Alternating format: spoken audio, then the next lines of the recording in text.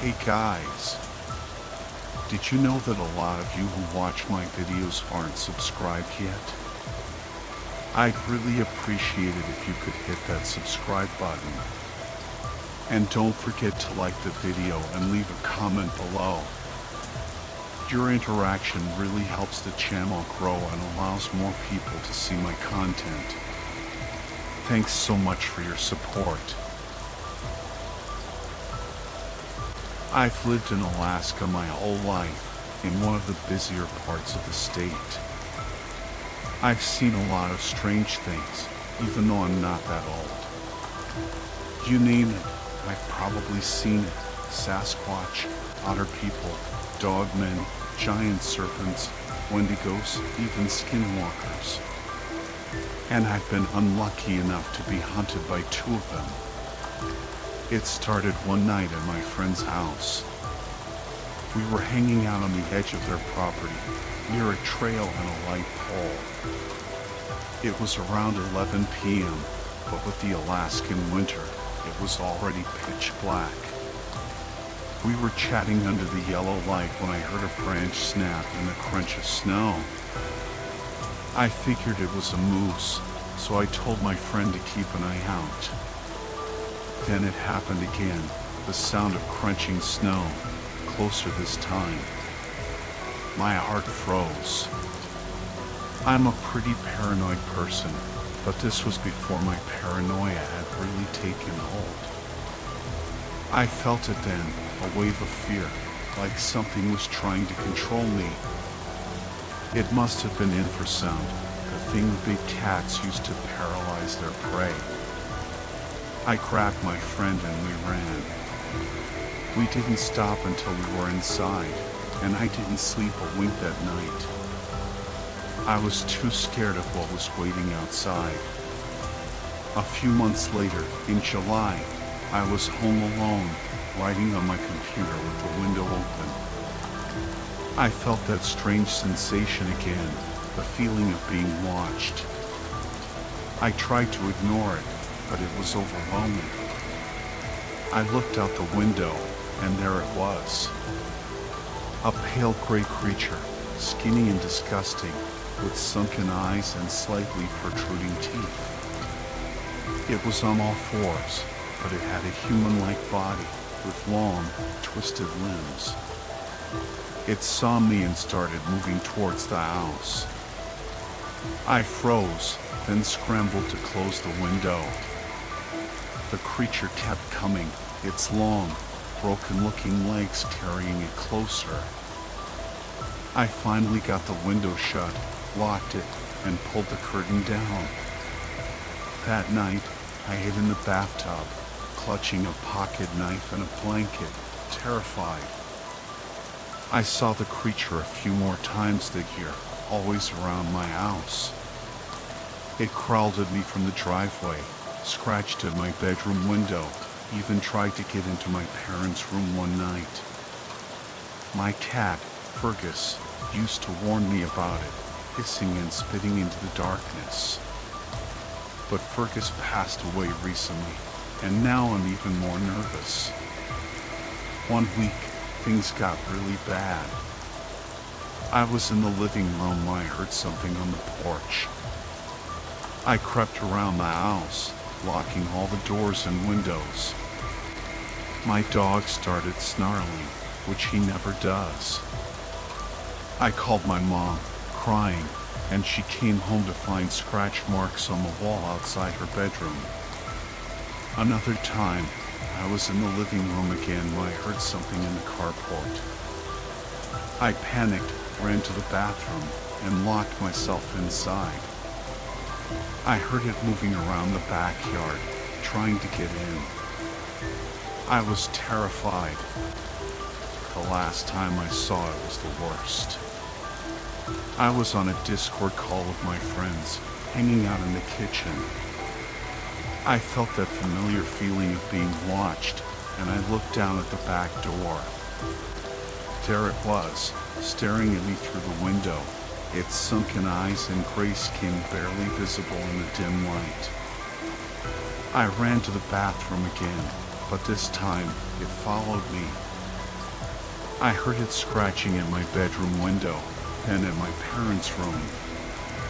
It opened the door, sniffed around, and even stepped on the board covering the entrance to the crawl space where I was hiding. I was frozen with fear, but somehow it didn't find me. That was the last time I saw the creature, but I know it's still out there. I'm never truly alone in my own home. The cryptids are real, and they're a lot more aggressive here in Alaska.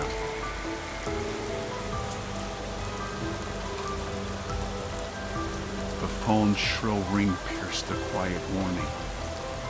It was Mom, her voice uncharacteristically cheerful. This was strange. It had been just 3 days since Buster, her beloved beagle, had passed away. 3 days of near silence from Mom, punctuated only by muffled sobs. Ethan, you have to come see this. Buster's back. My heart skipped a beat. Back? How? I pushed aside the confusion and rushed over to our house, a knot of worry tightening in my stomach. The scene that greeted me was beyond bizarre. There, in the living room, was a man easily 7 feet tall, clad in a black, full-body dog costume, complete with a creepy, expressionless mask. Mom was beaming, showering the dog with affection. Isn't it wonderful? He came back to me. My mind reeled. Was this some elaborate prank? A bizarre coping mechanism? Or had Mom completely lost it? Mom, I began, my voice trembling. Who's that? Her smile faltered. It's Buster, Ethan. Can't you see? I glanced at the masked man. His eyes, visible through the mask's eye holes, were fixated on me, cold and calculating. A shiver ran down my spine. Something was terribly wrong.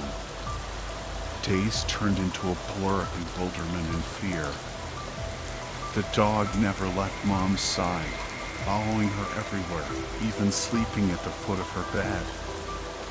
He never spoke, only growled and whimpered. His presence was suffocating, a constant reminder of the absurdity of the situation. One evening, I found Mom sobbing, the dog nuzzling her. He's not my Buster, she cried, but he's all I have left. My heart ached for her. This thing had taken advantage of her grief, her loneliness. I had to do something. The next morning, I called the police, reporting a suspicious individual at my mother's house. They arrived, skeptical but cautious. The dog remained eerily calm, his masked face betraying no emotion. The officers questioned Mom, but she insisted it was Buster, her beloved pet. They exchanged uneasy glances. Clearly, they thought she was delusional. Just as they were about to leave, the dog lunged at one of the officers, growling and snapping. Chaos erupted. In the ensuing struggle, the mask was ripped off, revealing a face contorted with rage, eyes filled with a chilling, animalistic intensity. He fled, disappearing into the woods. The police gave chase, but he was gone, vanished without a trace.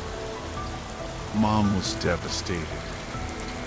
The dog, her strange comfort, was gone. I brought her to my apartment, determined to help her heal.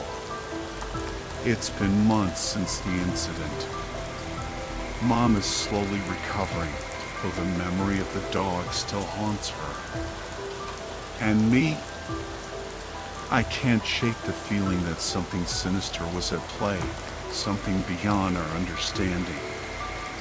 The incident has left an indelible mark, a chilling reminder of the darkness that can lurk beneath the surface of the ordinary.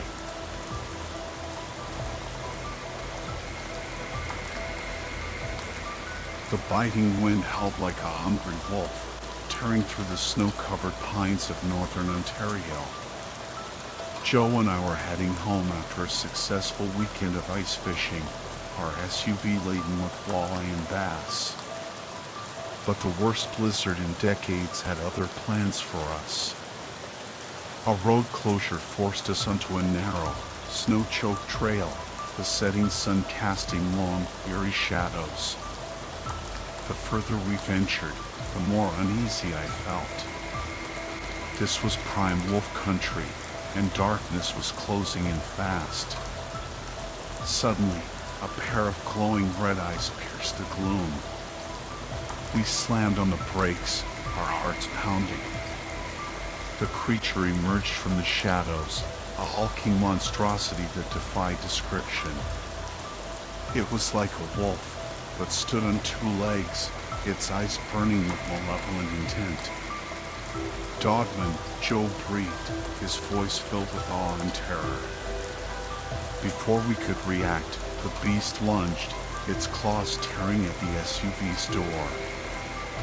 It smashed through the windshield, snarling, its putrid breath filling the car. We were trapped at the mercy of this nightmarish creature.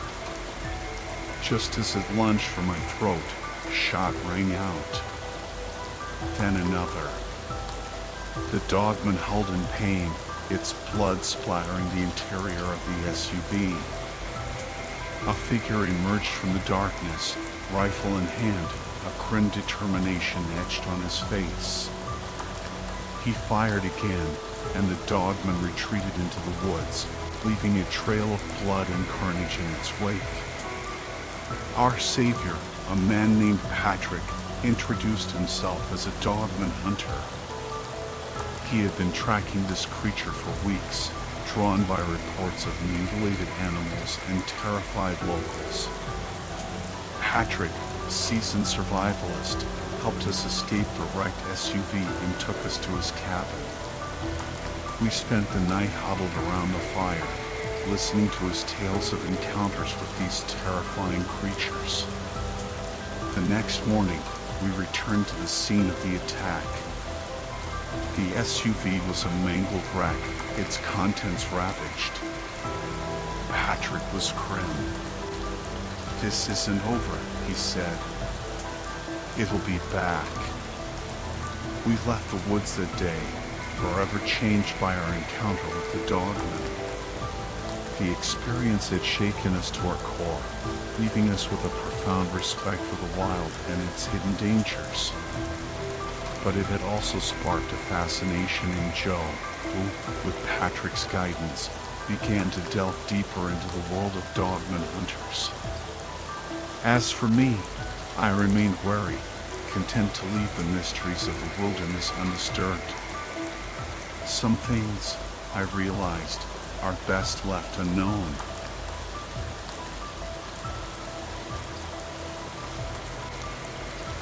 The campfire crackled, casting long shadows that danced with the flames. A chill wind whipped through the pines, sending shivers down our spines. We huddled closer, seeking warmth and comfort in each other's presence. It was supposed to be a fun family camping trip, but now an unsettling feeling crept into my gut. We, my wife Sarah, our daughter Lily, and I had always loved the outdoors. The whispering trees, the rustling leaves, the symphony of nature's orchestra. It was our escape, our sanctuary. But this time, something felt different. We'd set up camp in the heart of the Redwood National Park, eager to explore its majestic beauty. The first day was idyllic, hiking through towering trees, marveling at the ancient giants, and roasting marshmallows over the campfire. But as the sun dipped below the horizon, a sense of unease settled over us. It started with a rustling in the underbrush, a sound too heavy for a squirrel, too deliberate for a deer. Then, a twig snapped, closer this time, followed by the distinct sound of footsteps approaching our campsite. We exchanged nervous glances, our laughter dying in our throats. "Hello?" I called out, my voice echoing in the stillness. No response. The footsteps stopped, but the feeling of being watched intensified. We strained our ears, listening for any sign of the intruder, but the forest remained eerily silent. As the night wore on, the tension grew thicker. Every creak of a branch, every rustle of leaves, sent our hearts racing. We huddled closer to the fire, its flames our only source of comfort in the encroaching darkness. Then, a blood-curdling scream pierced the night. It was a sound of pure terror, a sound that sent shivers down our spines and made our blood run cold. We froze, our eyes wide with fear, our breaths caught in our throats. The scream was followed by an eerie silence, a silence that was more terrifying than any sound. We waited, our ears straining for any sign of life, but the forest remained silent, holding its breath. Finally, unable to bear the suspense any longer, I grabbed my flashlight and cautiously ventured into the darkness. The beam of light danced across the trees, illuminating the path ahead. My heart pounded in my chest, each step filled with trepidation. Then, I saw it. A figure, tall and shadowy, lurking in the distance. It was too large to be human, its shape distorted and grotesque. It stood motionless, its eyes glowing in the darkness, watching me. Fear gripped me, paralyzing me in its icy embrace. I stumbled back, my flashlight slipping from my grasp. The figure remained motionless, its eyes burning into me. I turned and ran, my heart pounding in my chest, the creature's eyes following me. I didn't stop running until I reached the safety of our campsite, where Sarah and Lily were huddled together, their faces pale with fear. We didn't waste a second. We threw our belongings into the car and sped away, leaving behind the campfire, the tent, and the terrifying memory of the creature in the woods. As we drove through the night, the image of the creature haunted me. Its eyes, glowing in the darkness, seemed to follow us, watching our every move. I couldn't shake the feeling that we were being hunted, that the creature was still out there, lurking in the shadows. We never went back to that campsite, and we never spoke of the creature again. But the memory of that night, the terror, the fear, the feeling of being watched, remained with us, a chilling reminder of the darkness that lurks just beyond the edge of our world.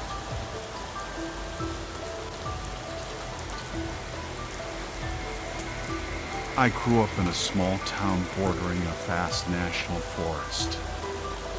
My friend Mike and I often explored its trails, always with a compass to avoid getting lost. The day after my 18th birthday, we set out on a hike, aiming for a remote campsite deep within the woods. We followed the Red Mark Trail, the longest one, which promised a camping area according to the tent symbol on the sign.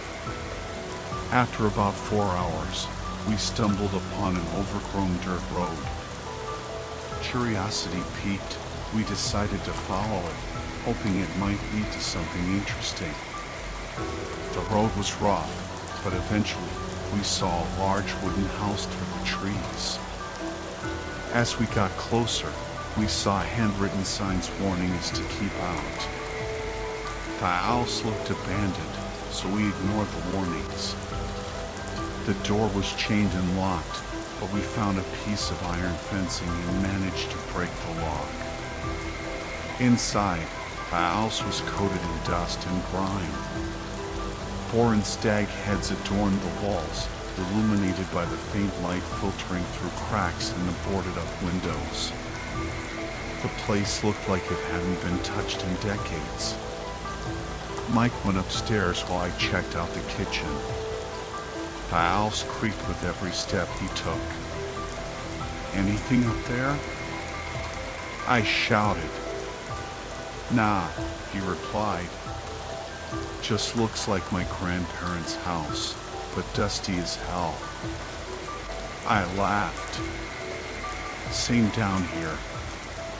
Under the stairs, I found a door, stuck fast.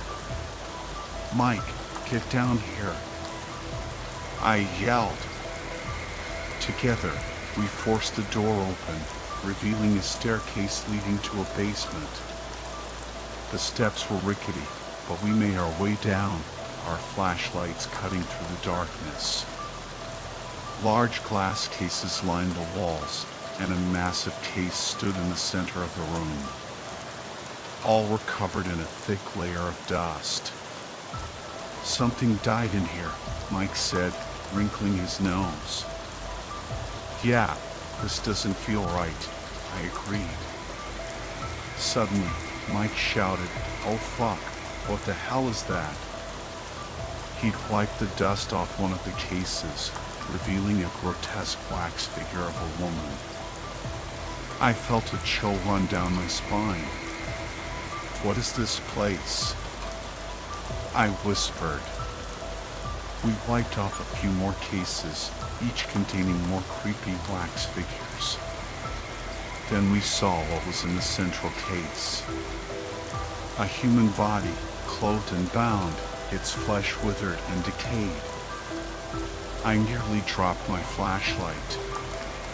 "We need to get out of here," I said.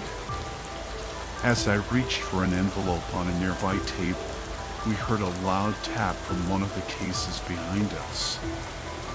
We jumped, our hearts pounding. "Fuck this," Mike stammered. "Bring it with us."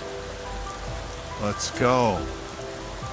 We ran out of the house as if the devil himself was on our heels. We didn't stop until we reached the trail, then hurried back to my car. Shaken and exhausted, we sat in the car, and I pulled out the envelope. Inside was a handwritten note. It was a confession from a self-proclaimed collector who had turned his taxidermy skills to preserving humans. He described his collection of over 43 bodies, all accidents that he had orchestrated. The note ended with him stating he was about to take his own life, leaving his gruesome collection for others to find. I felt sick to my stomach. We reported the note and the house to the police, but they never found any trace of it. They searched for weeks, but the forest had swallowed it all. We never went back to that forest. We never even spoke about it again. But I still remember the house, those wax figures, and the chilling words of the collector. Sometimes, I wonder if anyone else has stumbled upon his horrifying collection.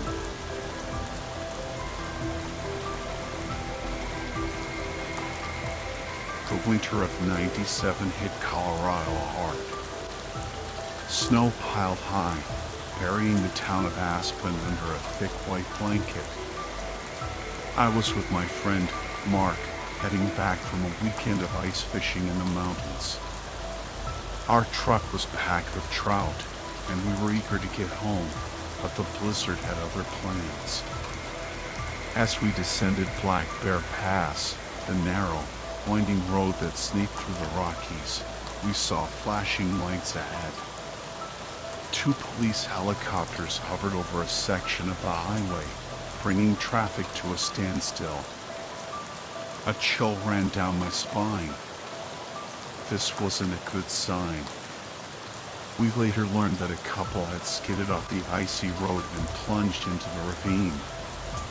With the highway closed, we had no choice but to turn around and seek an alternate route. We found ourselves navigating a narrow, snow-covered track barely wide enough for our truck.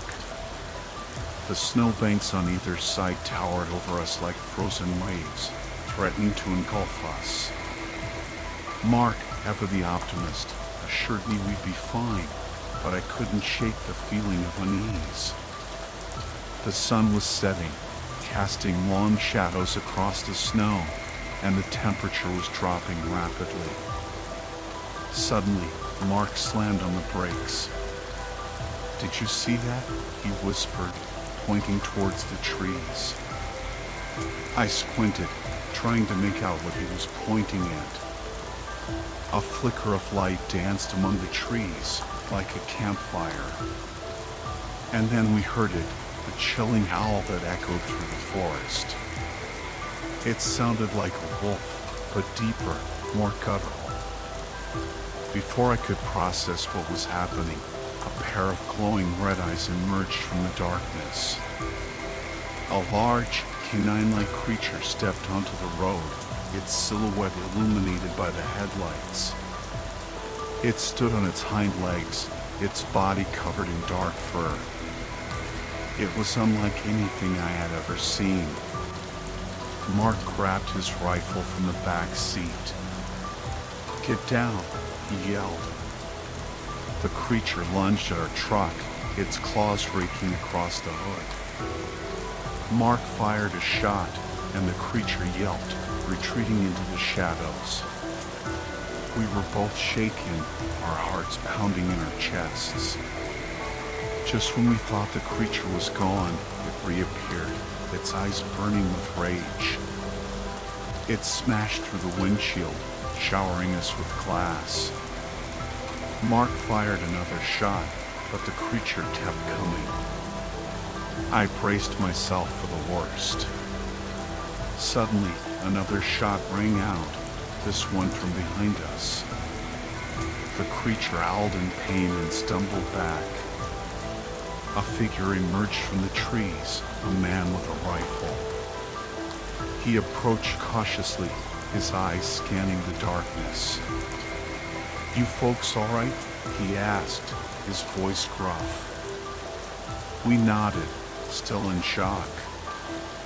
The man introduced himself as Jake, a hunter who had been tracking the creature for weeks. He explained that it was a dogman, a legendary creature said to roam the remote areas of the Rockies. Jake helped us patch up our truck and escorted us back to the main road. We thanked him profusely for saving our lives. As we drove away, I couldn't help but look back at the dark forest, wondering if the dogman was still out there, watching us. The encounter left a lasting impression on me. I had always been skeptical of stories about mythical creatures, but now I knew they were real. The dogman was out there, a reminder that there are still mysteries in this world that we may never fully understand.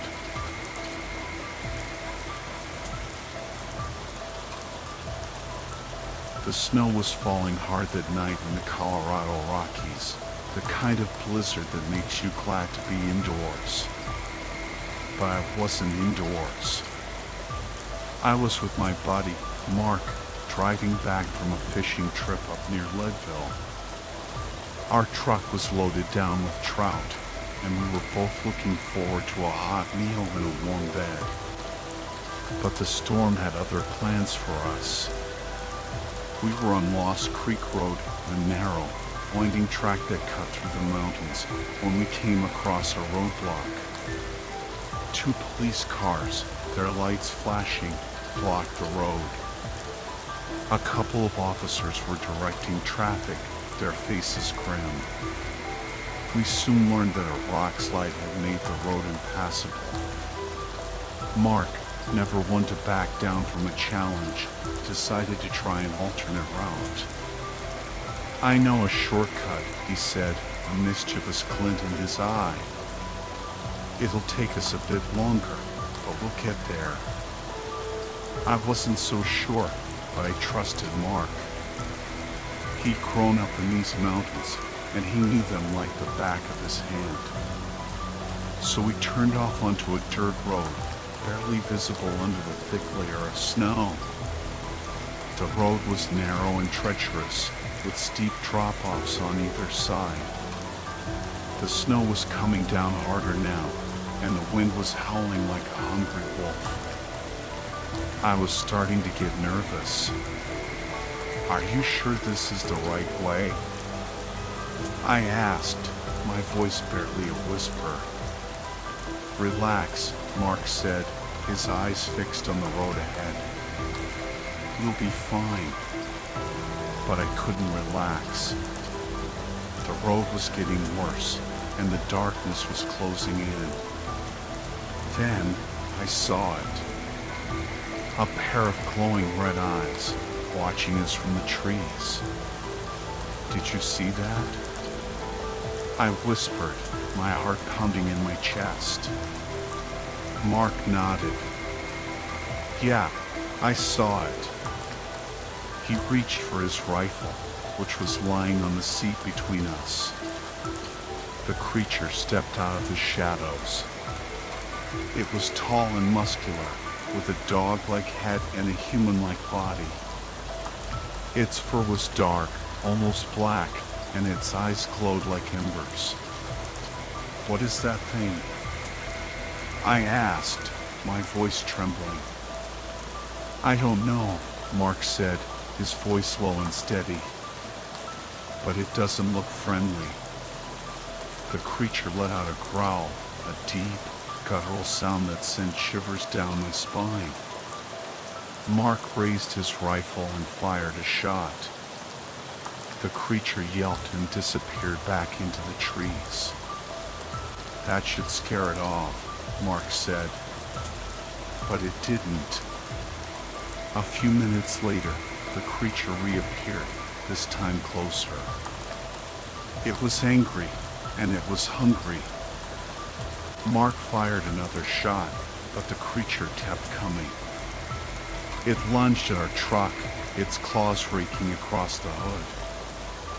I ducked down, covering my head with my arms. Suddenly, another shot rang out, this one from behind us. The creature howled in pain and fell to the ground.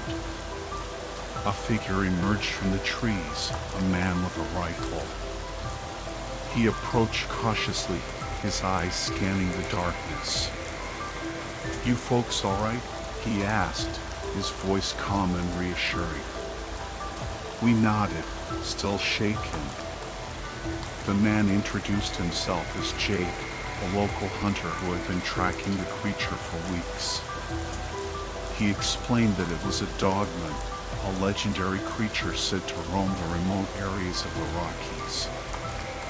Jake helped us get our truck back on the road, and we followed him to his cabin, where we spent the night. He told us stories about the dogman, and we listened in awe. The next morning, we thanked Jake for his help and headed back to town. We were both shaken by our encounter with the dogman, but we were also grateful to be alive. We knew that we had been lucky, and we would never forget the night we met the dogman of Lost Creek Road.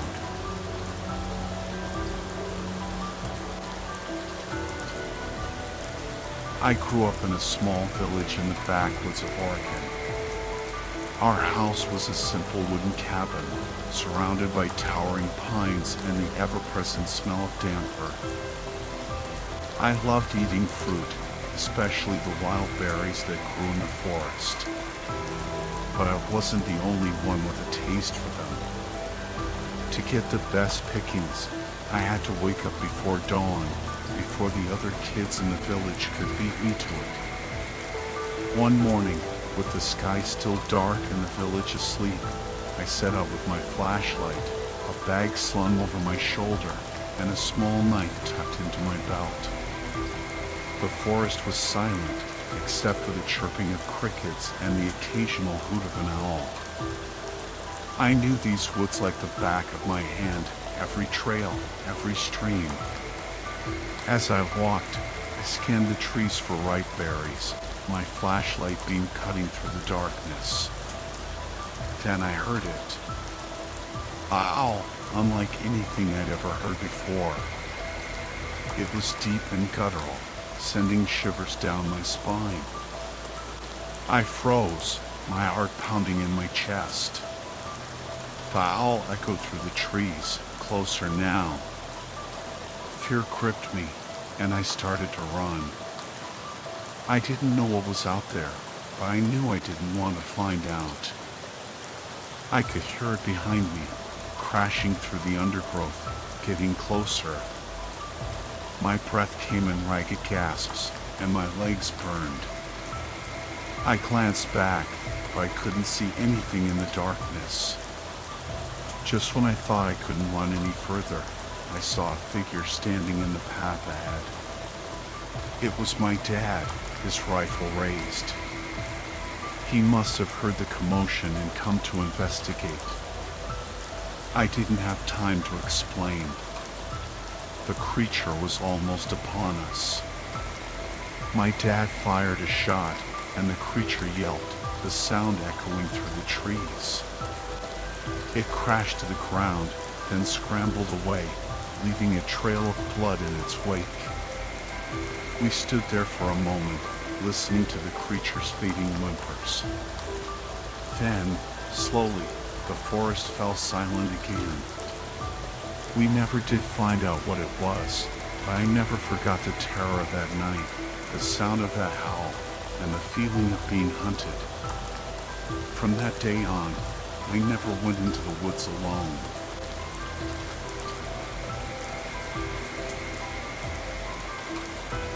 I knew what I was getting into when I moved to rural Vermont.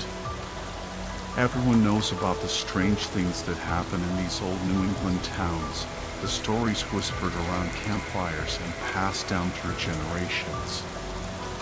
But hey, a good salary and a fresh start were worth a little risk, right? At least that's what I told my 7-year-old Emily. Kids these days, with their tablets and internet access, sometimes I think it would have been easier raising her in the 1600s. No online predators to worry about back then, just the occasional witch hunt. Speaking of Emily, she wasn't thrilled about the move. We had a pretty sweet setup back in Connecticut, small town, good schools, everything within biking distance. But IT jobs were scarce, and when this opportunity in Vermont popped up, I couldn't say no. Emily hadn't taken the news well. 20 minutes after I told her, she stormed into the living room, demanding we stay put. But Emily, I tried to reason, Vermont has forests and mountains. We can go hiking and exploring. That didn't seem to impress her. She loved our little house in Connecticut, with its tiny backyard and the park down the street. But I finally managed to convince her with the promise of a magic protection potion, pink lemonade, ginger ale, and a dash of hot sauce served in her fanciest teacups. It worked like a charm. Kids are so easy sometimes. We moved at the end of June, giving Emily the whole summer to adjust before starting school.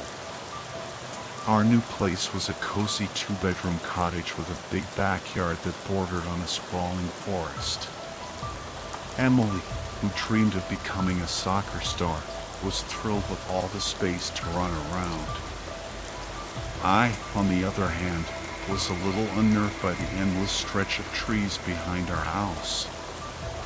But hey, a dad's gotta do what dad's gotta do. My new job at the local community college was a dream. Better pay, better benefits, and a surprisingly good daycare program which was a lifesaver since we were hours away from any family or friends. For a few weeks, everything was perfect. Emily loved her new friends at daycare, and I was settling into my new routine.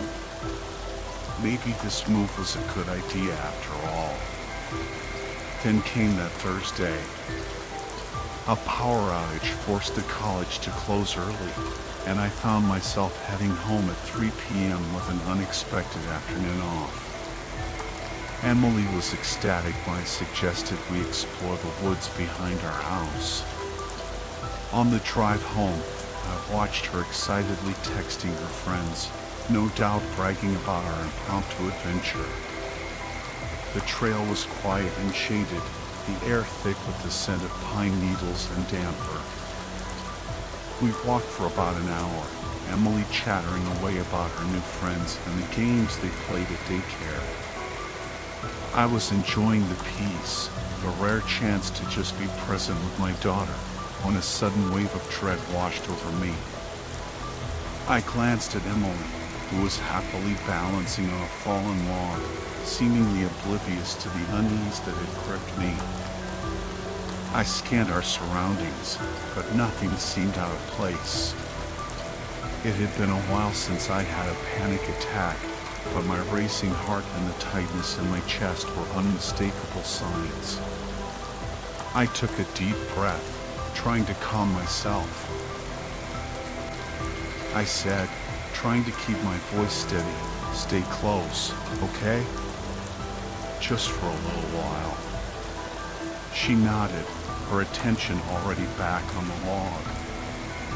I kept walking, my eyes darting from side to side, searching for the source of my anxiety. But there was nothing there. Just trees and shadows. Suddenly, I realized Emily had stopped. She was standing a few feet off the trail, staring into the woods, her face pale and drawn. "Emily? What's wrong?" She didn't answer. I hurried over to her, kneeling down to meet her eyes. "Sweetheart, are you okay?" Her lips trembled. "Daddy," she whispered, using the childhood nickname she'd long abandoned, "I want to go home." My blood ran cold. Something was definitely wrong. I scooped her up, my heart pounding in my ears. "Emily, tell me if you see anything following us," I said, my voice a strained whisper. We hadn't gone far when she screamed, "Dad." I spun around, my eyes frantically searching the trees. And then I saw them. Two figures, no older than 10 or 11, standing silently in the middle of the path. They were dressed in plain clothes, their skin pale and unhealthy looking in the dim light. But it was their eyes that terrified me. They were completely black, like empty voids. "W, what do you want?" I stammered, my voice shaking. "We've lost our friend," they said in unison, their voices flat and emotionless. "Have you seen her?" "No," I managed to choke out. "We haven't seen anyone." "She can be our friend," they said, taking a step closer. I felt a surge of terror, a primal fear that seemed to rise from the depths of my soul. "No, she can't," I said, my voice barely above a whisper. I backed away slowly, never taking my eyes off them. They didn't follow, but they didn't move either.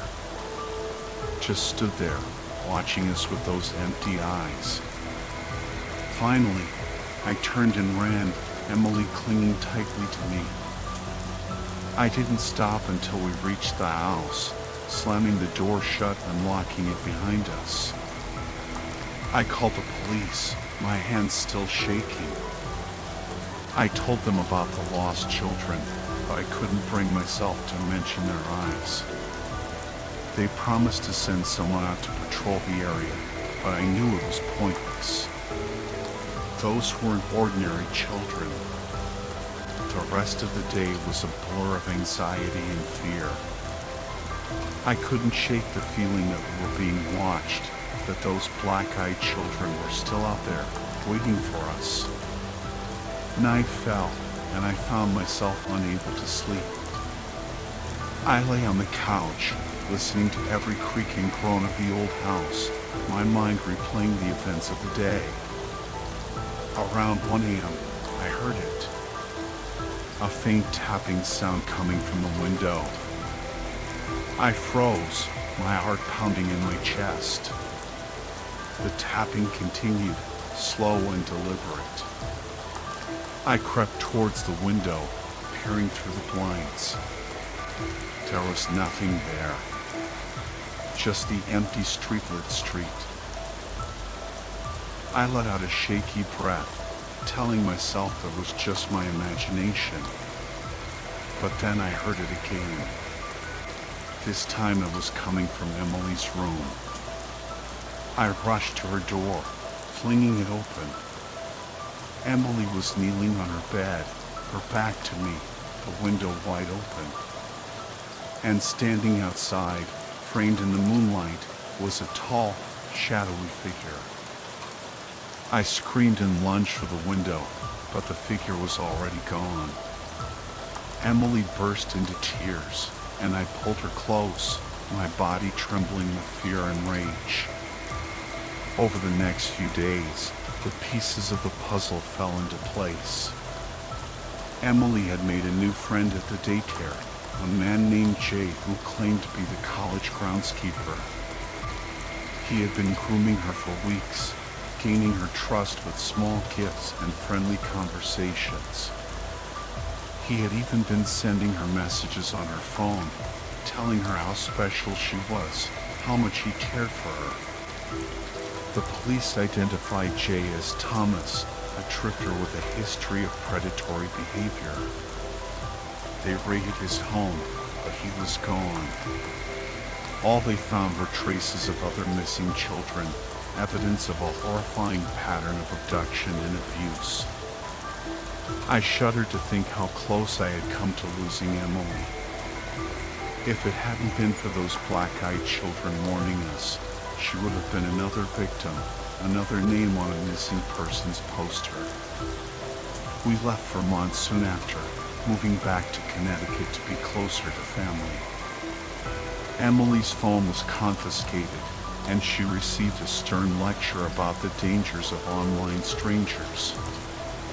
But the fear remained, a constant shadow lurking in the back of my mind. I knew that the world was a dangerous place, that monsters lurked in the shadows, waiting to snatch away the innocent. And I knew that I would never truly feel safe again.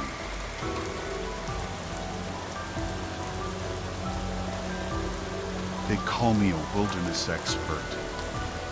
Been exploring forests for nearly 2 decades now.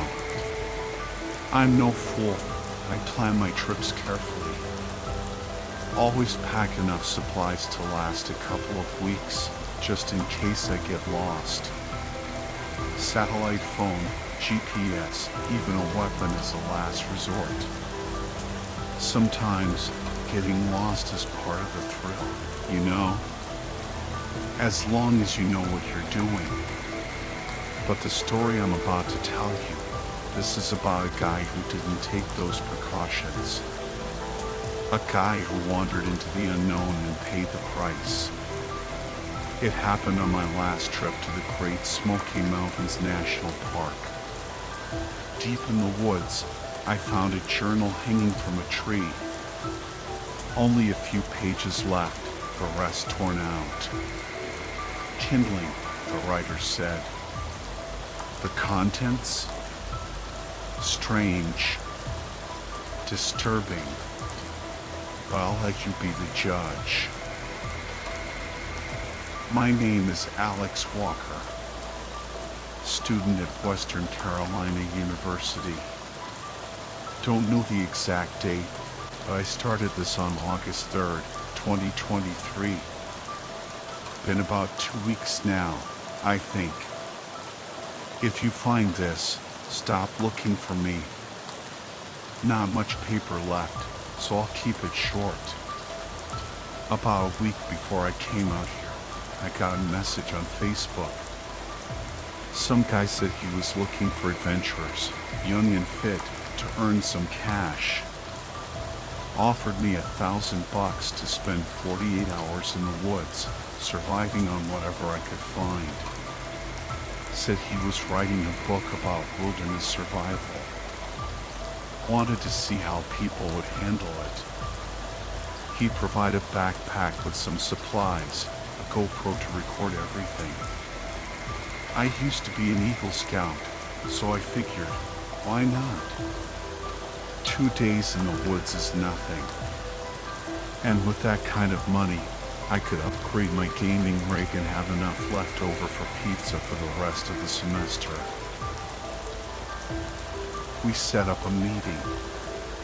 He told me to just bring some sturdy clothes. He'd provide the rest. When I met him, he seemed normal enough. Rich, though. He dropped me off in the forest in his private helicopter. On the flight over, he explained that the backpack had a GPS tracker so he could find me after the 48 hours. I trusted him. He seemed to know what he was doing. He dropped me off and flew away. I checked out the backpack. A simple pocket knife, which I put in my pocket. This journal, which I also pocketed. A matchbook with 2 matches, a water bottle, one of those thermal blankets, some rope, and other basic survival stuff. Oh, and the GoPro, which I strapped to my chest. No map, no compass, no navigation tools. The idea was to be lost and survive. So I set off. Spent the first day hiking in a straight line, trying to get my bearings. Nothing but thick trees. I wanted to find a water source, but no luck. It was getting dark, so I decided to set up camp. Gathered some branches and brush, found a small clearing. Used the pocket knife to cut some smaller branches for firewood. Had to use some pages from this journal to get the fire going with one of my matches. So far, so good. I wrapped myself in the thermal blanket and slept next to the fire. Woke up before sunrise. The fire was dead, and I didn't want to waste my other match, so I packed up and kept moving. After a few more hours, I heard it running water. A stream. My water bottle was almost empty, so I was thrilled. 2 days in the woods for $1,000. Easy money. I followed the stream, hoping to find a lake. I was getting hungry. A nice lake with some fish would be perfect. But even if I didn't find any food, I could last 2 days without eating. It got dark again, and the stream was getting wider, but still no lake. I should have stopped to make camp while there was still light, but I was determined to find that lake. Finally, it was too dark to see. There was some moonlight, but not enough. I gathered somewhat in the dark and set up camp. Used more pages from the journal to start the fire with my last match. Then I crashed, hoping to find that lake in the morning. A loud cracking woke me up in the night. Branches snapping all around me. I jumped up, heart pounding. Bears. Wolves. I had to do something. I couldn't just stand there and be eaten. I decided to climb a tree, The fire was dying down. I had enough light to see. I climbed up about 6 feet when the noises stopped. I listened, but all I could hear was my own heartbeat. I waited, gripping the branches. Silence. Maybe whatever it was had gone. I shifted my weight, and the branch I was standing on snapped. I lost my grip and fell, hitting my head on the ground. Everything went black. When I woke up, it was still dark, pitch black, and I wasn't on the ground. I was on something hard and flat, like a table. I tried to sit up, but I couldn't move. My hands and feet were tied down. Panic set in. I thrashed against the restraints, yelling, "What the fuck?" over and over. I heard voices all around me, but I couldn't understand what they were saying. Who was out here? Who would tie someone up in the middle of the woods? I kept struggling, and the ropes loosened a little. Then things got really weird. A loud thumping sound. Branches breaking. No, trees, whole trees snapping in half. Something was coming closer. The voices got louder, chanting. I realized I was some kind of sacrifice. It was so crazy, so unreal, I almost couldn't believe it was happening. The thumping and the chanting grew louder. I could see a shape against the moonlight. It was huge. Impossibly huge. I screamed and struggled against the ropes. The forest was being torn apart in front of me. The creature was maybe 100 yards away when I got one hand free. Tears and snot were running down my face. I wiped my eyes and quickly untied the other hand. The creature roared and the chanting stopped. I fumbled with the ropes on my feet, and a few seconds later, I was free. I jumped up and ran, stumbling and falling. I was dizzy, disoriented. They must have drugged me. I kept running. I could hear the creature behind me, but I didn't look back. It was slow, or maybe it just didn't care. After a few minutes, I couldn't hear it anymore.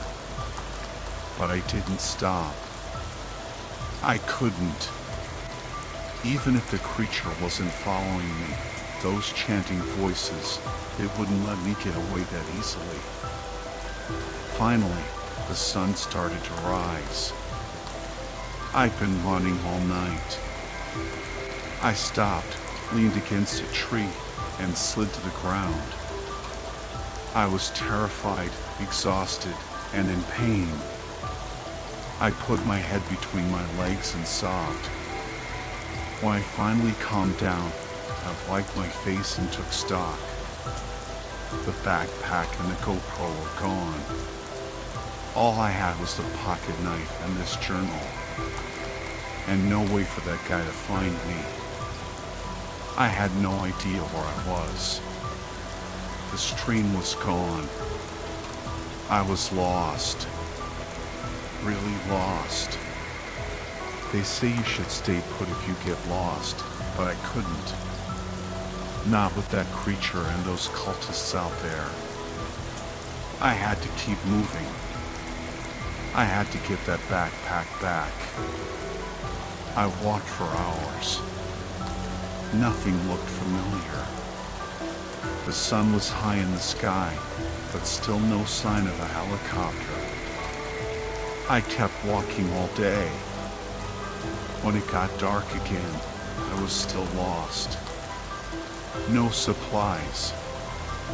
Just the knife and the journal. I remembered how to start a fire with sticks. It took forever, but I finally got one going. Used more pages from the journal for kindling. I didn't sleep. Too risky. Just sat by the fire all night, trying to stay warm. Morning came, 3 days I'd been out here, I was starving and thirsty. I had to find that stream again. I tried to remember which way I'd been walking, based on the sun. I thought I figured it out and started walking. All day. Nothing. So I made camp and actually managed to get some sleep.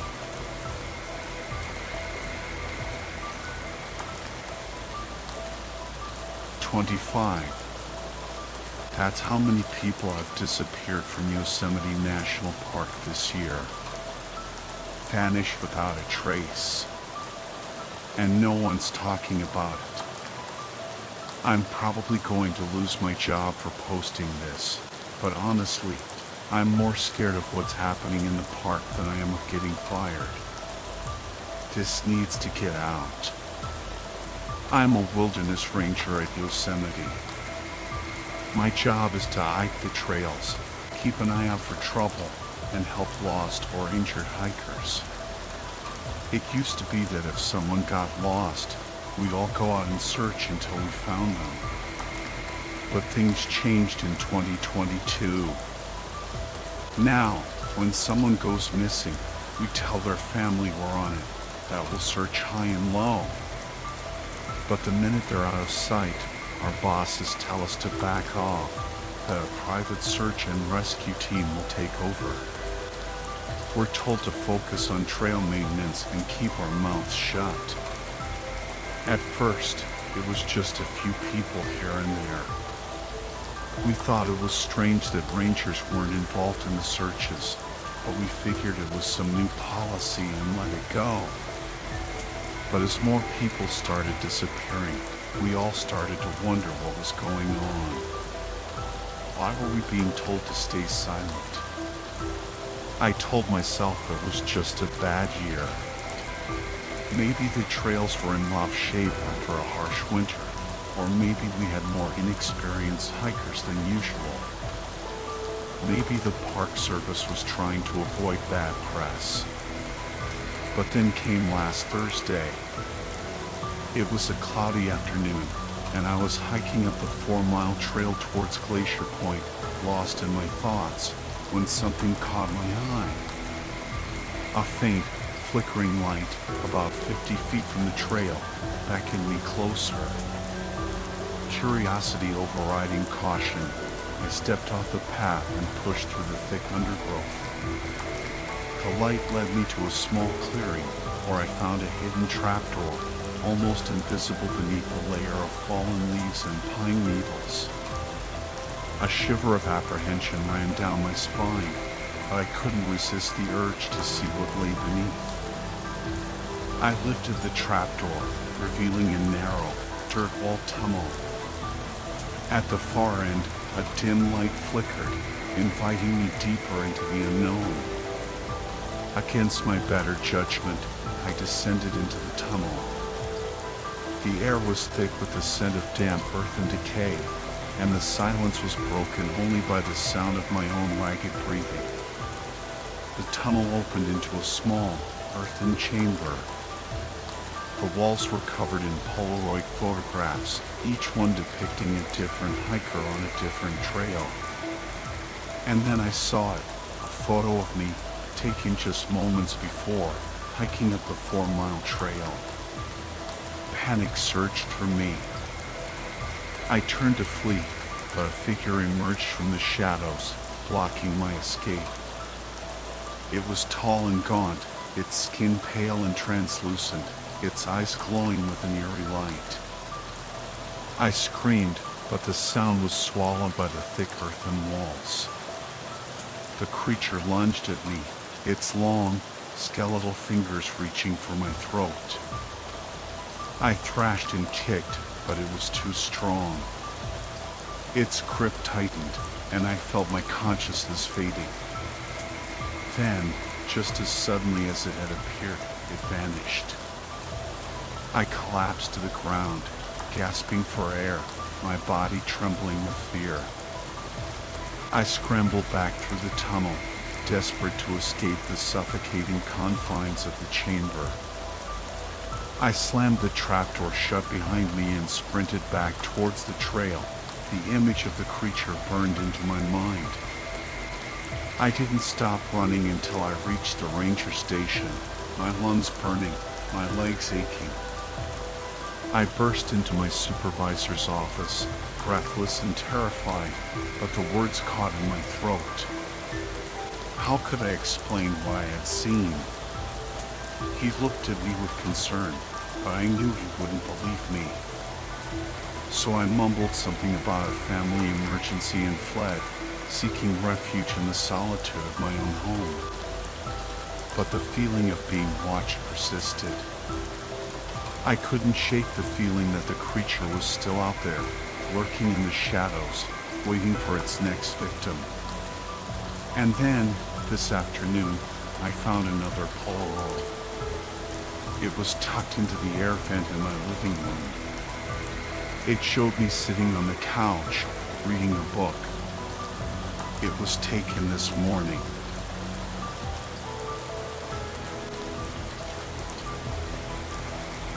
I'm a huge fan of the outdoors. Whenever I get the chance, I'm out there hiking, biking, kayaking, anything to explore. Growing up in the Northeast, I covered a lot of ground, from the Green Mountains of Vermont to the White Mountains of New Hampshire. But Acadia National Park, with its rugged coastline and mysterious forests, has always held a special allure. So, last August, with the summer sun shining bright and a week of clear skies ahead, I set off on a solo biking trip to Acadia. I arrived in Bar Harbor, Maine, the charming coastal town that serves as a gateway to the park, and immediately felt the pull of the wild. The next morning, I loaded up my trusty old Cannondale mountain bike, a bike that had been my faithful companion on countless adventures, and hit the trails. My first destination was Cadillac Mountain, the highest point on the eastern seaboard. The ride was exhilarating, with breathtaking views of the rocky coastline, the vast expanse of the Atlantic Ocean, and the forested islands scattered along the horizon. I even spotted a bald eagle soaring overhead, its majestic wingspan casting a shadow on the sun-drenched landscape.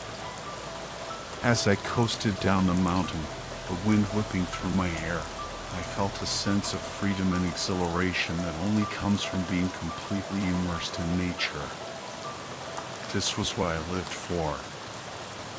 I set up camp in a secluded spot near Sand Beach, eager to explore the park's more remote corners. After a simple dinner cooked over a crackling campfire, I settled into my tent with a good book, the sound of the waves crashing against the shore lulling me to sleep.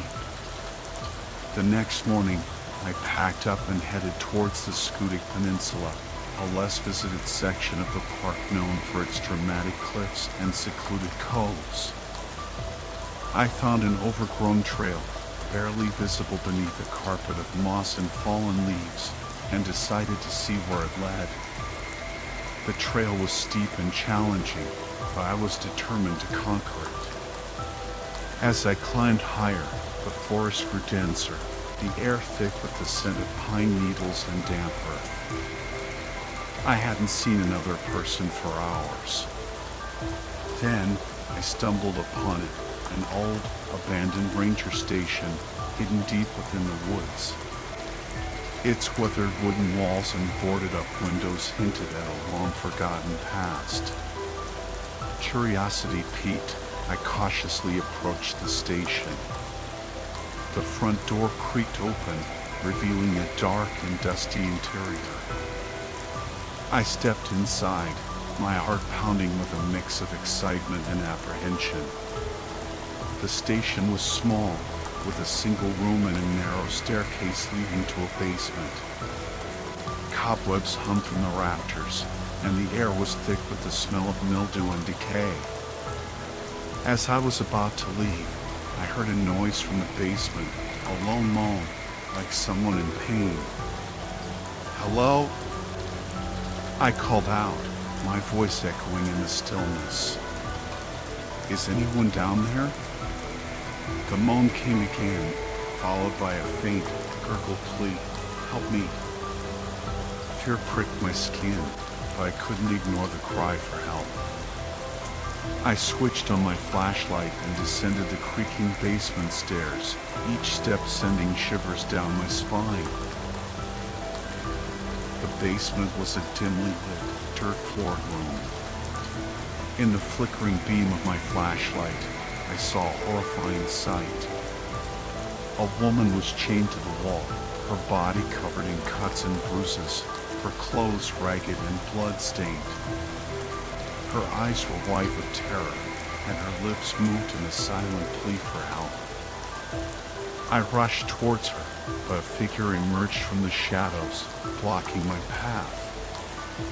It was tall and gaunt, its skin pale and translucent, its eyes glowing with an eerie light.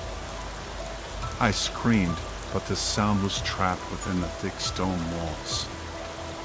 The creature lunged at me, its long, skeletal fingers reaching for my throat. I struggled, but it was too strong. Its grip tightened, and I felt my consciousness slipping away. Then, as quickly as it appeared, it vanished.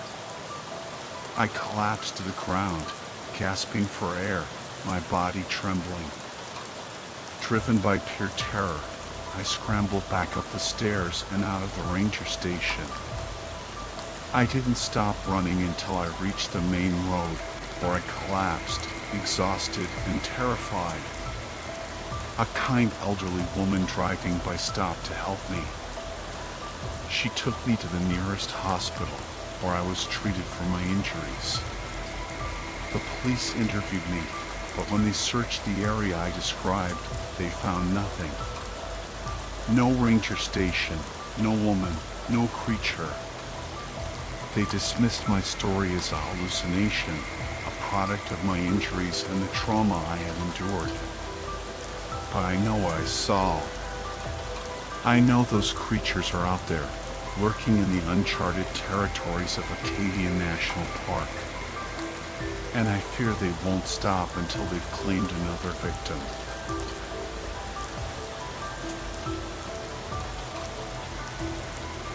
Last year, sick of the daily grind, I embarked on my first real vacation, a cross-country road trip on a vintage Vespa scooter.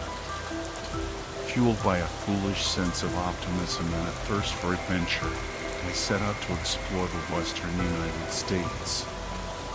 It was a journey that challenged everything I thought I knew about the world. Seattle was a blast, with its vibrant neighborhoods and the quirky charm of Pike Place Market. The Fremont Troll was a definite highlight. Gotta love a city that embraces the weird and wonderful. Leaving Seattle, however, proved to be a navigational nightmare. Confined to back roads by my Vespa's leisurely pace, I got hopelessly lost despite the best efforts of bewildered gas station attendants. "Honey," one kind lady drawled, "you're gonna be riding that thing till next Christmas if you keep heading that way." She pointed me in the general direction of south, with a vague wave of her hand towards the Cascade foothills. By nightfall, I was still hopelessly lost and starting to panic. My Vespa was low on gas, and I hadn't seen another sign of civilization for hours. Just endless miles of winding roads, dense forests, and the occasional glimpse of a snow-capped mountain peak in the distance. Just as I was about to abandon all hope and curl up under a tree for the night, I stumbled upon a dirt road that seemed to lead into the heart of the forest. Figuring I had nothing to lose, I turned onto the path, my Vespa bumping along the uneven terrain. The road eventually led to a clearing where I discovered a primitive campground, complete with a fire pit, picnic table, and a dilapidated outhouse. It wasn't much, but it was shelter, and I was grateful for it. I pitched my tent in the fading light, the only camper in sight. After a simple dinner of trail mix and a granola bar, I recorded my usual travel log entry by headlamp light before turning in for the night. I don't know how long I slept, but a strange sound jolted me awake. I sat up, heart pounding, straining to hear what had disturbed my sleep.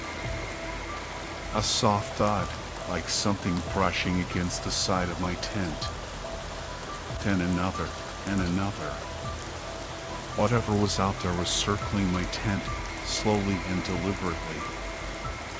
I'd encountered plenty of curious critters on my trip, raccoons, squirrels, even a skunk or two, but this felt different. This felt predatory. I held my breath, listening intently. The sound stopped. Silence. Then a slow, deliberate scratching on the tent fabric right beside my head. I gasped, scrambling back from the sound. Whatever was out there was big, and it was close. Too close. My mind raced. Bear? Cougar? Something worse? I had no weapon, no protection. Just the thin nylon walls of my tent separating me from whatever lurked outside. Suddenly, the scratching stopped. I held my breath, waiting, listening. Nothing. Maybe it was gone. Then, a low growl, deep and guttural, vibrated through the tent floor. I flinched, my heart hammering against my ribs. Whatever it was still there, and it was hungry. I had to get out of there. 30 yards away, the outhouse beckoned, a small, sturdy structure that might offer some protection. I made a decision. I would make a run for it. Taking a deep breath, I slowly unzipped the tent, wincing at the loud rasp of the zipper. I peered out cautiously. Nothing. No sign of whatever had been terrorizing me. I slipped out of the tent, my bare feet sinking into the cool, damp grass. I crept towards the outhouse, my heart pounding in my ears. The clearing was bathed in moonlight, casting long, eerie shadows from the surrounding trees. I reached the outhouse and fumbled for the latch. The door creaked open, revealing the dark, foul-smelling interior. I didn't care. It was shelter. I slipped inside, slamming the door shut behind me and sliding the bolt into place. I leaned against the rough wooden wall, my breath coming in ragged gasps. I was safe. For now. But as I stood there in the darkness, listening to the sounds of the night, a new fear crept over me. I wasn't alone. A soft voice, barely a whisper, drifted from the corner of the outhouse. Hello? I froze, my blood turning to ice. The voice was feminine, soft and gentle, but there was something undeniably eerie about it. Something inhuman. Who's there? I whispered, my voice trembling. I'm here, the voice replied. I strained my eyes, trying to pierce the darkness, but I couldn't see anything. Who are you? I asked, my voice barely above a whisper. I'm you, the voice said. A wave of terror washed over me. I stumbled back, my hand reaching for the door latch. But it was too late. The door swung open, revealing a figure standing in the moonlight. It was me. but not me. It was taller, thinner, its skin pale and translucent. Its eyes glowed with an unnatural light, and its mouth was stretched into a wide, grotesque smile. I screamed, my voice echoing through the empty campground. The figure lunged at me, its hands reaching for my throat. I clawed at its face, but it was too strong. Its grip tightened, and I felt my vision fading. Then, just as suddenly as it had appeared, it vanished. I collapsed to the ground, gasping for air, my body trembling with fear. I didn't sleep for the rest of the night. I huddled in the corner of the outhouse, my eyes fixed on the door, waiting for the creature to return. But it didn't. When the first rays of dawn appeared, I cautiously emerged from my hiding place. The campground was empty.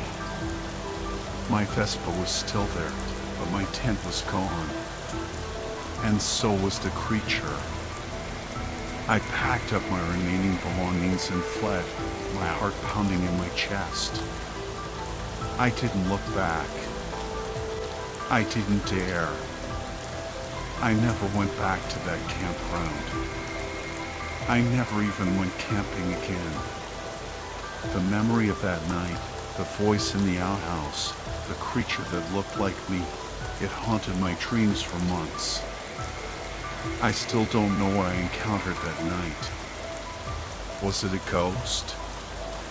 A demon? A figment of my imagination? I don't know. And I don't want to know.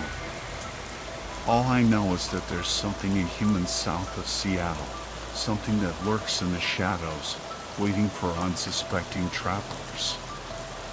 Something that can mimic your voice, your appearance, your very essence. So if you're ever in that part of the country, be careful. And whatever you do, don't go camping alone.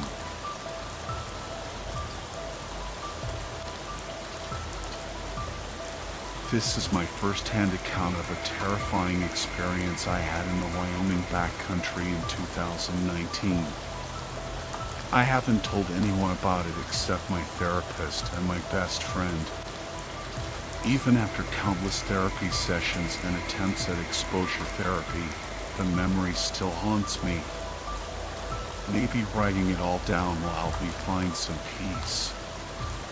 It all started when I was 25. I've been saving up for a solo backcountry camping trip in the Wyoming wilderness. I live on the East Coast, and while my job paid decently, I picked up odd jobs to help fund the adventure. I also had a friend connect me with their uncle, a seasoned pilot named Mark, who offered to fly me to and from my campsite. Looking back, that was my first mistake. I had minimal camping experience, mostly just weekend trips to state parks and a few Boy Scout excursions. But Mark assured me he knew some remote yet accessible spots, perfect for a beginner like me. He emphasized that these spots were still backcountry and that reaching civilization on foot would be a challenging multi-day trek. My parents helped me gather emergency supplies, food, water, a first aid kit, bear spray, the works. Mark even lent me a rifle, just in case. I'd done some hunting as a teenager, so I knew my way around firearms. The plan was simple. Mark would drop me off at my campsite. I'd spend 5 days exploring the wilderness, and he'd pick me up on day 6. I didn't want to use up all my vacation time, so I kept the trip short and sweet. Mark helped me choose a campsite based on my experience level. He usually flew in hunters and anglers to more rugged areas, but he knew a spot that was relatively flat, with a small lake and stunning mountain views. It sounded idyllic. I won't disclose the exact location. Mark refuses to take anyone there anymore, and as far as I know, it doesn't even have an official name. Besides, the memories associated with that place are so disturbing that I'd rather not revisit them, even in my mind.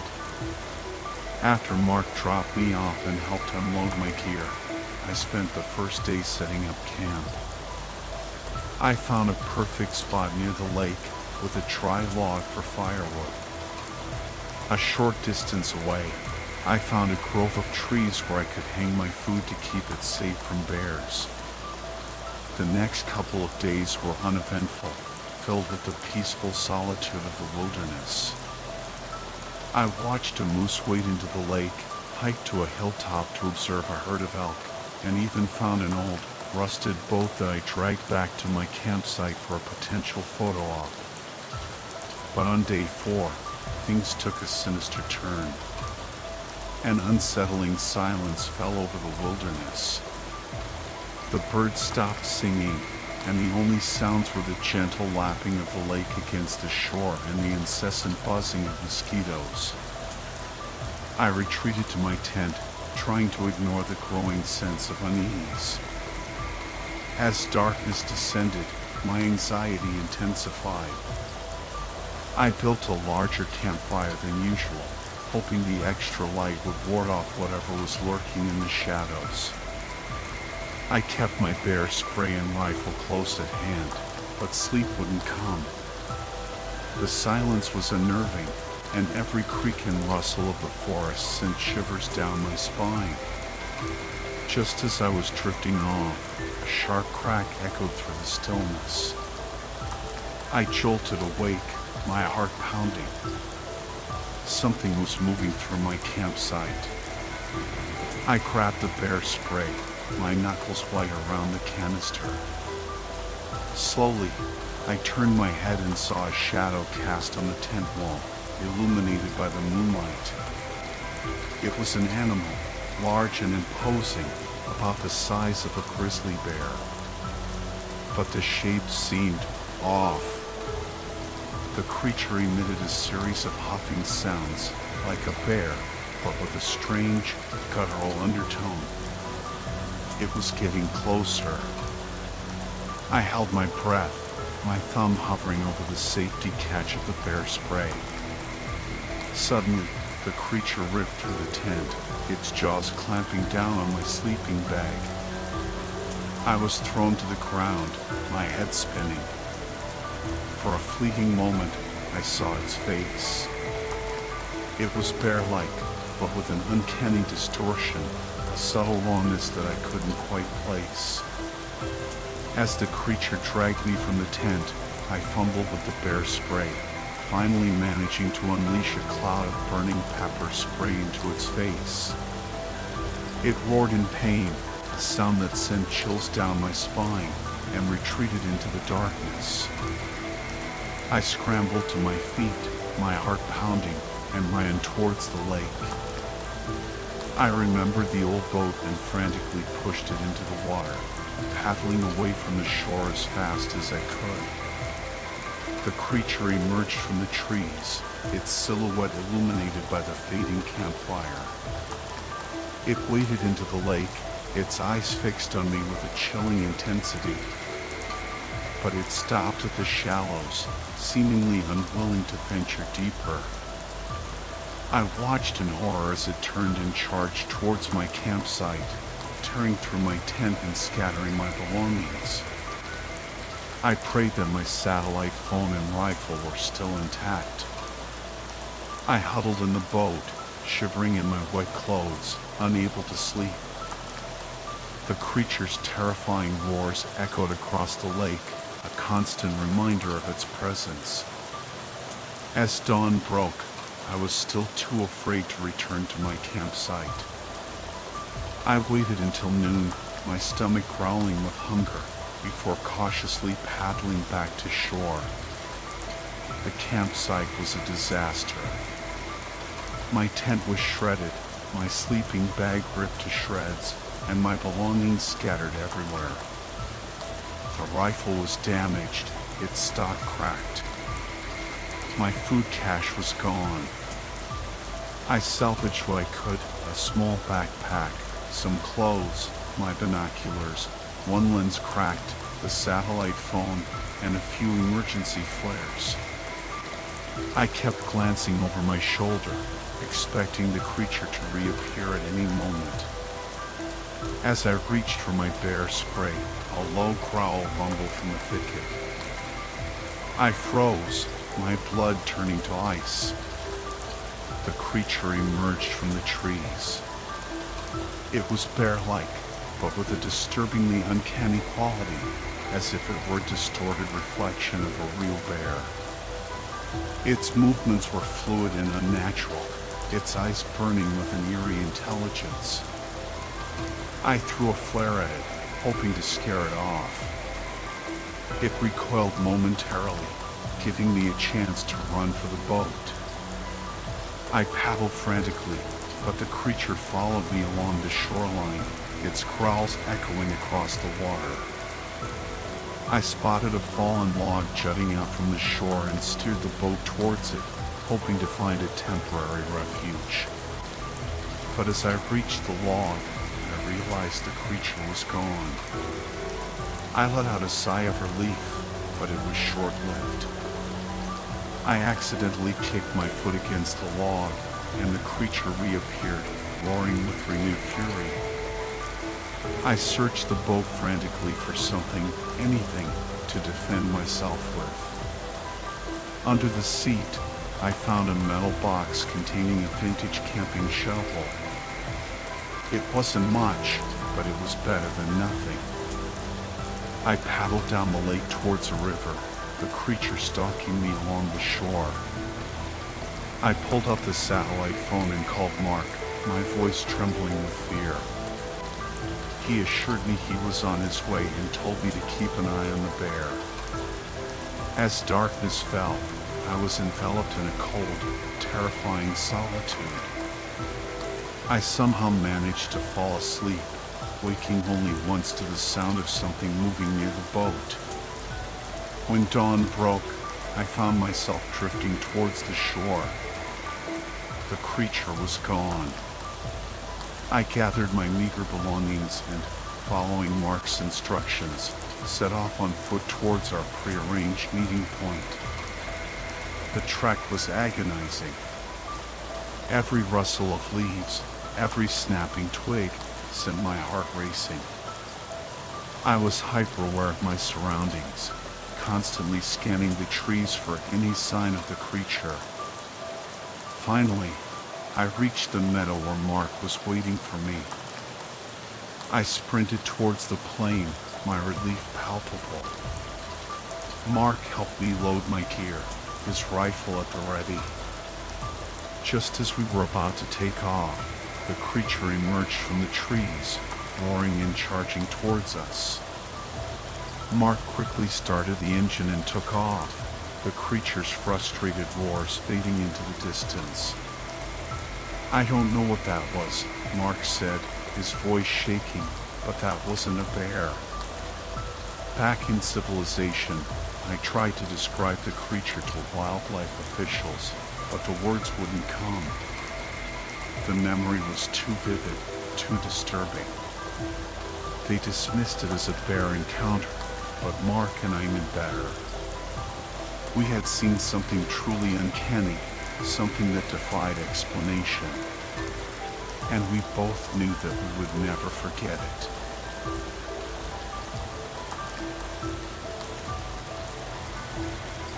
This is the first in a series of unsettling events I experienced one summer in Montana. I grew up in the northern part of the state, hiking through its vast forests in the summer and snowboarding down its snow-covered slopes in the winter. Montana, in my opinion, is one of the most beautiful states in the U.S., with its diverse landscapes, abundant wildlife, historic towns, and friendly locals. Everyone has a story to tell, and those stories, whether good or bad, always held a certain charm. But lately, something strange has been happening. It started subtly, with odd occurrences that, at first, didn't seem out of the ordinary. Every now and then, you'd encounter a peculiar character, usually someone who had fallen victim to the ever-growing drug problem that plagued our small communities. Or maybe you'd spot a strange-looking animal lurking by the roadside late at night, its form shifting in the shadows, making you question whether it was a dog, a coyote, or something else entirely. But this man was different. He was unsettling. It was an ordinary afternoon in early June. I was working at a small shop that sold touristy trinkets, bored out of my mind as I watched the clock tick by. We were unusually slow for a summer day. Around 2 p.m., he walked in. He was accompanied by 2 people, a couple who seemed vaguely familiar. Judging by their conversations, I doubted he knew them very well. Maybe he was a tour guide. The couple wandered off to browse our merchandise, while he lingered near the community board, his gaze fixed on the various flyers and announcements. I didn't pay much attention to him at first. He seemed utterly ordinary, forgettable even. Painfully normal, I thought to myself, glancing in his direction. That was my first mistake. His head snapped up, his eyes meeting mine as if he had heard my thoughts. It was as if he hadn't encountered another human being in ages. He approached the cash register with an unnatural, almost robotic gait. And then I saw him clearly. He was no longer ordinary. Something about him was distinctly off. His face was stretched into an unsettling smile, a little too wide, a little too eager. His eyes were vacant, devoid of any discernible emotion or thought. Staring into them was like peering into an abyss, a void of pure malice. He mumbled something, a string of sounds that didn't quite resemble English. What was that? I asked, forcing a cheerful customer service tone, though his presence was suffocating me. His unsettling smile vanished in an instant, replaced by a chilling blankness. I had somehow angered him. Nothing, he muttered, turning away. I felt a wave of relief wash over me as he retreated, but the unsettling feeling remained. I never saw him leave. The couple exited about 30 minutes later, but he wasn't with them. Even when I closed up that night, he was nowhere to be found. A week later, a foul odor began to permeate the shop, emanating from the small crawl space above our tea towel section. Something had been stewing in the oppressive June heat. My manager, assuming it was a dead bird or squirrel that had found its way into the attic, grabbed a flashlight and told me to go up and investigate. I half expected to find the man or creature from the other day, but the attic was empty. The only things I found were blood and an old pocket knife that looked like it had been dropped by a maintenance worker. The stench dissipated in the following days, and the incident was soon forgotten by the rest of the staff. But I couldn't shake the memory of the man who never left, the blood in the attic, the feeling of unease that clung to me like a shroud. That encounter instilled a fear in me I had never known before. Growing up on horror movies, I thought I was immune to fear. But this was different. This man, this thing, truly terrified me. I had looked into the face of evil, and the memory would haunt me forever. It left me with a lingering paranoia, a fear of the ordinary, of the seemingly harmless stranger. Every time a new customer walked in, I couldn't help but wonder if they were hiding a dark secret. Days later, I found myself drawn back to the attic. Something compelled me to return, though I couldn't explain why. My ascent up the creaking ladder was agonizingly slow, each step feeling heavy, as if I were wading through thick molasses. And there he was, sprawled in the dusty attic, his lifeless eyes staring blankly at the rafters. Dead. The police attributed his death to a drug overdose, a convenient explanation that everyone readily accepted. But I knew better. Something more sinister was at play, something I didn't want to understand.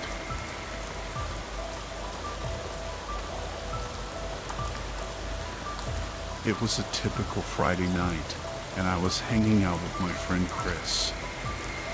Now, Chris, he's a bit of a wild card.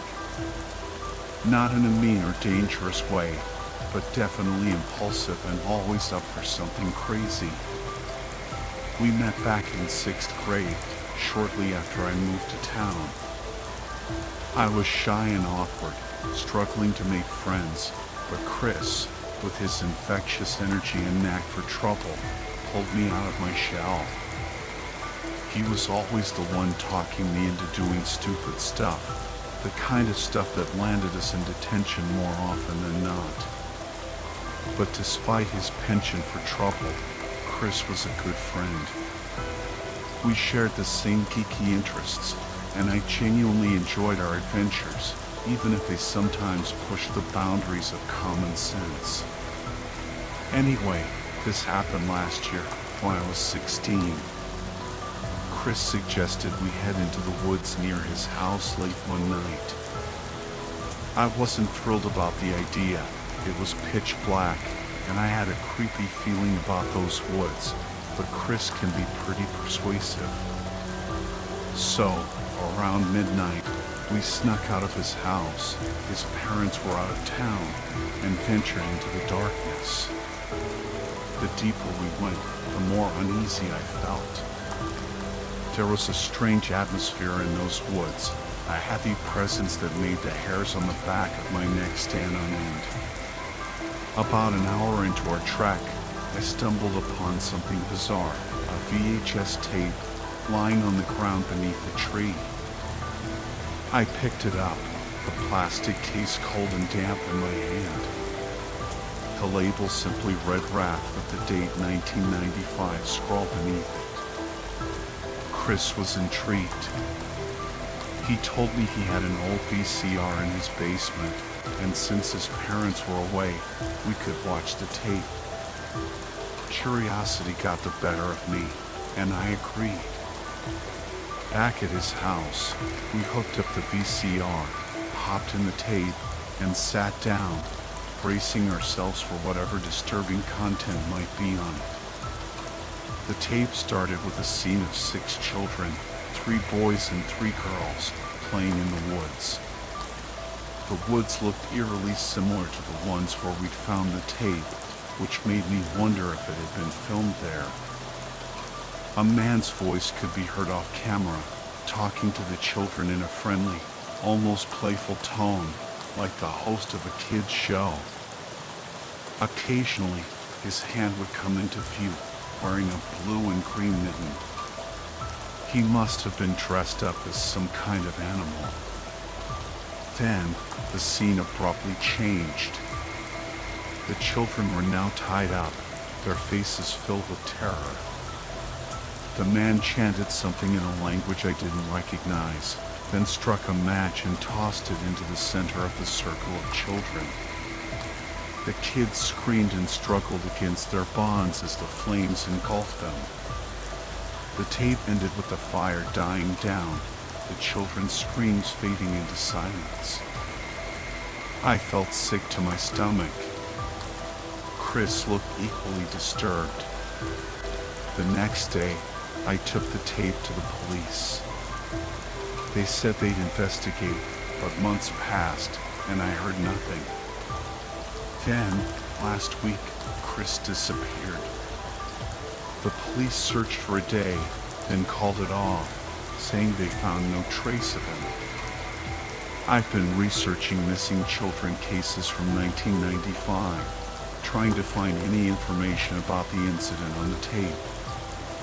If anyone knows anything about a child murder involving a kids show host in Northern California around that time, please let me know. I'm scared. I can't shake the feeling that I'm next.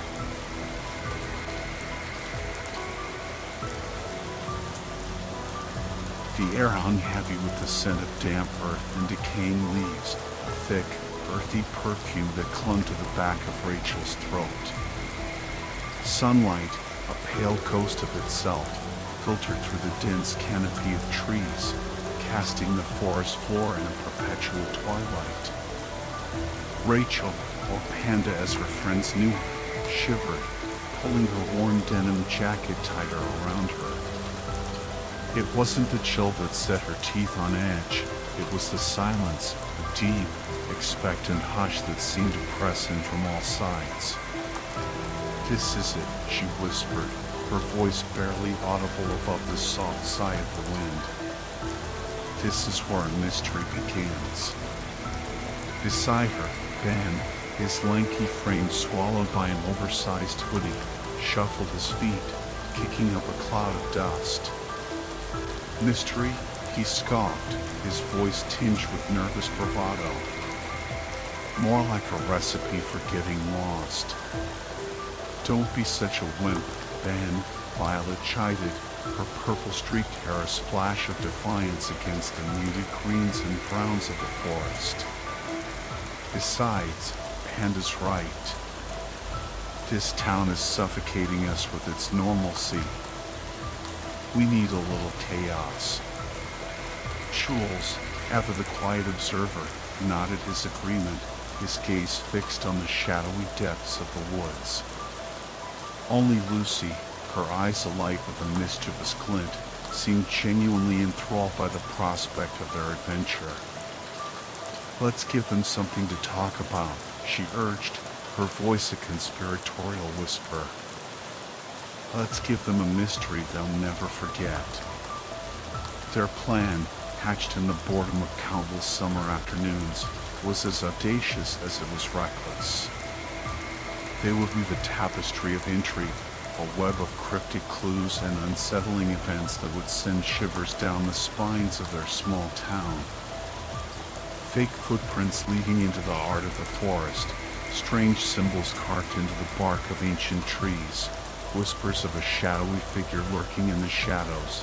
They would use the forest as their canvas, painting a picture of mystery and fear.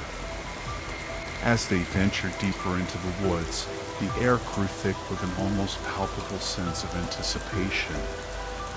The towering trees, their gnarled branches reaching out like skeletal arms, seemed to close ranks around them, shutting out the world beyond. The silence deepened, broken only by the occasional snap of a twig or the distant cry of a hawk.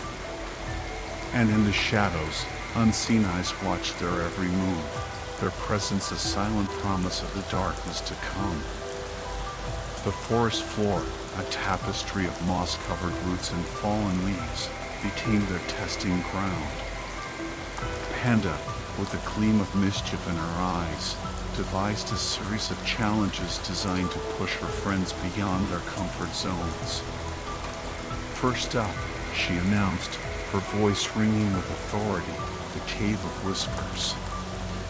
A collective groan arose from the group. The Cave of Whispers, a narrow fissure in the rocky hillside, was shrouded in local legend, rumored to be haunted by the spirits of lost travelers. Ben, his face pale, swallowed hard. Violet, however, met Panda's gaze with a spark of defiance. "Fine," she declared, her voice steady. "But if I hear any whispers, I'm blaming you." One by one, they ventured into the cave's maw, their flashlights cutting through the thick darkness. Ben, his heart pounding in his chest, Imagine ghostly figures lurking in the shadows, their whispers echoing through the narrow passage. Violet, her senses heightened, felt a strange energy thrumming within the cave, a primal pulse that resonated with her own rebellious spirit. Jules, ever the pragmatist, examined the cave walls, his keen eyes searching for geological formations or signs of animal habitation. He noted the subtle changes in air temperature, the dampness clinging to the rocks, the faint scent of minerals and decay. Lucy, however, seemed to thrive in the darkness. She moved with an uncanny grace, her laughter echoing off the cave walls, a playful taunt to the unseen forces that might dwell within. Emerging from the cave, blinking in the sudden sunlight, they shared their experiences, their voices hushed with a mixture of fear and exhilaration. The shared challenge had forged a bond between them, a sense of camaraderie that transcended their individual anxieties. Next, Panda led them to the tallest tree in the forest, a towering sentinel that seemed to pierce the heavens. The challenge: climb to the top and retrieve a small flag she had planted there earlier. Then, his fear of heights battling with his desire to impress Violet, reluctantly agreed. Violet, fearless as ever, scaled the tree with the agility of a seasoned climber.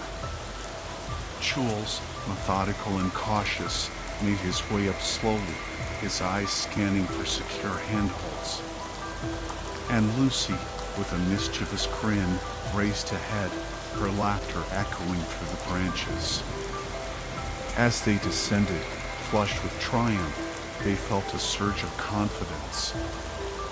They had faced their fears, tested their limits, and emerged stronger as a team. But as the sun began to set, casting long shadows across the forest floor, a sense of unease crept in.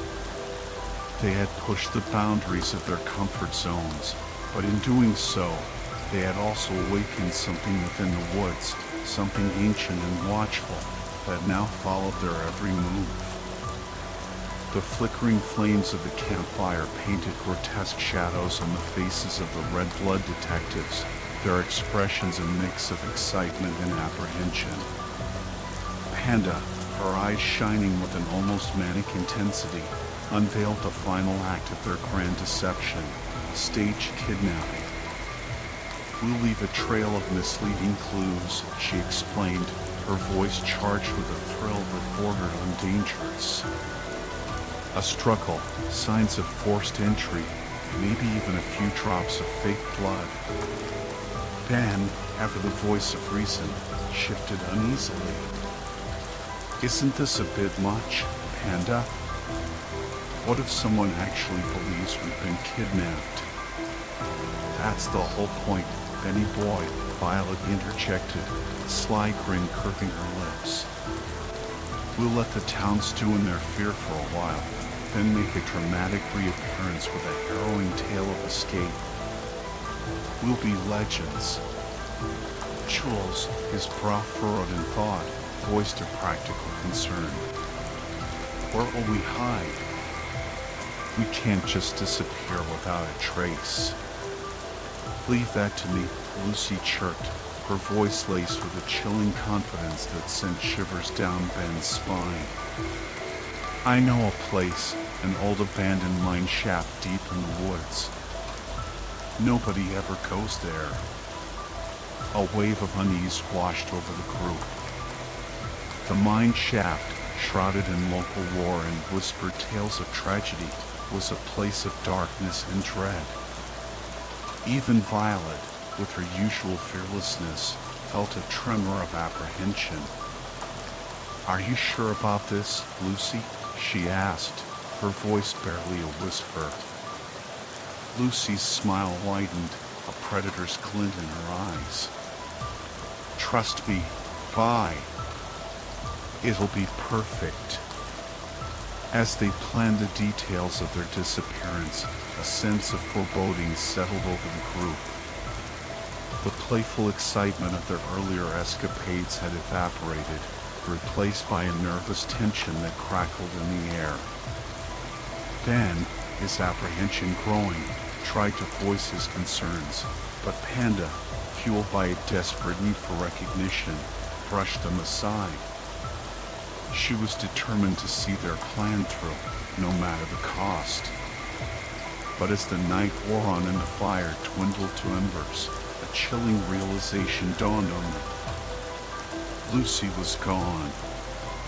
She had vanished without a trace, leaving behind only a lingering sense of unease and the faint echo of her laughter, hanging heavy in the still night air. Panic gnawed at the edges of their bravado. Lucy's disappearance, so sudden and inexplicable, cast a pall over the group.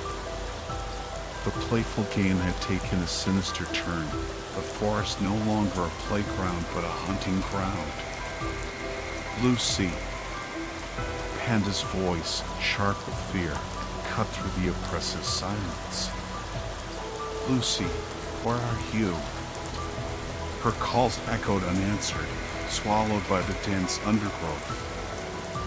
The remaining members of the Red Blood detectives exchanged anxious glances, their eyes wide with a growing sense of dread. We need to find her, Ben urged, his voice trembling slightly. Something's not right. They fanned out, their flashlights cutting through the darkness, searching for any sign of their missing friend. The forest, once familiar, now seemed alien and hostile, its shadows teeming with unseen threats. Violet, her senses heightened, noticed a faint trail of disturbed leaves and broken branches leading deeper into the woods. A sense of foreboding washed over her, a primal instinct warning her of danger.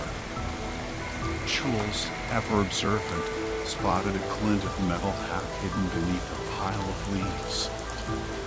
He cautiously approached, his heart pounding in his chest, and uncovered a small pocket knife, its blade stained a dark, ominous red. A collective gasp arose from the group. The blood, still wet, sent a chill down their spines. This was no longer a game. This was real. As they pressed on, the forest seemed to close in on them, its silence broken by the occasional snap of a twig or the rustle of leaves. They imagined us watching them from the shadows, unseen figures lurking just beyond the reach of their flashlights. Then, a sound pierced the oppressive quiet, a scream, muffled but undeniably human. It came from the direction of the abandoned mine shaft, Lucy's chillingly perfect hiding spot. They raced towards the source of the sound, their hearts pounding in their chests, fear fueling their every step. As they approached the mine shaft, a figure emerged from the darkness, silhouetted against the pale moonlight. It was Lucy. But something was different. Her eyes, once sparkling with mischief, were now wide and vacant, filled with a chilling emptiness. Her clothes were torn, her hair disheveled, and in her hand she clutched a blood-soaked hunting knife. A wave of horror washed over the group. They had found Lucy, but the girl they knew was gone, replaced by something dark and sinister, something that sent shivers of fear down their spines. The sight of Lucy standing there, bathed in the pale moonlight, the blood-soaked knife clutched in her hand, stopped me dead in my tracks. My breath caught in my throat, a wave of shock, confusion, and fear washing over me. Lucy, what happened? I managed to stammer, trying to mask the tremor in my voice. She didn't answer. Instead, a twisted grin spread across her face, a chillingly unfamiliar expression that made my blood run cold. Her eyes, once sparkling with mischief, were now vacant, hollow, like those of a lifeless doll. This isn't funny, Lucy. Ben's voice cut through the tense silence. Put the knife down. A low, chilling chuckle escaped her lips. You think this is a game? It's not a game anymore. What do you mean? Violet asked, her voice trembling. Lucy took a step closer, her shadow stretching towards us like a grasping claw. I mean, I killed John, and now I'm going to kill all of you. Her words struck us like a physical blow. None of us could have imagined that our sweet, playful friend was capable of such a horrific act. You're insane, Lucy. Jules yelled, backing away. Yes, I am, she shrieked, her voice echoing through the trees. And you're all going to die. She lunged at Jules, the knife raised high. Ben reacted instantly, throwing himself between them. They grappled, a whirlwind of limbs in desperate struggle. Violet, the others, and I, we ran. We ran for our lives. We scrambled through the darkness, the sounds of Lucy's crazed laughter and Ben's desperate cries echoing behind us. We headed for the old abandoned cabin, hoping for shelter, for safety. But when we reached it, the door was locked from the outside, and a faint smell of gasoline hung in the air. Oh no! I gasped. It's a trap. Suddenly, flames erupted, engulfing the cabin in a fiery embrace. We were trapped with nowhere to go. Help! Our screams for help were swallowed by the roaring flames. No one could hear us. The fire raged, the heat unbearable, the smoke choking. One by one, we succumbed, our consciousness fading into the suffocating darkness. The flames roared, consuming the old wooden cabin, reducing it to nothing but ash and cinders. No cries for help, no struggling figures, only the crackling of fire and the ominous plume of black smoke rising against the dark sky. It felt like the end, not just of the cabin, but of everything. The next morning, they came. Police cars, flashing lights cutting through the early morning mist, and the grim faces of firefighters sifting through the debris. They found us, or what was left of us. Our lifeless bodies lay scattered amongst the charred remains, a grim tableau of a night gone horribly wrong. The news of our deaths spread like wildfire through our small town. Shock, disbelief, and grief hung heavy in the air. Families shattered, friends devastated, a community forever scarred. No one ever truly understood what happened that night. Some whispered of a tragic accident, others of a sinister plot. But the truth, the real horror of it, remained buried beneath the ashes, a chilling secret that would linger in the shadows. Our story, the story of the blood-red detectives, became a local legend, a cautionary tale whispered around campfires. Some say our spirits still haunt the woods, forever searching for answers, forever trapped in the nightmare that claimed our lives. And I, or what's left of me, I'm still here. A silent observer, a ghost trapped in the echoes of that terrible night. A chilling reminder of the darkness that lurks within us all, the darkness that can consume, destroy, and leave nothing but ashes and unanswered questions.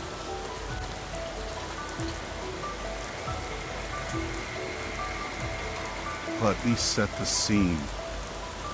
I'm 17, name's Alex, and I live in a small, kind of isolated neighborhood in northern West Virginia.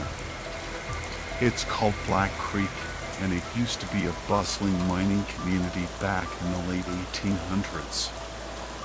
But when the mines closed down, most of the families moved away to find work, leaving behind a ghost town vibe. You can still see remnants of the past scattered around: abandoned houses, a couple of old churches, one for whites, one for blacks. Yeah, it was that kind of place back then, and even some old mine shafts that run beneath the neighborhood. I haven't actually found any of the entrances, though. They were all sealed up decades ago after a few too many kids got lost or hurt exploring them. Anyway, I thought I knew Black Creek like the back of my hand. I'd explored every nook and cranny, every abandoned building, every overgrown trail. Or so I thought. About a week ago, just before school was about to start, I decided to go for a hike. I was wandering along a trail near my house when I decided to veer off the path and head towards a line of old power lines in the distance. That's when I saw it. A house. It wasn't anything special, just a small, dilapidated farmhouse, but it caught me off guard. I'd never seen it before, which was weird considering how close it was to the trail. It was like it had just materialized out of thin air. The house was painted a faded blue, with most of the windows boarded up or broken. Inside, it was a mess: brick wallpaper, holes in the walls, a crumbling chimney. The only door that was still intact was the front door, but it didn't even latch. Despite the house being pretty unremarkable, I couldn't shake this creepy feeling I had. It was like a wave of paranoia washed over me the moment I stepped inside. Like I was somewhere I shouldn't be, like I was being watched. I continued exploring, my unease growing with every step. And then I saw them. Those eyes, peering up at me through a hole in the floor. My stomach lurched, and I almost threw up. They were dark blue, almost black, and surrounded by long, tangled strands of what looked like hair. Whoever, or whatever, was down there didn't blink. It just stared. I instinctively reached for the hunting knife I always carried on my belt. I mean, who the heck just stares at you from a hole in the floor? When I looked back, the eyes were gone. I thought maybe I'd imagined it, so I went to check out the hole. But the second I got close, I heard heavy footsteps pounding up the basement stairs. Fight or flight kicked in, and I bolted out of there. I jumped off the porch, ignoring the jolt of pain in my ankles as I landed, and sprinted back towards the trail. I didn't stop running until I reached my house, where I slammed the door shut and locked it, my heart still pounding in my chest. It's been a week now, and I still can't shake the feeling of dread. I keep replaying those eyes in my mind, that sense of being watched, hunted. Tomorrow, I'm going back to the house. I have to know what's down there. My friend Max is coming with me. He's the only one I've told about this, and I'm not even sure he believes me. But I need someone there, just in case. I'll keep you guys updated. Wish me luck.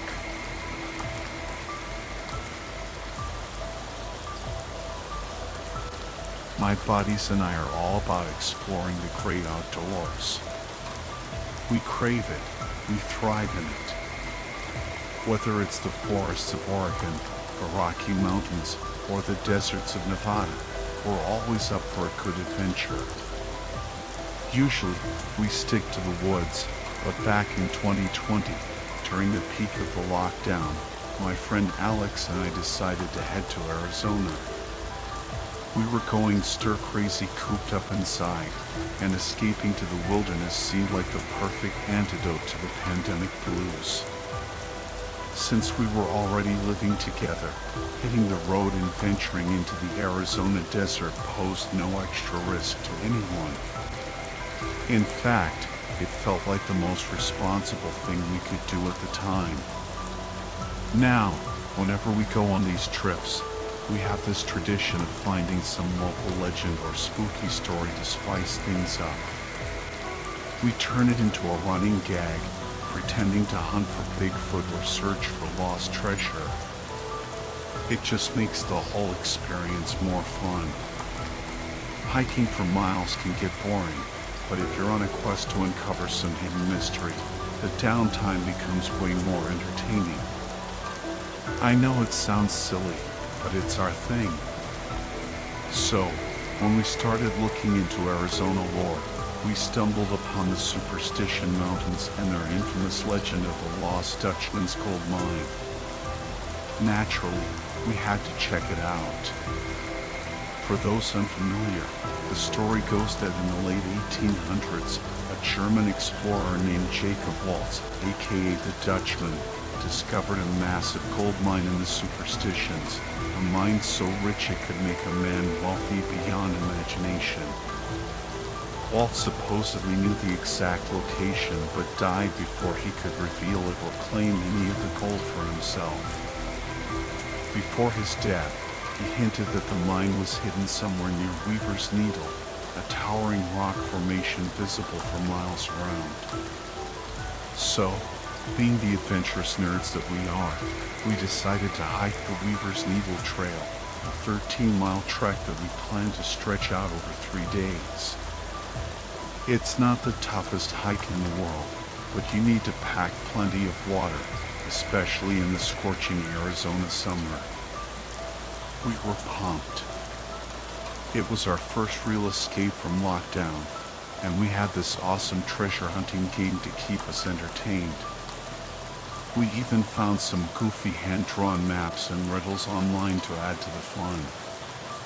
We loaded up Alex's Jeep with enough food and water to last a week, a giant tent, and all the essential gear, flashlights, binoculars, first aid kit, the works.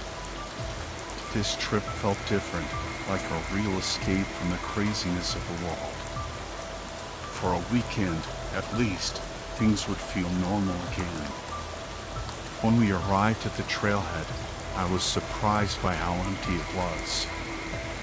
We had expected to see other hikers, but it seemed like everyone was still hesitant to venture out. There was only one other car in the parking lot. As we unloaded our gear, a park ranger approached us and introduced himself. He was a friendly guy, maybe a few years older than us, and seemed genuinely excited to see some actual visitors. We got to chatting, and it turned out we had a lot in common. We ended up talking for almost half an hour, and he gave us some great tips about the trail and must-see views. He even started jokingly complaining about how he wished he could join us instead of being stuck in the ranger station all day. Alex and I, starved for social interaction after months of isolation, jumped at the chance. "Why don't you come with us?" I asked. We'd love the company. He hesitated at first, saying he didn't want to intrude, but we insisted. We even jokingly tried to shove some cash into his hand. He finally agreed, saying he'd consider it an off-the-books tour, but we had to sign a waiver just in case. We were thrilled. Having a knowledgeable guide along for the adventure made it even more exciting. Before we set off, I gave Alex and the ranger a quick rundown of the clues the Dutchman supposedly left behind. We kept it simple, focusing on the most well-known ones. The mine was located off a trail heading north, You'd pass a stone cabin along the way. There would be a fork in the trail where you had to choose the less obvious path. You'd see a stone wall with Apache carvings. Two prominent rock formations would be visible from the mine entrance, and finally, there was a stone arch that looked like an eye, from which you could see both the mine and Weaver's Needle. We hadn't been hiking for 10 minutes when Alex started joking about keeping an eye out for that stone cabin. The ranger laughed and said, "Please don't tell me you guys are serious about finding the lost Dutchman's mine." I was really starting to like you. We assured him it was all just a bit of fun, and he launched into some fascinating stories about the mine and the Superstition Mountains. He told us about how people had been finding gold in the area since the early 1800s, and how the mountains were shrouded in mystery and danger. Some said the mine was guarded by Apache spirits, others that it was cursed. There were countless stories of people who had vanished in the superstitions, their bodies never found. We were hooked. The ranger's stories brought the legend to life, and the hike felt like a journey through a real-life mystery.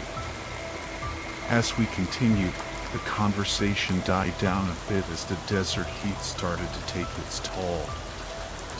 After about 2 hours, we entered a narrow passageway between two towering stone walls. It was a welcome respite from the sun, and we lingered for a moment, enjoying the cool shade. On the right side of the trail, nestled against one of the walls, was a crumbling structure that looked like it could have once been a small stone cabin. Alex and I immediately started celebrating, pretending we had found the first clue. We danced around the ruins, pointing at the pile of rocks and acting like we were on the verge of striking it rich. But as we tried to get the ranger to join in our excitement, I noticed he was staring intently at something above us. I followed his gaze, but the sun was directly in my eyes. Just as I shielded my face with my hand, a shadow fell over us, and a massive boulder, shaped like a giant egg, came crashing down from the ledge above. We scattered just in time, narrowly avoiding being crushed. The boulder slammed into the wall, splitting in two and taking a chunk of the wall with it. As the dust settled, I noticed something glinting in the freshly exposed section of the wall. Cold. Not a lot, but definitely cold. Before I could say anything, the ranger drew his pistol and aimed it at the ledge above. It dawned on me that he must have seen someone up there, someone who had deliberately tried to crush us with that boulder. The atmosphere instantly shifted from playful to terrifying. We huddled behind the ranger, our hearts pounding. After what felt like an eternity, he holstered his weapon and motioned for us to follow him out of the passageway. As we hurried away, I couldn't help but glance back at the glimmering gold embedded in the wall. Once we were a safe distance away, Alex blurted out, "Should we go back?" "Absolutely not," the ranger said sharply. "Dude, did you not see the gold in that wall?" I asked, incredulous. "That's fool's gold," he replied dismissively. "Pyrite. Worthless." My gut screamed that he was lying, trying to downplay the discovery so we'd move on and he could return for the gold himself. He must have seen the suspicion in my eyes because he added, "You don't really think that's a sign of the lost Dutchman's mine, do you?" "No, there wasn't much there," Alex said, "but it has to mean we're close, right?" At that moment, our playful treasure hunt turned deadly serious. The ranger's face was etched with concern, but I still wasn't sure if it was genuine. "Listen," he said, holding up his hands. That boulder wasn't a coincidence. Someone or something pushed that rock, and they wanted you to see what was in that wall. Did you see someone up there? I asked, my voice tight. He shook his head, a strange look in his eyes. No, but we need to keep moving. There's a rest stop about a mile ahead. I'll explain everything there. We followed him, the playful mood shattered, replaced by a tense silence. The ranger's words echoed in my mind. Who would want us to find the gold? And why try to kill us? The rest stop was a small, shaded area with a trickling stream. We sat down, exhausted and on edge. The ranger offered to refill our canteens, and as soon as he was out of earshot, Alex whispered, "I have a plan." We agreed to play along with whatever the ranger said, pretending to believe his explanation while secretly continuing our search for the gold.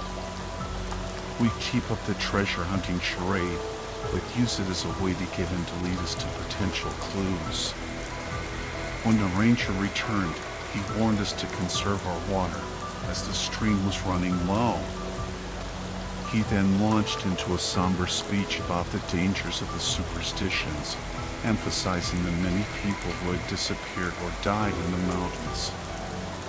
He insisted that the gold we had seen was fool's gold, a worthless mineral meant to lure unsuspecting treasure hunters to their doom. He described gruesome discoveries, skeletons with missing skulls, bodies riddled with gunshot wounds. He spoke of a strange, malevolent energy in the mountains, a force that punished those who sought to claim its riches.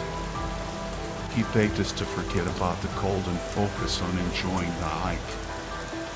Alex and I nodded solemnly, feigning agreement.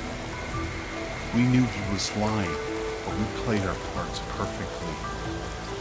We can still joke about the treasure, though, right?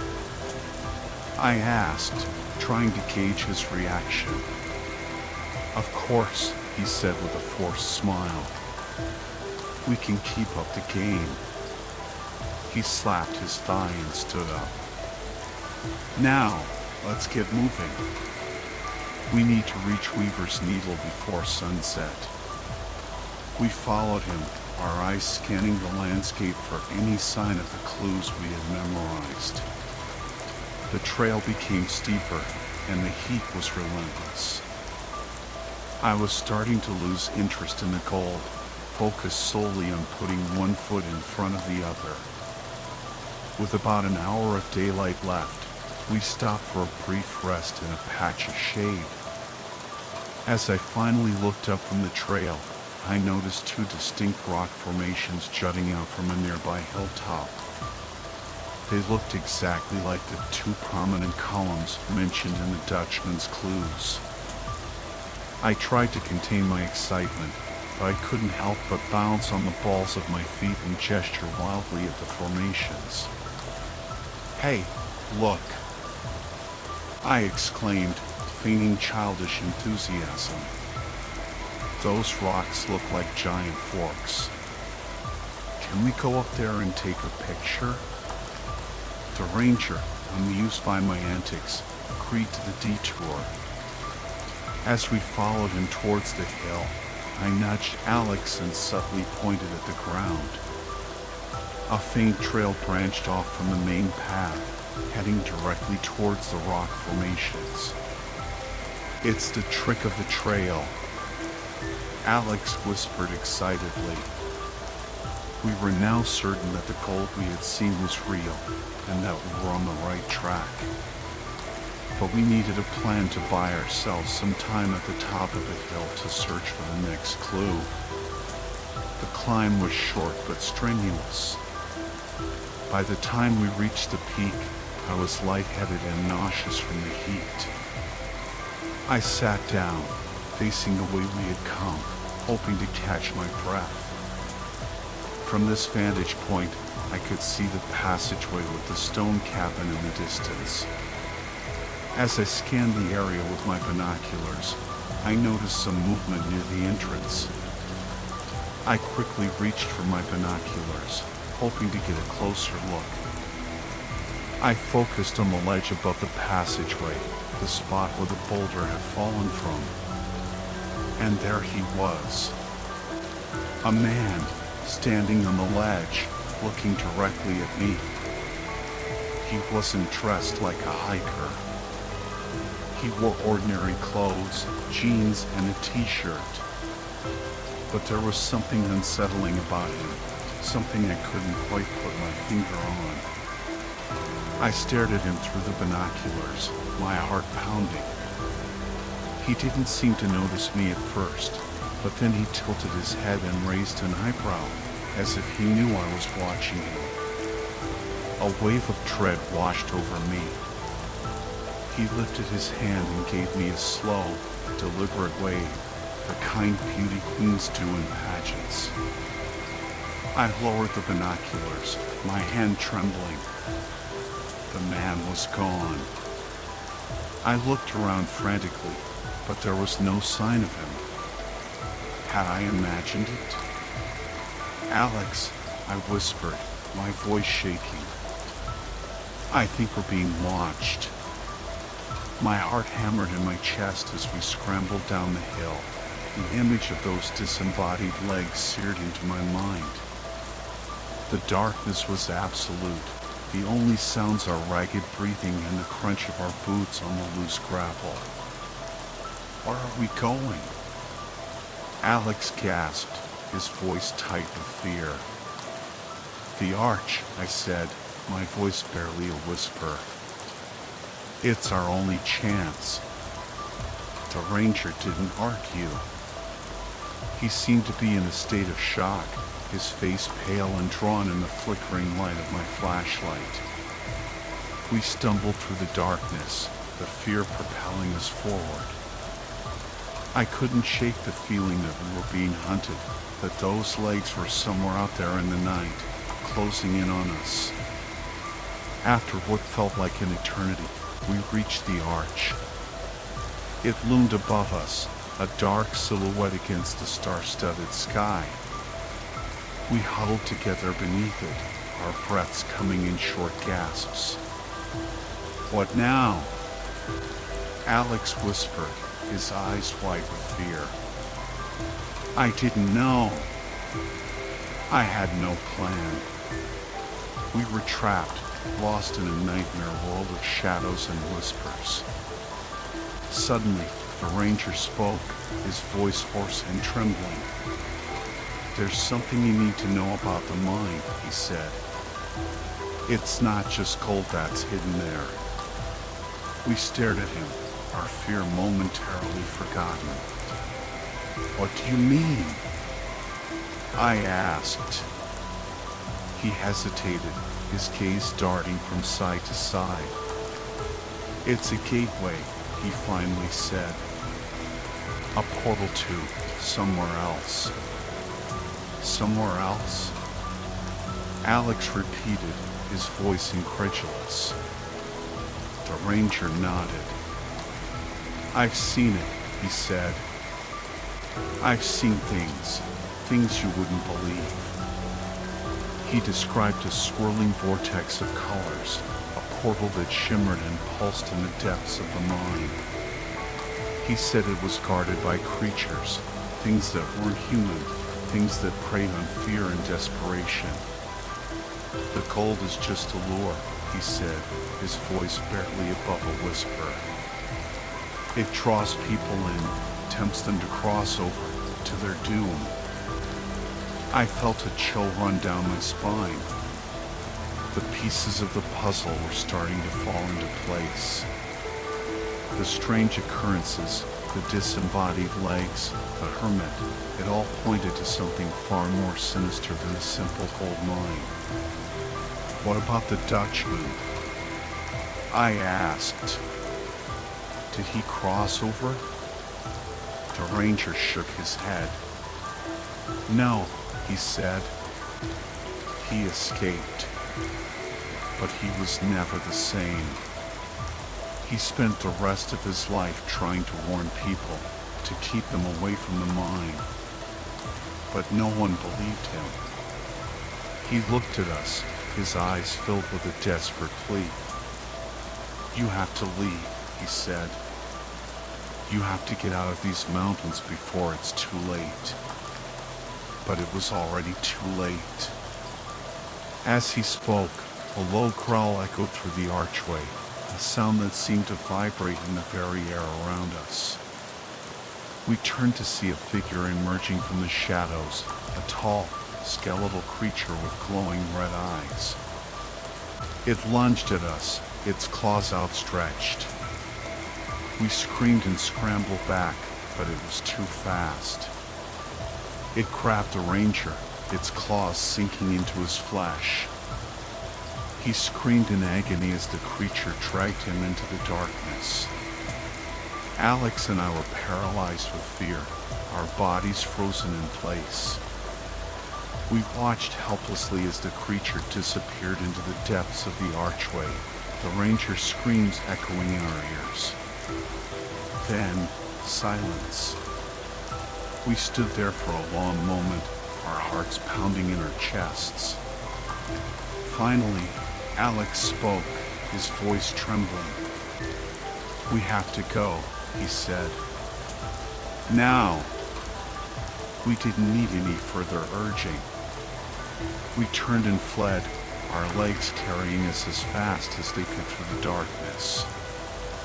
We didn't stop running until we reached the jeep, our lungs burning, our bodies soaked in sweat. We didn't look back. We didn't dare. We just drove, the headlights cutting through the darkness, the engine roaring like a caged beast. We didn't stop until we were miles away from the Superstition Mountains, the terrifying memory of that night forever etched in our minds. We never spoke of what we saw that night. We never went back to the superstitions. We knew that some secrets are best left buried, some places best left undisturbed. And we knew that the lost Dutchman's gold mine was not just a legend, but a gateway to a terrifying reality, a reality we were lucky to escape.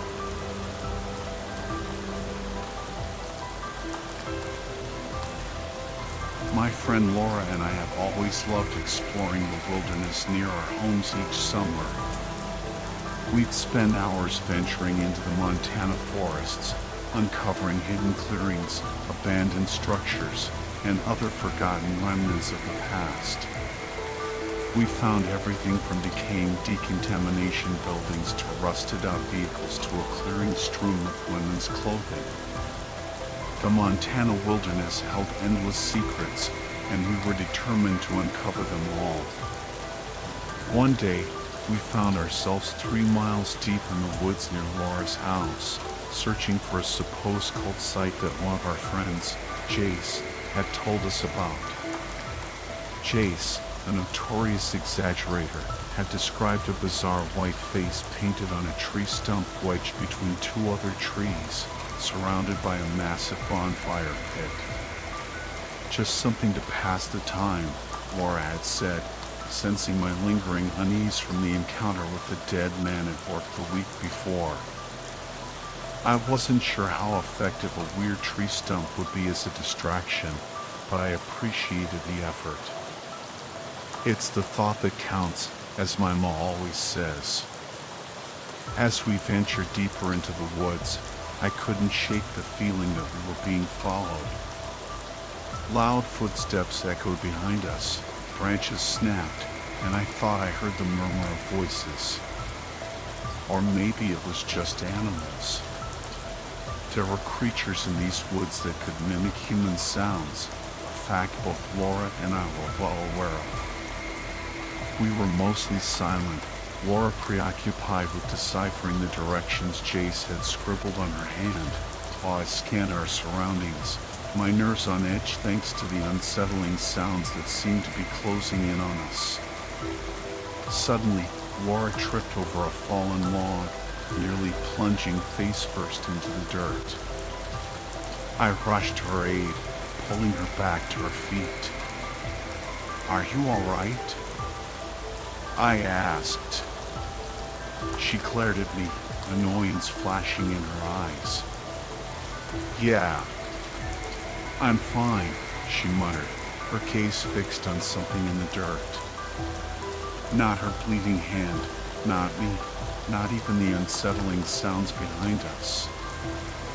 Her eyes were locked on a white shard protruding from the mud.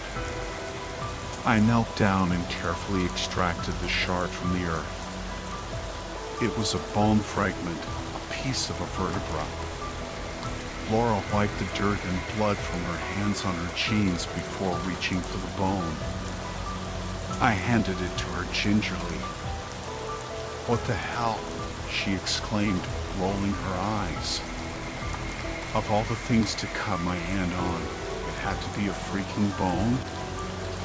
This is ridiculous. She flung the bone aside in disgust, sending it flying into a huckleberry bush. "Better disinfect that when we get back," I said, stifling a laugh. Laura was a walking disaster. Leave it to her to find a way to injure herself on a bone while searching for a cult site. "Thanks, Doc," she grumbled, shoving past me and continuing down the trail. I trailed behind her, chuckling at her indignation. Laura's clumsiness had momentarily dispelled my paranoia. We had a knack for finding humor in the most unexpected situations, especially when it came to each other's misfortunes. We soon arrived at the spot Jace had described. The crudely painted face on the stump confirmed that this was the place. The empty beer cans and fire pits suggested it was more of a party spot than a cult gathering, but Jace was always prone to exaggeration. Laura slumped onto a boulder beside the fire pit, cradling her injured hand. "Well, this was a bust," she grumbled, scanning the trees with a bored expression. Typical. She was the one who had insisted on this little expedition, and now she was already bored. I hummed in agreement, my gaze sweeping the perimeter. A rustle in the undergrowth sent a jolt of fear through me. My paranoia returned with a vengeance.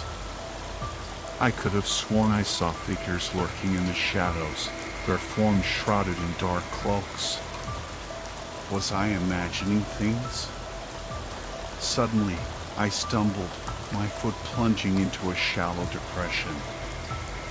I fell to my knees, the impact jarring my bones. "Jesus!"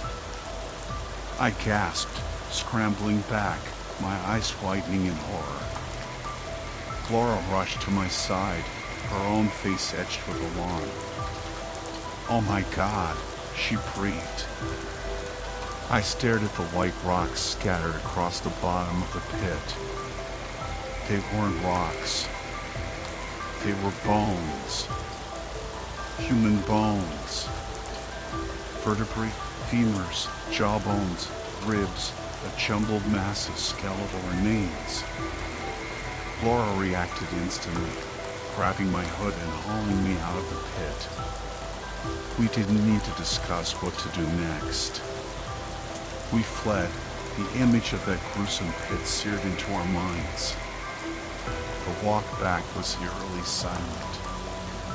The woods, usually alive with the sounds of birdsong and rustling leaves, were deathly quiet. Even the distant rush of the river seemed muted, as if the forest itself was holding its breath.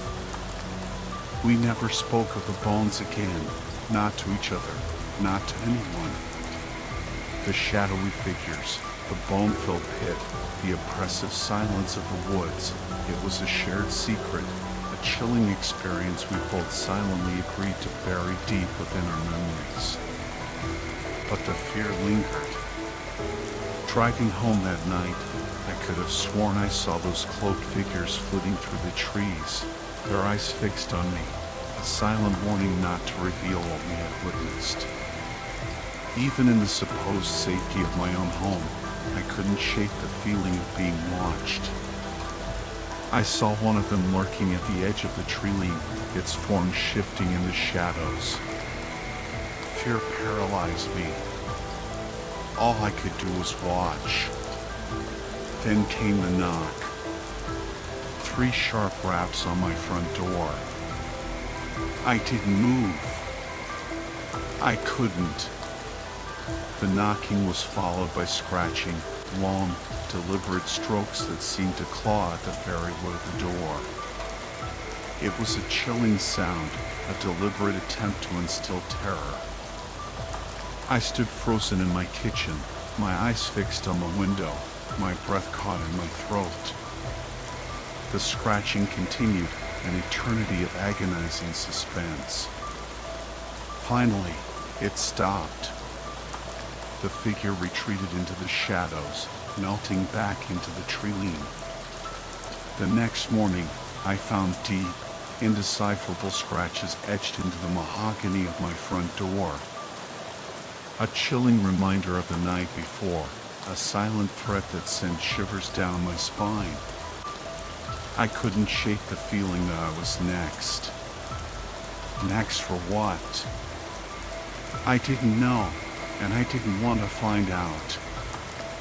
2 weeks had passed since those things started watching me. Their presence was constant, their eyes always on me, their ears always listening. Bones started appearing on my property, a vertebra on the porch, a rib cage in the garden, a skull on the hood of my car. They were everywhere I went, a constant, macabre reminder of the pit in the woods. Luke thought I was spending too much time indoors, becoming a recluse. But I couldn't bring myself to leave the yard, not since those things started watching me. I couldn't tell him why.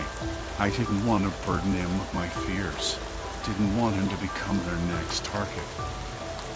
He didn't deserve to live with the same terror that consumed me.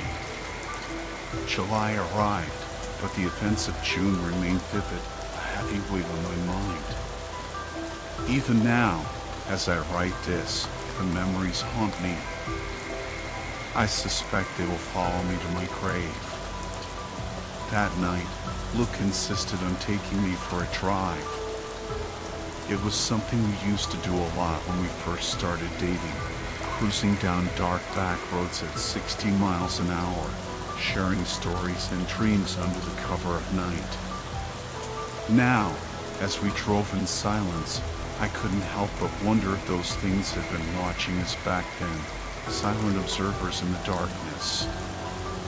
30 minutes crawled by, the silence in the truck thick with unspoken tension. "Just tell me what's wrong, Jessa," Luke pleaded, his gaze fixed on the road ahead. I kept my eyes glued to the trees lining the roadside, searching for any sign of movement. They weren't there. Not yet. "Nothing's wrong," I lied, a sigh escaping my lips. I couldn't tell him. I didn't know how. Ever since that day in the woods with Laura, you haven't been the same. It's like a part of you is still out there. Even Laura is acting strange. He turned to face me, his eyes filled with concern. "I'm right here, aren't I?" I retorted, meeting his gaze defiantly. It was a weak defense, and we both knew it. He was right. Something had changed in me that day in the woods. "Not mentally," he murmured, his voice heavy with worry. I longed to confide in him, to tell him about the shadowy figures, the bone-filled pit, the man at work whose death defied explanation. But the words wouldn't come. And then I saw them. Dozens of shadowy figures, cloaked and silent, lined the tree line, their eyes burning into me. Panic seized me. I fumbled for my phone, desperate to capture proof of their existence, proof that I wasn't losing my mind. "What are you doing?" Luke asked, his eyes darting from the road to my phone. "You don't see them?" I snapped the picture, my hand shaking. "See who?" he asked, his voice laced with concern. He thought I was hallucinating. I glanced back at the trees, but they were gone. Vanished. "Are you doing drugs?" Luke demanded, his voice sharp with accusation. The question stung. He knew how I felt about drugs, how they had ravaged my family, stolen loved ones from me. The thought that he would suspect me, it was unbearable. Anger flared in my chest, but before I could unleash it, a figure darted out from the trees, directly into our path. Luke swerved violently, the tires screaming as the truck veered off the road. My scream was swallowed by the roar of the engine and the sickening crunch of metal against bark. Then darkness. I woke up in a hospital bed, my body aching, my mind reeling. They told me I was lucky to be alive, that the crash could have been much worse. Lucky. The word felt like a cruel mockery. Luke was dead, killed by a creature they dismissed as a deer. I couldn't cry. The shock had numbed me, leaving me hollow and empty. I remember staring at the photo for hours after being released from the hospital. My phone screen had cracked because of the crash, but even then, I could tell that there was no one in the picture. Just an empty dirt road illuminated only by headlights at 1 a.m. on July 5th. They weren't there. Maybe Luke had been correct in his final moments, that there was nothing there and I was starting to go crazy. But deep down, I didn't believe it. He swerved for a reason. They killed him for a reason.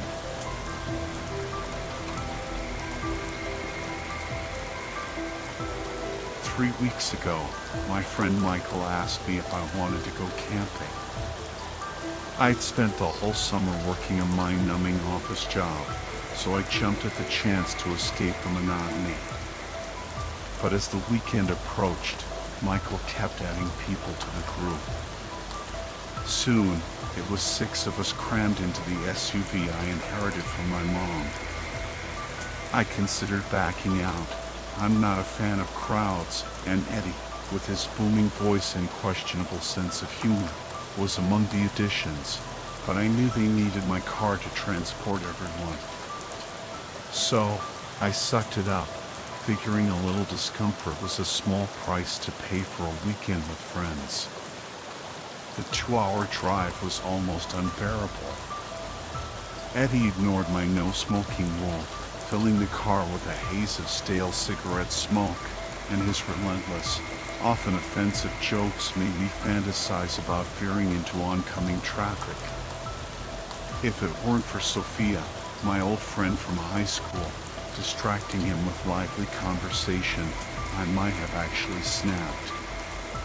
Sophia and I had drifted apart after graduation, but we reconnected instantly that day, our easy banter easing the tension in the car. It was a welcome distraction from the growing dread I felt about the camping trip. We finally arrived at the trailhead, a deserted parking lot near the edge of the forest in the Appalachian Mountains. Michael had promised a secluded campsite by a lake, but it was a 2-hour hike in. I groaned inwardly. We'd left after lunch, and now, with our group's tendency to dawdle, we wouldn't reach the site until well after dark. Sure enough, it took us a good 10 minutes just to gather our gear and hit the trail. Jessica realized she'd left something in the car 5 minutes in, adding another frustrating delay. I bit my tongue, reminding myself that a little chaos was good for the soul. We trudged through the woods, the sun sinking lower in the sky. Everyone paired off, and I found myself walking alongside Sophia, catching up on each other's lives. Compared to her exciting summer adventures, my work-filled days sounded incredibly dull. An hour in, we encountered another hiker, the first sign of life we'd seen besides the occasional squirrel or bird. He was a strange guy, dressed in a baggy gray sweater despite the summer heat, his thin frame burdened by an enormous backpack. Michael and Eddie, leading the pack, stopped to chat with the stranger. Camping? The man asked with a friendly smile, his voice tinged with a southern drawl. Michael nodded, gesturing down the trail. Heading to the Big Bear Tree, he said, naming a landmark near the end of the trail, a massive tree with a crudely carved bear face. Good spot, the man replied, but folks say it's bad luck. I'm just foraging for mushrooms. He held up a mesh bag filled with various fungi. Heading to the ranger station on my way out. You all checked in yet? Do we need to? I asked, surprised. The others shot me annoyed glances. I guess they were hoping to avoid any fees. Park runs on donations, the man explained. Even if you can't afford one, it's good to let the rangers know you're here, just in case. You got a GPS? Yeah, we're good, Michael said dismissively. Not our first rodeo. The man chuckled, seemingly unfazed by Michael's rudeness. Got whistles? He asked, gesturing to a collection of brightly colored plastic whistles hanging from his pack. We all shook our heads, except for Michael, who pulled out a whistle with a smug grin. The man gracefully lowered his pack and began handing out whistles, explaining that he bought them in bulk and liked to share them with fellow hikers. As he bent over, his sweater revealed a glimpse of his surprisingly muscular chest, causing Sophia and Jessica to exchange excited glances. He winked at the girls, acknowledging their interest, and they giggled, pretending to swoon. I attached the whistle to my belt loop, ignoring the group's teasing suggestions that the wink had been intended for me. We finally reached our campsite as dusk settled over the forest. Everyone scrambled to set up tents, and I fumbled with the unfamiliar poles and stakes, grateful for Sophia's assistance. Michael, who had disappeared earlier, returned with a bag of foraged mushrooms, chicken of the woods, he called them. He cooked them over the fire, and they were surprisingly delicious. After dinner, the mood shifted. Eddie produced a joint, and soon, everyone except me was passing it around. Then came the booze. I declined a beer, and Michael scowled. Dude, you're not driving, he said, shoving the bottle towards me. Loosen up a little. I reluctantly took the beer, but passed it to Sophia. What? Are you too good for my cheap beer? Michael sneered, his voice laced with hostility. No, man, I just don't really drink, I said, trying to defuse the situation. Come on, live a little, Sophia urged, offering me the bottle again. I was baffled by their insistence. I'd never enjoyed the taste of alcohol, and weed just made me paranoid. I didn't understand why my refusal was such a big deal. I'm good, I said, holding up my hands defensively. Sophia leaned closer, her voice a harsh whisper. I think you need to grow up. Her words stung. I felt a wave of anger and confusion wash over me. I didn't understand why they were being so hostile. Was it because I had a steady job and career aspirations? Did they think I was judging them? I excused myself and retreated to my tent, my mind racing. The cheerful camaraderie of the day had evaporated, replaced by a tense awkwardness. I felt like an outsider, an unwelcome guest at their party. I lay awake, listening to their laughter and chatter around the campfire, feeling a growing sense of isolation. I decided I would just endure the rest of the weekend and then cut ties with this group. They clearly didn't want me there. Exhaustion eventually won out, and I drifted off to sleep, unaware of the horrors that awaited us. I woke to a cacophony of sounds, screams, shouts, and something that sounded like an animal in distress. I stumbled out of my tent, disoriented and confused. Ben was writhing on the ground near the fire pit, clutching his head and moaning in pain. He retched violently, his body convulsing. What's going on? Jessica cried, her flashlight beam illuminating the scene. Gross, she whispered, recoiling from the vomit. I knelt beside Ben, unsure how to help. Don't touch him, Michael snapped. Is everyone else okay? I asked, my voice tight with worry. Are you saying I poisoned us? Michael snarled, stepping towards me menacingly. No, I. Suddenly, a chilling sound cut through the night. Eddie was laughing, but it wasn't a normal laugh. It was a high-pitched, unnatural cackle that sent shivers down my spine. We all froze, our eyes wide with fear. It's too loud, Ben whimpered, clutching his head. Shut up. Shut up. Shut up. He sprang to his feet and grabbed a burning log from the fire pit, his bare hands impervious to the heat. I tackled him before he could reach Eddie, forcing him to drop the smoldering wood. I said, shut up. Ben screamed, his voice distorted and inhuman. Then it happened. A shape emerged from the darkness, charging towards us with a guttural roar. It slammed into Eddie, silencing his laughter, and sent him flying into a tree. The girl screamed, and I stumbled back, my heart pounding. In the moonlight, I saw it clearly, a massive buck, its eyes glowing with an unnatural intensity. Michael, in a panic, threw a bottle at the deer.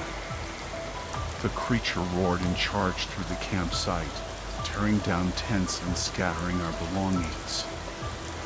It was a chaotic blur of hooves and antlers, a terrifying dance of destruction. Ben, miraculously unharmed, sat down, hugging his knees, a disturbingly calm expression on his face. I stood there, shaking, trying to comprehend what had just happened. We needed to get out of there. I reached for my phone, but there was no signal. Does anyone have a working phone? I asked, my voice trembling. The girls huddled together, too terrified to speak. Michael was staring at Eddie's crumpled form, his face pale and drawn. Do you have a satellite phone? I asked Michael, desperate for any means of communication. Not all of us are loaded like you, he snapped, his voice filled with resentment. I was taken aback by his hostility. That's not the point, I retorted. We need to get help. My mind raced. We needed to reach the ranger station. They would have a radio. I'm going to head back to the SUV, I announced. Michael, you know these woods better than anyone. You should go to the ranger station and get help. Anyone who wants to come with me to the car is welcome to. To my surprise, Jessica and Sophia opted to stay at the campsite with Eddie and Ben. I glanced nervously at Ben, who was still sitting silently, his gaze fixed on some unseen point in the distance. I couldn't shake the feeling that something was terribly wrong. I set off down the trail, the darkness pressing in around me. I had only gone a short distance when I heard screams echoing from the campsite. I turned back, my heart pounding, but a deer darted out from the trees, blocking my path. More screams pierced the night, and I watched helplessly as the deer turned its head towards me, its eyes glowing with an unnatural light. It mirrored my every move, its eerie behavior sending chills down my spine. The deer let out a haunting cry, and I turned and fled, the sounds of the forest growing louder and more distorted with every step. I stumbled through the darkness, my flashlight beam dancing across the uneven terrain. Suddenly, the ground disappeared beneath my feet, and I tumbled down a steep embankment, my body slamming against rocks and tree roots. I landed with a sickening thud, the wind knocked out of me. Through the ringing in my ears, I heard a voice calling down from above. Are you all right? I looked up and saw the silhouette of the stranger we had met earlier on the trail. He was without his backpack, and his sweater was a darker shade now. Hang on, I'll get you, he said, and before I could protest, he was gracefully descending the steep slope. He knelt beside me, examining my injuries. Did you hit your head? Can you move? Yeah, I think so, I mumbled, slowly sitting up. We need to get back to my friends. They're in trouble. Strange things are happening. He helped me to my feet, and to my embarrassment, offered to carry me on his back. I'm not a koala, I protested weakly. It's faster this way, he insisted. I reluctantly agreed, and he effortlessly carried me up the embankment. So, Mr. Koala, he said with a chuckle, what's your name? I'm Arlen. Michael, I muttered, still reeling from the events of the night. Well, Michael, Arlen said, at least you weren't attacked by a rabid squirrel. That's what happened to me. Had to ditch my pack to outrun the little beast. I managed a weak laugh. Arlen's easygoing nature was a welcome contrast to the terror that had gripped me just moments before. What kind of people are your friends? He asked as we made our way back towards the campsite. I hesitated, unsure how to answer. Ben was a rock, I finally said. Always calm and supportive. But around Eddie, he could be pretty goofy. And Eddie? I grimaced, the image of Eddie's twisted form flashing through my mind. Eddie wasn't the sharpest tool in the shed. Kind of annoying, to be honest. But he had a good heart. He was always kind and generous. I stopped walking, my body suddenly heavy with grief and exhaustion. I'm sorry, I whispered, tears welling up in my eyes. Arlen gave me a reassuring nod. Take your time, he said gently. I was amazed by his composure. He had just witnessed the same horrors I had, yet he remained calm and collected. I, on the other hand, was a mess. We continued on, the silence broken only by the occasional snap of a twig or the distant hoot of an owl. As we approached the campsite, the smell of blood grew stronger and my heart sank. The clearing was a scene of carnage. Blood stained the ground, and the fire pit had been overturned, embers scattered across the clearing. Arlen stamped out a few smoldering patches, then noticed something glinting in the moonlight. It was Eddie's lighter.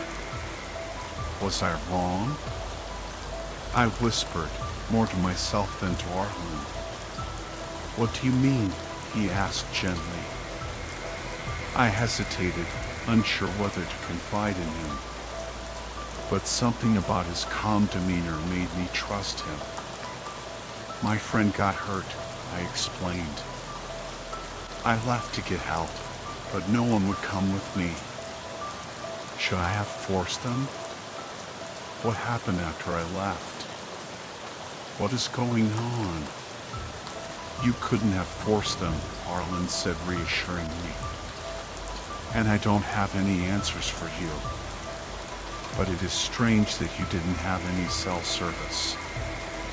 Was it spotty all day? I realized that our phones had been working fine before dinner. A wave of guilt washed over me. I should have checked my phone again. Maybe I could have gotten a signal. I pulled out my phone. Its screen cracked from my fall. For a fleeting moment, a single bar of signal flickered on my screen, then vanished just as quickly. I held my phone aloft, as if that would somehow improve the reception, but it was futile. Arlen, sensing my desperation, took my phone and held it even higher, but to no avail. We were cut off from the outside world. Michael went to the ranger station, I said, my voice tight with worry. Maybe we should go there too. I can lead the way, Arlen offered. Really? I asked, surprised by his willingness to help. Sure, why not? He said with a shrug. You don't even know us, I pointed out. I know you, he said with a playful grin. You're a koala in disguise. I couldn't help but smile. Despite the horrifying circumstances, Arlen's lightheartedness was a welcome distraction. We left the campsite, the gruesome scene illuminated by the flickering flames of the burning tree. I picked up the axe Michael had been using to chop firewood, its weight comforting in my hand. We walked in silence for a while, the darkness pressing in around us. My mind raced, trying to make sense of the night's events. What had caused the animals to become so aggressive? Why had Ben and Eddie gotten sick? And what were those things that had emerged from their bodies? Arlen suddenly stopped, his gaze fixed on something in the distance. I followed his gaze, but I couldn't see anything. Then a whistle pierced the silence. I fumbled for the whistle the stranger had given me earlier and blew into it, the shrill sound echoing through the trees. A moment later, the whistle sounded again, closer this time, followed by a faint cry for help. Ben! I shouted, my voice hoarse with relief. We hurried towards the sound, our hearts pounding with a mix of hope and fear. We found Ben huddled beneath a tree, his face streaked with tears. It's so dark, he whimpered. I got scared. We're going to the ranger station, I said, trying to reassure him. It's not far now. No, Ben said, his voice taking on a strange, childlike quality. It's too scary. I want to go to bed, but I need Mr. Hoppy to sleep. Mr. Hoppy? I asked, confused. He's my. Ben struggled to find the words. He helps me sleep. He reached out and grabbed my wrist, his grip surprisingly strong. Come with me, he whispered. We can all sleep together. His face contorted into a grotesque grin, his mouth stretching impossibly wide. I recoiled in horror, but it was too late. His grip tightened, and I felt a sharp pain in my arm. Arlen reacted instantly. He swung the axe, severing Ben's arm at the elbow. I cried out in shock, but Arlen pulled me away, dragging me through the undergrowth. We didn't stop running until we reached a clearing. I collapsed against a tree, my breath coming in ragged gasps. Ben's severed hand was still clutched around my wrist, its grip surprisingly strong even in death. Arlen pried the hand away and tossed it into the bushes. He looked at me, his face etched with concern. Are you all right? He asked. I nodded, unable to speak. I was still reeling from the encounter with Ben. The image of his distorted face burned into my mind. We're almost there, Arlen said, his voice soothing. Just a little further. We continued on, the silence broken only by the sound of our footsteps and the occasional rustle of leaves. As we approached the ranger station, a sense of dread washed over me. The windows were dark, and an unnatural stillness hung in the air. Arlen cautiously approached the cabin, his hand resting on the axe handle. He pushed the door open, and we stepped inside.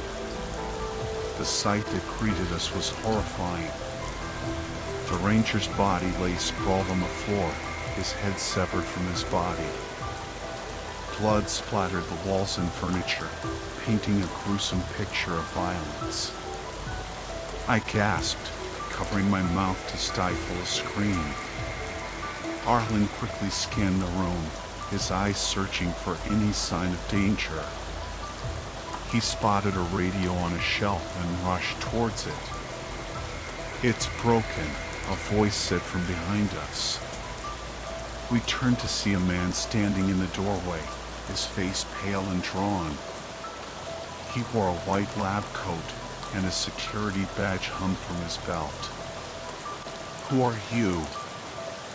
Arlen asked, his voice wary. My name is John, the man said. I'm a researcher. I was sent here to investigate the incidents. Incidents? I asked, my voice trembling. What incidents? John hesitated, his gaze darting between Arlen and me. There's been an outbreak, he finally said. A contagion. A contagion? Arlen repeated, his eyes narrowing. What kind of contagion? John took a deep breath. We're not sure yet, he said, but it seems to be affecting the local flora and fauna. Affecting them how? I asked, my heart pounding. John's face grew even paler. It's mutating them, he said. Changing them. He described the symptoms, the aggression, the distorted features, the unnatural growths. It was all too familiar. Can it infect humans? Arlen asked, his voice dangerously low. John nodded grimly. Yes, he said. Through ingestion or contact. I felt a wave of nausea wash over me. We had eaten those mushrooms. There's no cure, John said, his voice heavy with despair. The only way to stop it is to destroy the infected. He pointed to the ranger's body. We need to burn it, he said, and anything else that's been infected. Arlen grabbed the axe and swung it, splitting the ranger's body in two. Then he turned to John, his eyes filled with a cold fury. Why wasn't the park closed? He demanded. John flinched. We didn't know the extent of the outbreak, he said. We thought it was contained to a different area. I was sent here to investigate. And your colleague?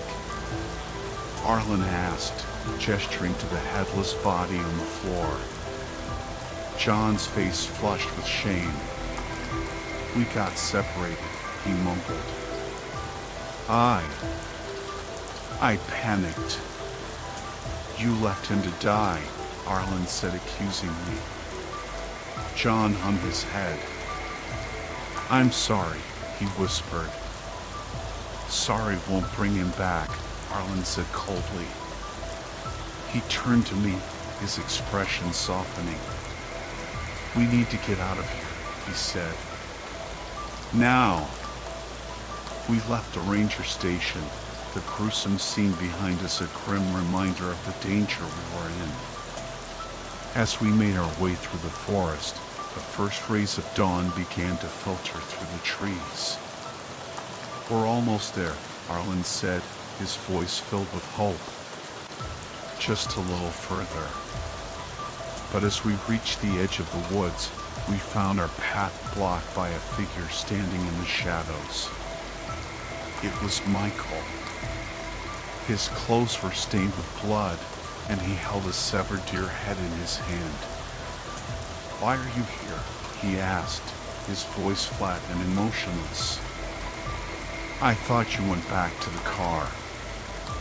I got sidetracked, I said, my voice trembling. I did what I was told, Michael said, his eyes fixed on some distant point in the forest. I came here. I took care of the deer that hurt Eddie.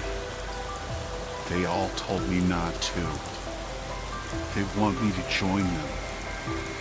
But you were my friends first. Where are the girls? I asked, my voice barely a whisper. Sophia is at the big bear tree, Michael said. I can't hear Jessica anymore. Or Ben. My heart sank. They were all gone. Consumed by the contagion. They want me to take you with me, Michael said, his voice growing louder, more insistent. There are so many voices telling me what to do. His face contorted, his features twisting into a grotesque mockery of a human expression.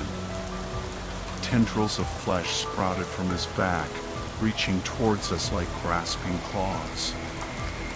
Arlen reacted instantly. He charged at Michael, swinging the axe. But Michael was too quick. He dodged the blow and grabbed Arlen's wrist, twisting it until the axe clattered to the ground.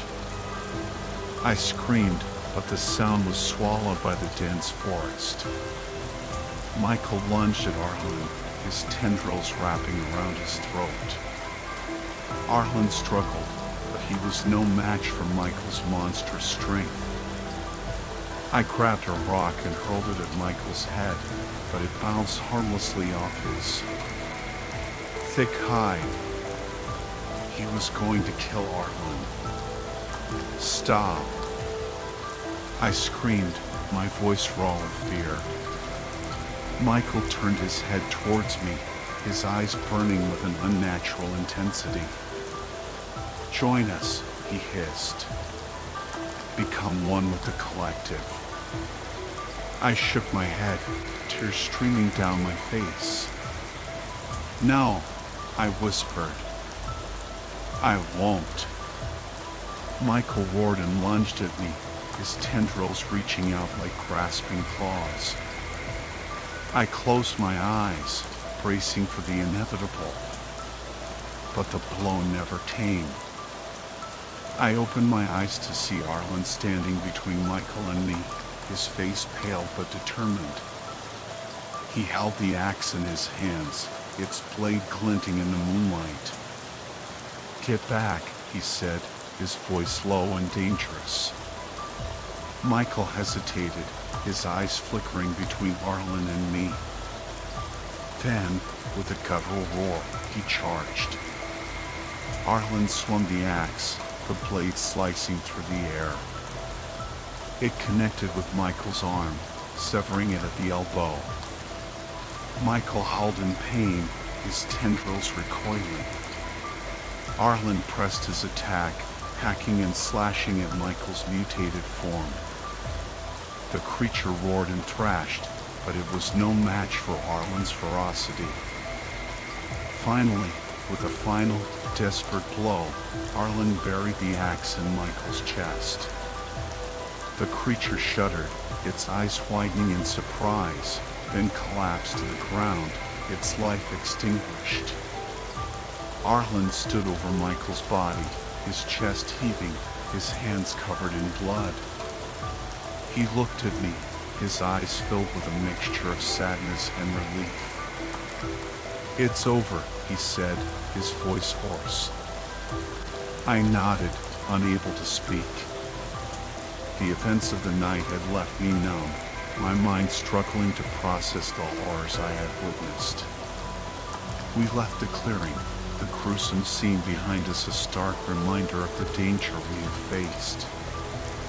As we walked, I couldn't help but wonder what had caused this outbreak, this terrifying transformation of nature. Arlen seemed to sense my thoughts. "It came from the sky," he said quietly. "Some kind of extraterrestrial pathogen." I looked at him, my eyes wide with disbelief. "Extraterrestrial?" I repeated. Arlen nodded. "It's been spreading," he said. "Slowly but surely. We need to find a way to stop it before it's too late." We reached the ranger station, and John emerged, his face etched with worry. He had heard the commotion and feared the worst. He was relieved to see us alive, but horrified by the news of Michael's transformation. "We need to warn the others," John said, his voice urgent. "We need to evacuate the park." But it was too late. As we spoke, a wave of distorted figures emerged from the trees, their eyes glowing with an eerie light, their bodies contorted into monstrous shapes. The creatures charged towards us, their screams echoing through the forest. We were outnumbered, outmatched. Arlen grabbed my hand and pulled me towards the ATV. "We have to go," he said. "Now!" We jumped on the ATV and sped away, the creature's screams fading into the distance. We didn't stop until we reached the edge of the park, where we abandoned the ATV and continued on foot, our hearts pounding with fear. We didn't know where to go, where to hide. The world had become a terrifying place, a place where nature itself had turned against us. We walked for hours, the sun beating down on us mercilessly. We were exhausted, hungry, and terrified. But we couldn't stop. We couldn't rest. We had to keep moving. Finally, As the sun began to set, we stumbled upon a small town. We collapsed on a park bench, our bodies aching, our minds reeling. We were safe. For now. But we knew that the creatures were still out there, lurking in the shadows, waiting for their next victims. And we knew that we would never be the same. I live in Oak Haven, a small town nestled amidst rolling hills and dense forests. It's the kind of place where everyone knows your name, and life moves at a slower pace. But beneath the idyllic facade lies a chilling secret, hidden deep within the woods that border our town. Growing up, I heard countless tales of strange occurrences within those woods, whispers of mythical creatures and mysterious caves. But one story, in particular, sent shivers down my spine. It was the story of David, the sole survivor of a camping trip gone horribly wrong. 30 years ago, David and 3 friends ventured into the woods for a summer adventure. They set up camp, explored the surroundings, and settled around a crackling campfire as dusk fell. But as darkness enveloped them, an unsettling feeling crept over David. He sensed something amiss, a chilling presence lurking just beyond the firelight. At first, it was just a fleeting glimpse, a shadowy figure flitting between the trees. But as the night wore on, the figure grew bolder, its movements more frantic. It circled their campsite, a predator stalking its prey. David's gut told him to run. He bolted into the darkness, leaving his friends behind. He ran until his lungs burned and his legs ached, the creature's presence hot on his heels. Suddenly, the creature stopped, and an eerie silence fell over the woods. David froze, his heart pounding in his chest. Then, the creature emerged from the shadows, its grotesque form illuminated by the dying embers of the campfire. Its face was a horrifying spectacle, a grotesque inversion of human features. Bloodshot eyes where its mouth should be, a twisted nose pointing upwards, and a gaping maw contorted into an upside-down grin, revealing rows of razor-sharp, yellow teeth. The creature lunged, its long, dagger-like nails tearing into David's friends. Their screams echoed through the trees as the creature feasted on their flesh. David snapped out of his trance and ran, the creature in swift pursuit. It grabbed his arm, its nails digging deep into his shoulder. In a desperate struggle, David's arm ripped free, leaving him to flee with a horrifying injury. He collapsed from blood loss, but was miraculously found by a jogger the next morning. The campsite was a scene of carnage, the boy's remains barely recognizable. David survived, but the trauma of that night left an indelible mark on him. To this day, he can be seen staring blankly into the woods, his lone hand resting on the railing of his balcony. The townsfolk heeded David's tale, venturing into the woods only during daylight hours. No one dared to camp there again. Yesterday, I found myself running late for my morning jog. As the sun dipped below the horizon, I ventured onto the trail, the darkening woods looming on either side. The sounds of the forest fell silent, replaced by an unnerving stillness. I picked up my pace, my heart pounding in my chest. Just as I reached the edge of the woods, I saw it, a shadowy figure with an upside-down face, staring at me from the tree line. It vanished as quickly as it appeared, leaving me in stunned silence. Now, I can't shake the feeling that something evil lurks in those woods, something that watches and waits for its next victim.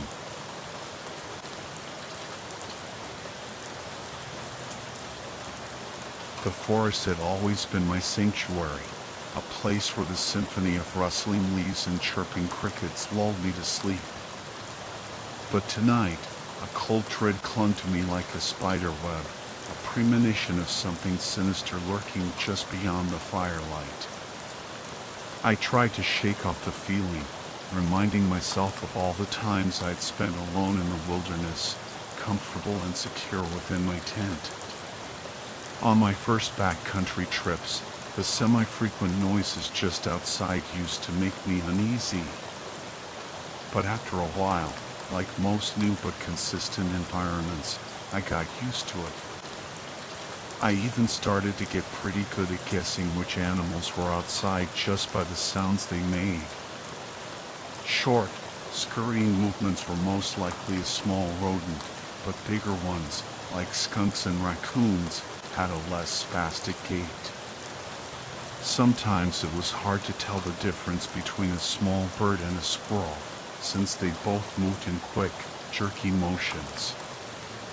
But I soon figured out that the birds would scour an area for food, making little hops, and then make 5 or 6 big hops to find a new area. Squirrels usually only moved in more frequent bursts of 3. Counting the number and frequency of tiny rustling noises outside my tent walls thus became my version of counting sheep when it was bedtime. Every now and then I would hear a deer or a bear, depending on the weight of the steps, but I never took the risk of ignoring proper precautions when it came to food, so I never had to deal with any hungry black bears. But tonight was different. The usual comfort of the familiar forest sounds was absent, replaced by an unsettling silence punctuated by an occasional twig snapping under an unseen weight. It was the sort of feeling you get when you've done a bad thing and are waiting for the repercussions, except this time I hadn't done anything wrong. It's a certain phantom tension that can't be located but also cannot be ignored.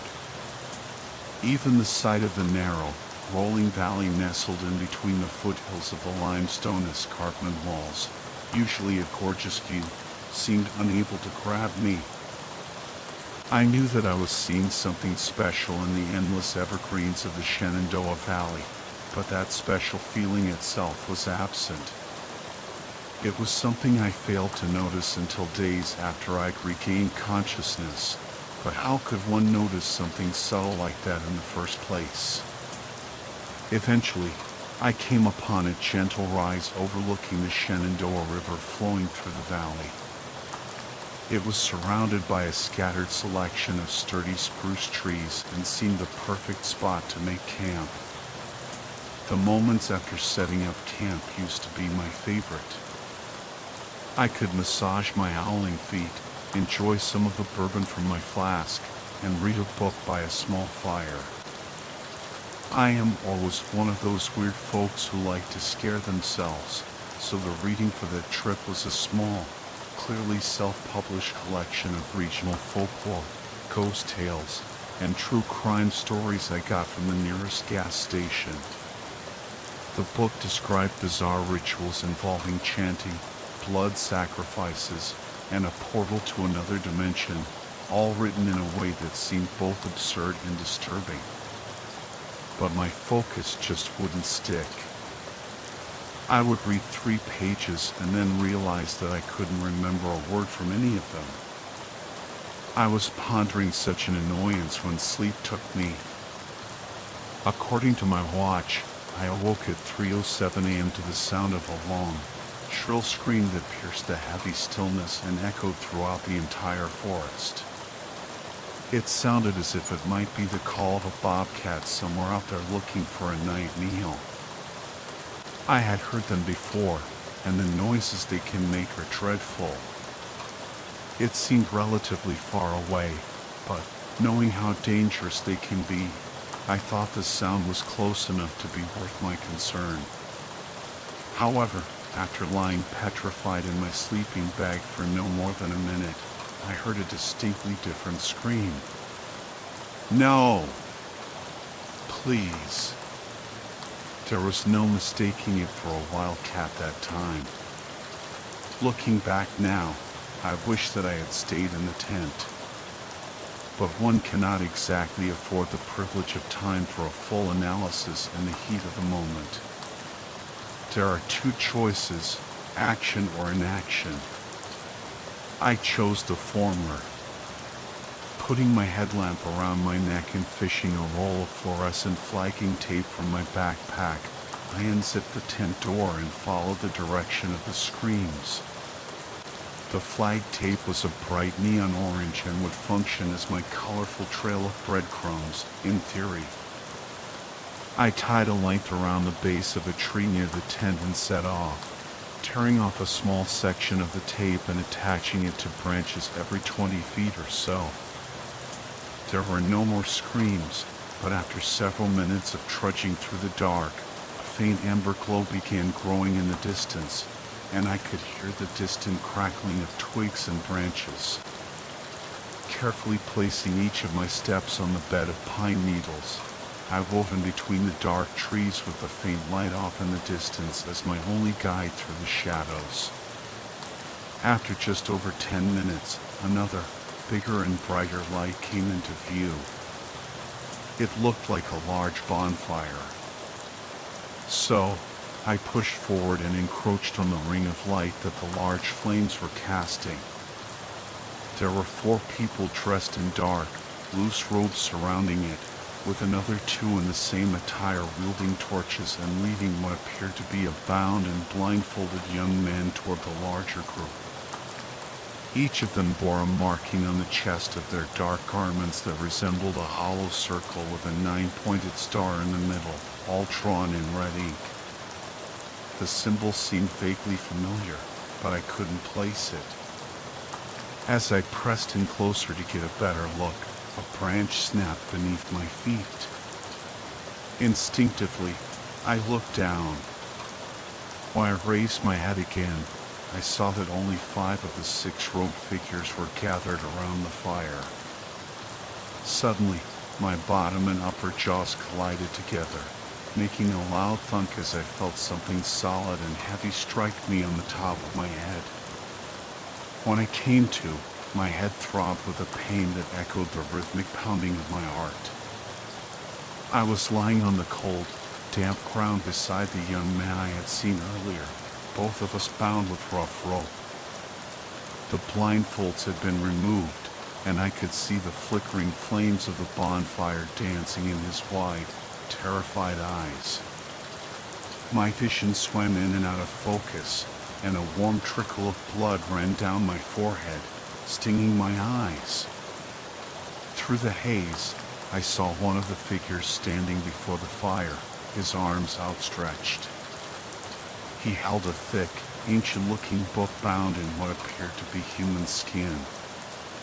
The firelight cast dancing shadows across the strange symbols etched into its cover. He chanted in a language that sounded like the hissing of serpents and the crackling of flames, a guttural, alien tongue that sent shivers down my spine. The chanting ceased, and the figures moved with an eerie synchronicity, their movements precise and practiced, like a macabre ballet. 2 of them hoisted me and the young man to our feet. He looked at me, his eyes pleading, his lips forming silent words I couldn't hear over the ringing in my ears. We were marched towards a shallow cave, its mouth gaping like a maw in the darkness. 2 figures knelt and heaved aside a heavy stone slab, revealing a dark pit that seemed to exhale a cold, fetid breath. The young man's fear erupted. He thrashed against his captors, his muffled screams echoing off the cave walls. Froth flecked his lips as he lunged for freedom, a desperate, futile struggle. For a fleeting moment, he broke free, scrambling towards the trees, but another robed figure emerged from the shadows, tackling him to the ground. A glint of steel flashed in the firelight, and a choked gasp escaped the young man's lips. He was dragged back to the pit, his whimpers a chilling counterpoint to the crackling flames. The figure with the book gave a curt nod. The young man was shoved into the abyss, his scream swallowed by the darkness. Then, a sound emerged from the pit, a sound that defied human comprehension, a sound that tore at the fabric of my sanity. It was a chorus of screams, layered and distorted, rising and falling in a symphony of agony. It echoed in the silence long after the young man's cries had been extinguished. My blood ran cold. Terror seized me, a visceral, primal fear that clawed at my throat. I strained against the ropes, but my struggles were futile. Why? I croaked, my voice hoarse. Why are you doing this? The figure with the book turned, his face hidden in the shadows of his hood. It is always hungry, he said, his voice a dry rasp. And if we do not feed it, everything will be consumed. A strong hand shoved me towards the pit. I stumbled, my bound feet tangling, and I pitched forward into the void. The air rushed past me as I plummeted into the suffocating darkness. The scream caught in my throat, choked by the fall. I landed with a sickening crack, my right arm twisting beneath me.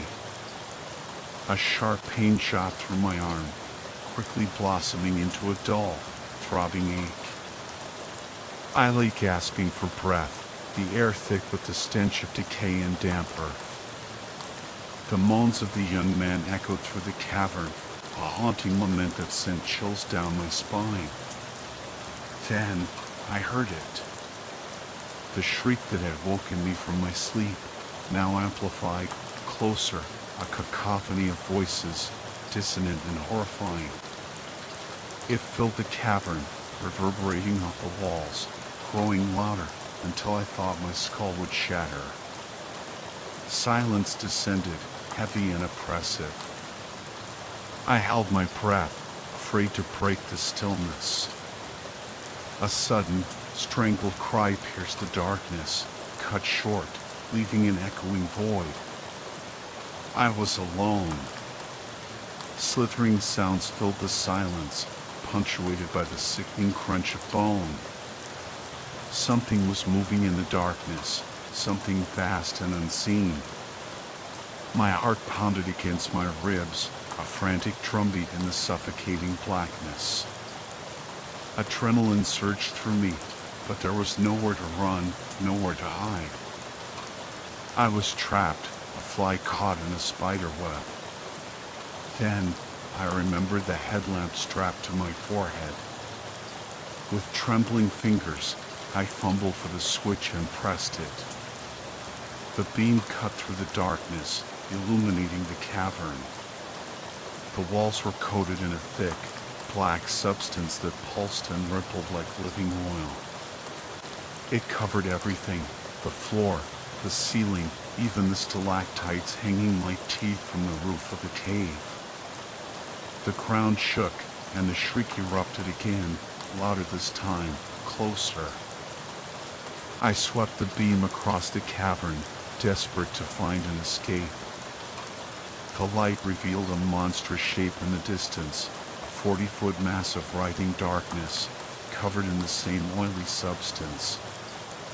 Hundreds of eyes, human eyes, blinked and rolled within the mass, a grotesque mosaic of fear and suffering. I gagged, bile rising in my throat. The sight was too much to bear, a nightmare brought to life.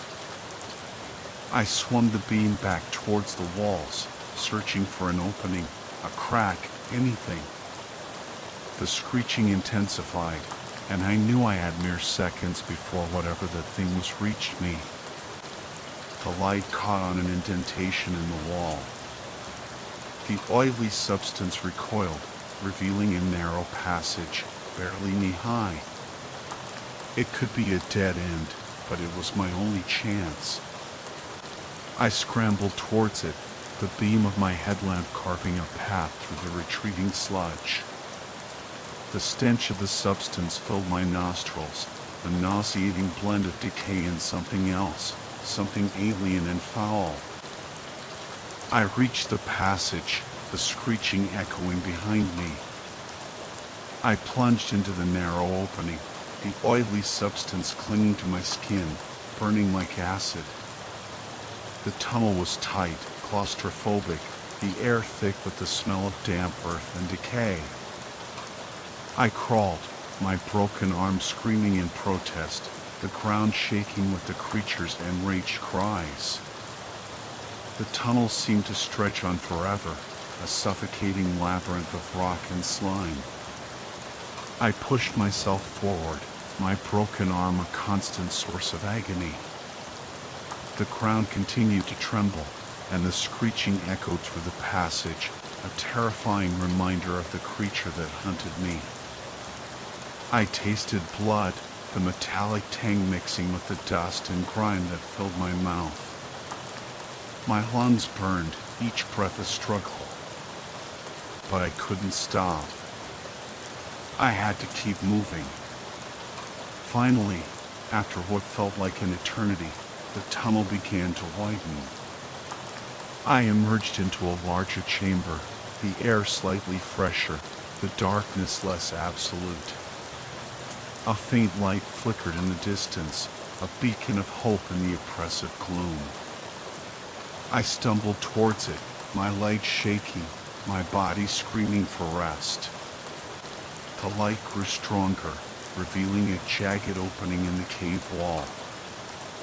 I clawed my way towards it, the promise of escape fueling my exhausted limbs. I squeezed through the opening, tumbling out onto the soft earth. I lay there, gasping for breath, the cool night air balm on my burning skin. I had escaped, but the ordeal had taken its toll. My body was battered, my mind reeling. I wandered through the forest, my senses dulled, my thoughts fragmented. I stumbled upon a stream, the cool water a welcome relief. I collapsed beneath a towering oak tree, its leaves rustling like whispers in the wind. Days passed, or perhaps it was only hours. Time had lost all meaning. I saw a green pickup truck, its headlights cutting through the darkness. A man with a camouflage baseball cap stared at me, his eyes wide with disbelief. Then, there was a hospital bed, the sterile smell of antiseptic, the concerned faces of doctors and nurses. They told me I was lucky to be alive. But I didn't feel lucky. I felt empty, hollowed out. The creature in the cave had taken more than just my physical well-being. It had stolen my joy, my hope, my sense of self. The world was a muted canvas, the colors washed out, the sounds distant. I ate, but I couldn't taste. I breathed, but I couldn't smell. The wind brushed against my skin, but I felt nothing. My dreams were gone, replaced by a blank, empty sleep. I tried to return to my life, but it was no use. The job, the friends, the hobbies, they all seemed meaningless. I was a ghost, haunting the remnants of my former existence. Alcohol became my only solace, a temporary escape from the crushing weight of emptiness. The creature in the cave had left its mark on me, a wound that couldn't be healed.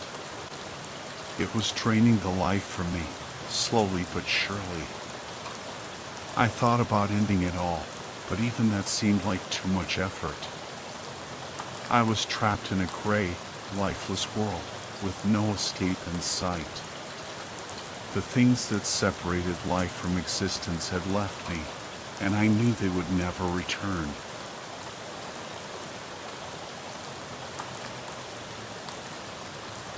My father-in-law is in prison for trying to kill me. Now I know he was trying to be kind. 1 year ago, my father-in-law tried to murder me. He planned it meticulously, the journey to the secluded cabin nestled deep within the ancient forest his family had owned for generations.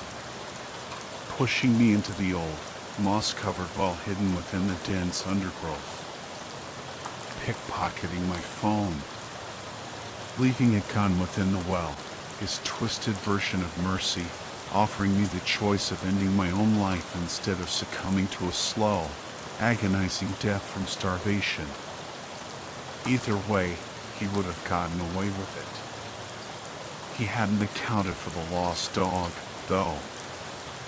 Hadn't thought that a couple would venture into the deep woods, searching for their beloved pet who had raced off after a deer. That they would find me, half dead from starvation and dehydration, clutching the gun, contemplating it seriously after nearly 3 days in the well, fully aware that I was going to die of thirst long before starvation could claim me. There had been no rain for days. When I woke up in the hospital, my wife Samantha was by my side, holding my hand, her beautiful face wet with tears. Despite my own physical pain, all I wanted to do was to make her stop crying. So I softly took her hand and, with great effort, raised it to my lips and gave it a gentle kiss. I was so worried about you. What happened to you? She begged me, her green eyes bright with tears. The nurse came in, took my vitals, and then told my wife that she should leave me to sleep some more. I was glad for the rescue because I knew once I revealed what had really happened to me, my wife's heart would break permanently. Her father had always been her favorite person. I met Samantha at work 3 years ago. She was the marketing executive where I was a software developer. We were both in our late 20s, and I knew within 10 minutes of our first conversation that I was going to marry her. She was bright, funny, clever, and it didn't hurt that she was absolutely gorgeous, with bright green eyes and long red hair. For months into dating her, she met my family. I come from a massive family where both my parents had 4 siblings each and then went on to have 5 kids together, too. Our Sunday lunches are loud, raucous events at my folks' place, with at least 20 people in attendance, but Sam was utterly charmed by my family. And my parents and siblings adored her. She fit right in, like the missing piece of a jigsaw puzzle. Everything was going so well until Sam decided it was time for me to meet her only family member, her father.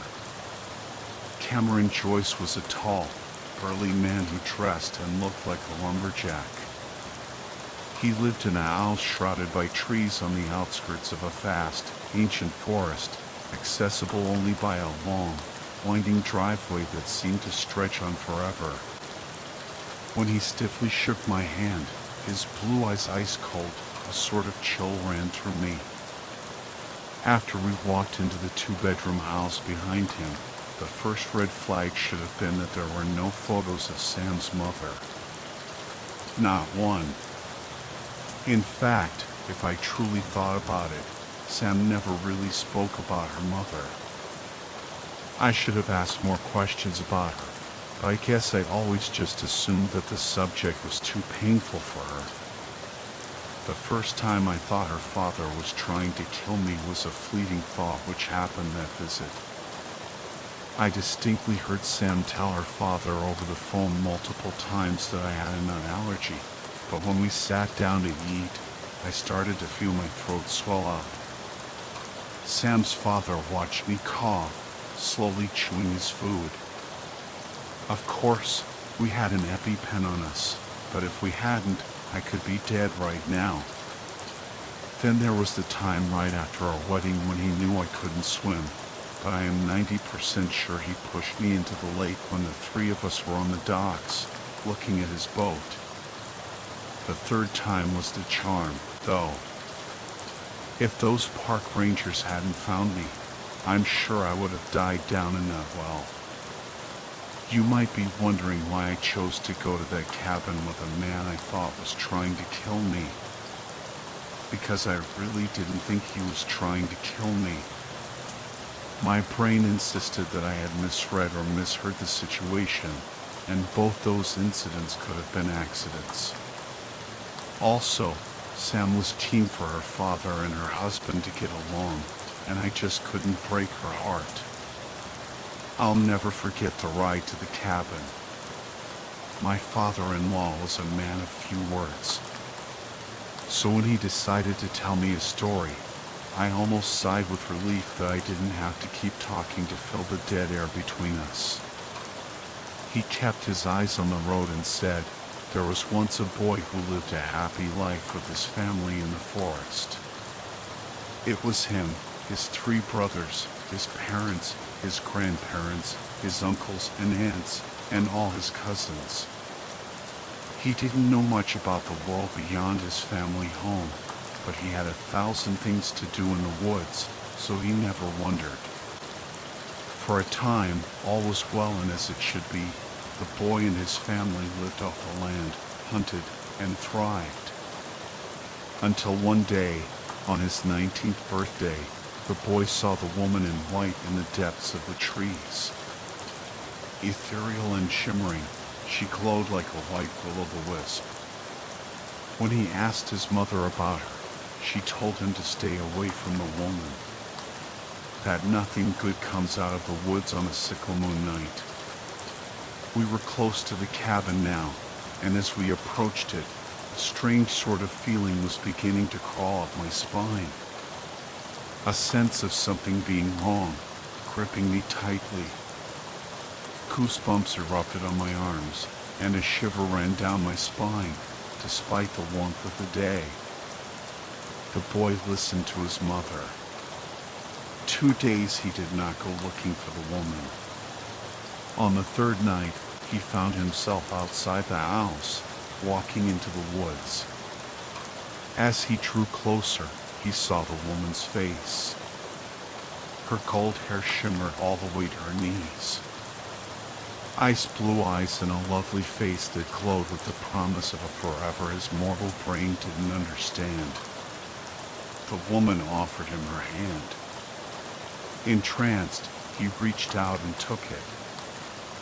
He parked and turned off the engine of the car, but still wouldn't look at me. Instead, he stared ahead into the depths of the forest as he told me this eerie tale. The minute he took that hand, the thing claimed him.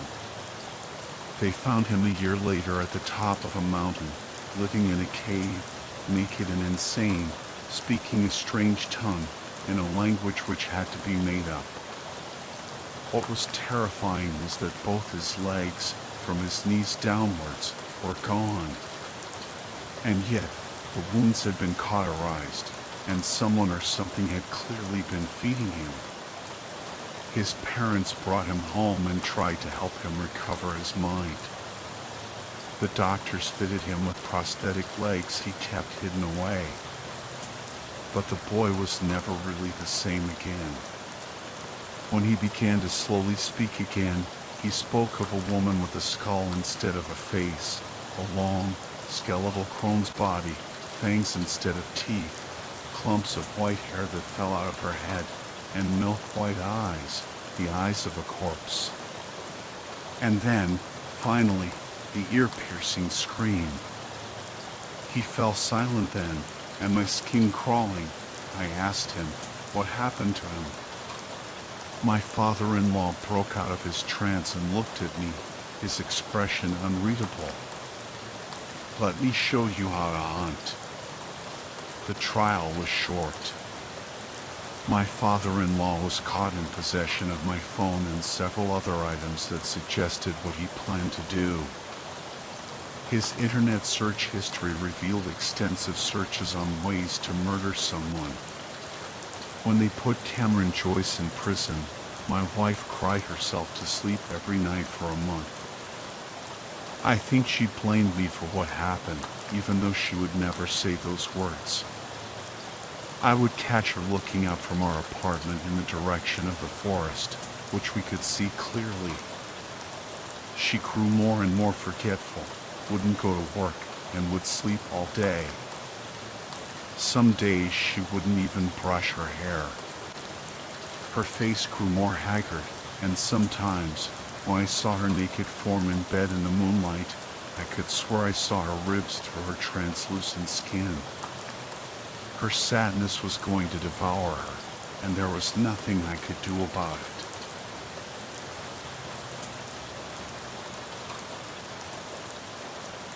My name is Jack, and I never believed in ghosts. Not until that night. It all started with Ripley, my Bernese Collie mix, disappearing into the woods. I followed his tracks, my heart pounding with a growing sense of dread, until I stumbled upon the abandoned bunker of the Vance family. 3 years ago, the Vances, a family of 7, vanished without a trace. They were preppers, survivalists who had built a state-of-the-art bunker to withstand any apocalypse. When they stopped appearing in town, everyone assumed they were just riding out the pandemic in their underground fortress. But the truth was far more sinister. The police had found the bunker sealed, with signs of a struggle and a mysterious illness that had seemingly wiped out the entire family. But there were no bodies. No explanation. Just an empty, chilling space that the authorities quickly abandoned. Now, here I was, standing before the rusted metal door, the faded police tape fluttering in the wind like a warning. Ripley's paw prints led into the darkness, and I knew I had no choice but to follow. The inside of the bunker was a claustrophobic nightmare. The walls were covered in frantic scribbles, equations, and desperate pleas for help. It was clear that the Vances had been trapped, their sanctuary turned into a tomb. I descended deeper, the air growing thick with the stench of decay. The living quarters were a chaotic jumble of furniture, stained with a strange, coppery substance. A jigsaw puzzle lay unfinished on a table, a chilling reminder of the family's final moments. Then I found the TV. It flickered to life, showing a grainy infrared recording of Daniel Vance, the family patriarch, talking to the camera. He was oblivious to the horrifying truth. His family, seated around the dinner table, were already dead. Their eyes glowed in the infrared light, empty sockets staring into nothingness. Daniel rambled about a mysterious door that had appeared in the bunker, a gateway to something unknown and terrifying. He spoke of a creature lurking on the other side, something that had stolen their technology and their lives. As I watched the recording, I realized the chilling truth. The stains on the furniture, the floor, even the walls, were not blood.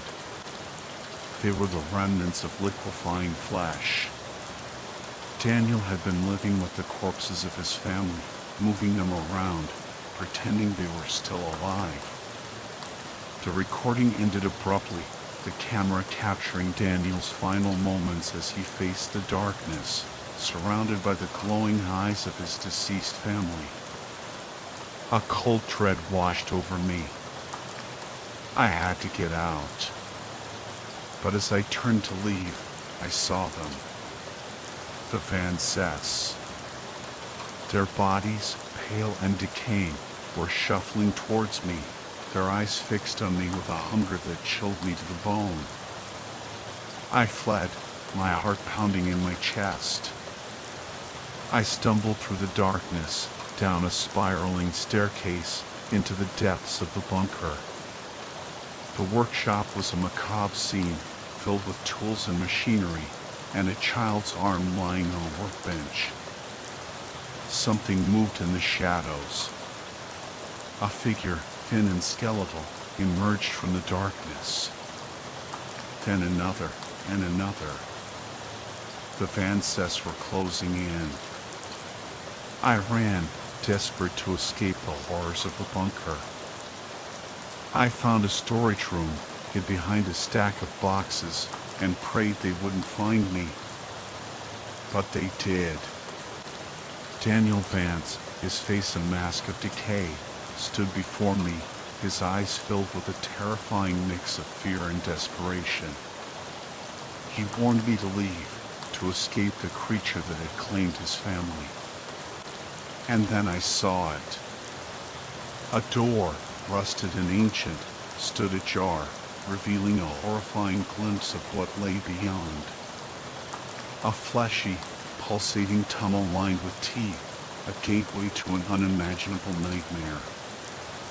Daniel shoved me out of the room just as the creature reached through the doorway, its hand, grotesquely large and misshapen, closing around his head. I ran, Ripley by my side, our escape hampered by the corpses that shambled after us. We reached the ladder, but the hatch was jammed. I fumbled with the bolt cutters, my hands shaking, my mind reeling from the horrors I had witnessed. Finally, the lock gave way. I scrambled out of the bunker, Ripley in my arms, and collapsed onto the forest floor. But the nightmare wasn't over. A hand, monstrous and cold, emerged from the darkness, gripping my ankle, pulling me back towards the bunker. I struggled, but it was no use. I was being dragged back into the depths, into the clutches of the creature that had claimed the Van Cess. Just when I thought all hope was lost, Ripley lunged at the creature, his teeth sinking into its flesh. The grip loosened, and I was free. We fled into the night, the horrors of the bunker fading into the distance. But the memories, the chilling images of the Van Cess, their glowing eyes, their decaying bodies, would forever haunt my dreams. I moved away, unable to bear the thought of staying in that town, in that house, with the shortwave radio in the basement that sometimes crackled to life with the faint whispers of a man begging for release. The Van Cess had sought safety in the darkness, but they found only horror. And I, a skeptic who never believed in ghosts, was left with a chilling reminder that some things are best left undisturbed.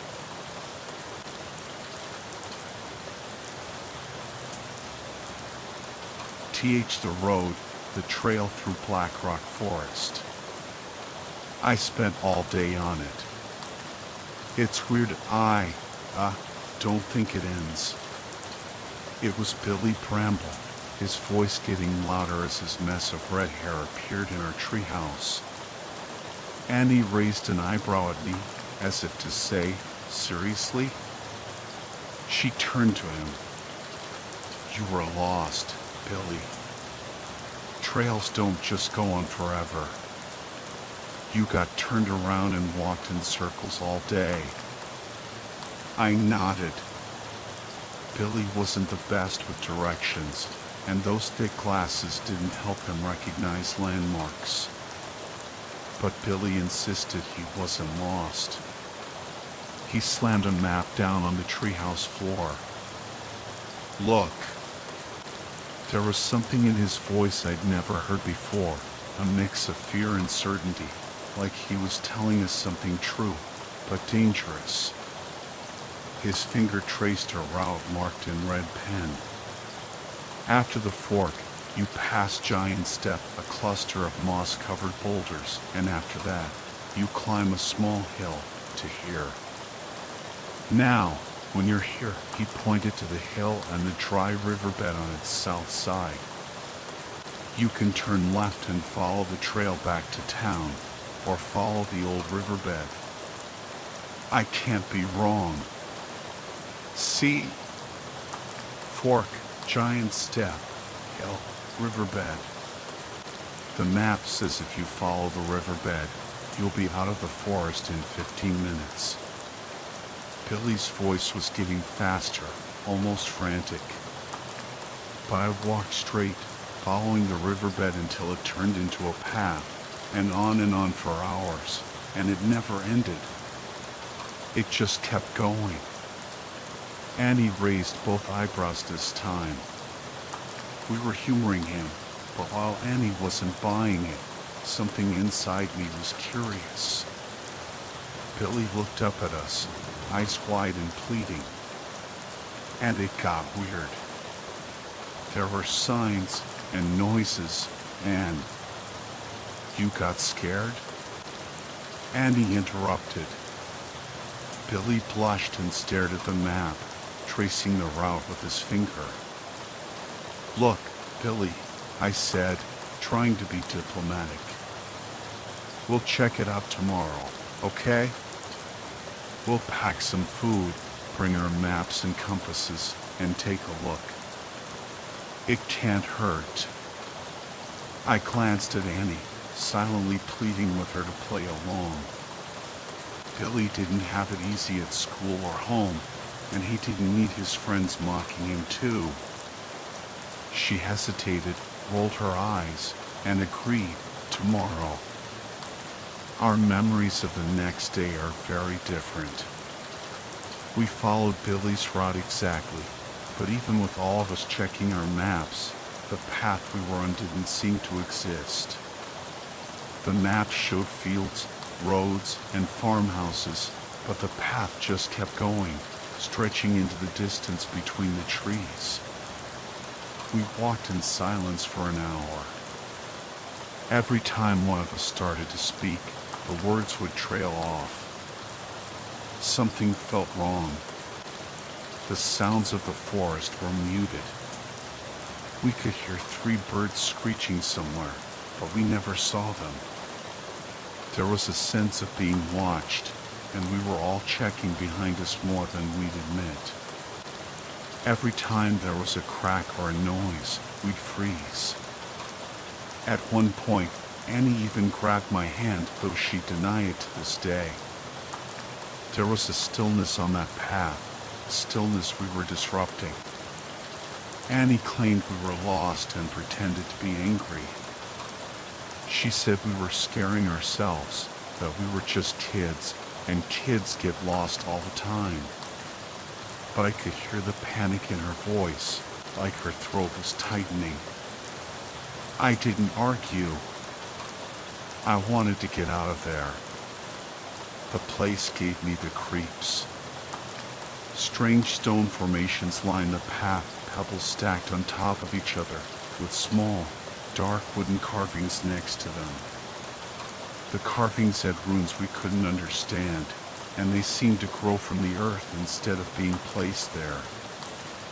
There were signs too, with writing we couldn't read.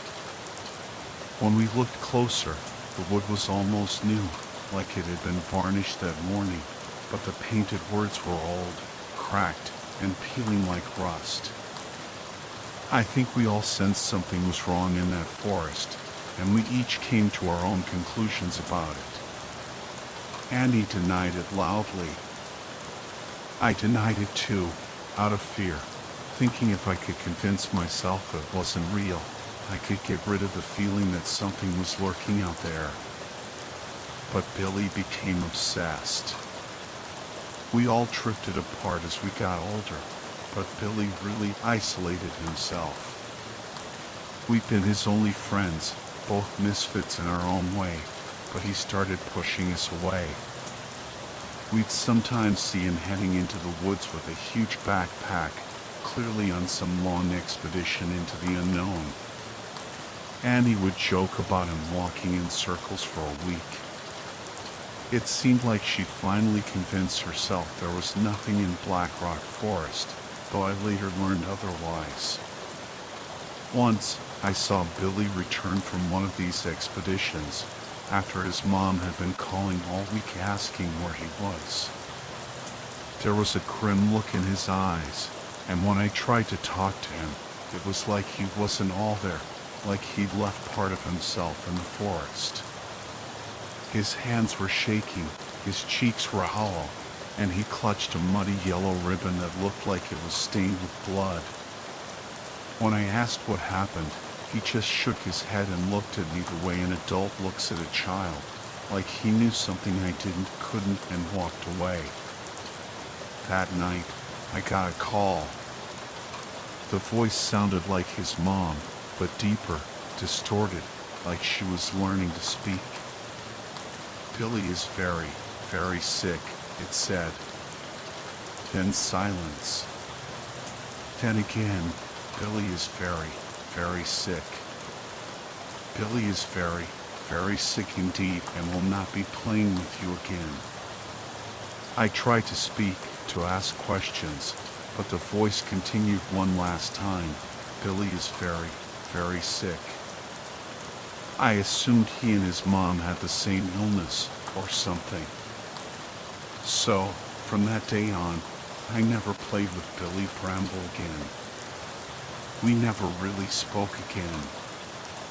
He killed himself a few years later. Billy's suicide tore us apart. Annie and I, both of us felt we could have done something, could have stopped it. When we found out he'd been writing strange things in his diary, about there being two of him, about the path that never ended, and how they wouldn't let you see them, I think we both realized we should have done more. His mental health had always been fragile, and the bullying at school, combined with parents who wished he didn't exist, must have taken a toll. But despite that, I never thought Billy seemed suicidal. I guess people never do.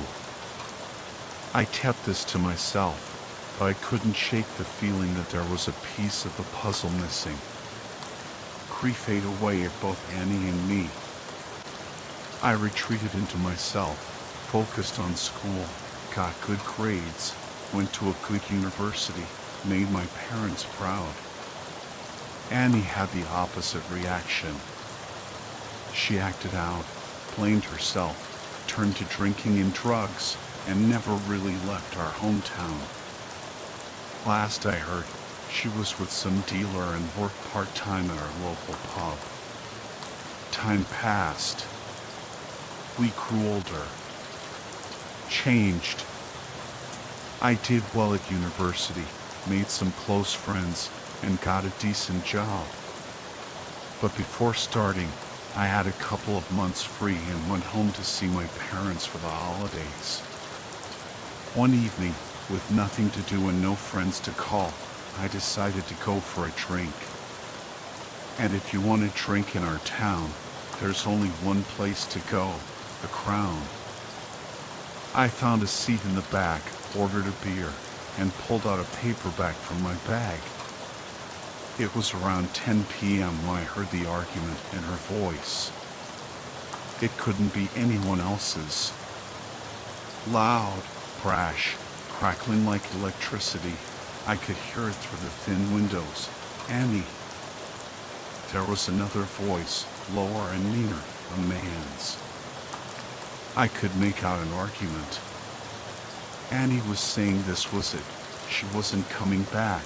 She couldn't take it anymore, knowing how many other women he had. He was yelling back, louder, calling her names, saying she couldn't leave, then laughing. I heard glass shattering. I moved closer to the window, ignoring the stares from others, trying to hear more through the crack. He was saying she could run wherever she liked, but he'd find her, track her down, and make her regret running her mouth.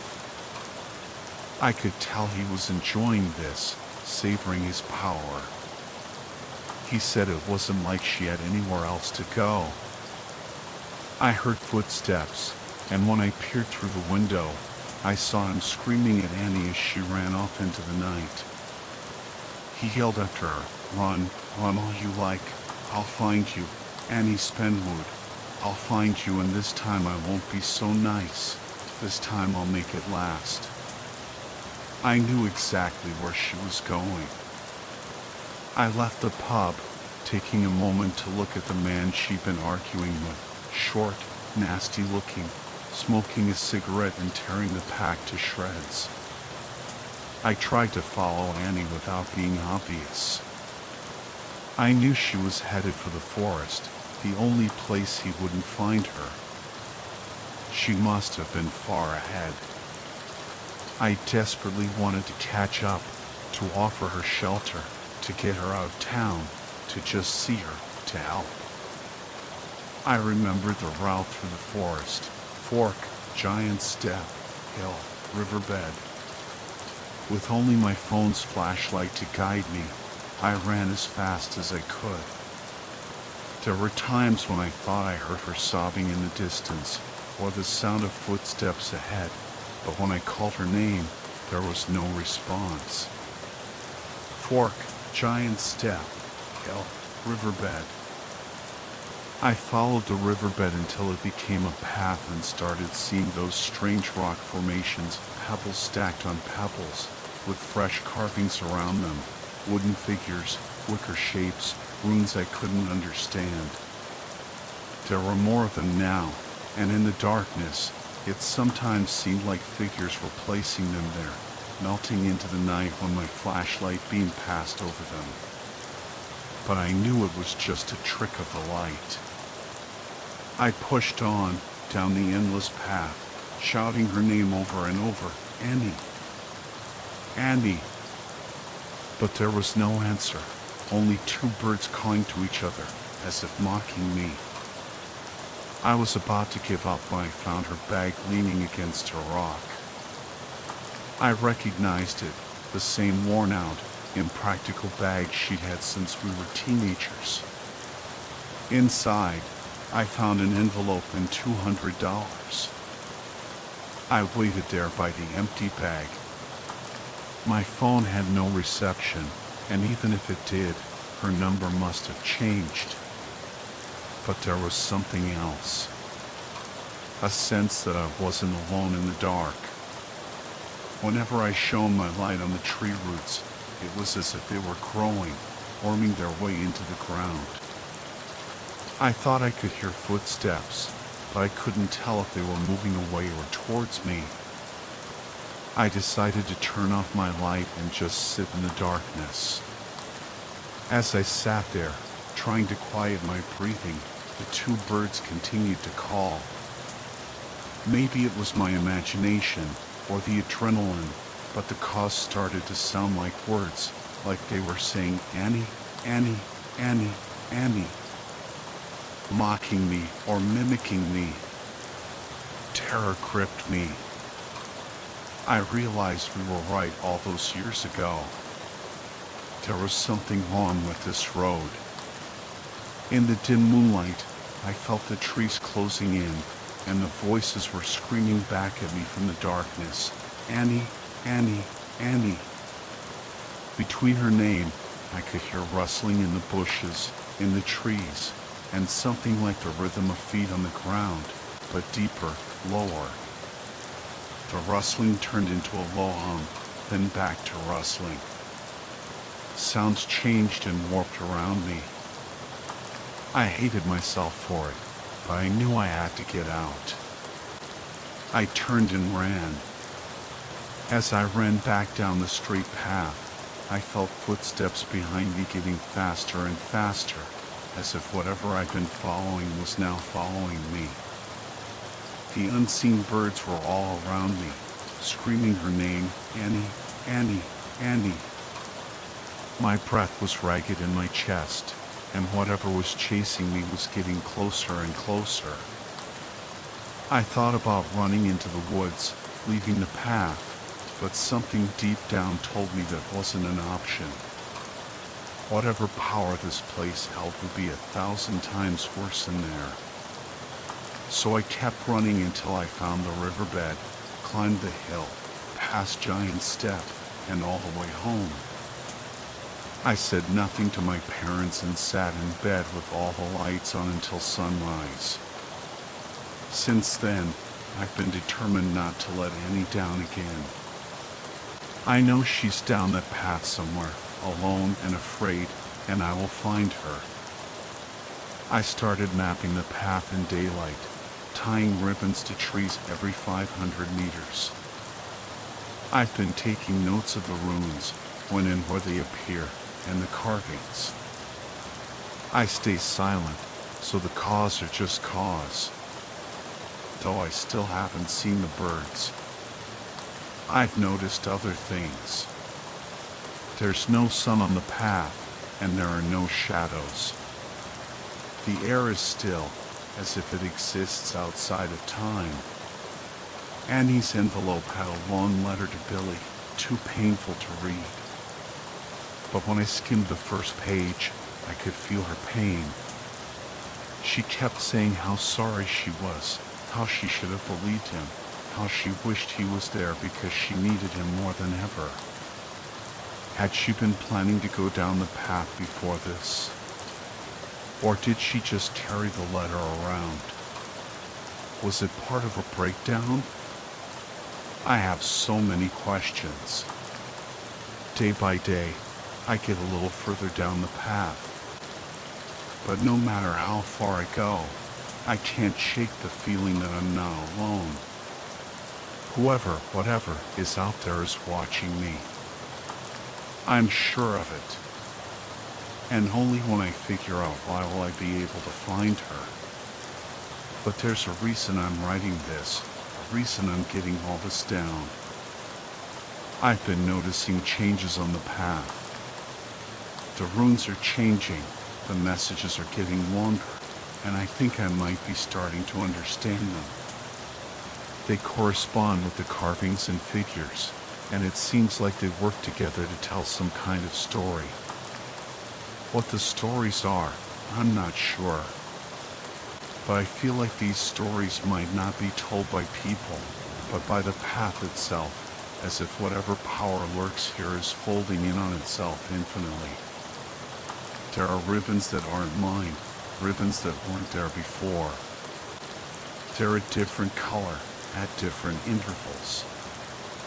I've marked them on my map, but they feel different. Often when I see a new ribbon for the first time, I'll hear footsteps in the distance. No matter how fast I turn, I can never catch whatever's making them, but they're there. Ribbons the color of the sun, a deep yellow that seem to shine in the morning air. I've never stayed until nightfall. I always set up early so I can get back before dark, but I feel like these ribbons would shine even then. I feel like my ribbons mark my understanding of the path, and these ribbons mark its understanding of me. And I think the more it knows, the more it starts to hate me. Sometimes the birds will scream her name, or mine, so loud that I have to crouch down and cover my ears. But yesterday, when I came back from the path, I saw something that changed everything. Something that made my blood run cold. There, tied around the gate in front of my house, was a yellow ribbon. The front door was open a crack, and I could hear the phone ringing inside. But I couldn't take my eyes off the ribbon. A ribbon the color of the sun. I took your advice. I realized that if I wanted to find Annie before the path swallowed her up, or before whatever was out there got her, I had to move faster. I couldn't just walk like I had been. So I took my bike and packed a bag with food, water, and essentials, just like when we were kids. I woke up early, attaching a GoPro to my backpack, facing backward, hoping to catch glimpses of whatever was following me. The morning air was brittle and cold. I could see my breath as I rode down into the woods, onto that familiar path.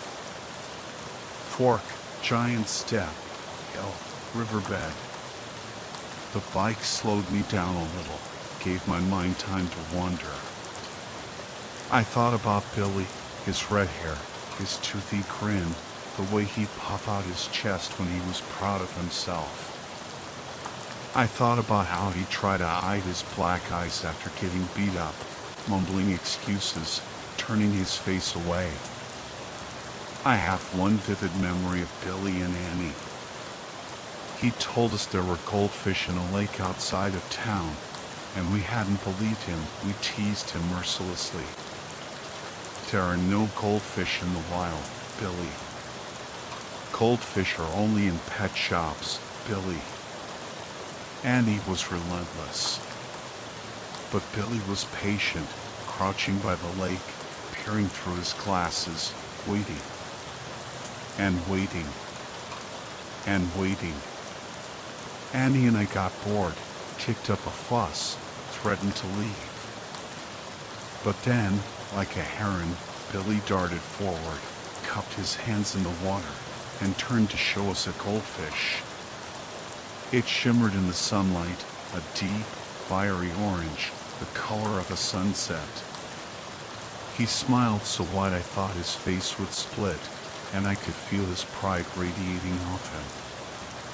He puffed out his chest and didn't even have to say, "I told you so." He just stood there, the goldfish flopping in his hands. Annie didn't say anything either. She just smiled back, happy for him, sharing his joy. Wordlessly, she held out her hands, took the fish, and gently lowered it back into the water. They crouched together by the lake and watched the goldfish swim away, its brilliant orange fading to black. For a while, they were silent. No one had one. They didn't mention the fish again that day. We spent the rest of it shrieking, laughing, chasing each other until we collapsed in a heap, exhausted, and lay there until dark, basking in the summer sun in each other's company. We were bound by the secret of that summer day and the fish that shouldn't exist. That memory played in my mind as I cycled down the path, its emptiness now somewhat familiar. I heard the familiar caw, the half-voice, half-cry, and ignored it. I pedaled on. I pedaled through the stillness, the carvings and signs of blur, the wind in my hair. I let my daydreams take over, the path so straight I didn't have to steer, just keep pedaling and think. I stopped every now and then to tie a new ribbon, marking longer stretches now that I was cycling. I stopped around midday for lunch. I sat for a while after eating, as long as I could allow myself, and found myself almost enjoying the stillness. It still felt wrong, but there was something liberating about it. I was an intruder, but that came with freedom. I felt, for the first time in years, like I could do whatever I wanted, whenever I wanted. But my thoughts kept returning to Annie, and I pushed on. I must have lost track of time, lost in my daydreams. Or maybe time works differently on the path, just like space does. The way it unfolds in front of you feels like déjà vu. The same stone formations, the same carvings, the same dirt, the same trees, the same blank sky. When I checked my watch, it was 5 p.m. Shit. I'd been cycling since sunrise. Even if I rode faster than I had all day, there was no way I was making it back before dark. Panic started to rise. My heart raced as I desperately pedaled back, pedaling so hard my legs screamed in pain, until the trees and sky blurred into one muted color. Tears streamed down my face, but I pushed harder, as fast as I could. And the light began to drain from the world, like it was being sucked away by the trees, replaced with darkness. As I slowed down and came to a stop, I realized there was no way I was getting out before nightfall. Something in me resisted the idea of going too far into the woods, but I had no choice. I felt something worse would come if I stayed on the path. As it got darker and the path seemed to shrink, I knew I had to find a clearing and spend the night. I figured I'd use my coat as a blanket and my bag as a pillow. I found a clearing not too far from the path and was about to set my bag down when I felt a prickle of warning, that sixth sense that stops you from stepping into the road, the feeling you get when you realize someone's moved the furniture in your room. Something primal in my brain told me it wasn't safe. So I climbed a nearby tree, up off the forest floor, and sat in the crook of its branches, resting my head against the trunk. I didn't really need to sleep. Anyway, I just needed to be safe for the night. And it was in that tree that night finally fell, and the world around me was swallowed by darkness. I couldn't see a thing. I clung to the branch, my heart pounding in my chest. Every creak of the tree, every rustle in the undergrowth sent shivers down my spine. I imagined eyes watching me from the darkness, unseen creatures lurking just beyond my limited vision. Hours seemed to crawl by. I tried to focus on the good memories, the day with the goldfish, the laughter, the warmth of the summer sun. But those memories were constantly invaded by the chilling reality of Billy's death, Annie's disappearance, and the growing dread that I was in terrible danger. Then, just when I thought the night would never end, I heard it. The voice. N-I-E. It was closer than before, a guttural rasp that seemed to slither through the trees. It was mimicking my voice again, but this time it was even more distorted, more inhuman. It sounded like something dead trying to speak. N-I-E. The voice was moving. I could hear the leaves crunching under its unseen feet. It was circling the tree, getting closer. N-I-E. I squeezed my eyes shut, pressing myself against the rough bark, praying it wouldn't find me. The voice grew louder, more insistent. N-I-E. N-I-E. Then, abruptly, it changed. It wasn't my voice anymore. It was a high-pitched, frantic screech that made my ears ring. It sounded like a child. The screeching went on and on, echoing through the forest, growing louder and louder until I thought my eardrums would burst. I clamped my hands over my ears, but it was no use.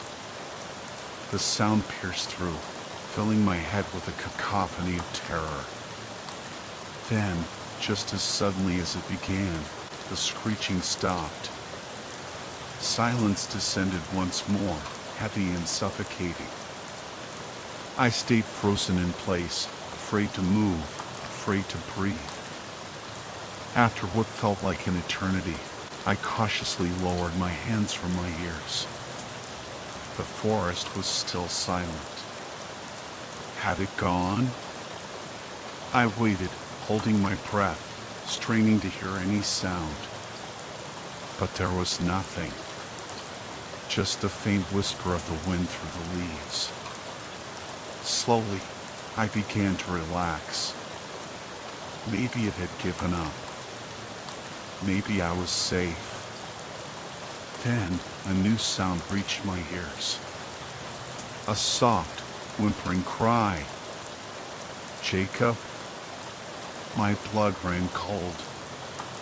It was Annie's voice. Or was it? The voice was faint, weak, and filled with fear. It was coming from somewhere deeper in the woods. Jacob? Jakey? Where are you?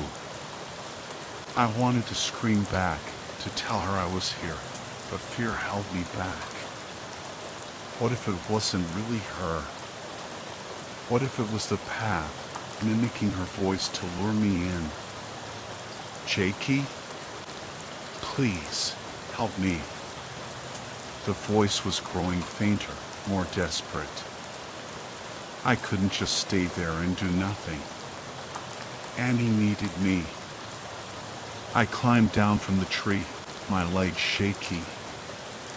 The first rays of dawn were just beginning to penetrate the thick canopy, casting long shadows across the forest floor. I could see the ribbons now, hundreds of them, fluttering in the breeze. They seemed to be everywhere, leading deeper into the woods. I followed the sound of Annie's voice, pushing through the undergrowth, my heart pounding in my chest. The path was behind me now, but I could still feel its presence, like a malevolent force watching my every move. Annie! I shouted.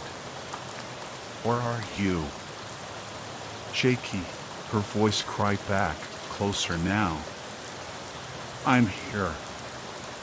Help me. I ran towards the sound, stumbling over roots and rocks. The ribbons seemed to be guiding me, leading me deeper and deeper into the heart of the forest. Finally, I saw her.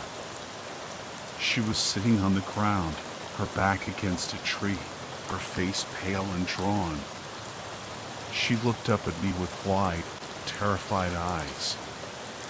Jacob, she whispered. You came. I rushed to her side, kneeling down and taking her hand. It was cold and trembling. Annie, what happened? Are you okay? She shook her head, tears streaming down her face. He followed me, she sobbed. Mark, he followed me here. I felt a surge of anger. That bastard. He followed her into the woods, into this cursed place. Where is he? I asked, my voice tight with rage. She pointed a trembling finger towards the trees. He went that way. He said he was going to teach me a lesson. I helped her to her feet. Come on, I said. Let's get out of here. But as I turned to lead her away, I saw it. Standing in the shadows, just beyond the reach of the nascent sunlight, was a figure. It was tall and thin, its limbs impossibly long and slender. Its skin was pale and smooth, like polished marble. And its eyes were black pits, devoid of any light or life. I froze, my blood turning to ice. The figure stepped forward, its movements fluid and silent. It raised a hand, its long, bony fingers reaching towards us. Annie gasped, burying her face in my shoulder. Jacob, she whimpered. What is that? I didn't know. But I knew one thing. We were in terrible danger. The figure was closing in, its eyes fixed on us with a chilling intensity. I felt a wave of despair wash over me. We were trapped. There was no escape. Then I remembered the GoPro. I'd attached it to my backpack, hoping to capture evidence of whatever was following me. Maybe it had caught something. Maybe it could help us. I fumbled with the backpack, my hand shaking. I pulled out the camera and pressed the play button.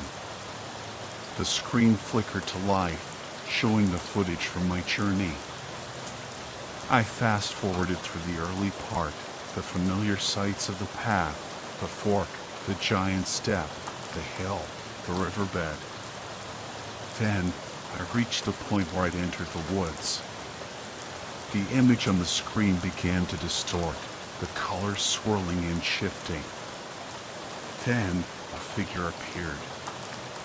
It was the same figure that was standing before us now, tall and thin, with pale skin and black eyes. But this time, it was different. This time, it was smiling. A wide, grotesque grin stretched across its face, revealing rows of sharp, pointed teeth. Its eyes gleamed with a malevolent light. And then it spoke. Its voice was a low, guttural growl filled with malice and hunger. "Welcome," it said, "to the path that never ends."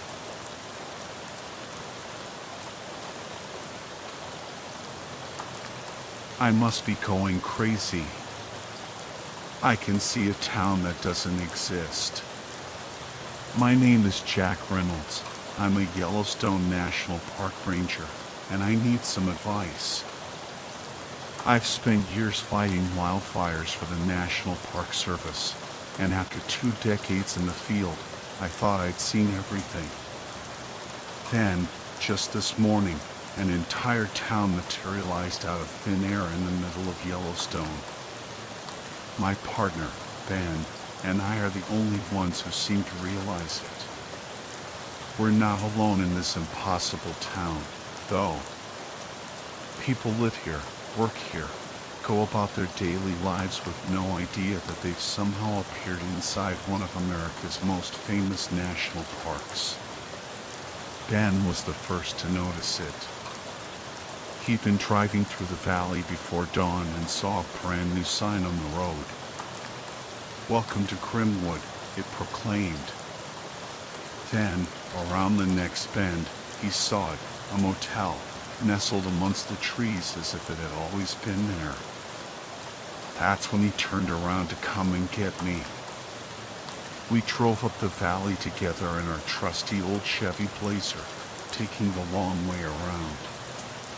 Neither of us wanted to go through the town until we knew what we were dealing with. We parked at the base of the mountain and hiked up, the scent of pine needles and damp earth thick in the air. We crossed the railroad tracks, past a small gas station with a long oil drum full of diesel fuel and another filled with water. Old cars lined the street, some rusted and covered in moss, others gleaming as if they'd just rolled off the assembly line. Grimwood wasn't a ghost town, it was alive. Disturbingly alive. Ben and I entered cautiously. Despite its quaint appearance, a prickling sense of unease warned me that this place could be dangerous. We didn't run into any trouble, but the residents were strange. Most ignored us completely, lost in their own worlds, while others gave us fleeting, unsettling glances. Some of these people look familiar, I muttered to Ben, my eyes scanning the faces in the diner. He nodded, his brow furrowed. "I know what you mean, Jack." I recognized a couple of people too. It's weird. It's weird. The words echoed in my head as I watched a man carrying a bucket stroll down the sidewalk. He moved with an eerie sense of purpose, his eyes fixed straight ahead, never wavering. He turned the corner, vanishing from sight, and I noticed another person staring directly at me. Tall and thin, with a pale, gaunt face and a shock of unkempt brown hair, he stood in the doorway of a small coffee shop. He wore a faded blue hiking jacket, the same shade as the one worn by the missing hiker we'd searched for last week. That's when it hit me. The reason these people seemed familiar. They were all people who had vanished from national parks. We started talking to everyone we could, trying to piece together this impossible puzzle. Some refused to speak, their eyes filled with a chilling blankness. Others were friendly enough, but none of them knew why they were here.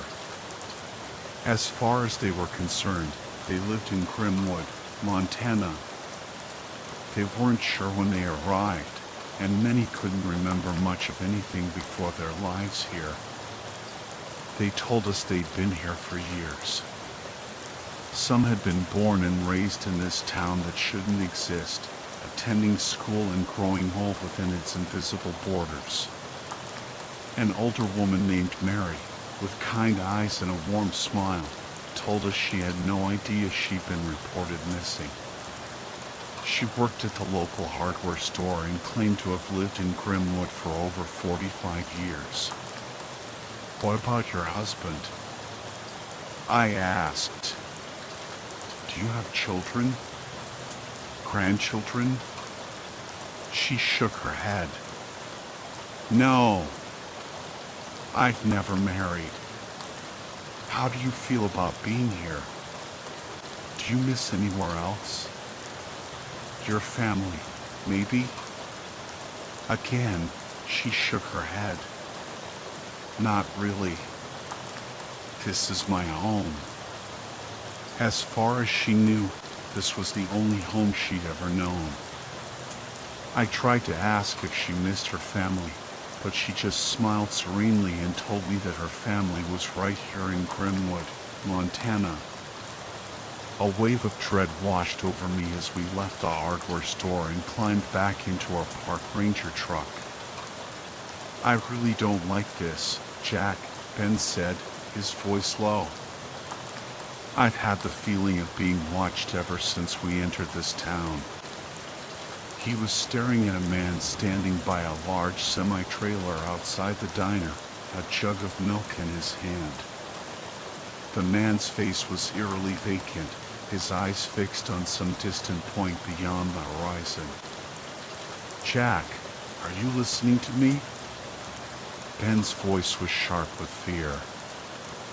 I snapped back to reality. "Sorry, what did you say?" I said, "I think we should leave. Now."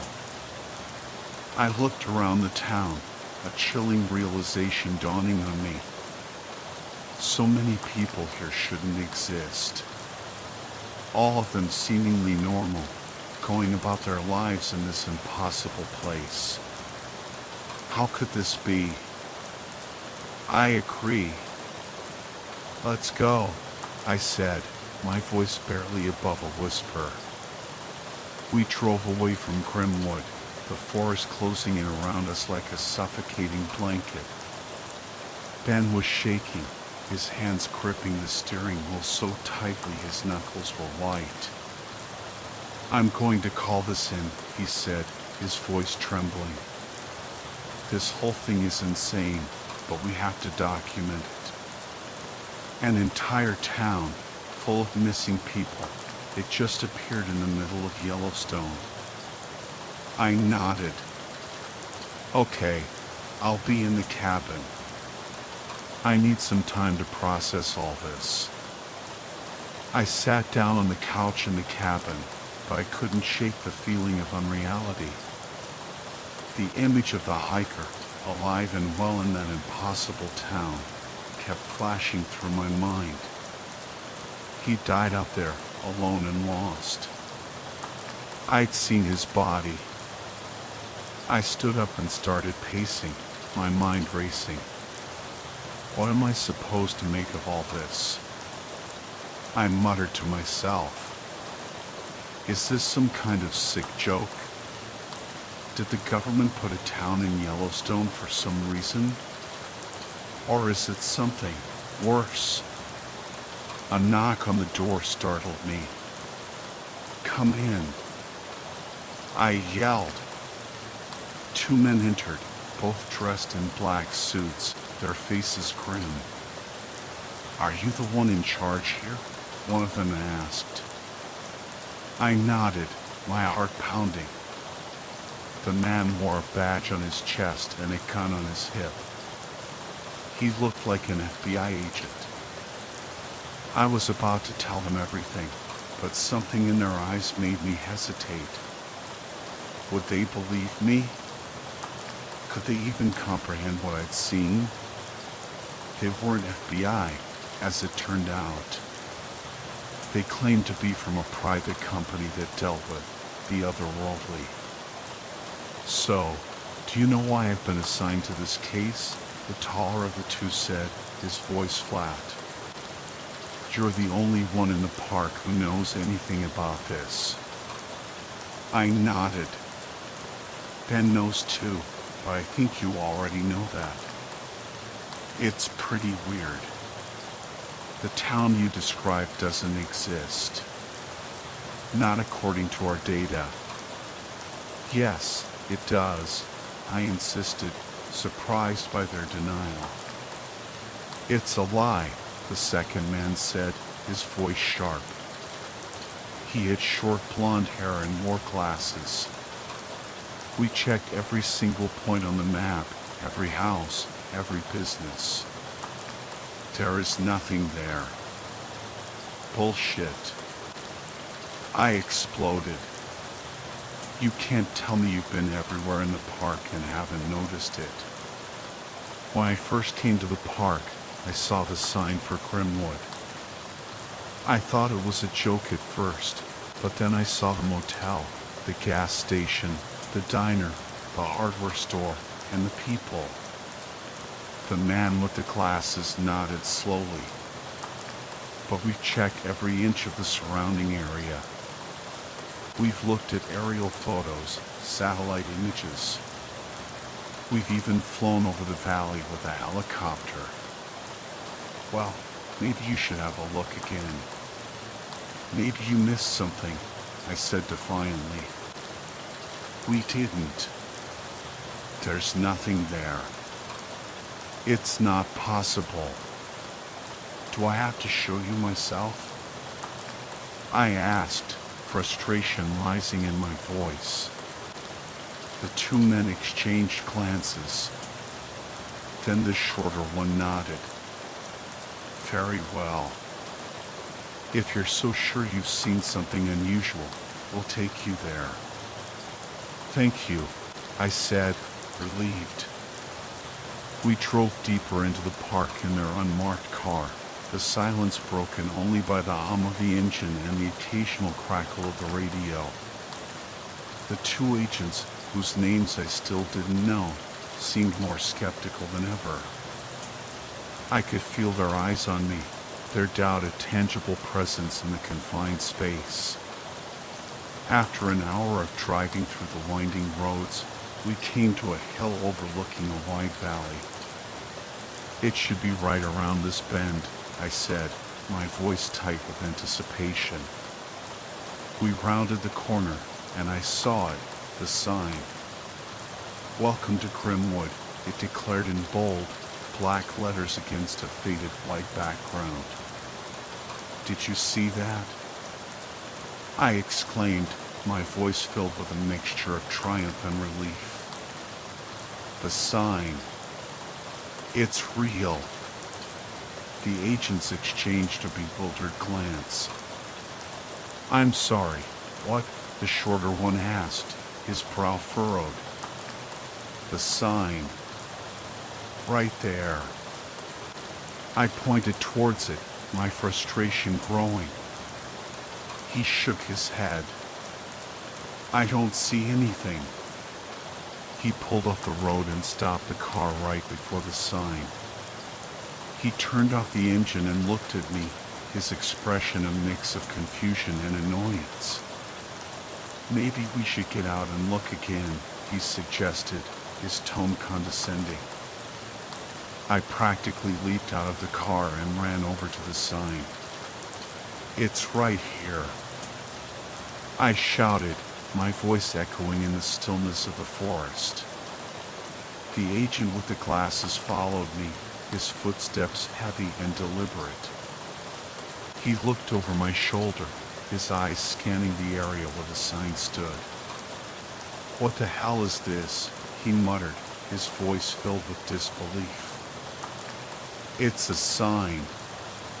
It says Grimwood. I yelled, my patience wearing thin. He stared at me, his eyes narrowed. I grabbed his arm and pulled him closer, trying to get him to see what I saw. Can't you read? I demanded.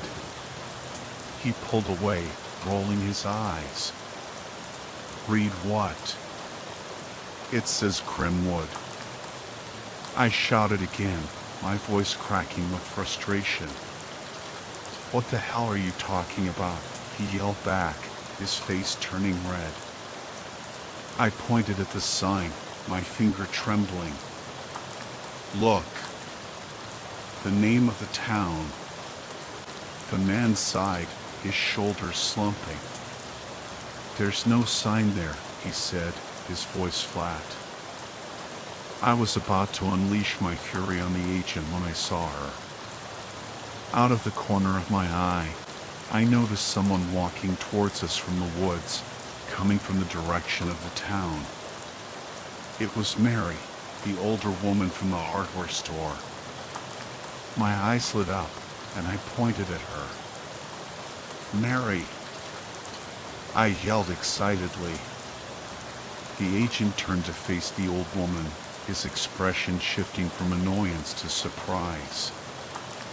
His mouth opened to say something, but before he could utter a word, Mary lunged at him with unnatural speed. She slammed into him, sending him flying backwards into a tree with a sickening thud. You shouldn't have come back, Ranger, she hissed, her voice a guttural growl. With lightning speed, she turned her attention to the agent with glasses. Run! I screamed, scrambling back towards the car. It was too late for the other agent. Mary was upon him, her hands moving with terrifying swiftness. I heard a sickening crack, and the agent's lifeless body slumped to the ground. Panic surged through me. I fumbled with the car door, my hand shaking so badly I could barely get it open. I threw myself into the driver's seat and tried to start the engine, but it sputtered and died. Mary stood directly in front of the car, blocking my escape. What the fuck are you? I stammered, my voice trembling with fear. You should never have come here, she snarled. You have no idea what you're getting yourself into. What the hell is going on? I yelled, my voice echoing in the sudden silence. She lunged forward, her face contorted in a grotesque snarl. Her teeth had lengthened into sharp fangs, and she snapped at me, her breath hot and foul.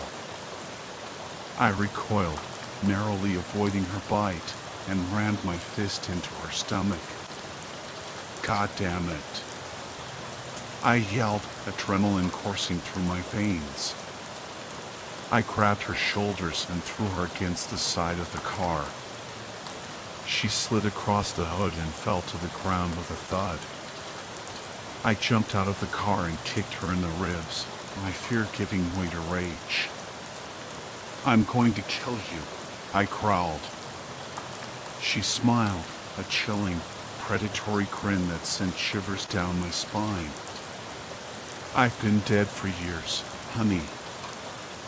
I was about to strike again when a hand grabbed my arm and yanked me backwards. I spun around, my heart pounding, and stared at the person who had intervened. It was Ben. He had followed us. What the hell are you doing?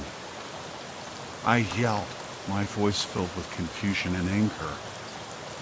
Don't be stupid, Jack. We have to get back to the cabin, he said, his voice urgent. I shook my head. No. We can't run from these things. I was stunned. What the hell is wrong with you? He slapped me hard across the face. Shut up, Shut the fuck up. Just shut up. I rubbed my cheek, staring at Ben in disbelief. What are you talking about? His eyes were wide with panic, and I heard Mary getting up behind me. You have to leave now. Right fucking now. He grabbed me by the collar and pushed me towards the driver's seat of the dead agent's car. Get in, he yelled. And drive. What about you? I asked, my voice barely a whisper. I can't fight them anymore. You know how many rangers they've taken? He said, his voice filled with despair. Just get out of here. We just found out about the town yesterday. How do you know this? I yelled, my mind reeling. You just found out about the town, he replied, his voice heavy with meaning. The fuck does that mean? Just go. I'll keep Mary occupied. Get back to the cabin and read my journal, he said, his voice firm. I don't believe this, I muttered, my head spinning. He nodded. I know. I threw the car into gear and sped away, tires screaming as I tore down the road. In the rearview mirror, I saw Ben jump on Mary, his form seeming larger, more powerful than I'd ever seen him. He pinned her arms to the ground, his face a mask of fury. Fuck you. Mary shrieked. Ben punched her in the face, and she went limp. Stay down, bitch, he snarled. The last thing I saw was Ben running towards Grimwood, his silhouette disappearing into the shadows of the trees. I was alone. I drove back to the cabin, my mind racing with questions. What was going on? What were those things? And what did Ben know? I found his journal hidden under his mattress. As I started to read, a wave of nausea washed over me. There was so much I never knew about him, about Grimwood, about the horrifying truth lurking beneath the surface of this impossible town. The cabin felt colder now, the shadows deeper. I huddled under a thin blanket, Ben's journal clutched in my trembling hands. The words swam before my eyes, each one a chilling revelation. Ben had known about Grimwood for years. He'd been documenting its appearances, its disappearances, its inhabitants. He'd even had encounters with them, those things wearing the faces of the missing. He called them the lost. According to his journal, Grimwood wasn't just a town. It was a trap, a gateway to some other place, some other reality. The lost weren't human. They were something else, something ancient and malevolent. They lured people to Grimwood, trapping them in their spectral existence, feeding on their life force, their memories, their very souls. Ben had been trying to stop them, to warn people, to find a way to destroy Grimwood. He'd been working with others, a secret group dedicated to protecting the world from the supernatural. But they were losing. The lost were growing stronger, their influence spreading. And now Ben was gone, lost to Grimwood like so many others. A wave of despair washed over me. I was alone, trapped in this nightmare with no one to turn to. The agents were dead, their bodies lying cold and lifeless in the forest. And Ben. I couldn't bear to think about what might have happened to him. I closed the journal, the weight of its revelations crushing me. What was I supposed to do? How could I possibly fight against something so powerful, so insidious? A sound outside the cabin snapped me out of my thoughts. I froze, my heart pounding in my chest. Was it Mary? Had she come back for me? I crept towards the window, peering out into the darkness. The wind howled through the trees, casting eerie shadows that danced across the ground. I couldn't see anything, but the feeling of being watched was overwhelming. Something was out there. I grabbed the agent's gun from the table, my hand trembling as I checked the chamber. It was loaded. I took a deep breath, trying to calm my nerves. I had to be ready. Another sound, closer this time. A scratching at the door. I held my breath, my eyes fixed on the doorknob. It slowly began to turn. I raised the gun, my finger tightening on the trigger. The door creaked open, revealing a figure shrouded in darkness. Ben? I whispered, my voice barely audible. The figure stepped into the light, and my blood ran cold. It wasn't Ben. It was Mary. But she was different. Her eyes glowed with an eerie light, and her skin was pale and translucent, almost ghostly. Her smile was a grotesque parody of the kind expression I had seen earlier. "Hello, Jack," she said, her voice a chilling whisper. "We've been expecting you." Mary glided towards me, her spectral form flickering in the dim light.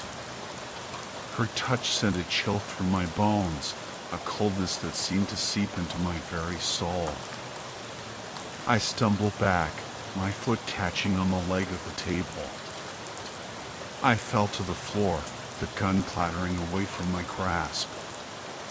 "There's no escape, Jack," Mary whispered, her voice a haunting echo in the confines of the cabin.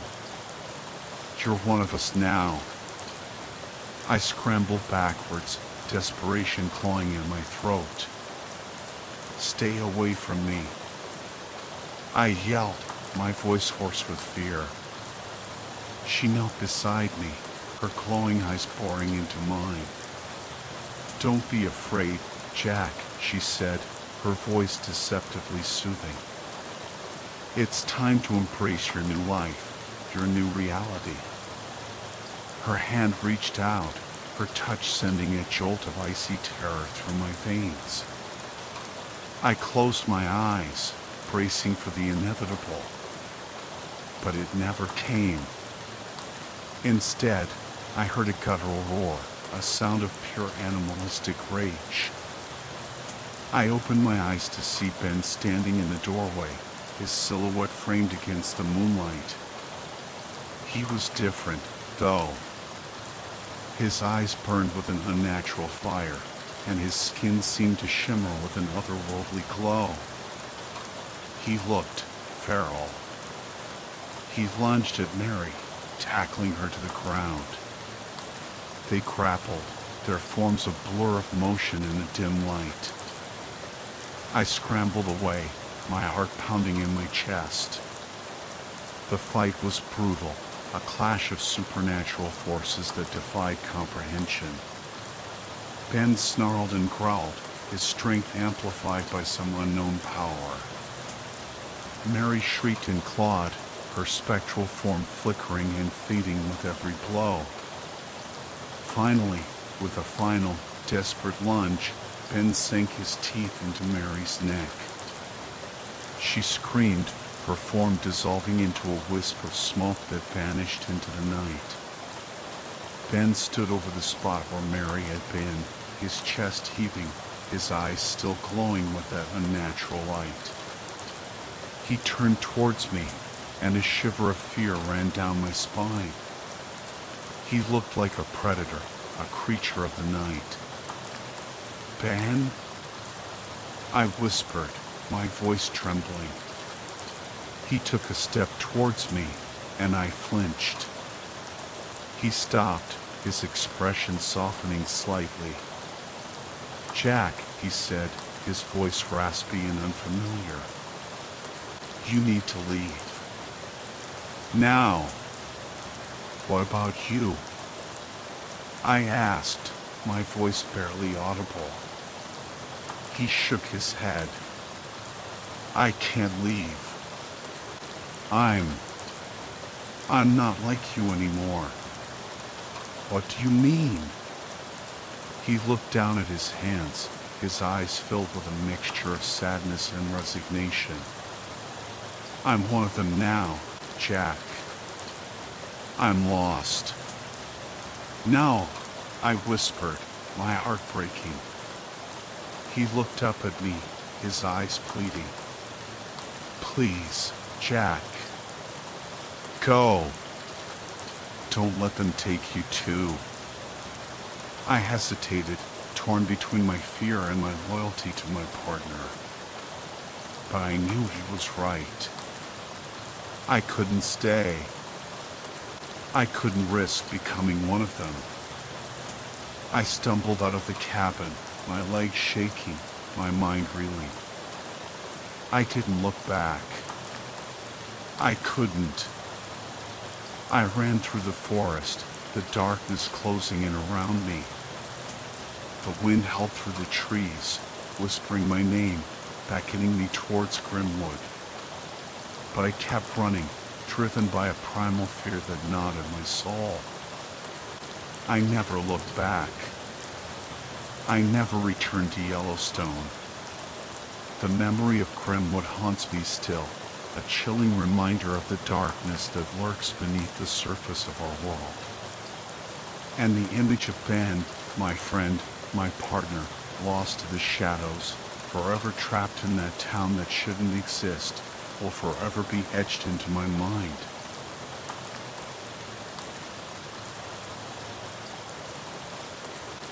The drizzle painted the leaves with an eerie sheen, the scent of pine heavy in the air as we crept through the undergrowth. My granddad, Robert Sr., and I, Robert Jr., were on our annual hunting trip, but this one felt different. A chill clung to the air, a sense of foreboding that had nothing to do with the cold. I ran my tongue over my teeth, trying to focus. I raised the rifle, a nozzler, a weapon far too fine for a hunter as inept as myself. Truth be told, I wasn't even sure I agreed with hunting, ethically speaking. But spending time with Granddad, that was the real reason I was here. He was a captivating man, a man of the woods, and these trips were a privilege. We were stalking a pair of deer, magnificent creatures that move with an uncanny awareness. "Stay low, Robbie," Granddad murmured, his voice barely a whisper. "Move to your right, past that bush. You'll have a clean shot." I nodded, my heart pounding not from the thrill of the hunt, but from a growing unease. I crept into position, the rifle heavy in my hands. I saw Granddad's thumbs up from the corner of my eye, and I squeezed the trigger. The shot echoed through the silent woods, missing its mark by a mile. Birds erupted from a nearby tree, their frantic cries adding to the sudden chaos. The deer wheeled around, startled, and bolted into the dense undergrowth. "Damn it," Granddad muttered, rising from his cover and firing a hasty shot. He missed too. We watched in silence as the deer vanished into the shadows. "Damn it, Robbie," Granddad chuckled, shaking his head. "Every time I think I've taught you something, you manage to pull off some magnificent blunder." "Hey, you know what they say," I retorted, trying to lighten the mood.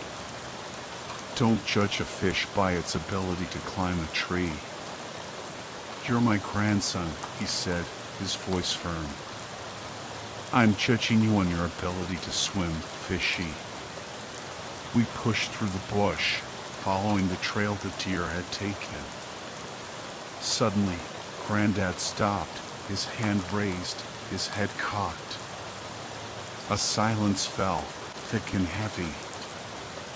I strained my ears, every nerve on high alert. A rustling sound emerged from the depths of the forest, growing louder, closer. It was coming from the direction the deer had fled. Jesus, Granddad grunted.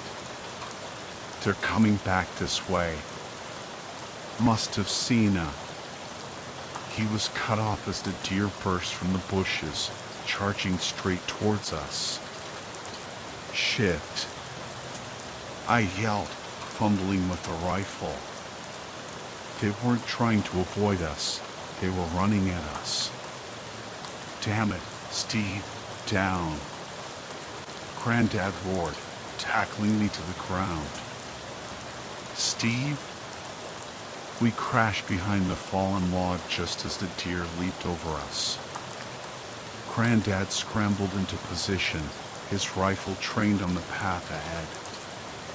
Something spooked them, he muttered, his voice low and tense. A wolf, maybe. Or a bear. A wolf? Here? Wouldn't be surprised. Something's not right. Silence descended again, broken only by the pounding of my own heart. We waited, every muscle taut, every sense on high alert. But nothing came. Granddad slowly got to his feet.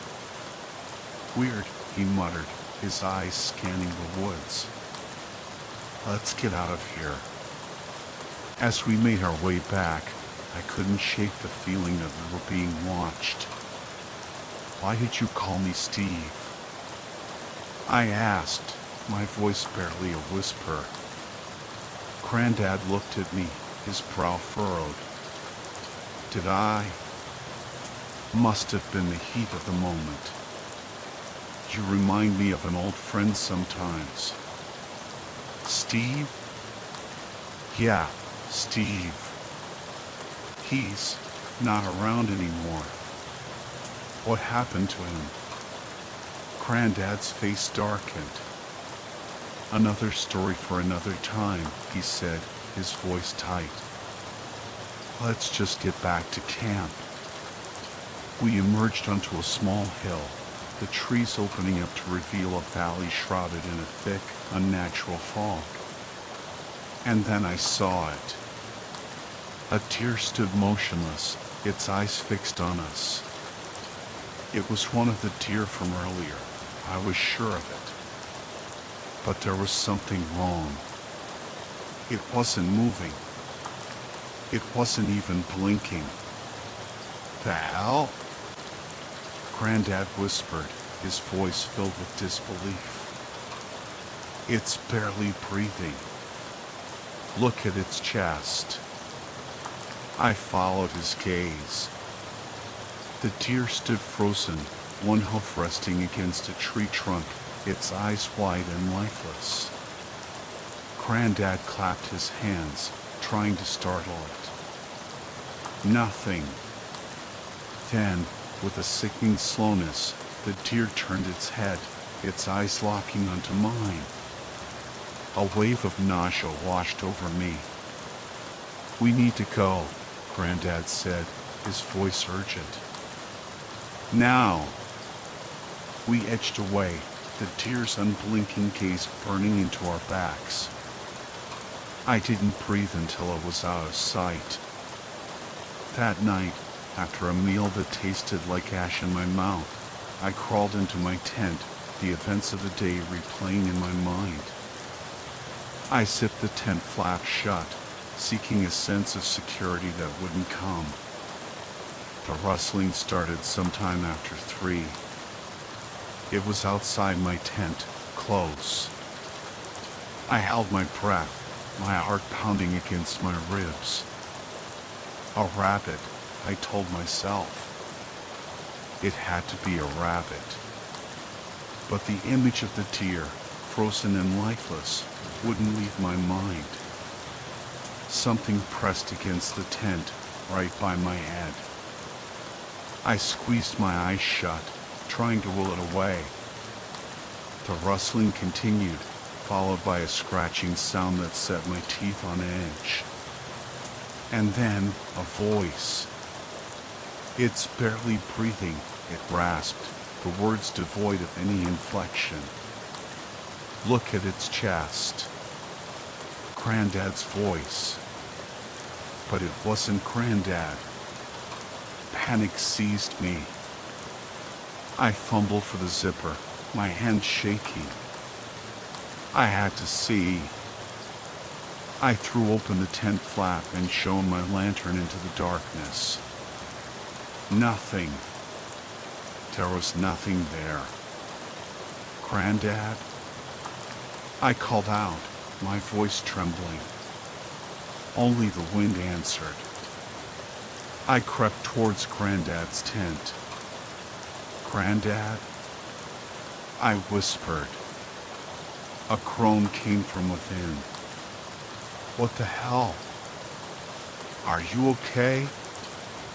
Of course I'm okay. What's wrong with you? Nothing. See you in the morning. I stumbled back to my tent, my mind reeling. What had I heard? Who had I heard? Sleep finally came, but it was filled with disturbing dreams.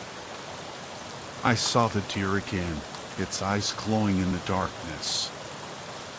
I saw the shadowy figure in the woods, its form shifting and distorted.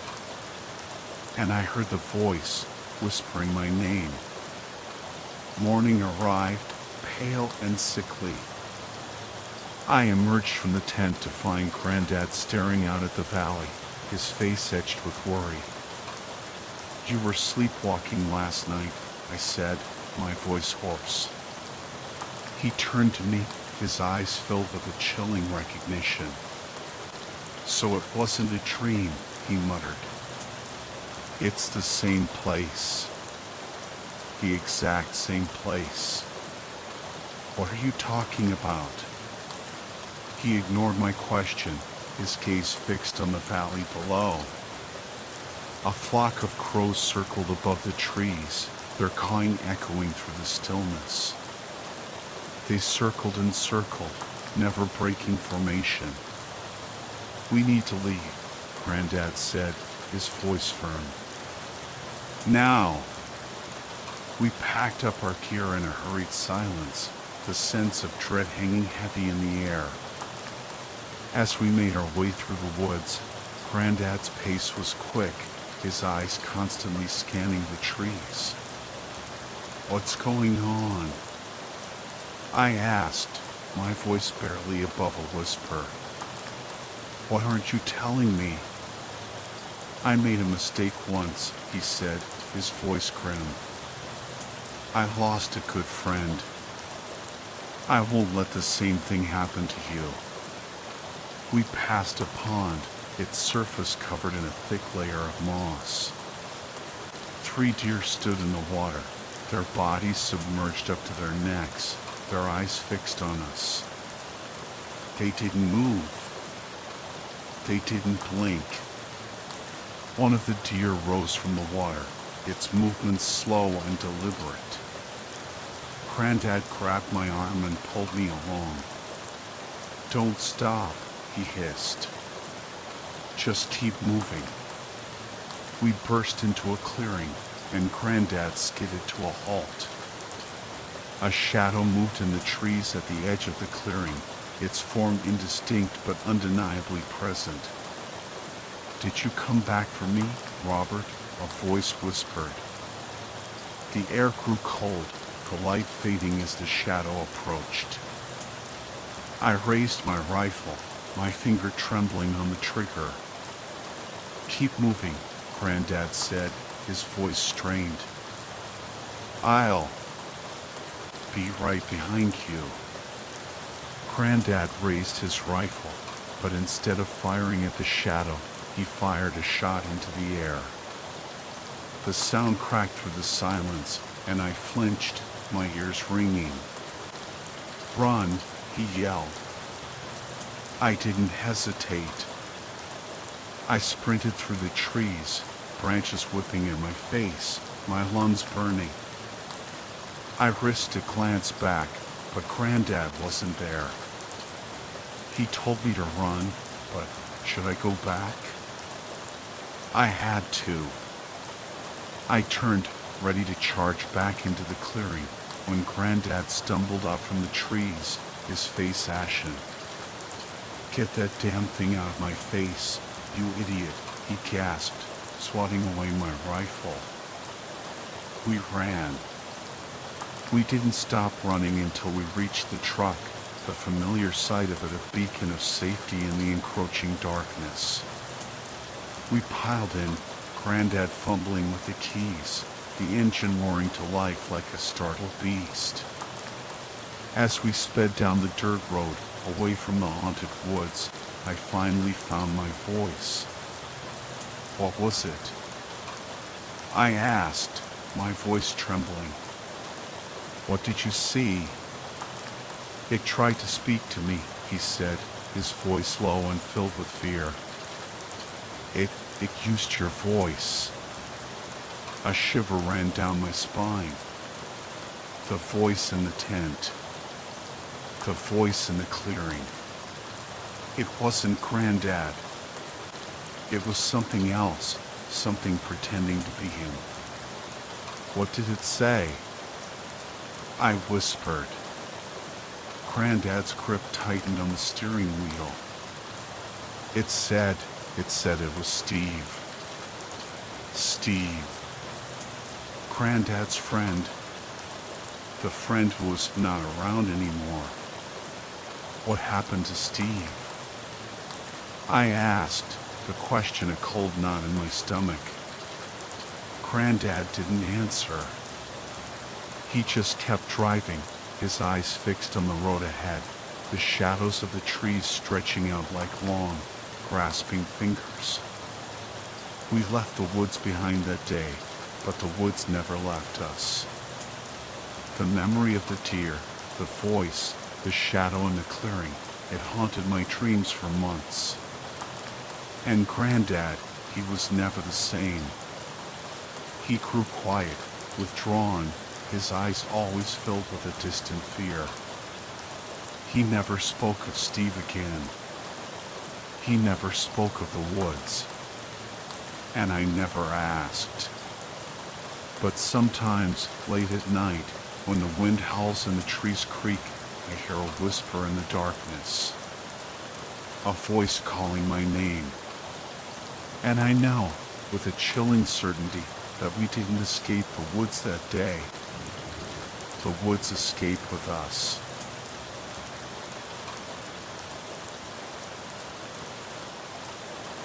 The wind howled through Whisperwood Campground, carrying with it the scent of decaying leaves and a hint of something ancient and unsettling.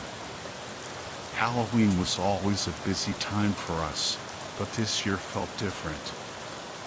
The air crackled with an eerie energy, and the shadows seemed to dance with a life of their own. My name is Jack, and I've been the caretaker of Whisperwood for as long as I can remember. This sprawling 300-acre woodland in the heart of the Adirondack Mountains has been in my family for generations.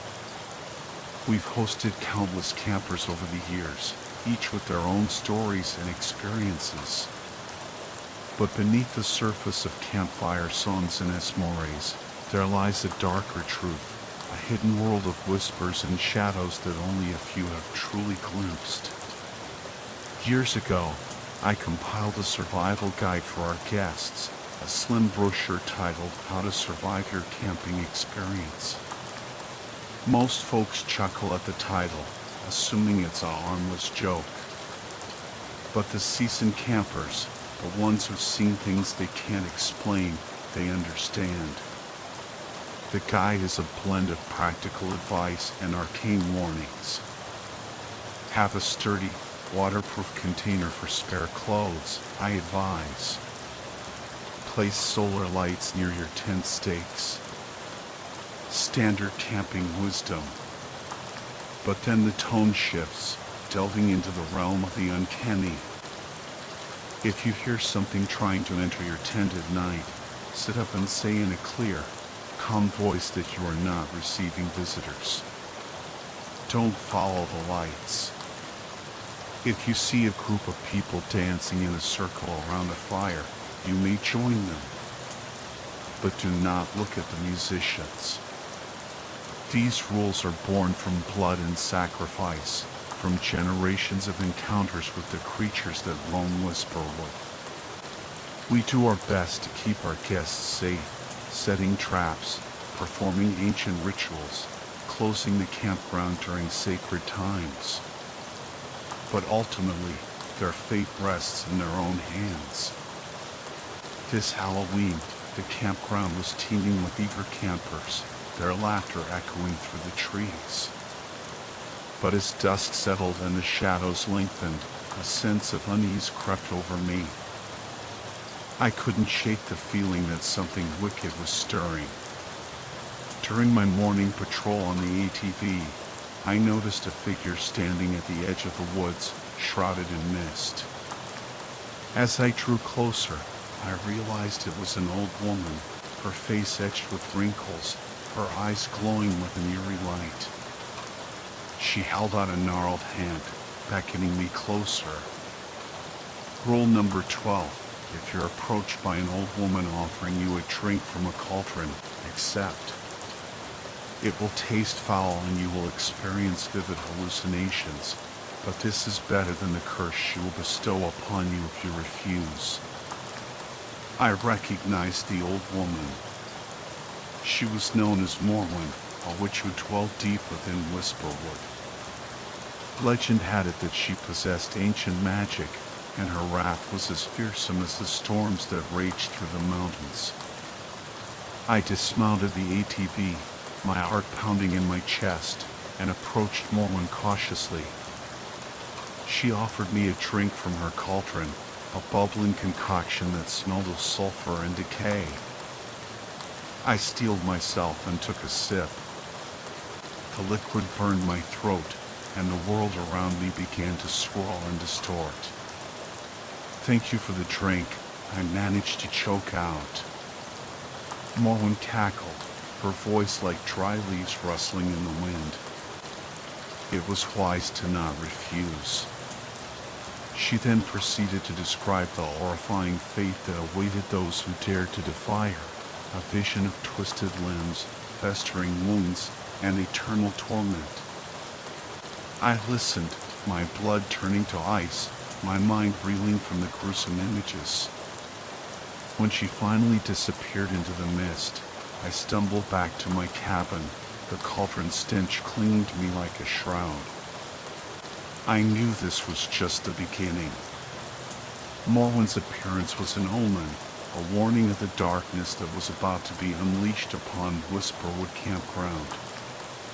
Morwen's warning echoed in my ears as the days grew darker. The witch's brew had worn off, leaving behind a lingering sense of dread and a gnawing fear for the safety of my campers. The first sign of trouble came in the form of unsettling dreams.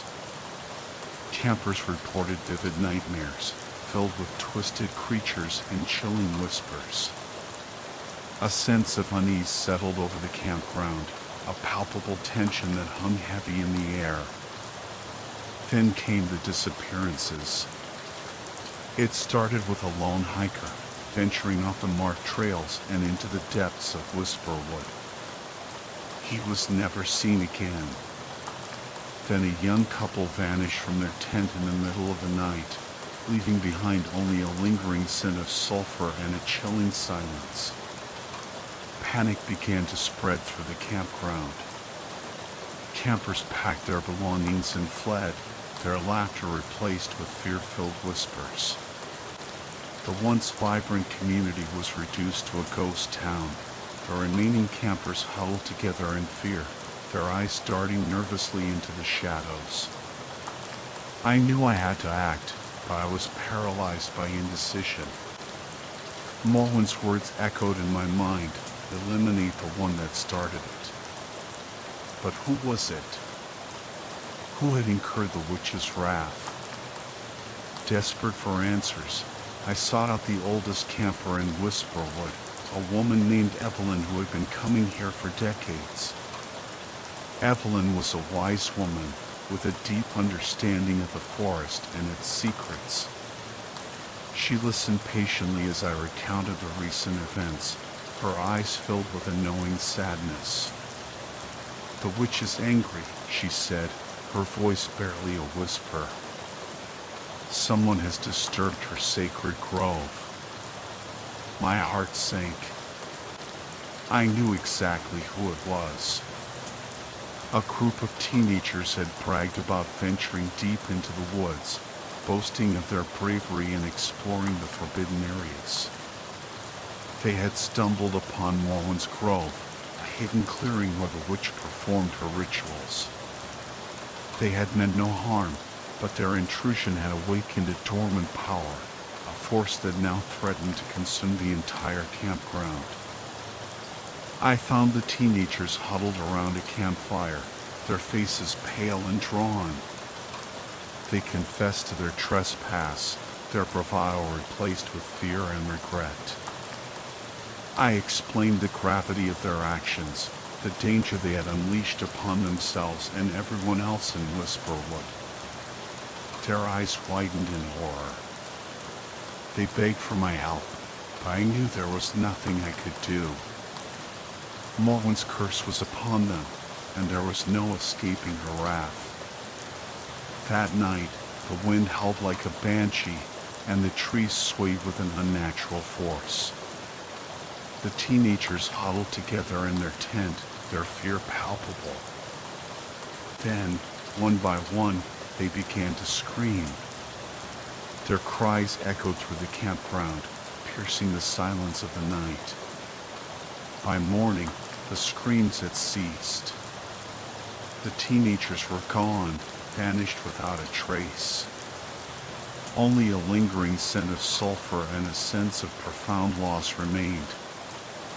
The campground was quiet once again, but the silence was heavy with grief and fear. I had failed to protect my campers, failed to prevent the witch's curse from claiming its victims. The weight of my responsibility pressed down on me, a burden I would carry for the rest of my days. Whisperwood Campground would never be the same.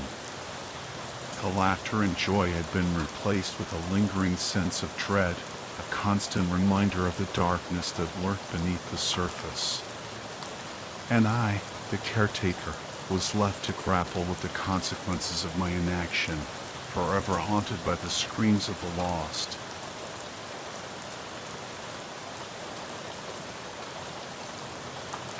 Grandma Helen passed away last month, her body discovered only a week ago in her secluded cabin deep in the Appalachian Mountains. Hazards of living off-grid, I guess. Uncle Joe, who'd been bringing her supplies, was shocked. He swore she was as spry as ever when he last saw her. Even her golden retriever, Buddy, vanished. My theory? He hightailed it out of there the second things got weird. After the funeral, my brother, Alex, and I got roped into cleaning out the cabin. Grandma had left it to us in her will, split right down the middle. Not that either of us wanted it. The place held too many unsettling memories. It was a crisp autumn day, the sun filtering through the towering pines as we drove up the winding mountain road. Stay the night, Uncle Joe had chuckled, his mountain man beard practically vibrating with amusement. As if we'd spend a night in this creepy old place, Alex muttered as we unloaded the car. We spent the afternoon sorting through Grandma's belongings, the silence punctuated by the occasional creak of the floorboards and the rustle of leaves outside. Alex was eager to leave, his eyes constantly flicking towards the deepening shadows in the woods. But I couldn't shake the feeling that we weren't alone. Do you ever think about what happened? Alex asked, his voice barely a whisper. No, I lied. The truth was, the memories haunted me. 12 years ago, something happened at this cabin, something that changed us forever. I tried to bury the past, but it always clawed its way back to the surface, leaving me with a cocktail of anxieties and a deep-seated fear of the dark. I think about it all the time, Alex continued, his voice trembling. The man by the river, the mask, the book. My blood ran cold. The memories flooded back, vivid and terrifying. We were 11, spending a week with Grandma Allen, when we encountered him, a figure lurking across the river, wearing a grotesque wolf mask. It's nearly dark, he had called out, his voice raspy and chilling. I have a gift for you. I had been drawn to him, convinced it was Uncle Joe with a fishing rod, a gift we had been pestering him for. But as I approached, a sense of dread washed over me. The figure wasn't Uncle Joe. It was something else, something sinister. He held out the gift, a book titled Mysteries of the Cryptids. As I reached for it, his body twitched, a predator's instinct, and I knew we were in danger. Uncle Joe appeared then, on the other side of the river, and I realized the horrifying truth. We weren't alone in the woods. The memory sent shivers down my spine. I looked at Alex, his face pale and drawn. We both knew the past had come back to haunt us. Suddenly, a crash from outside shattered the silence. We rushed to the window, our hearts pounding. A large branch had fallen, shattering the windshield of my car. Story time's over, I said, my voice tight with fear. We're leaving. As I flung open the door, a figure emerged from the shadows. He wore a familiar beige ball cap and a grotesque wolf mask, its yellow eyes glowing in the twilight. It's nearly dark, he rasped, his voice sending chills down my spine. The figure stepped into the cabin, the wolf mask seeming to leer at us in the dim light. Alex whimpered, his back pressed against the wall, his eyes wide with terror. I felt a surge of protectiveness towards my younger brother, a primal instinct to shield him from harm. It's nearly dark, the figure rasped again, his voice sending shivers down my spine. You shouldn't be here. He took another step, and I instinctively grabbed a heavy iron poker from beside the fireplace. My knuckles whitened as I gripped the cold metal, my heart pounding in my chest. Who are you? I demanded, my voice trembling. The figure chuckled, a low, guttural sound that echoed through the cabin. You know who I am, he said. We've met before. He reached up and slowly removed the mask, revealing a face that was both familiar and horrifyingly distorted. It was Uncle Joe, but his features were twisted into a grotesque parody of themselves, his eyes glowing with an unnatural light. Uncle Joe? Alex stammered, his voice barely a whisper. Not anymore, the figure snarled. He's gone. And you're next. He lunged at us, the poker raised high. I swung wildly, the iron connecting with his shoulder with a sickening thud.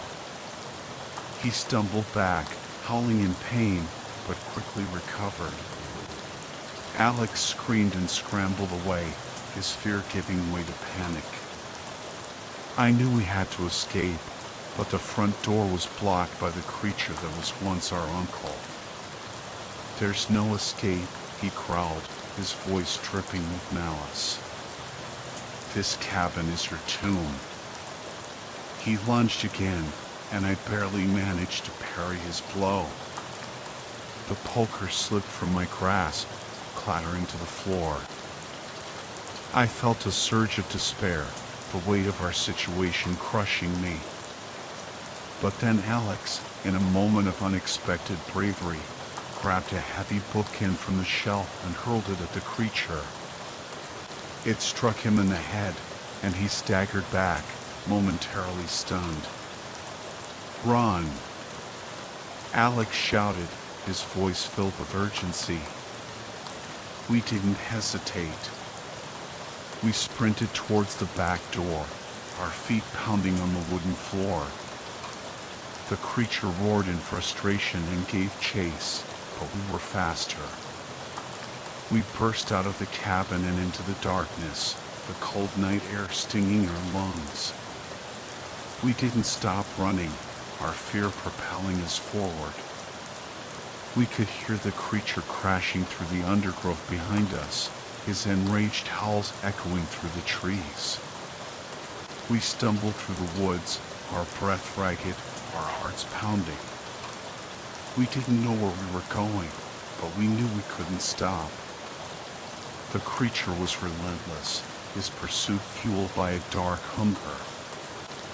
As we ran, I realized the horrifying truth. The cabin wasn't just haunted by memories. It was a gateway to something evil, something that had corrupted our uncle and now sought to claim us as its own. We were trapped in a nightmare, a desperate race for survival against a creature that was once family, now twisted into a monstrous predator. And as the darkness closed in around us, we knew that our only hope was to outrun the shadows and escape the clutches of the cabin in the woods.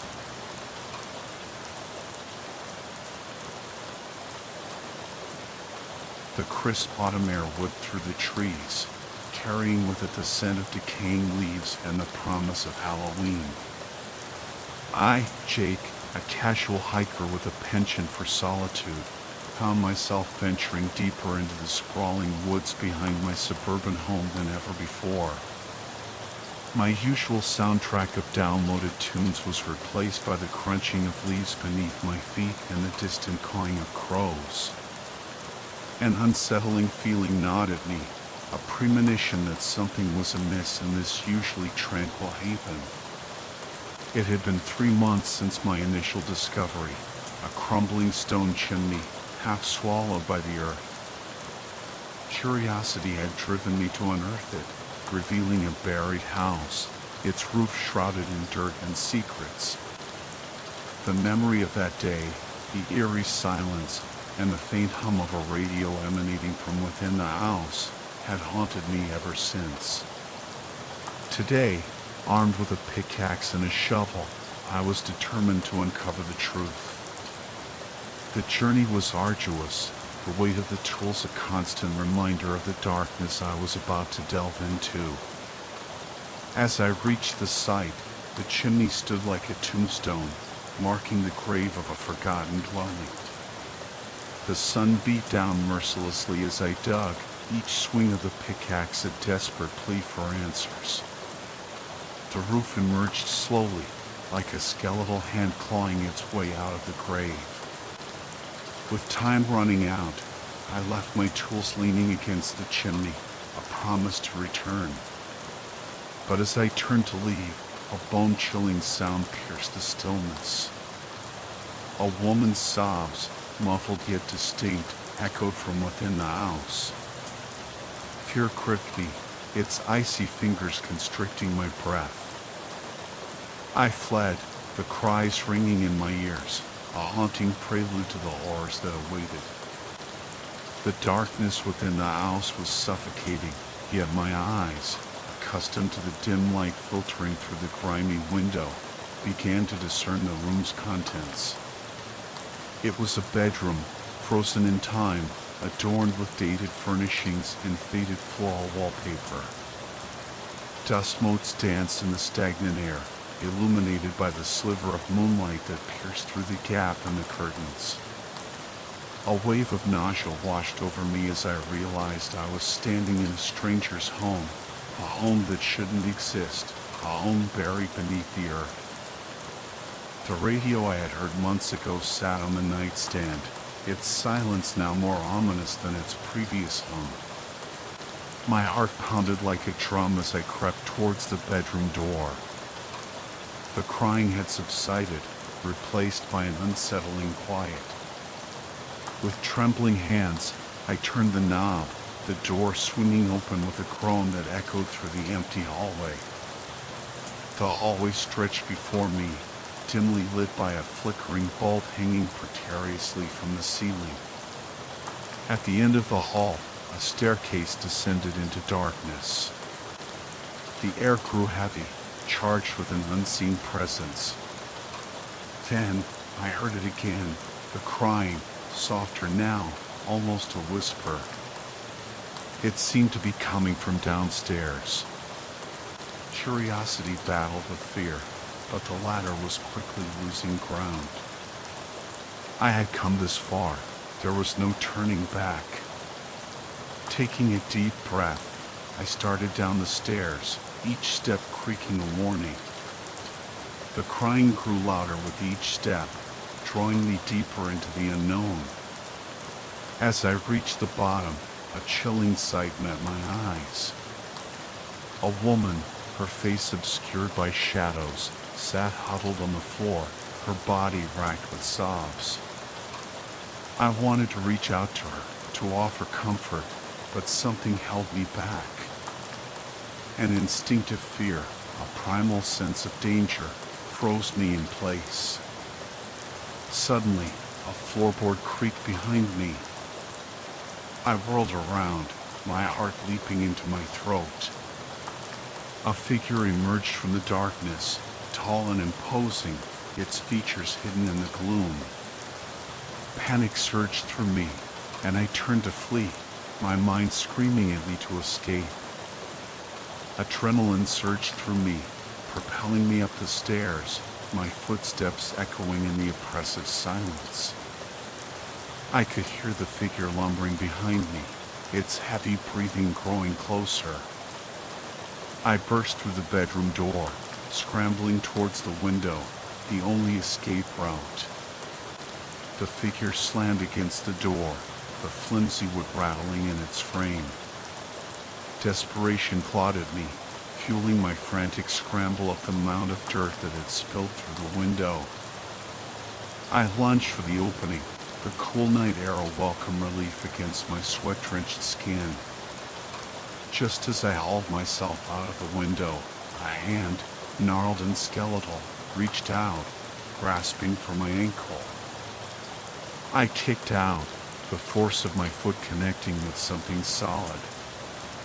A guttural cry echoed from within the house, a sound of frustration and rage. I didn't look back. I scrambled away from the house, the image of the hand seared into my memory. The woods, once a sanctuary, now seemed menacing, every shadow a potential hiding place for the creature that pursued me. The run back was a blur of fear and adrenaline. Branches whipped at my face, thorns tore at my clothes, but I didn't stop. The cries of the woman, the heavy footsteps, the grasping hand, they all fueled my desperate flight. Finally, I stumbled out of the woods, the familiar sight of my backyard a beacon of safety. I collapsed onto the porch, gasping for breath, my body trembling with exhaustion and terror. The house, with its buried secrets and its unseen horrors, was behind me now, but the experience had left an indelible mark. The woods, once a place of solace, were now tainted with fear. The serenity I had once found there was gone, replaced by a lingering sense of dread. but following days were a blur. I barely slept, haunted by nightmares of the house and the crying woman. The woods, once a source of comfort, now loomed ominously beyond my backyard, a constant reminder of the horror I had witnessed. I tried to convince myself it was all a hallucination, a figment of my overactive imagination. But the physical evidence was undeniable. The scratches on my arms, the torn clothes, the lingering ache in my muscles from the frantic escape. The police report I filed yielded no results. They searched the woods, but found no trace of the buried house. They dismissed my story as a case of urban exploration gone wrong, suggesting I had stumbled upon an old, abandoned root cellar and let my imagination run wild. But I knew what I had seen. I knew the house was real, and I knew the woman was in danger. The thought of her trapped in that subterranean prison, at the mercy of whatever lurked in the shadows, gnawed at my conscience. One night, unable to bear the weight of guilt and fear any longer, I made a decision. I would go back to the house. I would find the woman and help her escape. I knew it was a reckless and dangerous plan, but I couldn't ignore the desperate plea in her cries. Armed with a flashlight and a renewed sense of determination, I ventured back into the woods. The familiar path seemed more sinister now, the rustling leaves whispering warnings. As I approached the site where the house had been, my heart pounded in my chest. The chimney was still there, a silent sentinel in the moonlight. But the ground around it was undisturbed, no sign of the excavation I had undertaken. Had I imagined it all? Was I losing my mind? Then, I noticed something. A faint glow emanated from the base of the chimney, a soft, ethereal light that seemed to beckon me closer. I cautiously approached, my flashlight beam cutting through the darkness. And then I saw it. A small, wooden door, barely visible in the shadows, stood at the base of the chimney. It was partially ajar, the faint glow spilling out from within. This was the entrance to the buried house. Hesitantly, I pushed the door open. A narrow staircase descended into the darkness, the faint glow emanating from somewhere below. I took a deep breath, steeling myself for whatever lay ahead, and stepped into the unknown. The air inside was thick and musty, heavy with the scent of damp earth and decay. The stairs creaked ominously beneath my weight, each step sending echoes bouncing through the unseen depths. As I descended, the glow grew brighter, revealing a dimly lit chamber at the bottom of the stairs. The chamber was small and circular, its walls lined with rough-hewn stone. A single lantern cast an eerie light, illuminating a scene that sent chills down my spine. In the center of the room, a woman sat chained to the wall, her head bowed, her body trembling. Her cries, though muffled, were unmistakable. It was the same woman I had seen before, the woman whose cries had haunted my dreams. But something was different. This time, she wasn't alone. A figure stood beside her, its back to me, its form shrouded in shadow. It was tall and imposing, its presence radiating an aura of menace. I froze, my heart pounding in my chest. Who was this figure? What was it doing to the woman? I had to help her, but I knew I was no match for whatever this creature was. Suddenly, the figure turned, and I gasped. Its face was pale and gaunt, its eyes hollow and lifeless. Its mouth was stretched into a grotesque grin, revealing rows of sharp, yellow teeth. It was a creature out of a nightmare, a monster that should not exist. The creature's gaze fell upon me, and its grin widened. It raised a hand, its long, bony fingers beckoning me forward. A wave of terror washed over me, and I stumbled back, my foot catching on the edge of the stairs. I tumbled down the remaining steps, landing with a thud at the creature's feet. It loomed over me, its shadow engulfing me in darkness. I cowered in fear, bracing myself for the inevitable. Time seemed to slow to a crawl. The creature's rancid breath washed over me, and I braced for the killing blow. But it didn't come. Instead, the creature extended its hand, its long, bony fingers reaching towards me. I flinched, expecting a painful grasp, but the touch was surprisingly gentle. The creature's fingers traced the outline of my face, sending shivers down my spine. Its touch was cold, almost inhuman, yet there was a strange tenderness to it. Then, the creature spoke. Its voice was a low growl, raspy and guttural, yet it spoke in a language I understood. "You shouldn't be here," it rasped, its voice echoing in the small chamber. "This place is not for the living." I stared up at the creature, my fear mingled with confusion. Why was it talking to me? Why wasn't it attacking? The woman. I stammered, my voice trembling. Why is she chained?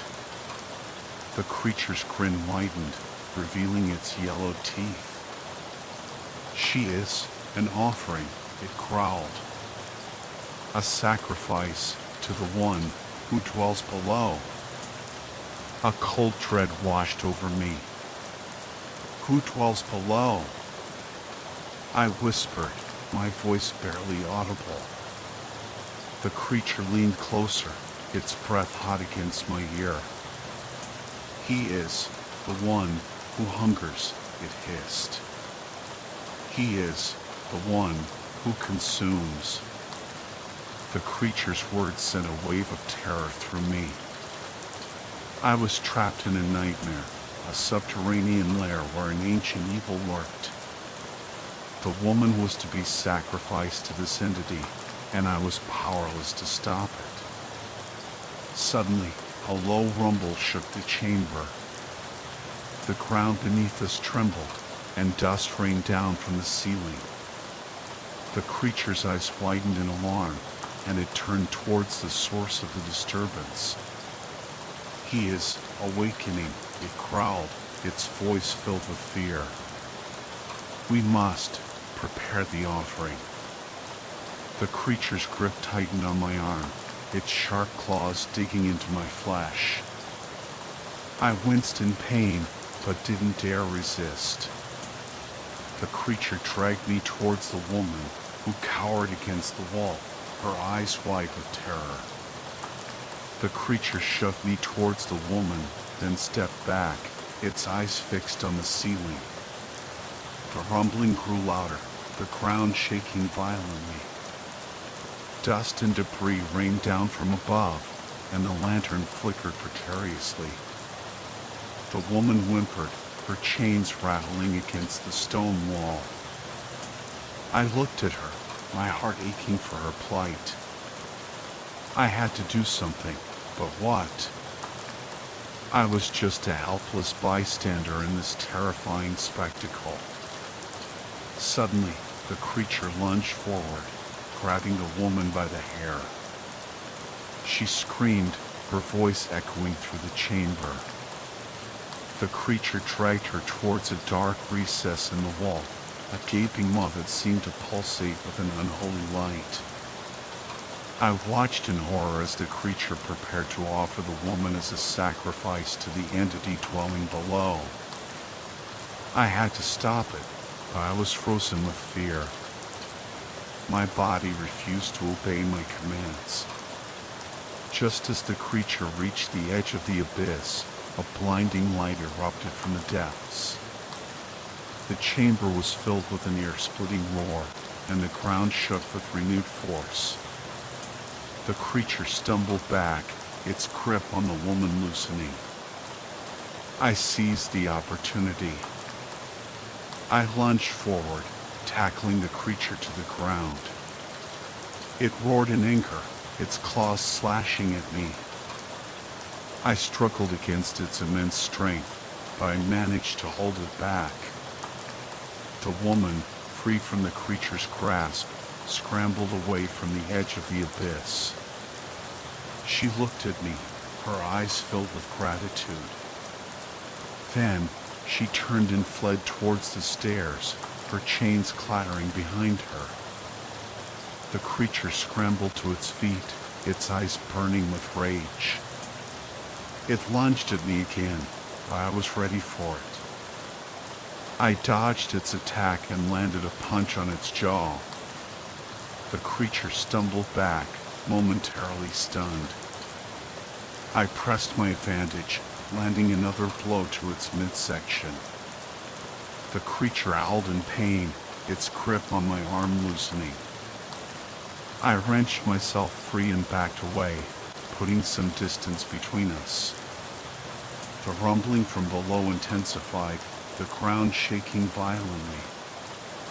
The creature glanced nervously at the abyss, its fear evident. It hesitated for a moment, then turned and leaped into the darkness. I watched in disbelief as the creature disappeared into the depths. The rumbling subsided, and an eerie silence descended upon the chamber. I was alone. I took a deep breath, my body trembling with exhaustion and adrenaline. I had survived. I had faced the creature and lived to tell the tale. But what about the woman? Had she managed to escape? I had to find her. I hurried towards the stairs, my flashlight beam cutting through the darkness. I climbed the steps, my heart pounding with anticipation. I emerged into the cool night air, blinking in the sudden brightness. The woods were silent, the only sound the gentle rustling of leaves. I looked around, searching for any sign of a woman. Then I saw her. She was sitting on a fallen log, her chains still dangling from her wrists. She looked up at me, her eyes filled with relief. "You saved me," she whispered. I nodded, unable to speak. I had saved her, but at what cost? The creature was still out there, lurking in the depths of the buried house. And the entity below, it was still waiting, hungry for its next offering. I knew I couldn't stay there. I had to get away from that place, as far away as possible. I helped the woman to her feet, and we walked away from the buried house, leaving the horrors behind us.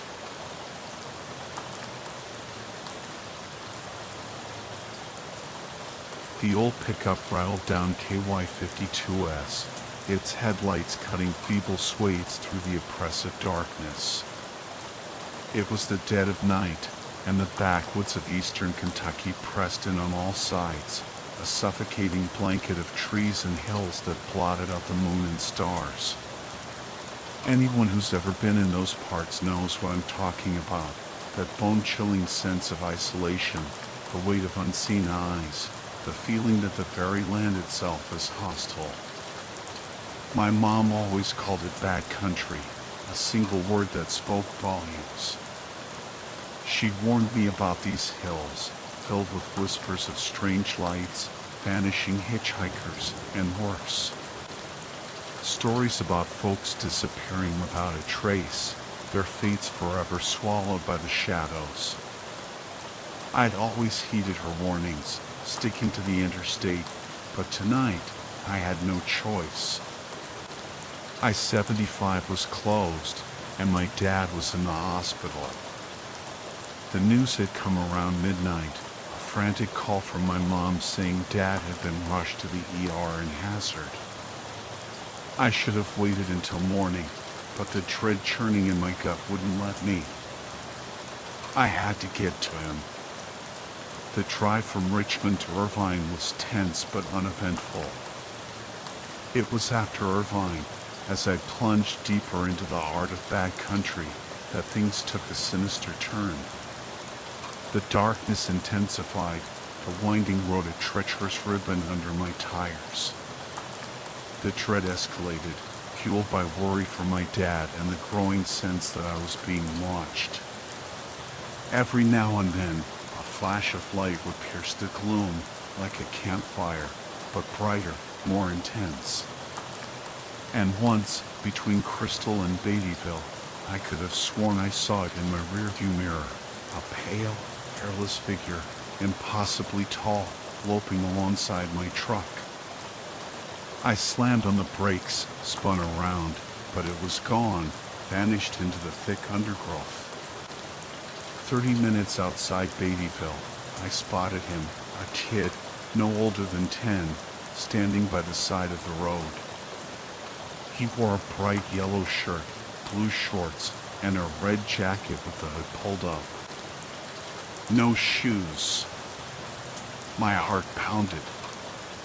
What was a child doing out here alone in the middle of the night? I rolled down the window a crack, my voice trembling as I asked if he was okay. He didn't answer. I checked my phone, no signal. Are you all right? I tried again. He looked up, his face streaked with tears. They're hunting me, he sobbed, his small hands clutching at my window. They're going to let the monster eat me. They're watching us right now. Panic seized me.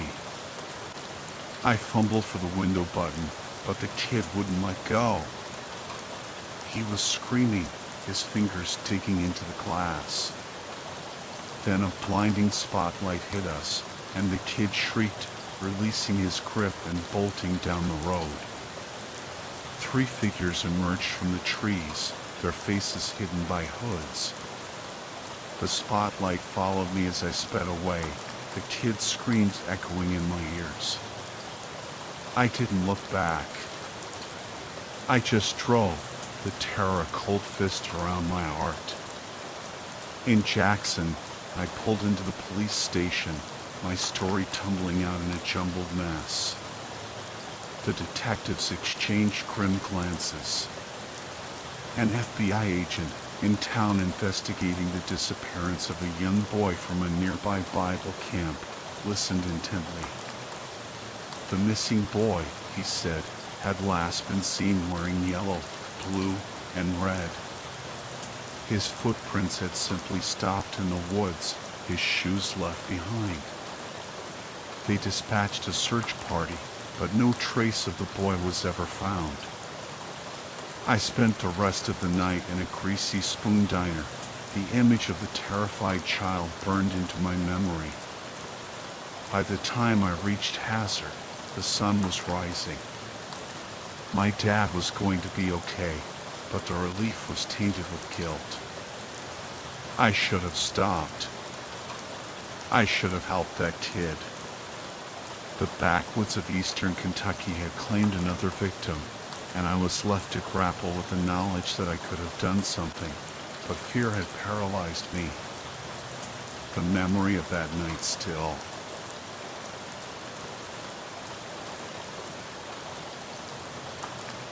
The crisp autumn air whipped through my hair as I followed Sadie deeper into the woods. Leaves crunched underfoot, a symphony of decay that mirrored the growing unease in my stomach. Sadie, ever the urban explorer, was fixated on this abandoned church she'd heard about, a place supposedly teeming with eerie beauty. Me, I preferred the well-marked trails and the comforting predictability of nature. But she was my friend, and I wasn't about to let her venture into the unknown alone. Even from a distance, the church was a blemish on the landscape. A dark, skeletal silhouette against the vibrant fall foliage. The closer we got, the more oppressive it felt. Trees sprouted from within its roofless shell, their trunks blackened and gnarled, reaching for a sky they could never touch. The surrounding woods seemed to recoil from the structure, a silent testament to some unseen horror. "Nope," I declared, stopping dead in my tracks. "Absolutely not." Sadie, however, was undeterred. "Come on, Iris," she pleaded, her eyes sparkling with morbid curiosity. "It'll be an adventure." My gaze fell upon a pile of tiny bones near the crumbling steps. "I hate to be out here with whatever did that," Sadie chirped, her voice unsettlingly light. Reluctantly, I followed her inside. The interior was a chilling tableau of decay.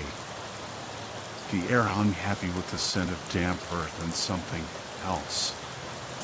Something foul and ancient. Sunlight struggled to penetrate the gaps in the walls, casting long, dancing shadows that played tricks on my eyes. I could hear the skittering of unseen creatures and the creak of unseen branches. "Sadie?" I called out, my voice echoing in the cavernous space. A rustle to my right drew my attention. I thought I saw a figure flitting between the trees, but it vanished as quickly as it appeared. Then, Sadie's voice, faint but clear, called out from ahead. I hurried towards it, eager to escape the unnerving stillness of the church's entrance. The humming started subtly, a low drone that grew louder with each step. I found myself drawn to it, an irresistible pull towards the heart of the church. And then I saw it. Where the altar once stood, there was now a gaping pit, its edges jagged and dark. The humming emanated from within, a chorus of flies swarming around the unseen depths. I peered cautiously over the edge, but the darkness swallowed my gaze. The air rising from the pit was frigid, carrying with it the stench of death. My blood ran cold. Sadie's glasses lay shattered on the ground, one lens missing, the other cracked beyond repair. "Sadie?" I screamed, my voice raw with panic. Silence. Then a whisper, chilling and close. "I'm here. We're all here. We never left." I whirled around. Sadie was emerging from the pit, her hands clawing at the dirt, her face streaked with blood. Her eyes, wide and unseeing, were fixed on something behind me. What was down there? I asked, my voice barely above a whisper. "I can show you," she replied, a disturbing smile spreading across her lips. I didn't want to see it at first, but they helped me. She stepped in front of me, blocking my path. The pit yawned behind me, a black abyss waiting to swallow me whole. I could feel its presence, a cold, suffocating weight pressing against my back. "Iris, please. Look." Sadie pleaded, her voice a broken rasp. Something moved in the shadows behind her. Something vast and ancient. Sadie's eyes shone with an unholy light. She was no longer my friend. She was something else. I tried to push past her, but she was surprisingly strong. She tackled me to the ground, her fingers digging into my skin, her nails tearing at my eyelids. "Look," she shrieked. "You have to see." I squeezed my eyes shut, but she pried them open, forcing me to look. And then I saw it. My eyes were wide with a terror I couldn't articulate. Sadie's grip loosened, her attention entirely consumed by the thing emerging from the pit. It wasn't the monstrous horror I'd anticipated. Instead, it was beautiful. A luminous figure, woven from shadow and moonlight, rose from the darkness. Its form was fluid, constantly shifting, yet undeniably serene. It radiated an ancient power, a sense of belonging that transcended time and comprehension. This was not a creature of evil, but something far older, far grander. This was the essence of the woods, the spirit of the earth itself. Sadie, bathed in its ethereal glow, looked blissful, tears streaming down her face. She reached out a hand, and the figure gently caressed her cheek. A sense of peace, of belonging, washed over her. She was home. But I was an intruder. A trespasser in a sacred space. The figure turned its gaze upon me, and I felt a chill deeper than any I'd ever known. It wasn't malevolent, but it was ancient, unknowable, and I was utterly insignificant in its presence. A voice, soft as the rustling leaves, echoed in my mind. "She belongs here. You do not." Panic seized me. I scrambled back from the pit, away from Sadie and the luminous figure. I had to get out. I had to escape this place. Sadie didn't try to stop me. She simply smiled, a serene smile that held no trace of the friend I knew. She was part of something larger now, something beyond my understanding. I fled. I ran through the decaying church, past the skeletal trees, out into the woods. I didn't look back. I didn't stop running until I reached the car, my lungs burning, my heart pounding in my chest. The drive home was a blur. I couldn't shake the image of Sadie, her face illuminated by the otherworldly glow, her eyes filled with a peace I'd never seen before. Was she happy? Was she at peace? Or was she lost forever in the clutches of something ancient and incomprehensible? The questions haunted me. I couldn't sleep. I couldn't eat. The memory of the church, the pit, the luminous figure played on repeat in my mind. Then, one night, I had a dream. I was back in the church, standing before the pit. But this time, I wasn't afraid. The figure emerged from the darkness, and I felt a sense of calm wash over me. It spoke to me again, its voice a whisper in my soul. "You will return," it said. "But first, you must help others see." I woke with a start, my heart pounding. The dream felt real, more real than anything I'd ever experienced. And I knew, with a certainty that defied logic, that it was true. I was meant to return to the church. I was meant to help others see the truth, the beauty, the ancient power that resided within that decaying shell. But how? And why? The answers, I knew, would come in time. For now, I had a mission. I had a story to tell.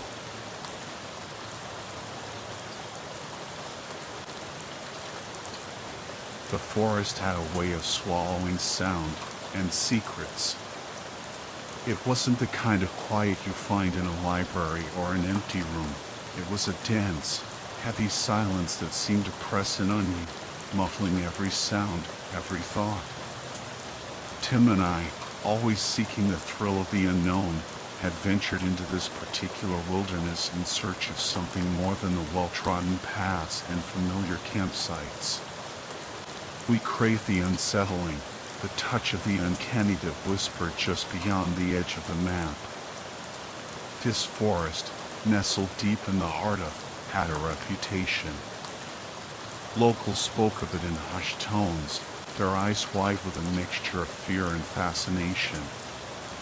They told tales of disappearances, strange lights, and whispers that seemed to emanate from the trees themselves. These were the stories that drew us in, the promise of an adventure that would test our courage and leave us forever changed. We set out early on a crisp autumn morning, the kind of day that promised adventure and painted the leaves in fiery hues of red and gold. The sky was a canvas of endless blue, a stark contrast to the looming darkness that awaited us beneath the canopy of ancient trees. We packed our gear, our backpacks heavy with supplies and anticipation, and set off on a journey into the unknown. The drive was long, the road winding through picturesque landscapes that gradually gave way to dense woodland. As we ventured deeper, the sunlight struggled to penetrate the thick foliage, casting long, dancing shadows that played tricks on our eyes. The air grew heavy with the scent of damp earth and decaying leaves, a smell that spoke of secrets buried deep within the forest floor. By late afternoon, we reached a small, secluded parking area, its entrance almost hidden by overgrown weeds and creeping vines. It felt as if the forest itself was trying to discourage us, to warn us away from its hidden depths. But we were undeterred, our curiosity fueled by the growing sense of isolation and mystery. The trailhead was barely visible, a narrow path swallowed by the encroaching wilderness. With a mix of excitement and apprehension, we shouldered our packs and stepped into the shadows, leaving behind the familiar world and venturing into the realm of the unknown. As we ventured deeper, the forest seemed to close in around us, the towering pines blotting out the sun and casting long, eerie shadows that danced and writhed like phantoms. The air grew thick with the scent of damp earth and decaying leaves, a primordial perfume that hinted at the ancient secrets hidden beneath the forest floor. The path beneath our feet was treacherous, a tangle of gnarled roots and loose stones that threatened to twist our ankles with every step. The deeper we went, the more oppressive the atmosphere became. The silence was unnerving, broken only by the occasional snap of a twig or the rustle of leaves under our feet. It was as if the forest itself was holding its breath, watching our every move with unseen eyes. A shiver ran down my spine, a primal instinct warning me that we were treading on sacred ground.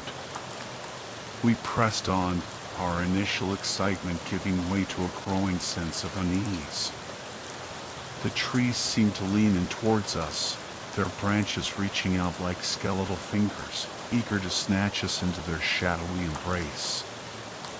The sunlight, already weak, struggled to penetrate the dense canopy, casting the forest in a perpetual twilight that blurred the line between reality and illusion. Hours passed, and the forest continued to tighten its grip on us. The path became steeper, winding its way through a labyrinth of towering trees and dense undergrowth. We were lost in a world of shadows and whispers, where every rustle of leaves sent a jolt of fear through our veins. Just as exhaustion began to weigh heavily upon us, we stumbled upon a small clearing, a hidden sanctuary bathed in the soft glow of the setting sun. It was a welcome respite from the oppressive darkness of the forest, a haven of tranquility amidst the growing sense of dread. Ancient trees stood guard around the clearing, their gnarled branches reaching towards the heavens like gnarled fingers. The ground was carpeted with a thick layer of fallen leaves, their colors muted by the fading light. With a shared sigh of relief, we dropped our packs and set about making camp. The familiar routine of pitching the tent and gathering firewood provided a welcome distraction from the growing unease that gnawed at our insides. Soon, a cheerful fire crackled merrily in the center of the clearing, casting dancing shadows that played across the surrounding trees. As darkness fell, the forest transformed into a realm of shadows and whispers. The usual nighttime sounds, the chirping of crickets, the hooting of owls, were absent, replaced by an unnerving silence that amplified every creak and groan of the ancient trees. The temperature plummeted, and a thick mist began to roll in from the depths of the forest, blanketing the clearing in an ethereal shroud. We huddled closer to the fire, its warmth a meager defense against the encroaching cold and the growing sense of dread. The mist swirled around us, obscuring the trees and casting eerie shadows that danced and writhed in the firelight. We tried to maintain a cheerful facade, sharing stories and laughter, but beneath the surface, a deep-seated fear began to take root. The forest was no longer just a place of trees and shadows. It had become a living entity, watching us, waiting for us to make a mistake. The fire crackled and hissed, spitting sparks into the swirling mist that now enveloped the clearing like a ghostly shroud. The flames cast flickering shadows that danced across the surrounding trees, their gnarled branches reaching out like skeletal fingers, eager to snatch us into the darkness. Tim and I sat huddled close to the fire, its warmth a meager defense against the encroaching cold and the growing sense of dread that clung to us like a second skin. Suddenly, a figure emerged from the swirling mist, materializing as if from thin air. He was an older man, his face weathered and etched with the lines of a life spent in the wilderness. His eyes, however, were what truly captivated us, piercing blue orbs that seemed to bore into our very souls, as if reading our deepest fears and insecurities. He moved with a quiet grace that belied his age, his footsteps silent on the soft earth. He approached our campfire with a cautious air, his hands held out in a gesture of peace. "Evening, fellas," he said, his voice a low rumble that seemed to echo through the clearing. "Didn't expect to find anyone out this far." We exchanged startled glances, surprised by his sudden appearance. "Good evening," I replied, trying to mask the tremor in my voice. "We're just passing through." He nodded slowly, his eyes never leaving ours. "Name's Glenn," he said. "Park ranger. Don't get many visitors this deep in the woods." "I'm Alex, and this is Tim," I introduced us, feeling a strange mix of curiosity and apprehension. Glenn's gaze swept across the clearing, taking in our campsite and our nervous expressions. "You boys picked a spooky spot to set up camp," he said, a hint of warning in his voice. "This part of the woods, well, let's just say it has a bit of a reputation." We exchanged uneasy glances. Tim, never one to shy away from a challenge, spoke up. "A reputation? What kind of reputation?" Glenn leaned closer to the fire, his shadow stretching across the clearing like a looming specter. "Folks say strange things happen here," he said, his voice dropping to a conspiratorial whisper. "Things that can't be explained." Lights in the sky, whispers on the wind, shadows that move on their own. A shiver ran down my spine. The stories we had heard from the locals suddenly seemed less like folklore and more like chilling premonitions. "We're not afraid of a few ghost stories," Tim said, trying to sound brave, but his voice betrayed a hint of nervousness. Glenn chuckled, a low, guttural sound that sent chills down my spine. "Maybe not," he said, "but even the bravest men get a little spooked out here sometimes. Just be careful, boys. These woods have a way of playing tricks on your mind."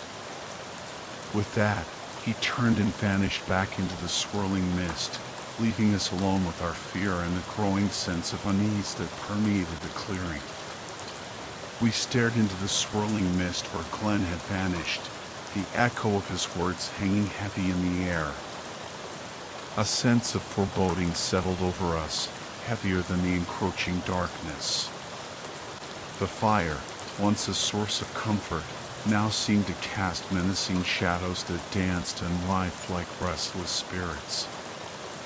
"What do you think he meant by that?" Tim asked, his voice barely above a whisper. I shrugged, trying to appear nonchalant. "Probably just trying to scare us." But even as I said the words, I felt a chill creep down my spine. There was something about Glenn's intense gaze, the way he spoke of the forest with a mixture of reverence and fear, that unsettled me. We tried to shake off the unease, focusing on the crackling fire and the mundane task of preparing our sleeping bags. But the silence was oppressive, broken only by the occasional snap of a twig or the rustle of leaves in the wind. It was as if the forest itself was holding its breath, watching us, waiting.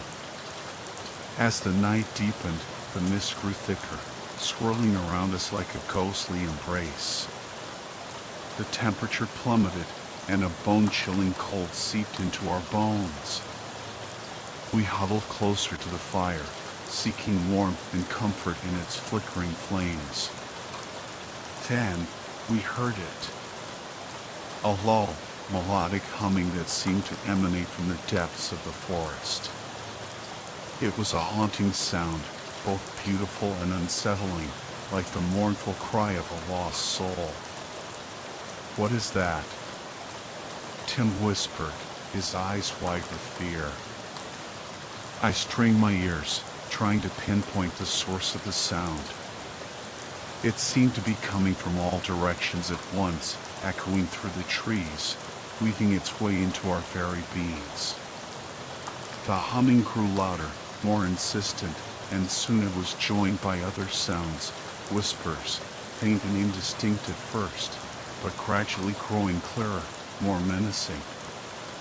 They spoke in a language we didn't understand, a guttural tongue that sent shivers down our spines. It was as if the forest itself was speaking to us, warning us of some impending doom. The whispers grew louder, swirling around us like a vortex of fear. They seemed to seep into our minds, filling us with a sense of dread that we couldn't shake off. The humming intensified, vibrating through the air, through the ground, through our very bones. Then, the shadows began to move. They emerged from the swirling mist, taking on grotesque shapes that danced and writhed in the firelight. They were tall and slender, with elongated limbs and glowing eyes that pierced the darkness. They moved with an eerie grace, gliding through the mist, their forms shifting and changing like phantoms in a nightmare. Fear gripped us, cold and paralyzing. We huddled closer to the fire, our eyes darting back and forth, trying to make sense of the horrors that surrounded us. The whispers intensified, the humming grew louder, and the shadows closed in, their glowing eyes fixed on us with a malevolent intensity. We were trapped, caught in a web of fear and shadows, with no escape in sight. A guttural cry tore through the silence, shattering the illusion of safety that the fire had provided. One of the shadowy figures lunged forward, its elongated limbs reaching for us like the tentacles of some monstrous creature. Panic surged through me, an icy wave that washed away any lingering doubts about the reality of our situation. "Run!" I screamed, scrambling to my feet and grabbing Tim's arm. We didn't hesitate. We fled into the darkness, our backpacks bouncing against our backs, the whispers and the humming chasing us like a pack of hungry wolves. The shadows pursued us relentlessly, their glowing eyes burning through the mist, their elongated limbs reaching out to snatch us into the darkness. The forest floor was a treacherous maze of tangled roots and hidden hollows. We stumbled and fell, our hands scraping against the rough bark of trees, our lungs burning with the effort of our desperate flight. The mist clung to us, a suffocating blanket that hindered our every move. But we couldn't stop. The shadows were closing in, their whispers growing louder, their forms becoming more distinct. We could feel their icy breath on our necks, their skeletal fingers reaching for us, eager to drag us into the abyss. Suddenly, a voice cut through the chaos. "This way." It was Glenn, his voice strong and urgent, guiding us through the darkness. We followed his voice blindly, stumbling through the undergrowth, our hearts pounding in our chests. The shadows were still on our heels, their whispers echoing through the trees, but we could sense that we were gaining ground. Glenn led us through a narrow path, a hidden trail that wound its way through the dense undergrowth. The shadows struggled to keep up, their forms flickering and fading as they navigated the treacherous terrain. We ran until our legs burned and our lungs ached, driven by the primal instinct to survive.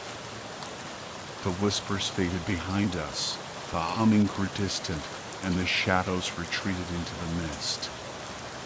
Finally, we burst out of the forest and into the clearing where we had parked our car.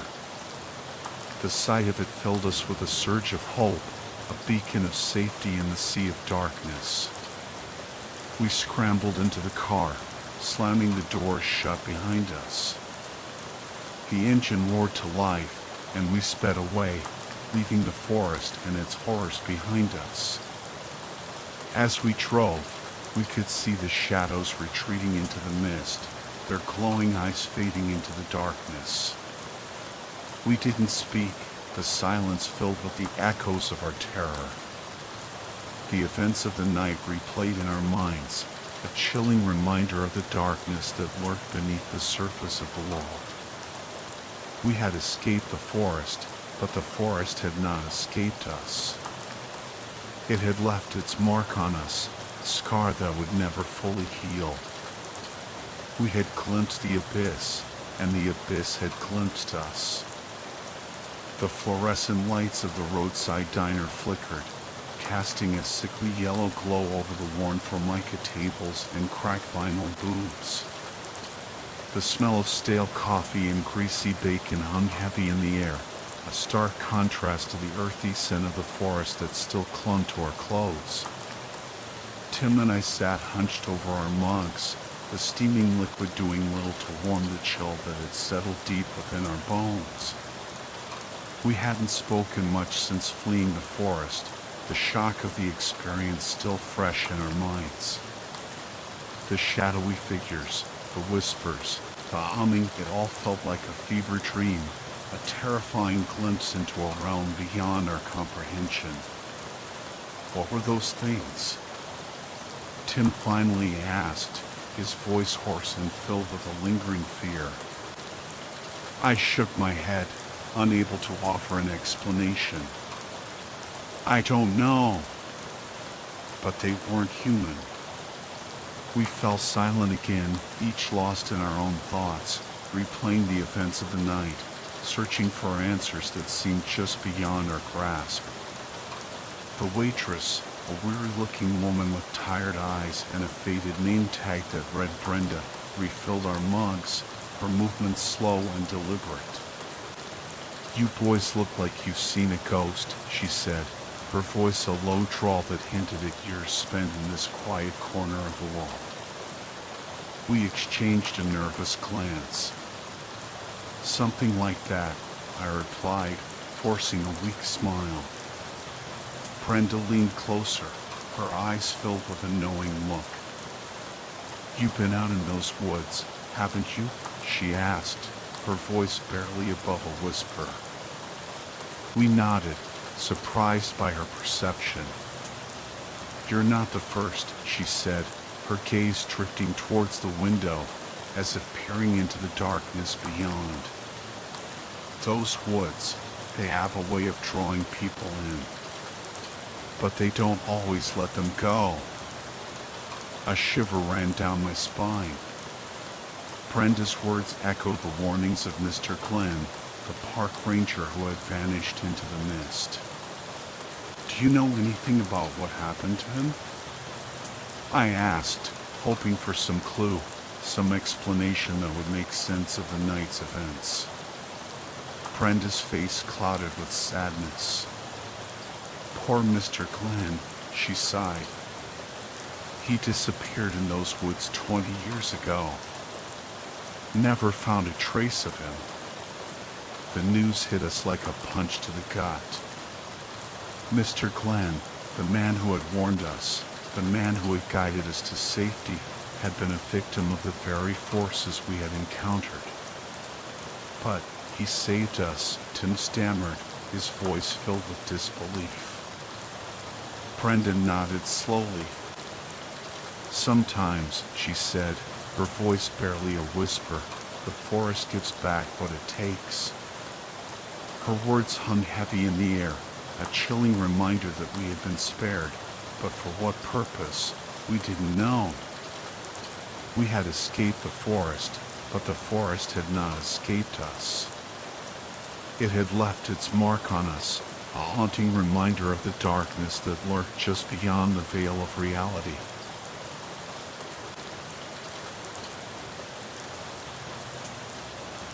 It was late, way past my bedtime, but sleep was a distant concept as I scrolled through TikTok, my nightly ritual.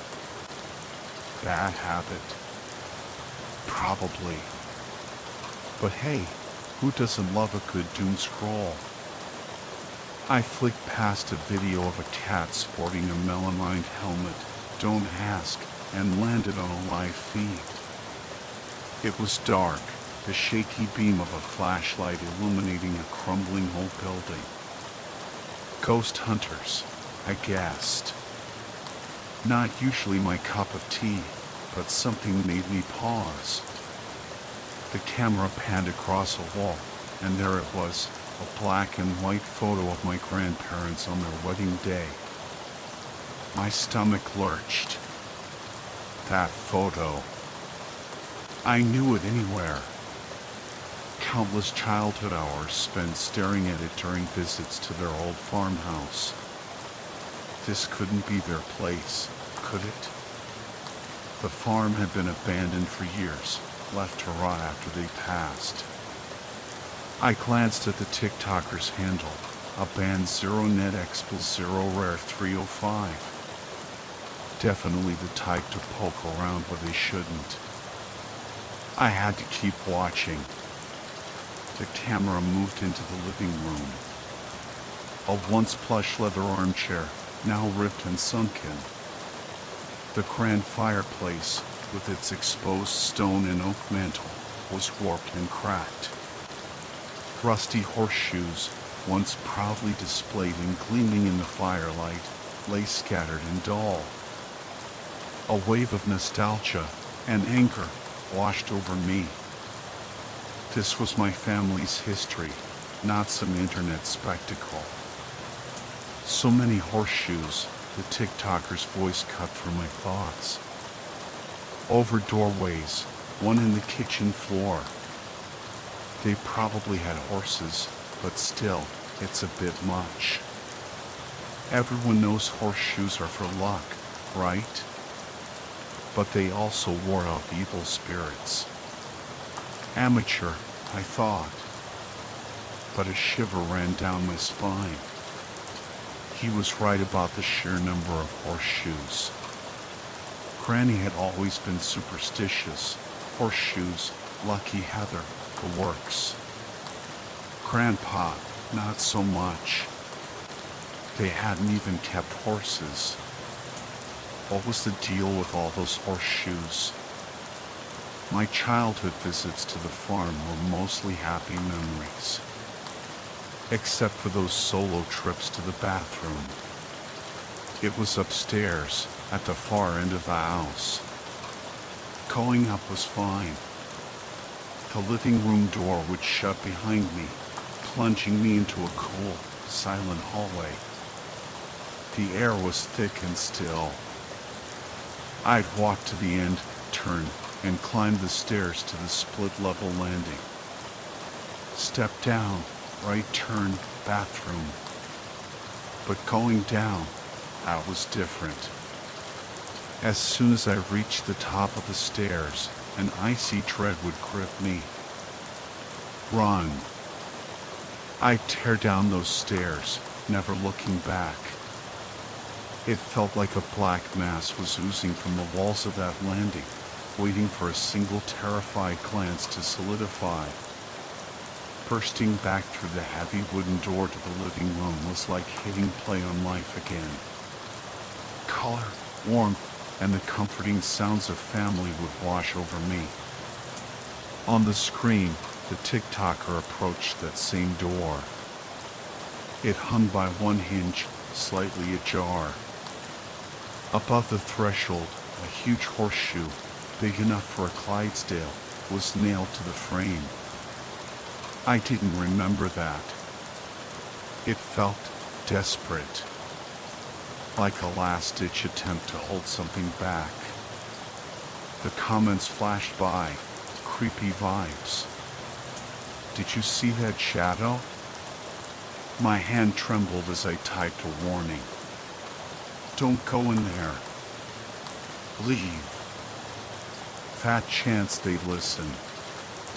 The guy pushed the door open with a groan. He whispered. I dropped my phone. Standing in the hallway were two figures in white nightgowns. Their grins were grotesque, stretching their gray skin taut. Empty sockets stared out from their faces like black holes. And they were holding hands.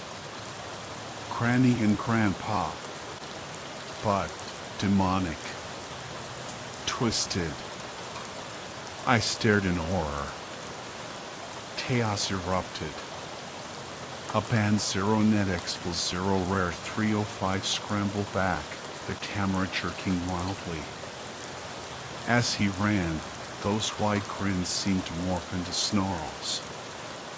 He was almost at the back door, 5 more steps, then a blood-curdling screech blasted from my phone. Life has ended. Gone. I frantically tapped the screen. Nothing. Did he make it? I searched for his handle. Gone.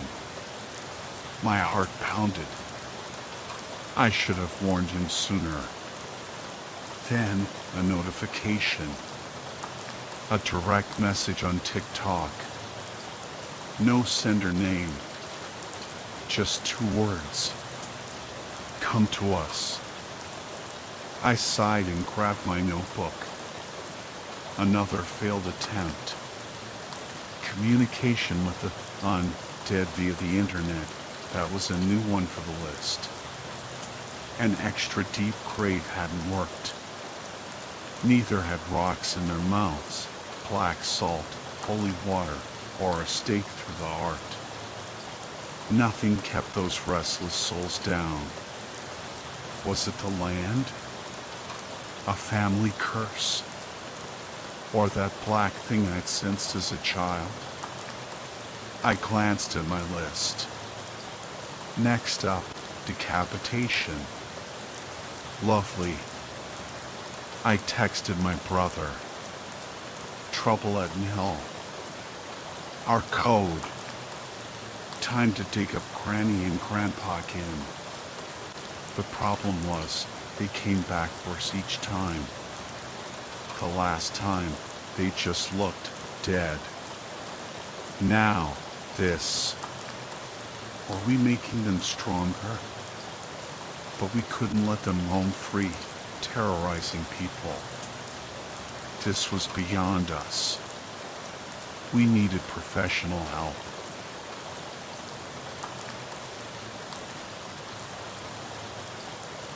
The wind howled like a banshee, whipping through the trees and sending shivers down my spine. Rain lashed against my face, blurring my vision as I stumbled through the thick undergrowth. I was lost. Hopelessly lost. It had all started with a dare. My friends, ever the thrill seekers, had challenged me to spend Halloween night alone in Blackwood Forest, a place notorious for its eerie tales and unexplained disappearances. Armed with nothing but a flashlight and a bravado fueled by liquid courage, I had ventured into the woods, confident I would emerge unscathed by dawn. Now, hours later, with the moon hidden behind a veil of storm clouds and the forest alive with unseen creatures, I regretted my arrogance. Every rustle of leaves, every snap of a twig sent my heart pounding like a drum. I was soaked to the bone, shivering with cold and fear, and utterly alone. Just as I was about to succumb to despair, a flicker of light caught my eye. A small, wooden cabin nestled amongst the trees beckoned me like a beacon of hope. Relief washed over me as I stumbled towards it, praying for shelter and a respite from the relentless storm.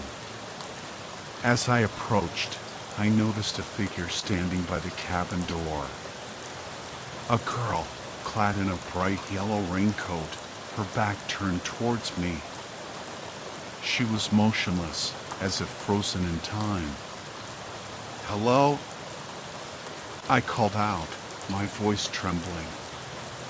"Can you help me? I'm lost." The girl didn't respond.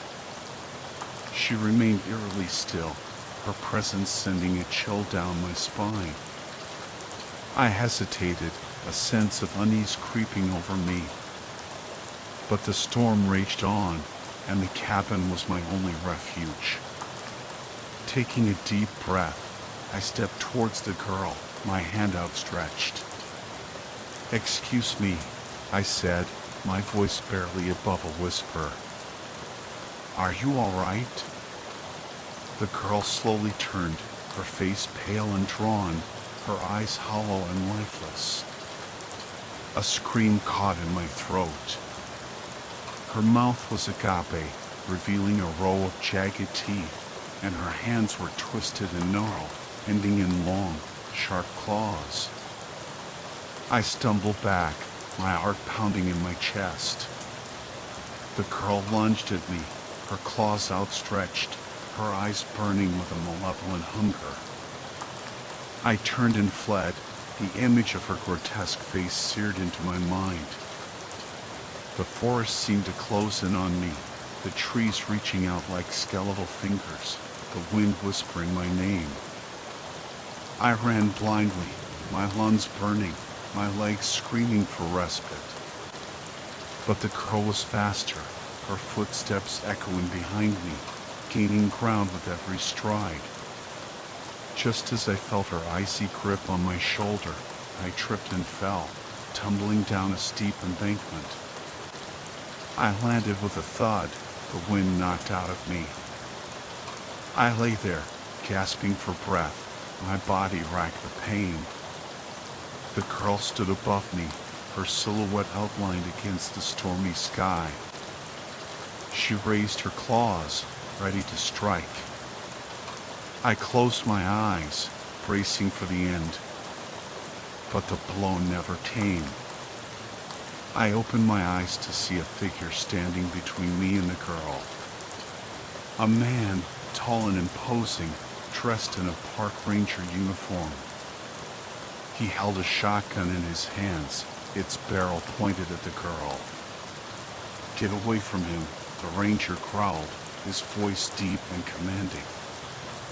The girl hesitated, her eyes flickering between the ranger and me. Then, with a snarl of frustration, she turned and vanished into the darkness. The ranger helped me to my feet, his grip firm but gentle. "Are you all right?" he asked, his voice laced with concern. I nodded, too shaken to speak. "Come on," he said, leading me towards the cabin. "Let's get you out of this storm." The ranger led me into the cabin, a small, one-room structure with a stone fireplace and a rough-hewn wooden table. A kerosene lamp cast a flickering light, illuminating the rustic interior. The ranger gestured towards a chair, and I sank into it gratefully, my body still trembling from the encounter. "Thank you," I managed to say, my voice hoarse. "You saved my life."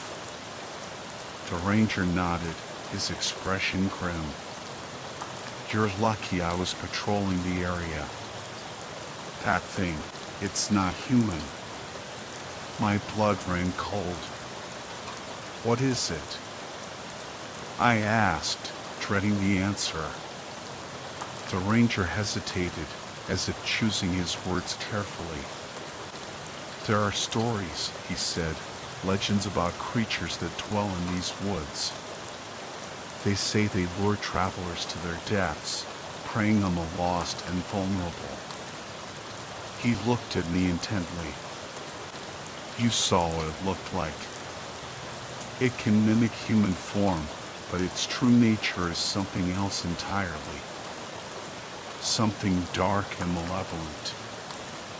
I shivered, remembering the girl's hollow eyes and twisted claws. The ranger's words confirmed my worst fears. I had stumbled into a nightmare, a realm where the boundaries between reality and myth blurred. The ranger busied himself with tending the fire, adding logs to the flames. The warmth slowly seeped into my chilled bones, but the fear remained, a knot of dread in my stomach. "What happens now?" I asked, my voice barely a whisper. The ranger looked at me, his expression somber. "We wait until dawn," he said. "These creatures are most active at night. Once the sun rises, they retreat back into the shadows." He paused, then added, "But we need to be prepared. They may try to lure us out, to separate us. We must stay together, stay vigilant." I nodded, my resolve hardening. I wouldn't be a victim. I would fight to survive the night, to escape the clutches of the creatures that lurked in the darkness. The hours that followed were agonizing. The wind howled outside, rattling the windows and shaking the cabin walls. Every creak and groan of the old structure sent my heart racing. I huddled close to the fire, the ranger's presence a small comfort in the face of the unknown.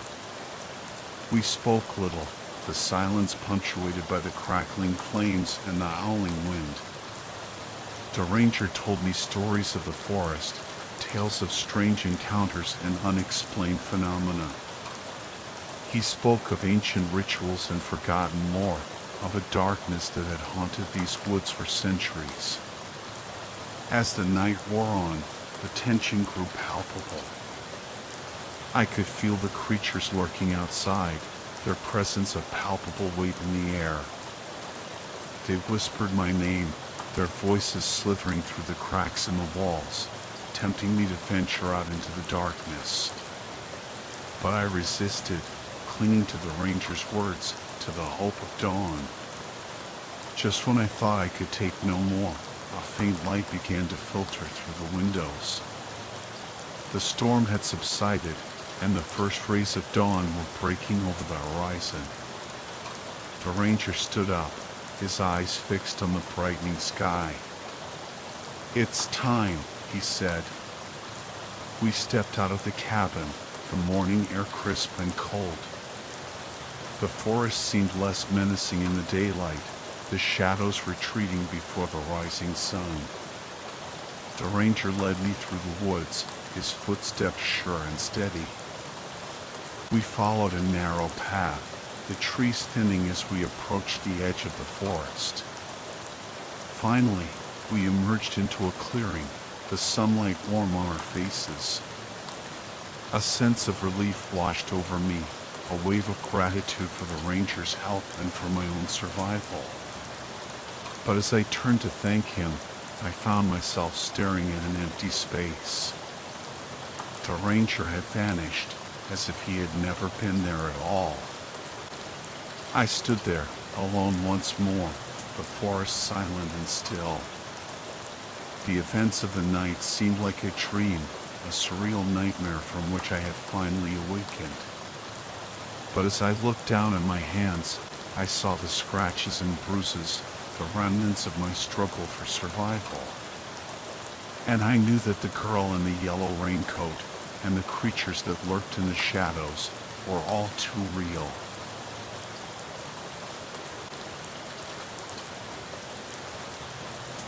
I've been a park ranger in the sprawling forests of the Pacific Northwest for nearly 20 years.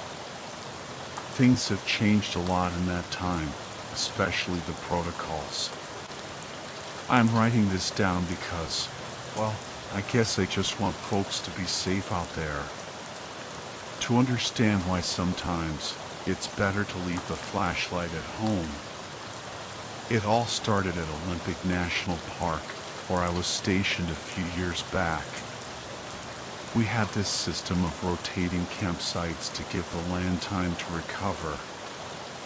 Winter had just ended, and I was sent out to assess the condition of the sites before the summer camping season. Winters here are brutal. Aside from the occasional hardcore survivalist or a Boy Scout troop led by some guy reliving his glory days, nobody camps in those conditions. I wasn't expecting to find much out of the ordinary. The first site was clear, no problems. But as I was hiking to the next one, I spotted something down in a ravine, looked like a pile of trash. Great, I thought, another bunch of jerks setting up an illegal camp and leaving their garbage everywhere. As I got closer, I realized it wasn't just trash. It was carnage. Torn tents, scattered gear, and blood. So much blood. It was pulled on the ground, and there were signs of something heavy being dragged away into the thick undergrowth. My heart started pounding.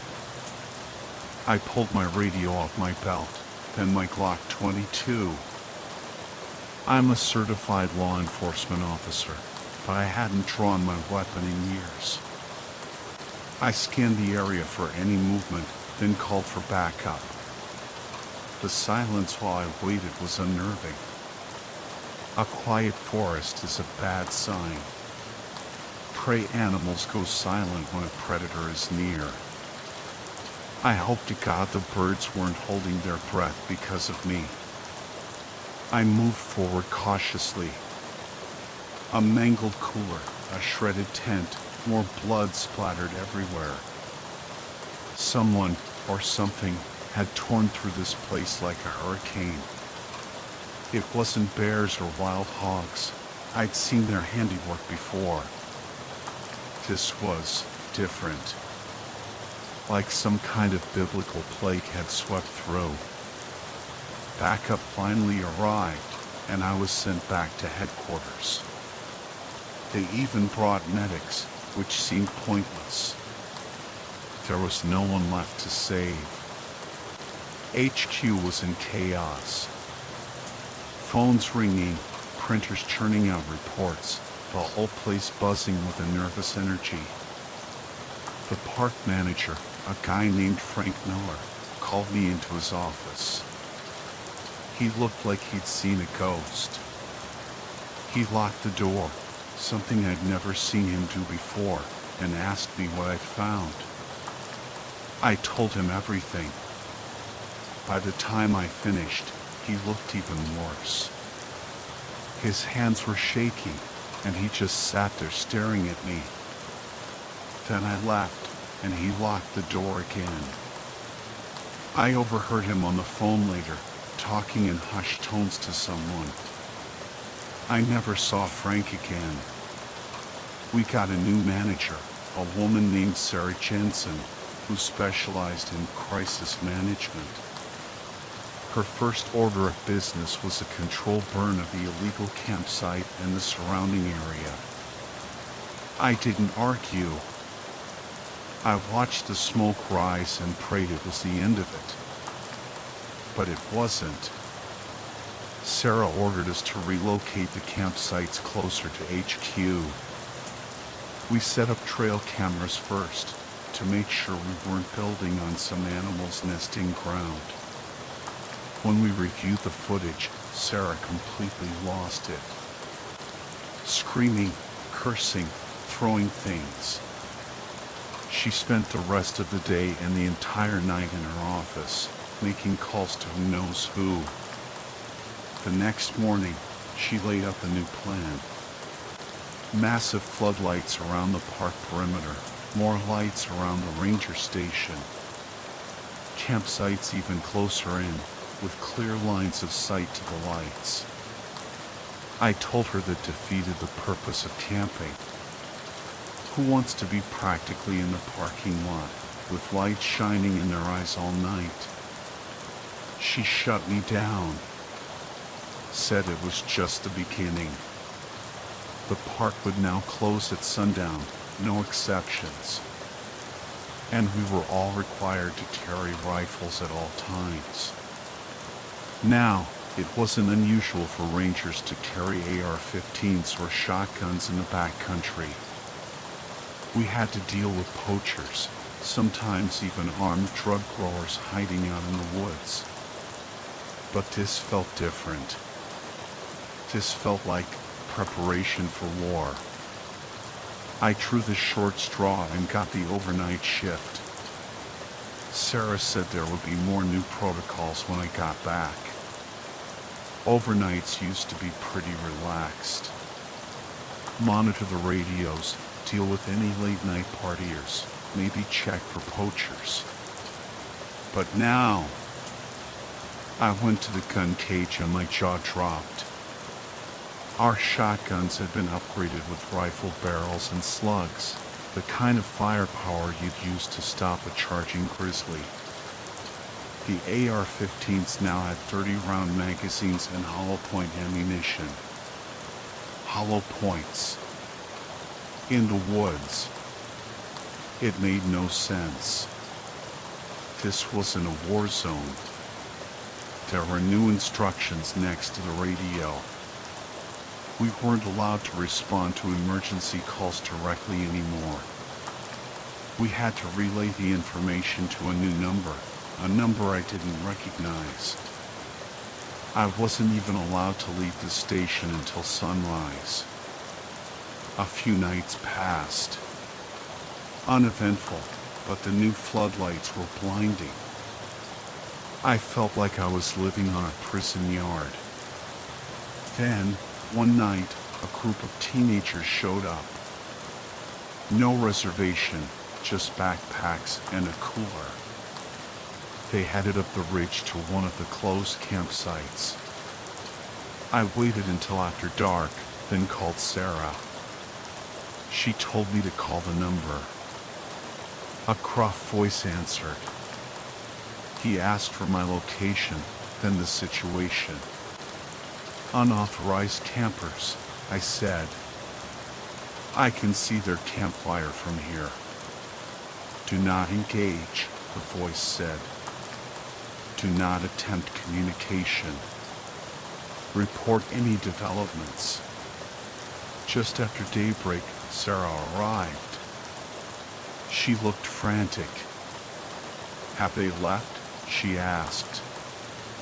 No, I said. Their car's still there.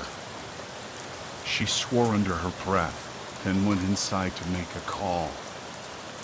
When she came out, she was carrying an AR-15 and a jerry can of gasoline. She marched past me, heading for the ridge. I yelled after her, but she ignored me. I called the number again. Same gruff voice. Same questions. The manager, I said. She went up to the campsite. Armed and with gasoline. What do I do? Stay there, the voice said. Do not interfere. Backup is inbound. Smoke started rising from the ridge. 2 unmarked vans screeched into the parking lot. A dozen men in tactical gear piled out. Which direction? One of them asked. I pointed towards the smoke. The men fanned out and jogged up the ridge. I heard the click-clack of rifles being charged.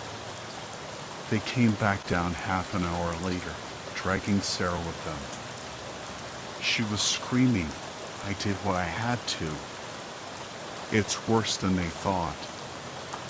We can't stop it. Burn it all. They threw her in one of the vans and sedated her. The leader approached me. I need to see the office, he said. All computers, hard drives, everything. They ransacked the place. Took all our records, even old videotapes. Cute, the leader scoffed, looking at the gun cage. You're out of your league. Before they left, he told me to call the number and report that it was contained. He said I'd be getting a new manager. And he told me not to talk about any of this. The official story was that the park was closed for a controlled burn. No one questioned it.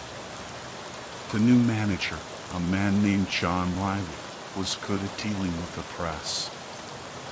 The park was practically deserted now, with the limited hours and the rumors of missing campers. We built the new campsites even closer to the station. Then John insisted we set up cameras around the station and campsites.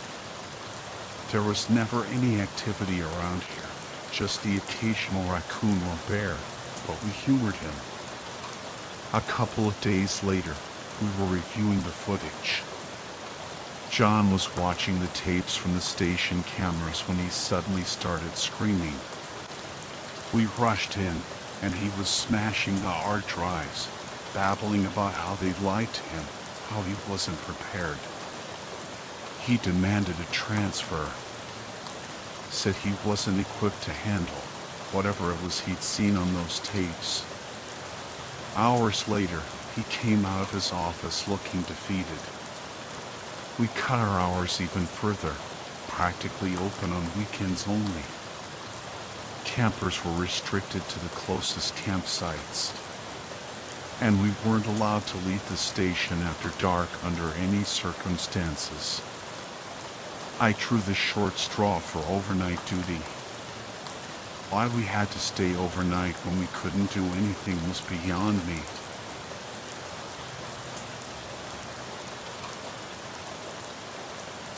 Being a park ranger in Yosemite is a dream come true. I get to spend my days wandering the wilderness, keeping this incredible place pristine and beautiful. You know, returning things to the way they were before we humans came along and messed it all up. Most of the time, my job involves cleaning up after careless campers, scattered trash, abandoned fire pits, those sorts of things. I hate seeing nature disrespected like that. I really believe what I do makes a difference. But sometimes, even experienced rangers like me make mistakes. And the mistake I made, well, let's just say it turned the wilderness I love against me. And I'm not sure I'll ever be the same again. It all started with a story my Uncle Bill told me when I was a kid.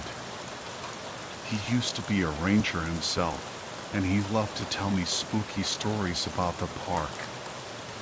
One that stuck with me was about fairy rings, those perfect circles of mushrooms you sometimes find in the forest. Don't ever disturb a fairy ring, he'd say. Those are made by fairies, and if you mess with them, they'll come after you. Bad luck, maybe even worse.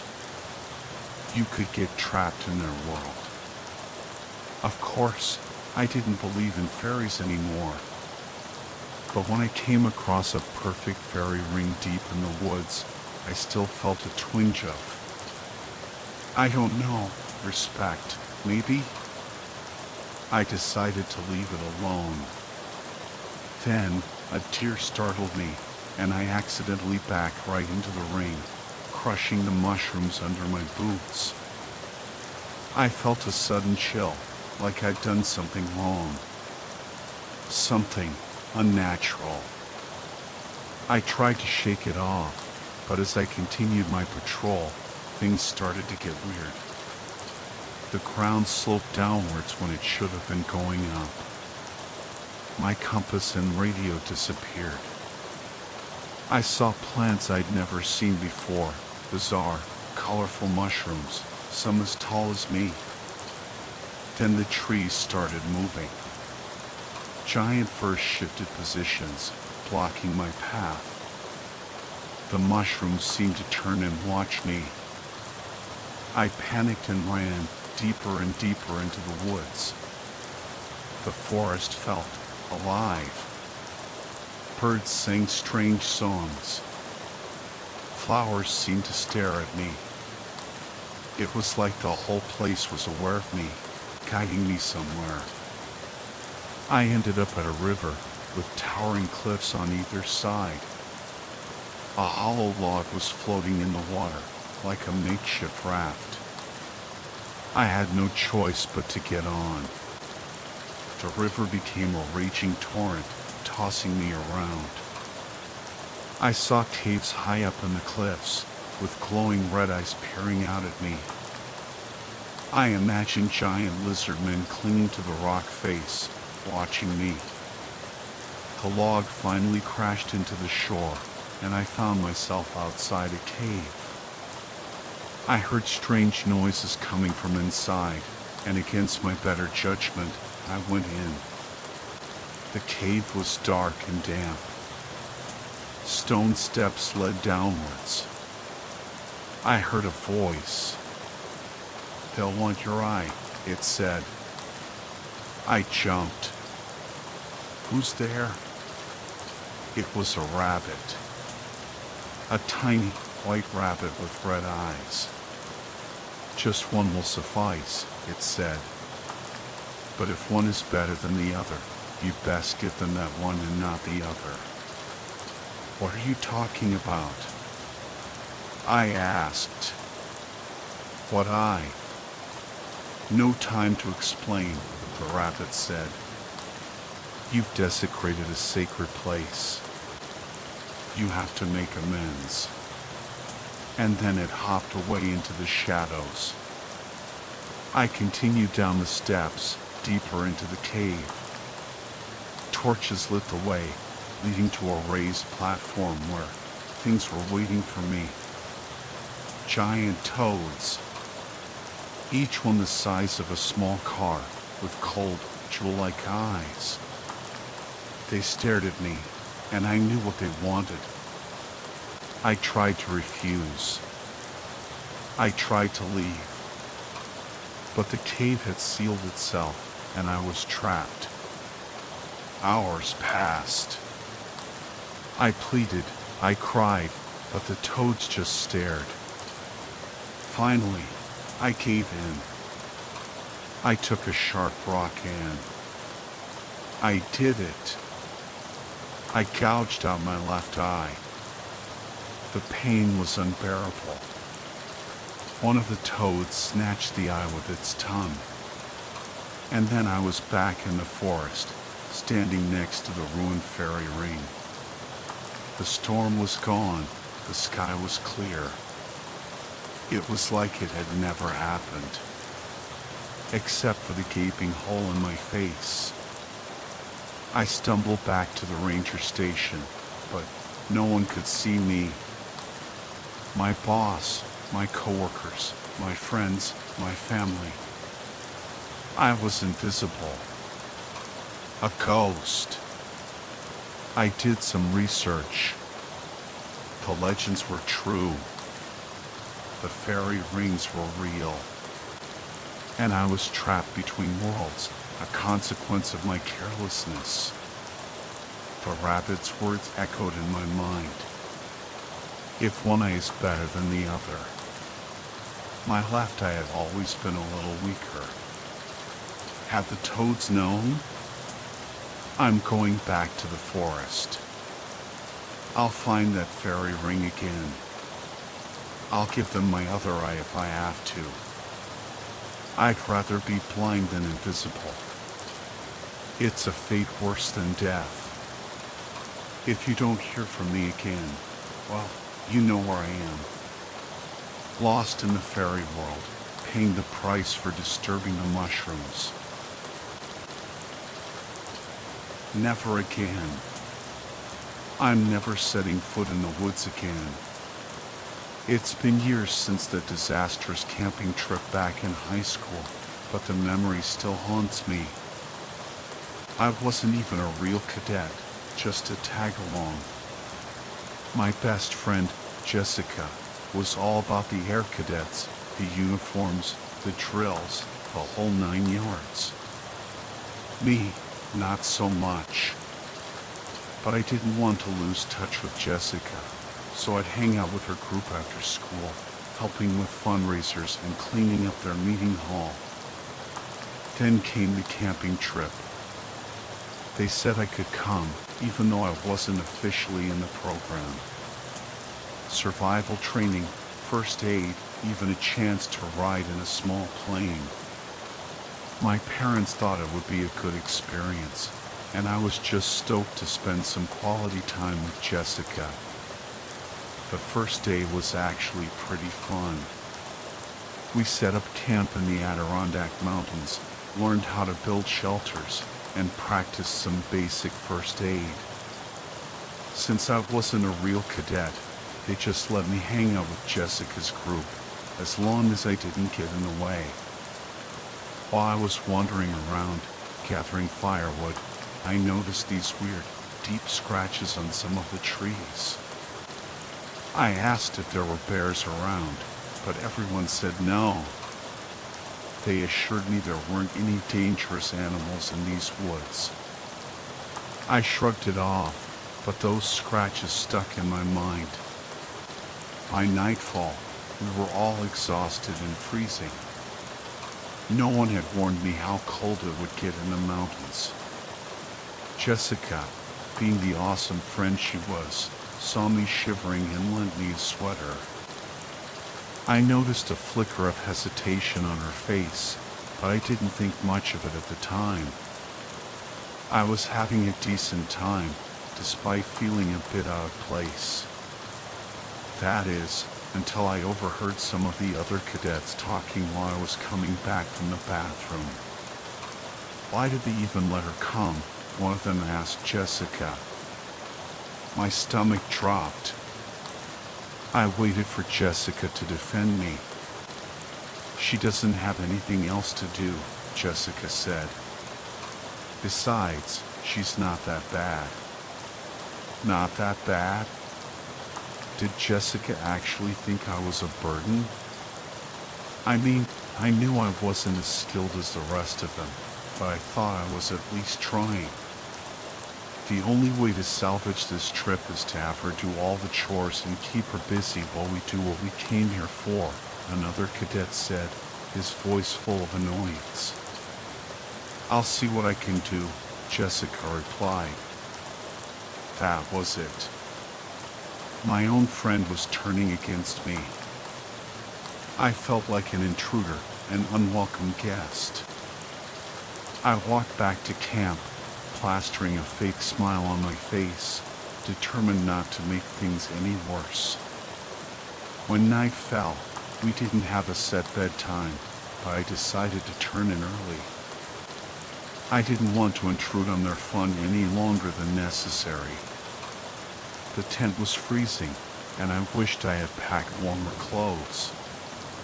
After a while, Jessica came in and crawled into her sleeping bag. I think she knew I had overheard their conversation, but we both pretended nothing had happened. I lay there in the darkness, planning to fake sleep until I actually drifted off. But then I realized I desperately needed to pee. That meant getting out of my semi-warm sleeping bag and braving the freezing cold. I thought I heard some rustling outside the tent, but I told myself it was just my imagination. The moon was bright, so I decided to risk going without a flashlight. I quietly unzipped the tent and slipped out, shivering as the cold air hit me. I knew the path to the porta potty, but everything looked different in the dark. I started to doubt myself, wondering if I was going the right way. I was so focused on the path that I didn't notice the flickering red lights in the bushes ahead until it was too late. I froze, squinting to get a better look. And then I realized what they were. Eyes. Red eyes, staring at me from the darkness. They slowly started to rise, as if whatever was watching me was standing up. Panic surged through me.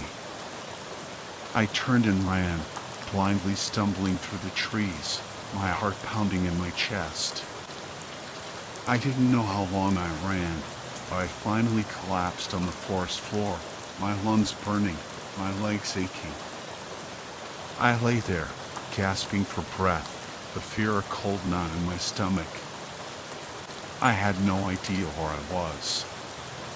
The towering pines of the Adirondacks loomed around me, their branches forming a dense canopy that blocked out the moonlight. The only sound was my own ragged breathing.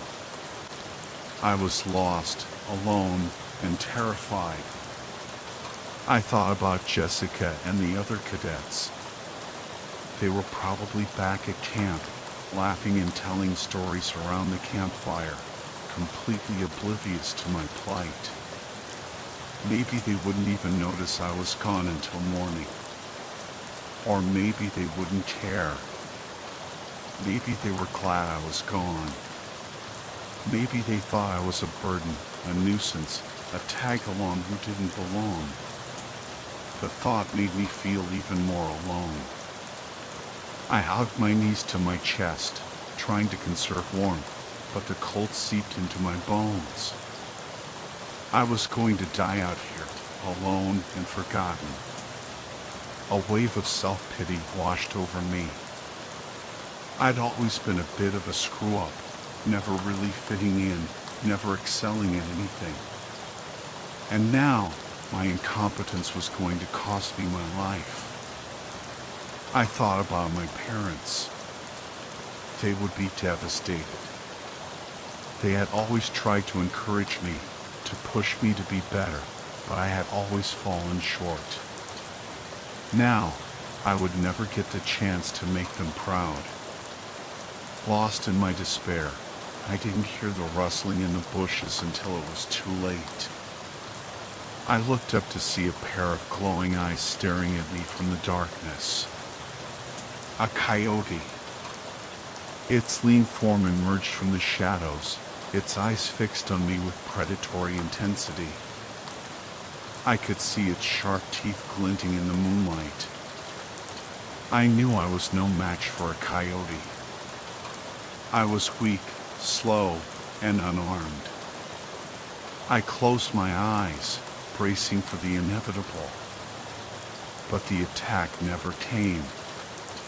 Instead, I heard a deep growl, followed by a flurry of movement. I opened my eyes to see another creature emerge from the darkness. It was larger than the coyote, with powerful muscles and gleaming fangs. A wolf. A magnificent gray wolf, its fur blending seamlessly with the shadows. The two animals circled each other, growling and snapping. Then they lunged. The fight was a blur of fur and fangs, a dance of primal fury. The coyote yelped in pain as the wolf's teeth sank into its flesh. The wolf snarled, shaking its head violently. The coyote tried to fight back, but it was no match for the larger predator. The wolf quickly overpowered it, pinning it to the ground.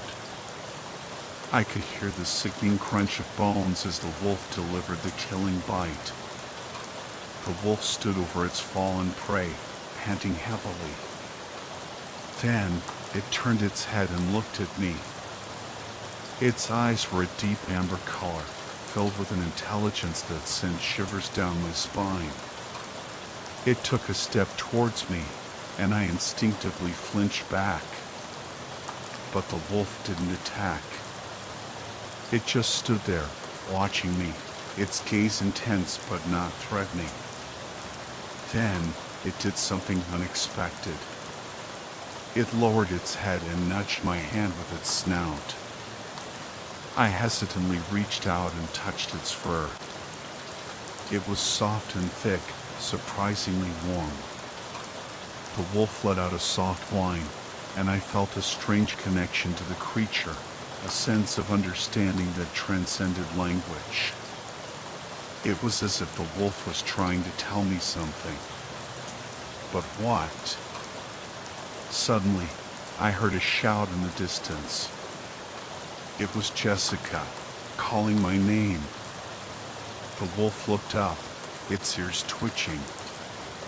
Then, it turned and disappeared into the darkness. I stood there for a moment, my heart still pounding, my mind reeling from the encounter. Then, I ran towards Jessica's voice, my fear replaced by a newfound hope. I had been lost, alone, and terrified. But the wolf had found me, protected me, and led me back to safety. I would never forget that night in the Adirondacks, the night I encountered the wolf. The night I learned that even in the darkest of times, there is always hope.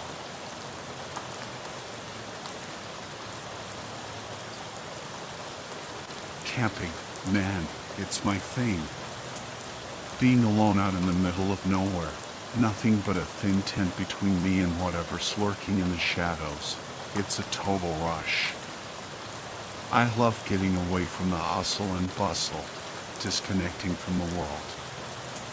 But yeah, I'm not gonna lie, it can get creepy. One minute you're all zen, enjoying the peace and quiet, and the next minute you're convinced a serial killer is hiding in the bushes, ready to strike. All it takes is a twig snapping or an owl hooting, and your imagination goes into overdrive. Still, I'm a seasoned camper. I take all the necessary precautions. My family knows my itinerary.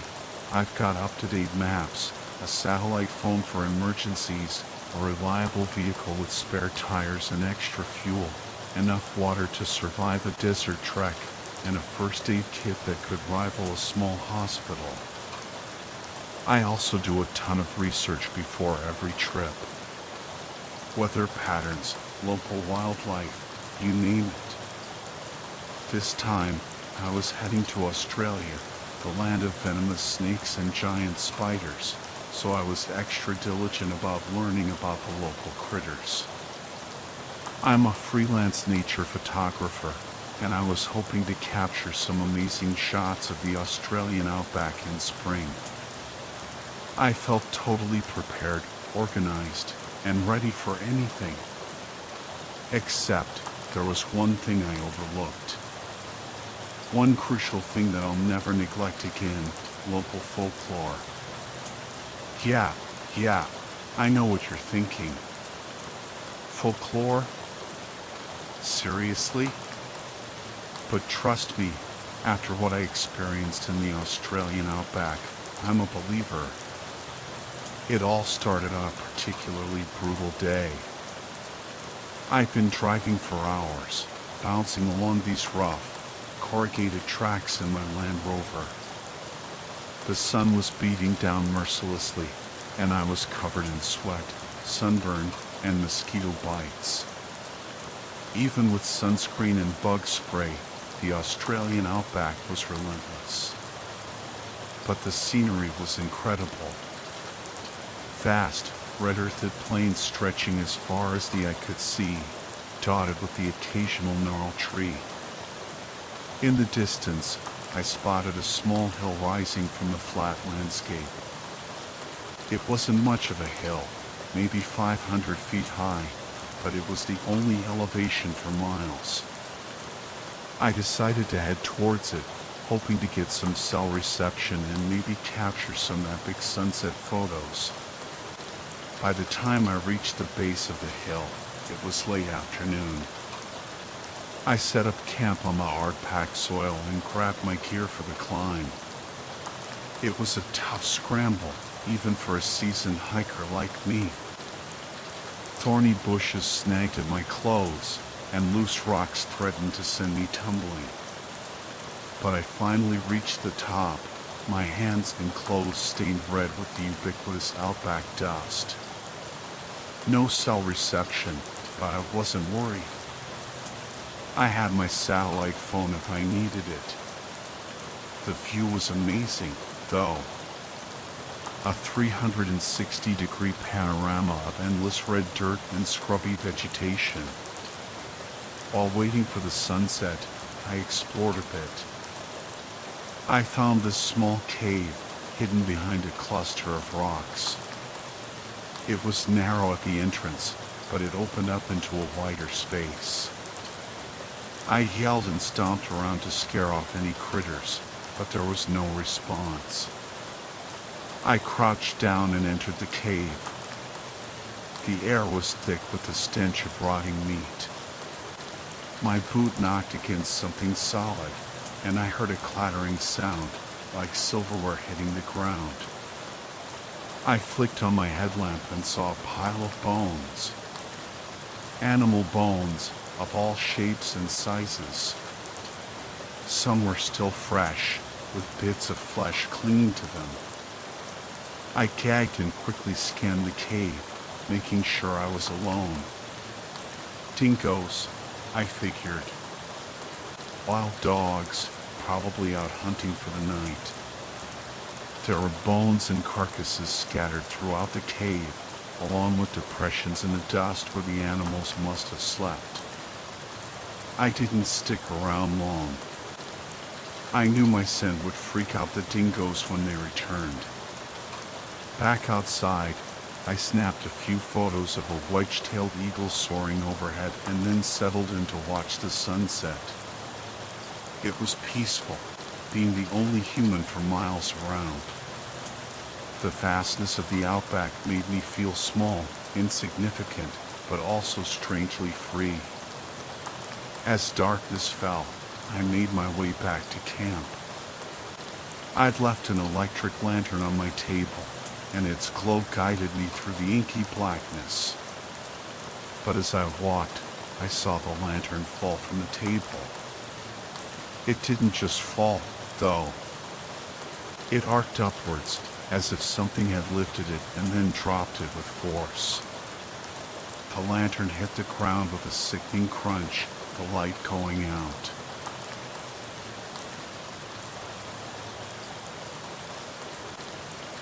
I froze, my heart pounding. What the hell was that?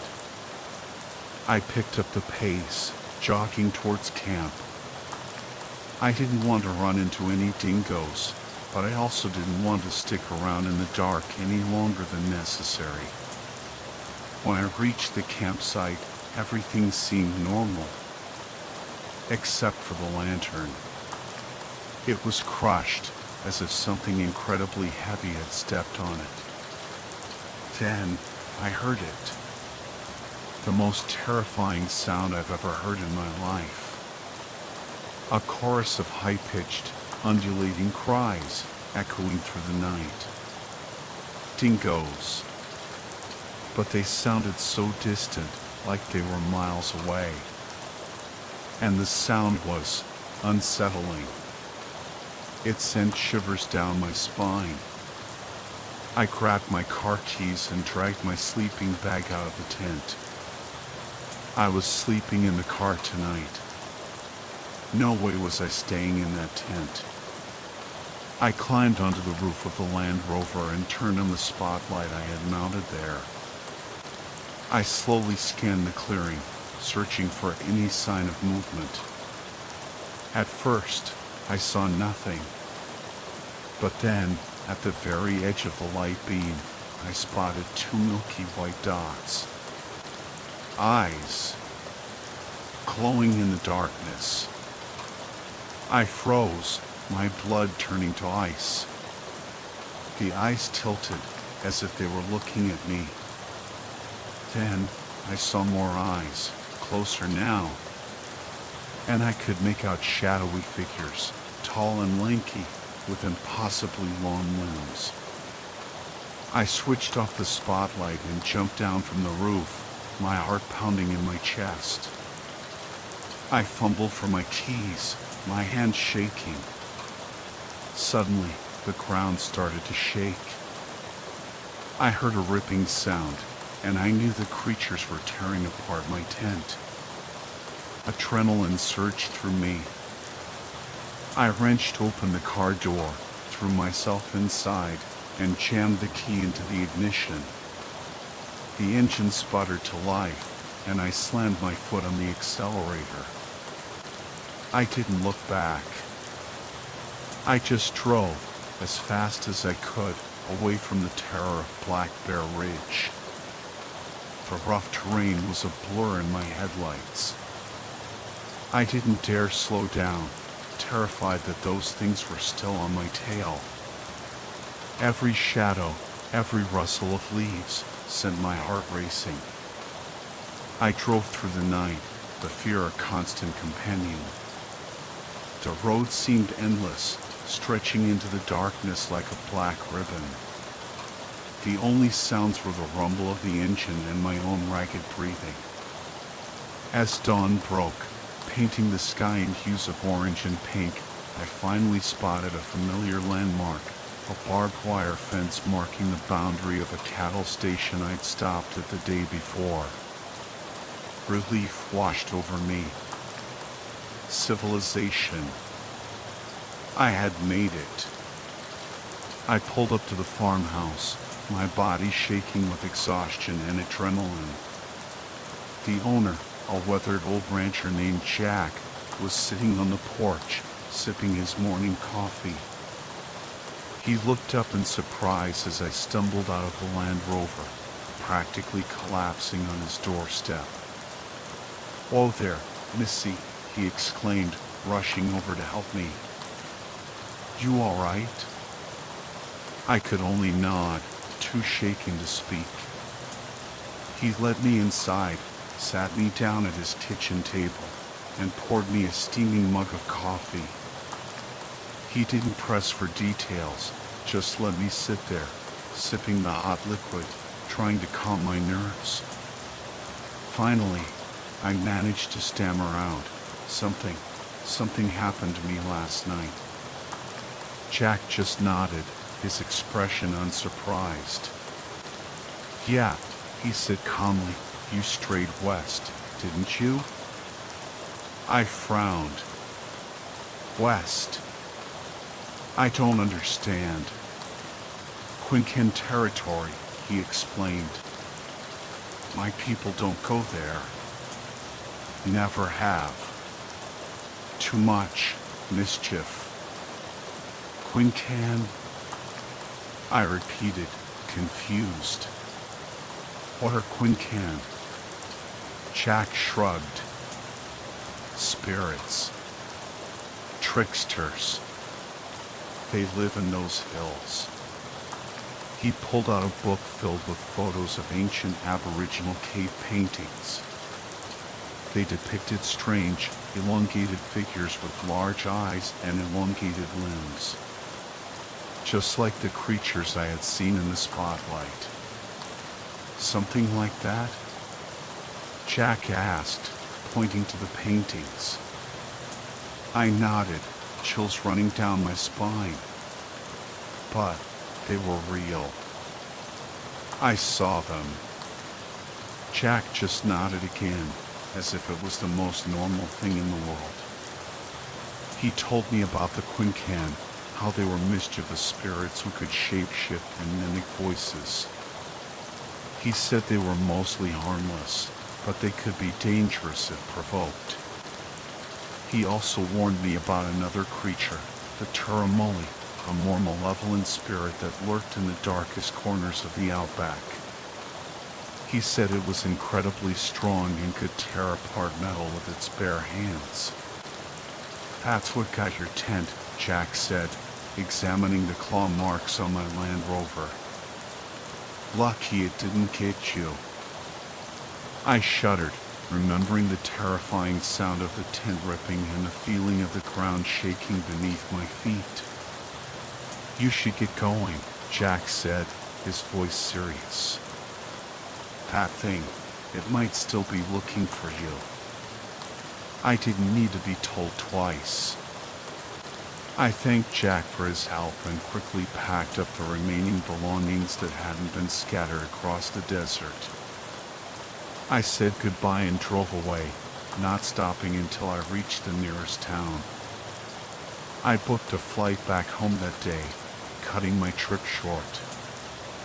I couldn't shake the feeling that I had been incredibly lucky to escape with my life.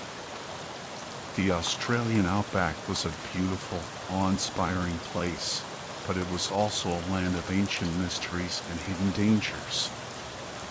I had learned a valuable lesson: respect the land, respect the legends, and never underestimate the power of the unknown.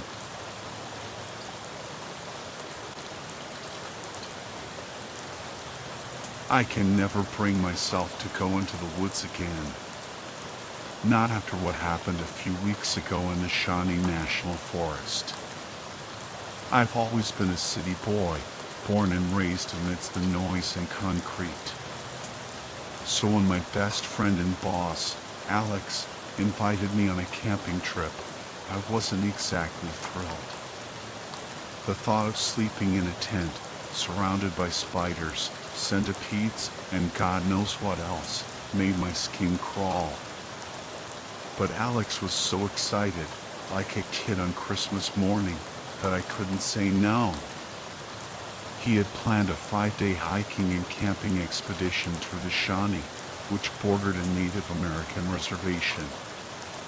Alex, being part Cherokee, was eager to explore the area's history and scenery. Despite my reservations, pun intended, I agreed to go. Worst decision ever. Fast forward a few weeks, and there I was, sweating, covered in mud, lugging 60 pounds of gear on my back, and wondering what the hell I had gotten myself into. We were 2 days into the trip, deep within the reservation boundaries. The forest here had a different feel, a primal energy that both Alex and I noticed. But no matter how pure the aura was, I couldn't shake the feeling of being constantly watched, and the bugs were driving me crazy. After battling a swarm of mosquitoes the size of hummingbirds, I finally snapped. When are we setting up camp, Alex? I whined. My legs are killing me. Alex consulted his map. There's an old Cherokee burial ground over that ridge, he said, pointing towards a hill in the distance. I thought it would be cool to camp there for the night. I hesitated. Something about camping in a burial ground didn't sit right with me, but I didn't want to offend Alex or disrespect his heritage, so I reluctantly agreed. The burial ground was a small clearing with a dozen or so grassy mounds. We pitched our tent a respectful distance away, unpacked our gear, and cooked up some dinner. Afterward, Alex, exhausted from the day's hike, drifted off to sleep. I, on the other hand, was wide awake. I pulled out my phone, desperate for a dose of social media, my only connection to the city life I'd left behind. The signal was weak under the dense canopy of trees, but as I walked towards the burial mounds, it strengthened. While waiting for my emails to load, I realized I needed to pee. Not wanting to relieve myself in full view of the tent, I ducked behind one of the mounds. Finally, my emails popped up. Nothing but the usual boring updates. Relieved I hadn't missed anything important, I headed back to the tent. As I reached for the zipper, a shiver ran down my spine. That feeling of being watched intensified, and my heart started to pound. I slowly turned on my flashlight, scanning the darkness. There, about 20 feet away, stood a deer. It was a large buck with an impressive rack of antlers, one of which was broken. One of its ears was mangled, like it had been in a fight. I let out a breath I hadn't realized I was holding. Just a deer. My heart rate slowed, and I crawled into the tent, eager to get some sleep. The next day, we continued our trek through the reservation. Despite my initial apprehension, I had to admit the scenery was breathtaking. Towering trees, cascading waterfalls, vibrant wildflowers. It was like stepping into a postcard. But as dusk approached, I noticed something unsettling. The forest had fallen silent. The birdsong, the rustling leaves, the chirping insects, all gone. It was an eerie, unnatural quiet. Even Alex seemed a bit unnerved. We found a spot to camp, and Alex went to gather firewood while I set up the tent. Usually, I'm a bit clumsy with tents, but tonight, I was struggling more than usual. That feeling of being watched was back, stronger than before. I spun around, and there it was again, the deer with the broken antler and the torn ear, staring at me from the shadows. A wave of fear washed over me. This was more than just a curious deer. Something felt deeply wrong. I tried to shoo it away, but it just stood there, those black eyes boring into me. Logic battled with instinct, and eventually, logic won. It's just a deer, I told myself. I shook off the unease and finished setting up the tent. When Alex returned, I told him about the deer. His face went pale. "Dude, you've got to be kidding me," he whispered, pulling me into the tent. He zipped the door shut and started telling me about the eerie, or deer men, creatures from Cherokee folklore. He described them as tall, shadowy figures that could shapeshift into deer or other forest animals. "They're like demons of the forest," he said, his voice hushed. "They prey on unwanted visitors, people who disrespect the land." He recounted stories of early settlers who had been brutally killed after encroaching on Cherokee territory. My hands started to shake. Alex, seeing my fear, burst out laughing. "Come on, man, don't tell me you believe in forest demons," he chuckled. I punched him in the arm, trying to mask my fear with bravado. But that night, sleep wouldn't come. My dreams were filled with images of shape-shifting creatures, their eyes glowing in the darkness, their antlers sharp as knives. The next day, the fear lingered. Every sound in the forest seemed like a threat, every shadow a lurking monster. Alex, oblivious to my terror, assigned me the task of gathering firewood for the night. I grabbed a flashlight and headed out, my heart pounding in my chest. About 10 minutes from camp, my flashlight beam landed on something in the undergrowth. It was the deer again, its broken antler and mangled ear unmistakable. But this time, something was different. It was standing on its hind legs, its head nearly 8 feet off the ground. And those eyes, they weren't the eyes of a deer. They were cold, predatory, filled with malice.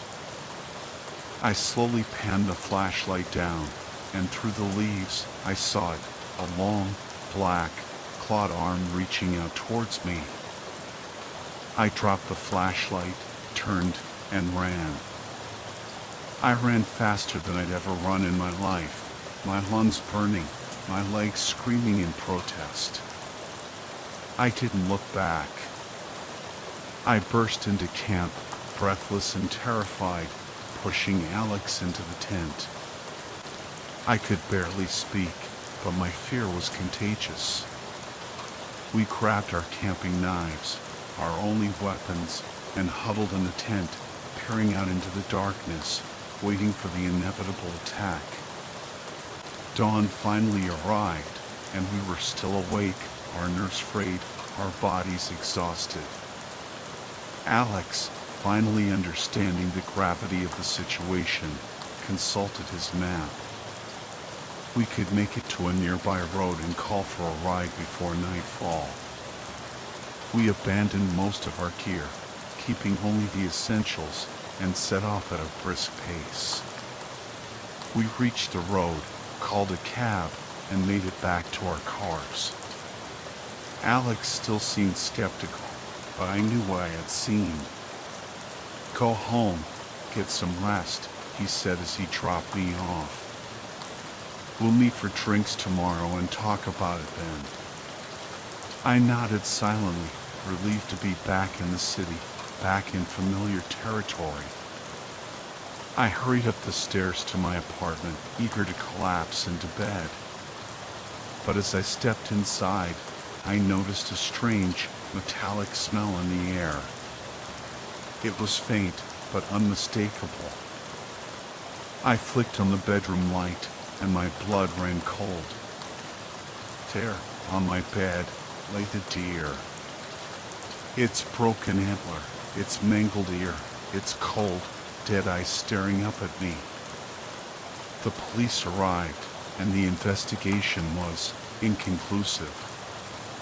The deer had been skinned, its face fashioned into a grotesque mask. There was no sign of forced entry, nothing stolen. The only other clue was a series of long, deep gashes across my bed, as if made by claws. The detectives chalked it up to vandalism, some meth heads messing around. But I knew better. The recount, the deer man, had followed me home. And it was a message, a warning. I had trespassed on its land, and it wouldn't be forgotten.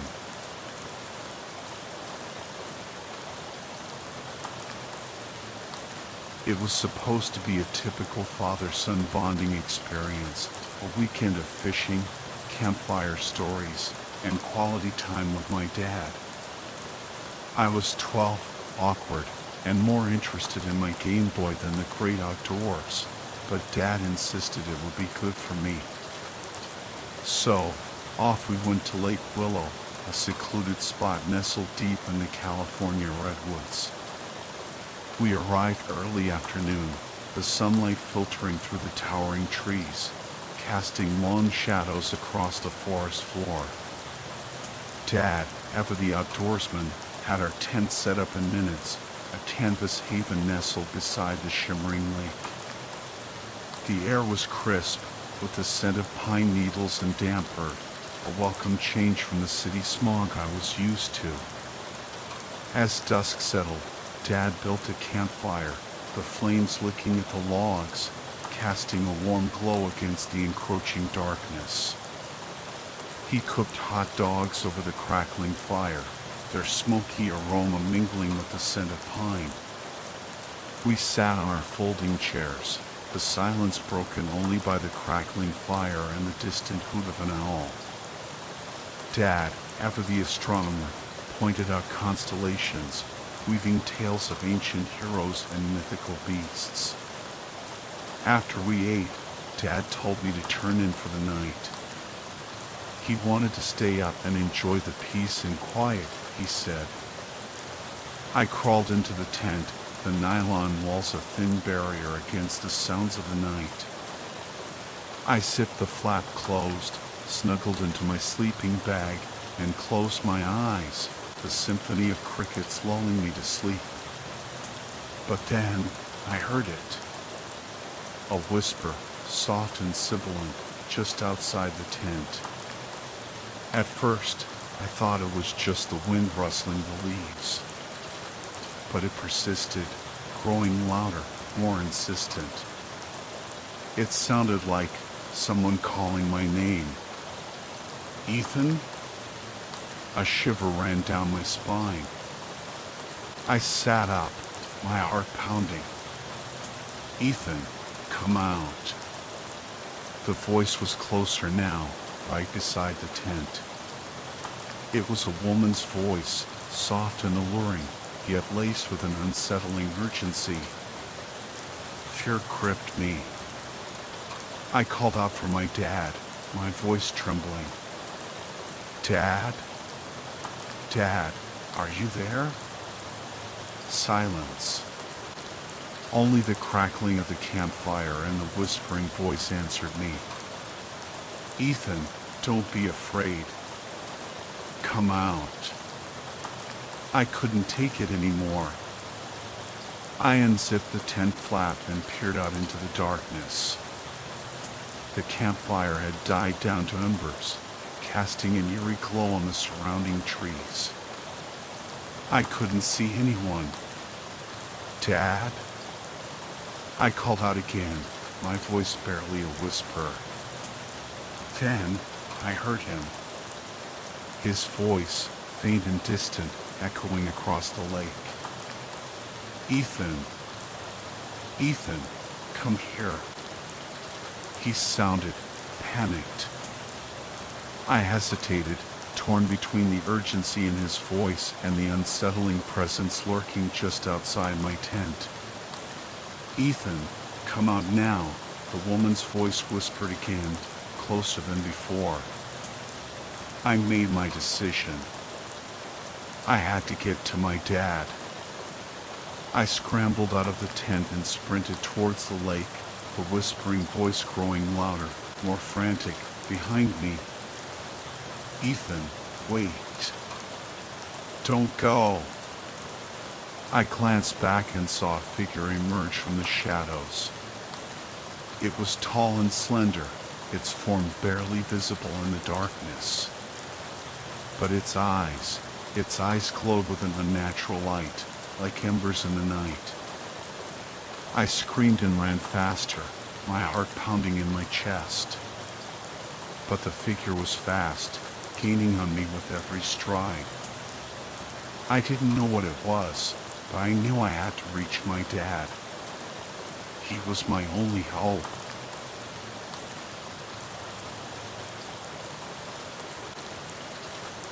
I burst through the trees onto the lake shore, gasping for breath. The moon painted a shimmering path across the water, leading straight to my dad, who stood on the opposite bank, his silhouette stark against the moonlit sky. "Dad!" I screamed, my voice hoarse and ragged. He waved frantically, beckoning me closer. "Ethan! Hurry!" I plunged into the icy water, the cold shocking my system. I waded through the shallows, the water growing deeper with each step. I could feel the current tugging at my legs, pulling me further from the shore. But I pressed on, my eyes fixed on my dad, my only refuge in this terrifying landscape. The whispering voice pursued me, echoing across the water, its tone laced with desperation. "Ethan, stop. Come back." I ignored it, my fear fueling my determination. I had to reach my dad. He would protect me. Finally, I reached the opposite shore, stumbling onto the rocky beach, my legs shaking with exhaustion. "Dad!" I cried, running towards him. He caught me in a tight embrace, his arms strong and reassuring.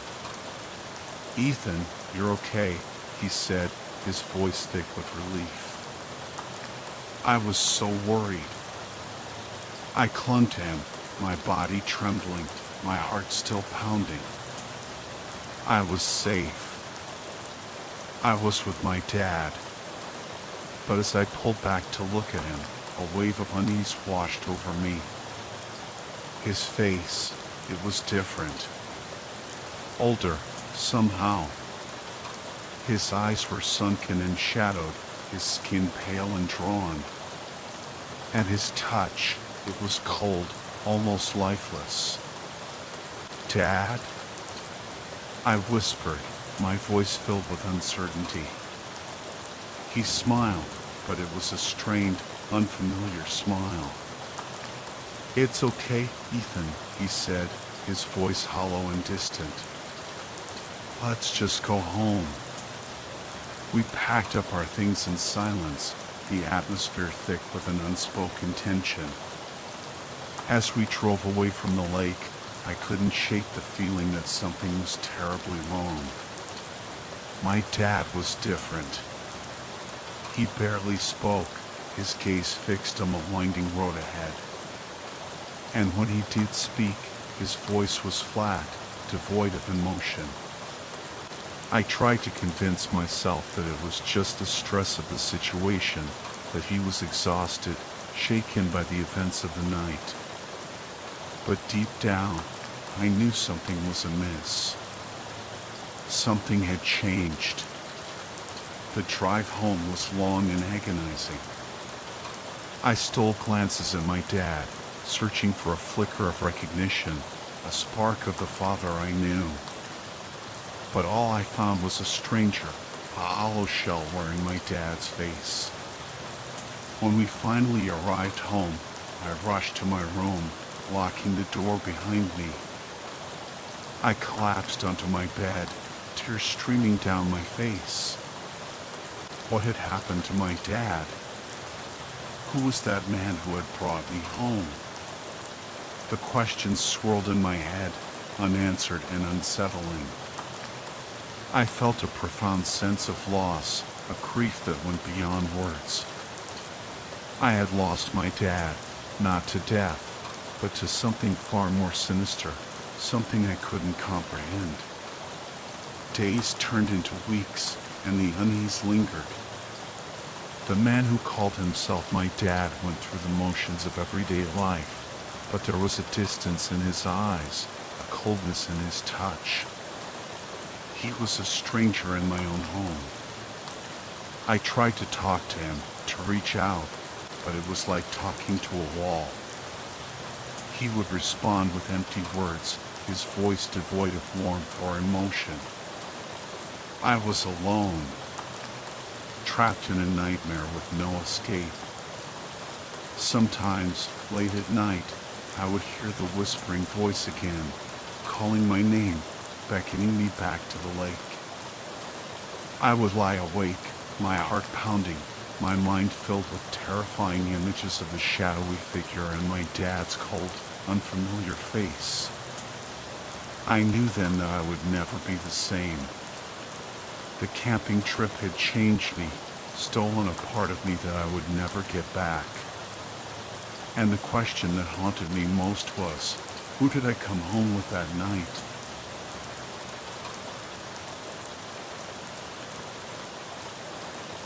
Camping's my thing. Always has been. Growing up in Missoula, Montana, meant having the wilderness practically on my doorstep. But even with all those amazing campsites nearby, the best ones were always the secluded ones, the hidden gems tucked away in the depths of the forest. Those were the places where you could truly escape the crowds and connect with nature. Of course, being a horror fan, I also knew the potential dangers of venturing too far off the beaten path.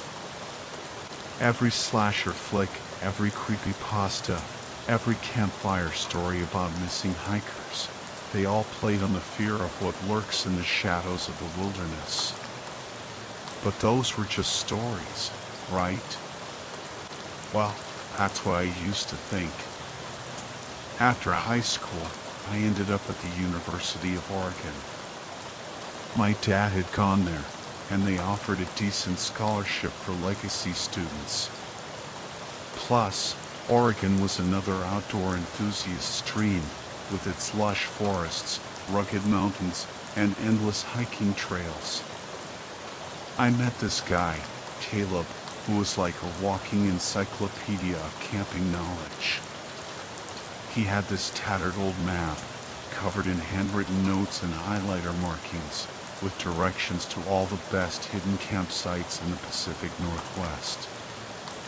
He was our unofficial leader, always knowing a spot. If it was a good spot, he'd mark it in green. If it sucked, red.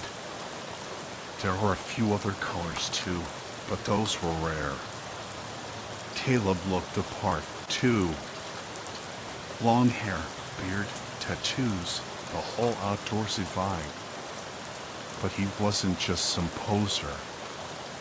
He spent every free moment exploring the wilderness, always searching for the perfect secluded spot. So, when he told us about this amazing new campsite his cousin had discovered a few hours south, we were all in. I mean, how often do you find a place that none of your friends have been to before? We met up at Ashley's place to pack her truck. Ashley's parents were loaded, and she had just gotten this badass Jeep Wrangler as a graduation present. My roommate, Emily, and I showed up first, with a cooler full of beer as a peace offering for Ashley. We weren't technically old enough to drink, but Emily had a pretty solid fake ID, and we'd been getting away with it for years. Ben was next, with his giant tent and a Costco-sized bag of trail mix. Caleb arrived last, looking all excited. "All right, road trip rules," Ashley announced as we piled into the Jeep. "I control the music." "New Jeep, new rules," I shot back. "I say we amend that policy." "Seriously, I'm not listening to country music the whole way," Ben groaned. "You guys have no taste," Ashley scoffed. We eventually agreed on a music rotation and set off for Caleb's cousin's spot, Devil's Gulch. Apparently, Devil's Gulch was so off the grid that it wasn't even on the internet. We had to rely on old school directions and landmarks, which felt kinda adventurous, actually. After 3 hours of driving and a surprisingly diverse playlist, we finally turned off the main road onto a gravel track. Another half hour of bumping along, and the trail just ended. This is it, Caleb said, grinning. Let's grab our stuff and get set up before it gets dark. We followed him through the woods until we reached this incredible clearing. Towering redwoods all around, a crystal clear stream babbling nearby, a perfect spot for camping. We pitched the tent, built a fire, and settled in for the night. As we were roasting marshmallows and enjoying the sunset, Emily asked the question we were all thinking. So, how did your cousin find this place? Caleb shrugged. He didn't, really. Some guy on this online forum PM'd him the location and some pictures. He wanted to check it out himself, but he was busy this weekend, so he passed it on to us. Sounds like the start of a horror movie, Emily laughed. Random stranger gives you directions to a mystery camping spot. Bring it on, Ben said, flexing his biceps. I'd like to see some psycho try to mess with us. I've got 6 bullets with his name on them. Caleb rolled his eyes.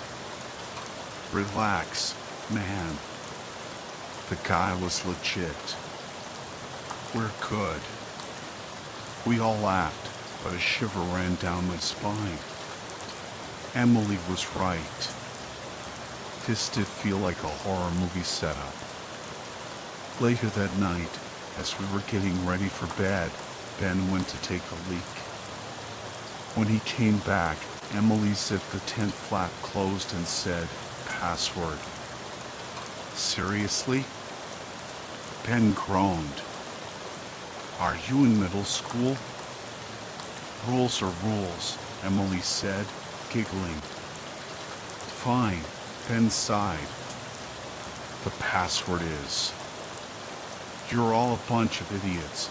Now let me in. I'm freezing my ass off. We all laughed, and I exchanged a knowing glance with Ashley. She and Ben totally had a thing for each other. Nope, that's not it, Emily said. Try again. We heard Ben shuffling around outside. This is so stupid, he grumbled. Please.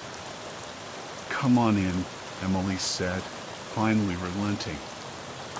We always slept together in one big tent when we camped in the fall or winter. It was warmer that way, and it was easier than hauling 5 separate tents. Plus, Ashley was like a human furnace, so it was always nice to have her in the middle, radiating heat. I woke up suddenly with this weird sense of anxiety. I couldn't figure out why I was awake. It was like I just snapped out of sleep.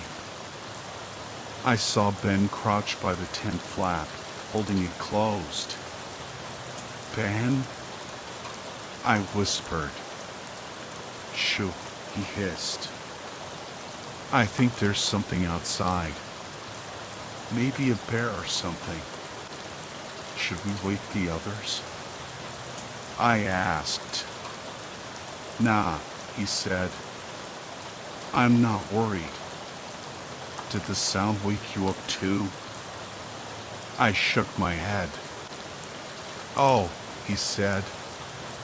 It brushed up against the tent by my face, and it sounded pretty big, like. He was interrupted by a shuffling sound outside. It did sound big. We exchanged a nervous glance, and I kicked the others awake. What the hell? Ashley groaned. Caleb shushed her, and we all listened. More shuffling. Closer this time. Ben had his hand on his backpack, ready to grab his gun if it was a bear. Ben peered through the mesh. Guys, he whispered, I don't think it's a bear. Just then, the thing moved right in front of the tent flap. And it spoke. Its voice was choppy, garbled, and it sounded exactly like Ben. "Please," it stuttered. "Please. Please. Please. Please. Let me in." "Holy shit," Caleb whimpered. Even in the darkness, I could see Ben's face go pale. More shuffling. "I'm freezing. Please. Please let me in. Let me in. Let me in," it rasped in Ben's voice. "Who's out there?" Ben shouted, his voice trembling. "Who's out there?" The thing mimicked Ben's tone for each word, the sentence a jumbled mess. "Who's in there?" I said, "Who's out there?" "I have a gun." Ben's voice cracked with fear. Ashley and I exchanged a terrified look. Emily was shaking uncontrollably. We knew this wasn't human. I'd read the stories, seen the movies. This was something else. Something not right. Con. Con. Con. It was like the thing was trying out the word, testing it. "Let me in. I am freezing to death. Please, please, please," it moaned, its voice getting smoother, more like Ben's with every word. Ashley crawled forward and slammed her hands against the tent mesh. "No! Go away!" Rapid shuffling. "No, no, no," it screamed in a distorted version of Ashley's voice. "No, please let me in. I'm freezing." Then, in a voice that sounded like a chorus of different people, it said, "I'm starving." Ben choked back a sob and pulled his gun from his backpack. "No!" Caleb hissed. "Ben, don't." But it was too late. Ben fired through the mesh, emptying the clip. An ear-splitting shriek echoed through the night, and the shuffling retreated. To the jeep. "Now!" Caleb yelled, unzipping the tent flap and scrambling out. We followed him, stumbling through the darkness, leaving everything behind. I could hear the thing crashing through the trees, its awkward gait and snapping branches echoing through the night. We piled into the jeep, Ashley fumbling with the keys, her hands shaking. I turned in my seat as Ashley sped down the narrow trail, my eyes frantically searching the tree line. And then I saw it. Bathed in moonlight, this thing emerged from the trees. It was easily 9 feet tall, its skin pale and sickly in the dim light. Its torso was long and disproportionate, with unnaturally thin, bony limbs. Its legs were so short and spindly, I couldn't fathom how it even managed to stand. Its arms, though equally thin, were incredibly long, dragging on the ground as it moved. It had hands that were almost human, with 4 elongated fingers and a claw-like thumb. But it was the head that truly horrified me. It was grotesquely large, with a massive mouth that seemed to split its entire face, filled with rows of mismatched teeth. It had no nose, just empty sockets where its nostrils should have been. And its eyes, they were huge, black pits, reflecting the moonlight like a predator's. Just below its chin was a large, pulsating sac, like some kind of grotesque tumor. Ashley floored it, and we careened down the trail, the Jeep bouncing violently over rocks and ruts.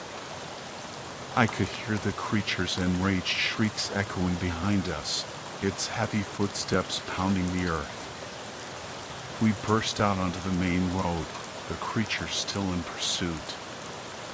Ashley slammed on the brakes, sending the Jeep skidding sideways. We all screamed as the creature lunged, its long arms reaching for us. But just as it was about to grab Emily, Ashley slammed the Jeep into reverse and gunned it. We lurched backward, narrowly avoiding the creature's grasp. It stumbled, its long limbs flailing wildly. Ashley spun the Jeep around and sped off in the opposite direction, leaving the creature behind. We didn't stop until we reached the highway, our hearts still pounding in our chests. We didn't speak a word the entire ride back to Eugene. The only sound was Caleb's shaky breathing as he pulled out his map and marked Devil's Gulch with a purple X. We haven't been camping together since. Sometimes I think about Caleb's map with all those markings in different colors. I wonder what else he's encountered out there in the wilderness. He was fearless, always pushing the boundaries, always searching for the perfect secluded spot. I still camp sometimes, but only in established campgrounds, close to other people. The memory of that night at Devil's Gulch is still too vivid, too terrifying. I'll never forget the creature's chilling voice, its grotesque appearance, and the feeling of pure terror that gripped me as we fled for our lives. The Pacific Northwest is a beautiful, wild place, but it holds secrets. Dark, ancient secrets that are best left undisturbed.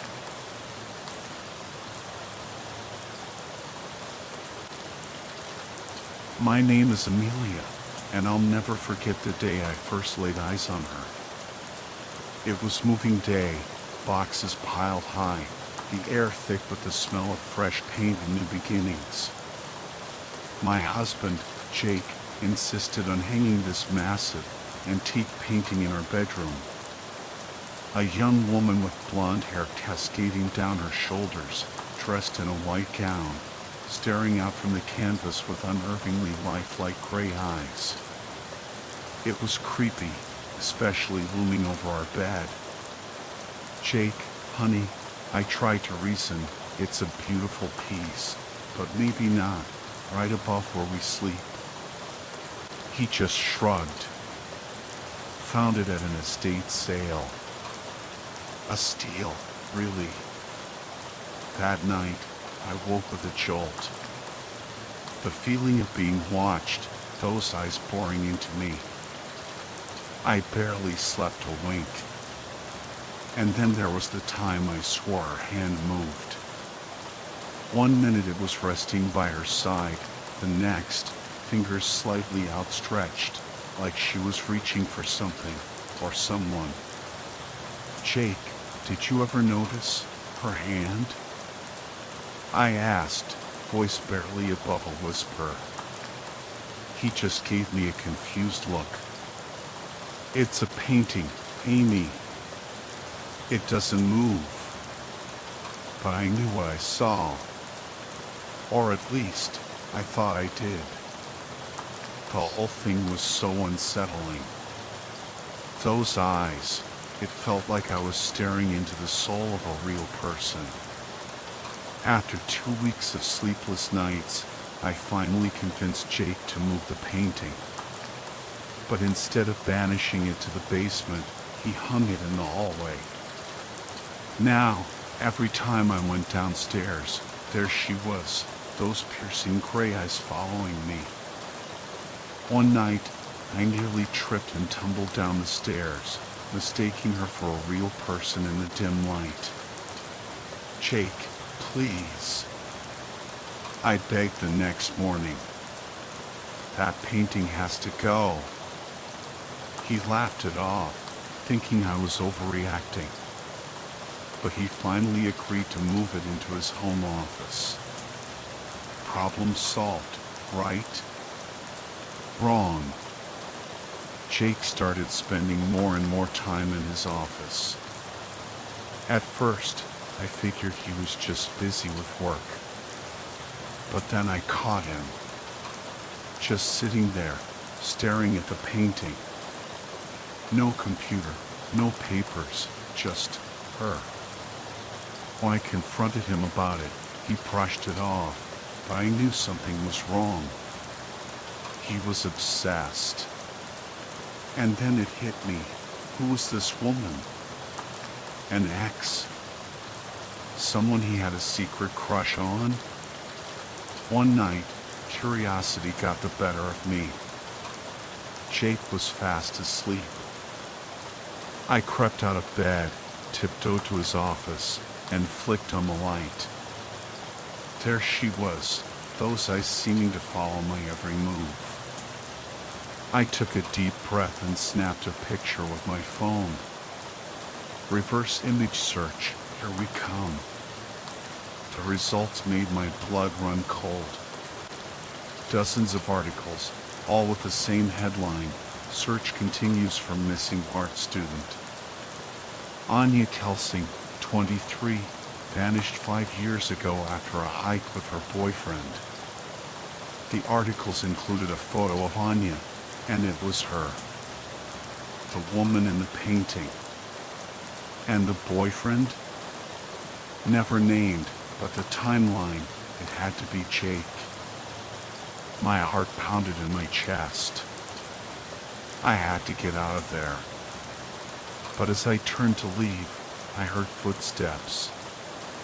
Jake. Panicked, I ducked under his desk.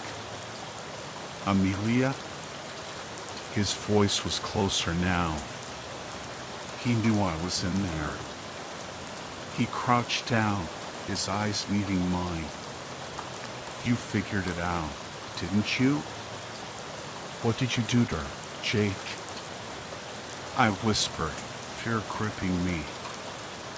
He gave a chilling laugh. So you think I'm a murderer? I tried to play it cool, to backpedal, but it was too late. He knew I knew. You should have just left it alone, he said, his voice devoid of emotion. I'm sorry you had to find out this way. He lunged. But just then, a loud crash echoed through the room. The painting had fallen from a wall, giving me the split second I needed to break free. I scrambled up from under the desk and sprinted for the door, Jake hot on my heels. I burst out of the house and into the night, screaming for help. Neighbors' lights flicked on.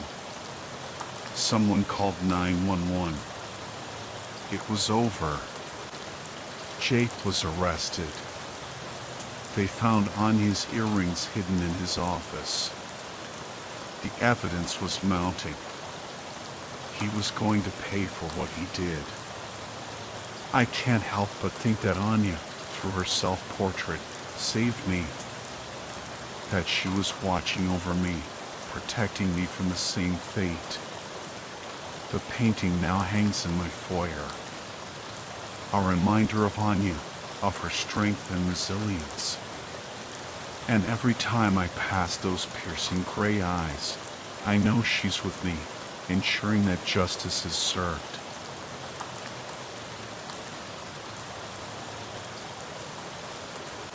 It was a mistake going hiking with Jason. We've been friends since forever, but he's always been a pain.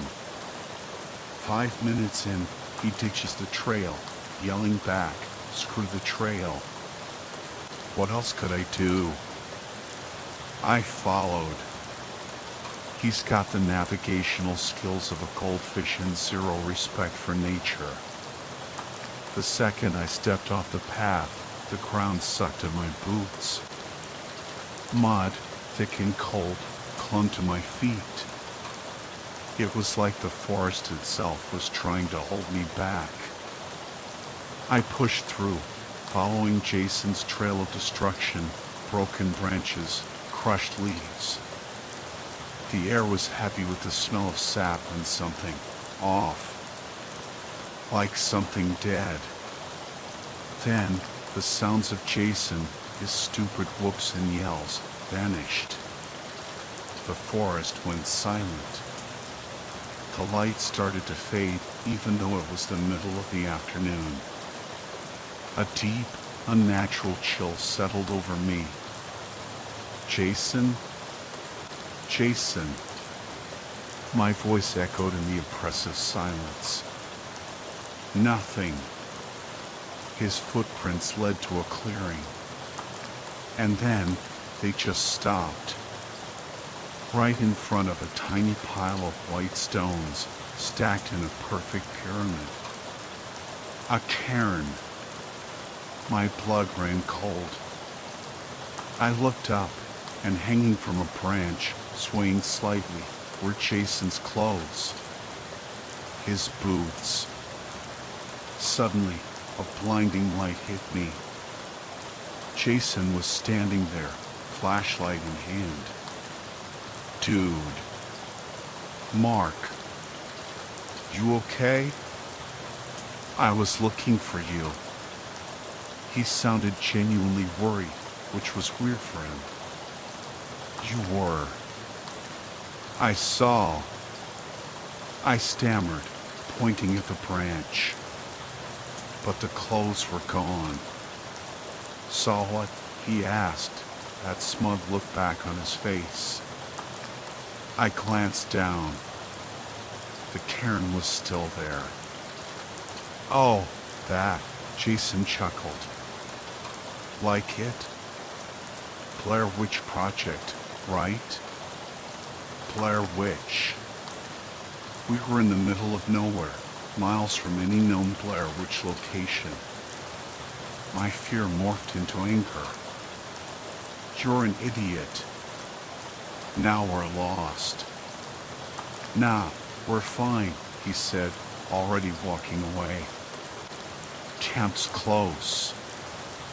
I followed. It was pitch black. No moon, no stars, just a beam of his flashlight. But as I followed, I realized he wasn't leaving any footprints. We reached the campground. Come on, let's get a fire going, Jason said, switching off his light. Later, I mumbled, fumbling with my tent. I couldn't shake the feeling that something was terribly wrong. I scrambled into my tent, heart pounding. I didn't dare turn on my flashlight. I didn't need to. I could still see it. The cairn, glowing faintly in the darkness. My phone's almost dead. No signal. No way to call for help. I'm trapped here with whatever the hell that thing is. It's out there, toying with me. I hear it moving around the tent, sometimes fast, sometimes slow. Like it's playing. I don't know what's going to happen. But I know one thing, I shouldn't have gone hiking with Jason.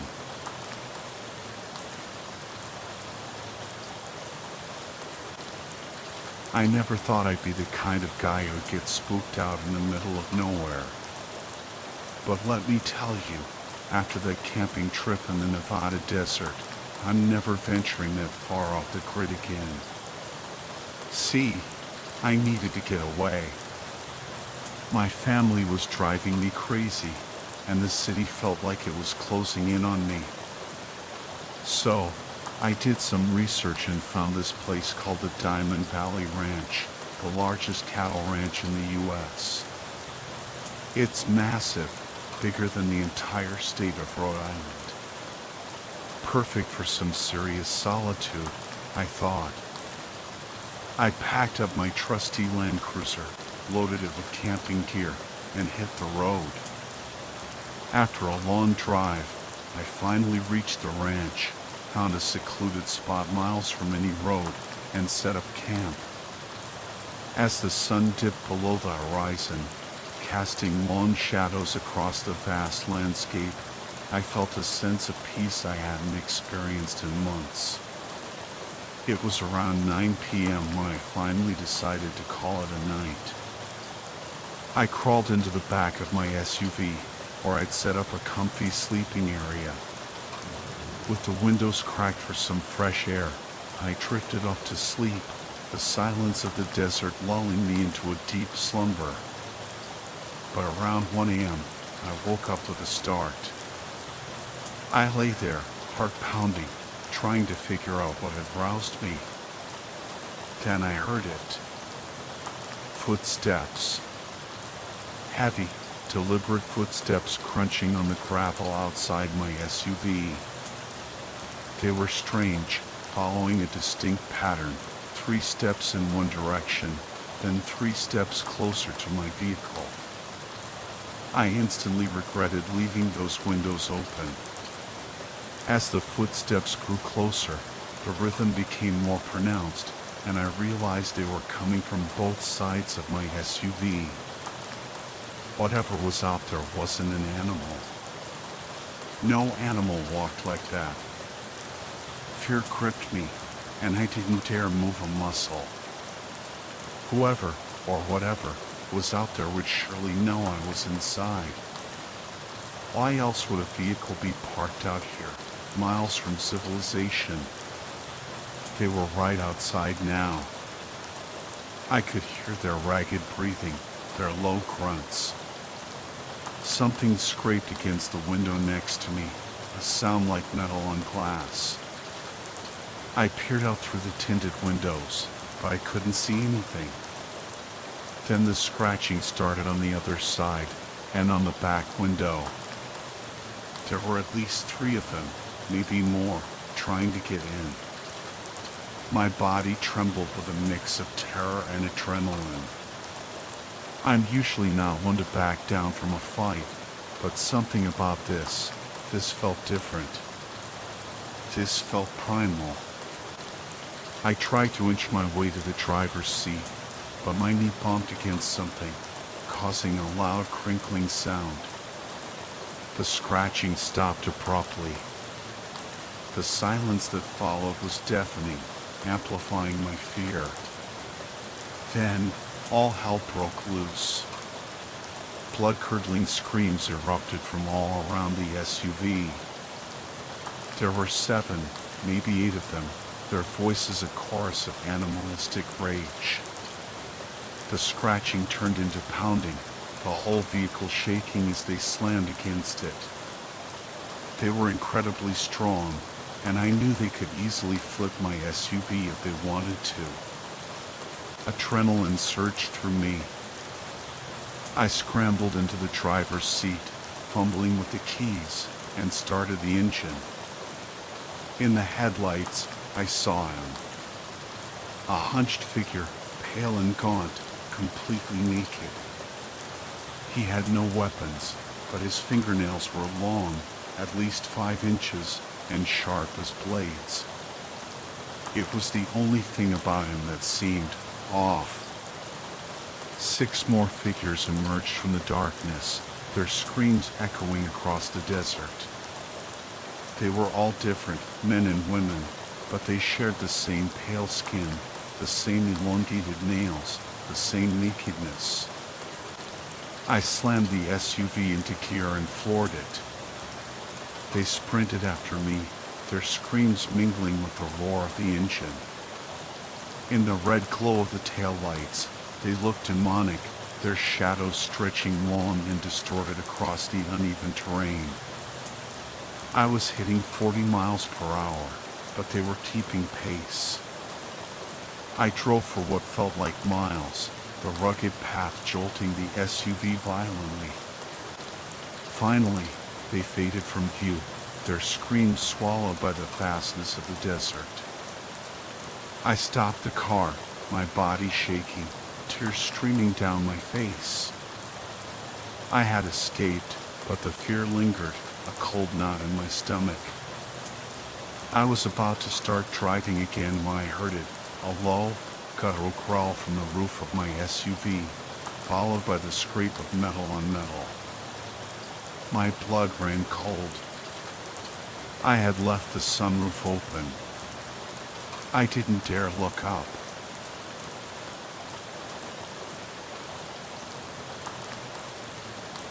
I don't go camping anymore.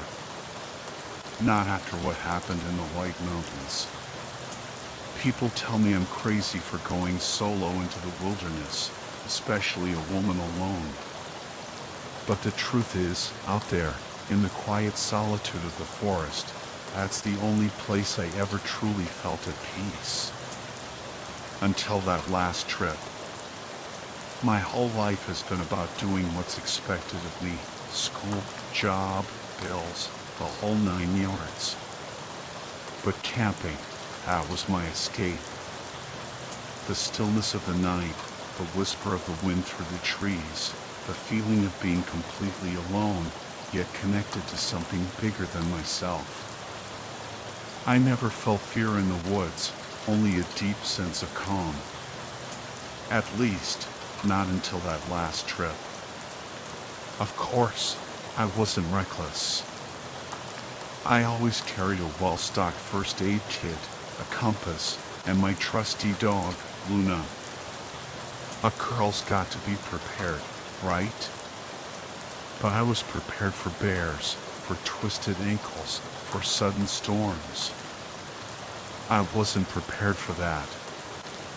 It started out like any other trip. I had planned a 3-night loop through a remote section of the White Mountain National Forest, a place I'd never been before. I mapped out a leisurely pace, about 8 miles a day, so I could really soak in the surroundings. I told my folks where I was going, and when I beat back, packed up my gear, and hit the road. The trailhead was deserted, just as I'd hoped. A thrill of anticipation ran through me as I opened the car door and Luna bounded out, eager to explore. Luna was a mixed breed, a real mutt, but she was my best friend and guardian. With her by my side, I felt invincible. We set off into the dense forest, the trail winding through a maze of towering pines and rocky outcrops. I checked my map and compass frequently, making sure I stayed on course. The air was crisp and clean, the only sounds the crunch of our footsteps and the occasional birdsong. It was paradise. That evening, I found a secluded clearing and set up camp. The sun dipped below the horizon, casting long shadows through the trees. A chill settled in the air, and I retreated to the warmth of my tent, Luna curled up beside me. I drifted off to sleep, lulled by the chirping of crickets. But then I woke up. It was 1:45 a.m., the middle of the night. The full moon cast an eerie glow through the tent, and the shadows seemed to dance and lie. Luna was awake too, her eyes fixed on something outside. I felt a shiver run down my spine. Luna growled, a low rumble in her chest. I tried to reassure myself, it's just a deer, girl. But something felt wrong. Luna never growled at animals. She was the most easygoing dog, curious at best, indifferent at worst. The only time I'd ever heard her growl like that was when we encountered a bear a couple of years back. The thought of a bear actually calmed me down a bit. My food was safely hung in a tree, and bears in this area weren't usually aggressive.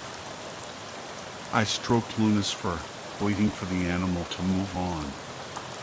But the growling continued, a constant, low vibration that seemed to fill the tent. I strained my ears, but I couldn't hear anything else. No rustling leaves, no snapping twigs, just that unsettling growl. Hours seemed to pass. The growling eventually subsided, replaced by soft whimpers from Luna. I let her crawl into my sleeping bag, seeking comfort in her warmth. Sleep finally came, but it was filled with disturbing dreams, images of shadowy figures and unseen eyes watching me from the darkness. Morning arrived, and I was filled with a sense of unease. Why hadn't I heard the bear leave? Why was Luna so agitated? But I pushed the worries aside. I had miles to cover, and I didn't want to dwell on what might have been just a bad dream. We packed up and continued our hike. Luna stayed close, her usual playful energy replaced by a nervous tension. She wouldn't let me pet her, her body stiffening whenever I reached out. The forest seemed different too, quieter than usual. The cheerful chatter of birds was gone, replaced by an unsettling silence. We stopped for lunch in a small clearing. As I unpacked my food, the silence hit me like a physical force. There were no birds singing, no insects buzzing, no wind rustling the leaves. It was an unnatural, suffocating silence. I felt a chill run down my spine. "Let's get out of here, girl," I said to Luna, my voice barely a whisper. She whined in response, her eyes darting nervously around the clearing. We reached the edge of the clearing, and I gasped. The forest floor was littered with dead birds. Their colorful feathers were scattered amongst the fallen leaves, a macabre tapestry of death. I nudged a bluebird with my hiking pole, searching for any sign of injury or disease, but there was nothing. Just death. Luna, usually eager to chase birds, cowered behind me, a low growl rumbling in her throat. I clipped a leash to her collar, fear gripping my heart. Something was terribly wrong. My mind raced. Should I turn back? Keep going? I was miles from my car, and night was approaching. The thought of returning to that silent, bird-filled clearing made my stomach churn. I had to keep moving. We pressed on, the silence growing heavier with each step. The forest seemed to be holding its breath, watching us with unseen eyes. The light began to fade, the sun sinking below the horizon, painting the sky in shades of orange and purple. I knew I couldn't hike in the dark. I had to find a place to camp, even if it meant facing whatever lurked in the shadows. I found another clearing, this one mercifully free of dead birds, and set up camp with trembling hands. Luna whimpered, her body pressed against mine. "It's okay, girl," I whispered, trying to reassure both of us. "We'll be out of here tomorrow. I promise." I crawled into my tent, the thin nylon wall offering little comfort. Luna stayed close, her growls and whimpers echoing my own fear. I clutched my hiking pole, my knuckles white, and prayed for morning. The wind picked up, and the branches swayed above me, casting eerie shadows across the tent. But then the wind died down, and the branches continued to move, their movements jerky and unnatural. It was as if they were reaching for me, their long, skeletal fingers tapping against the nylon. A sound broke the silence. A crunch of footsteps right outside my tent. Luna lunged, her claws tearing at the tent door. I tried to hold her back, but she was frantic, desperate to escape. The fabric ripped, and she bolted into the night. A single, chilling yelp echoed through the trees, and then silence. The tent began to shake violently. The branches, no longer just shadows, were tearing at the fabric, ripping it to shreds. I scrambled out, my hiking pole useless against this unseen force. The clearing was bathed in moonlight, the trees swaying ominously around me. I felt exposed, vulnerable, utterly alone. I backed against a tree, my heart pounding in my chest. The silence stretched on, broken only by my ragged breathing. Shadows danced around me, taking on monstrous shapes. I was losing my mind. "Please," I whispered, my voice cracking. "I'm sorry. I didn't mean to disturb you. I'll leave. Just let me go." The words became a mantra, a desperate plea to the unseen forces that surrounded me. I repeated them over and over, clinging to the sound of my own voice, trying to drown out the fear that threatened to consume me. Dawn finally broke, and with it came a sense of exhaustion so profound I could barely move. But I knew I had to keep going. I stumbled through the forest, the silence still pressing down on me, the feeling of being watched never leaving. I don't remember much of that last day. Just the endless miles, the aching muscles, the constant whisper of pleas on my lips. When I finally reached my car, I collapsed in the driver's seat, too drained to even cry. Later, much later, when the shock had worn off, I researched the White Mountains. I found stories about the strange occurrences, the abandoned logging equipment, the disappearing hikers. Stories I had dismissed as folklore before. But now I knew better. The forest wasn't meant for us. It was something else entirely, something ancient and powerful, and it didn't want us there. I haven't been back since. And I never will.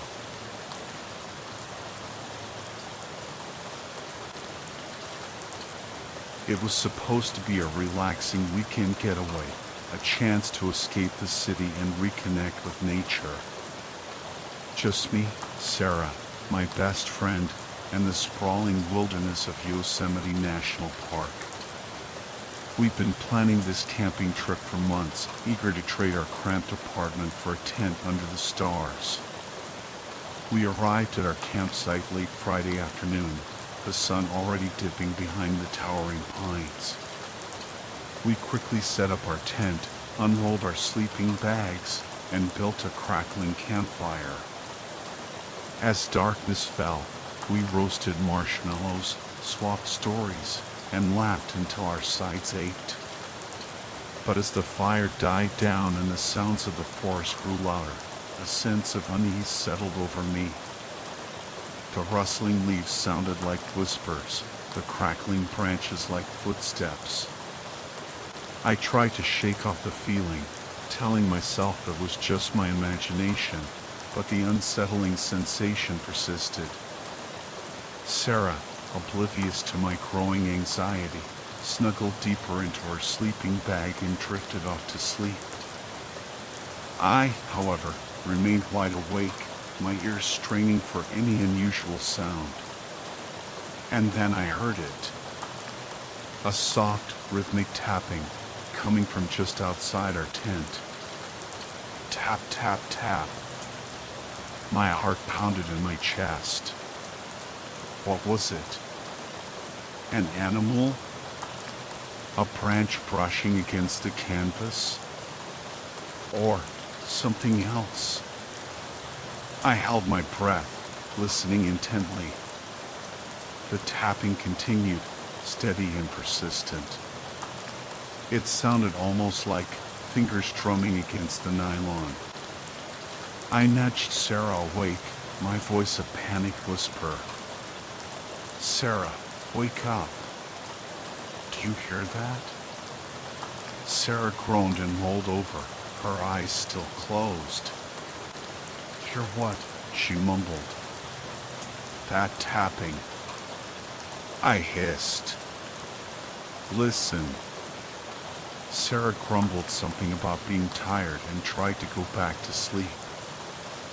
But I couldn't ignore it. The tapping was getting louder now, more insistent. Tap, tap, tap. I sat up, my eyes darting around the darkened tent. I could see nothing, but the tapping continued, relentless and unnerving.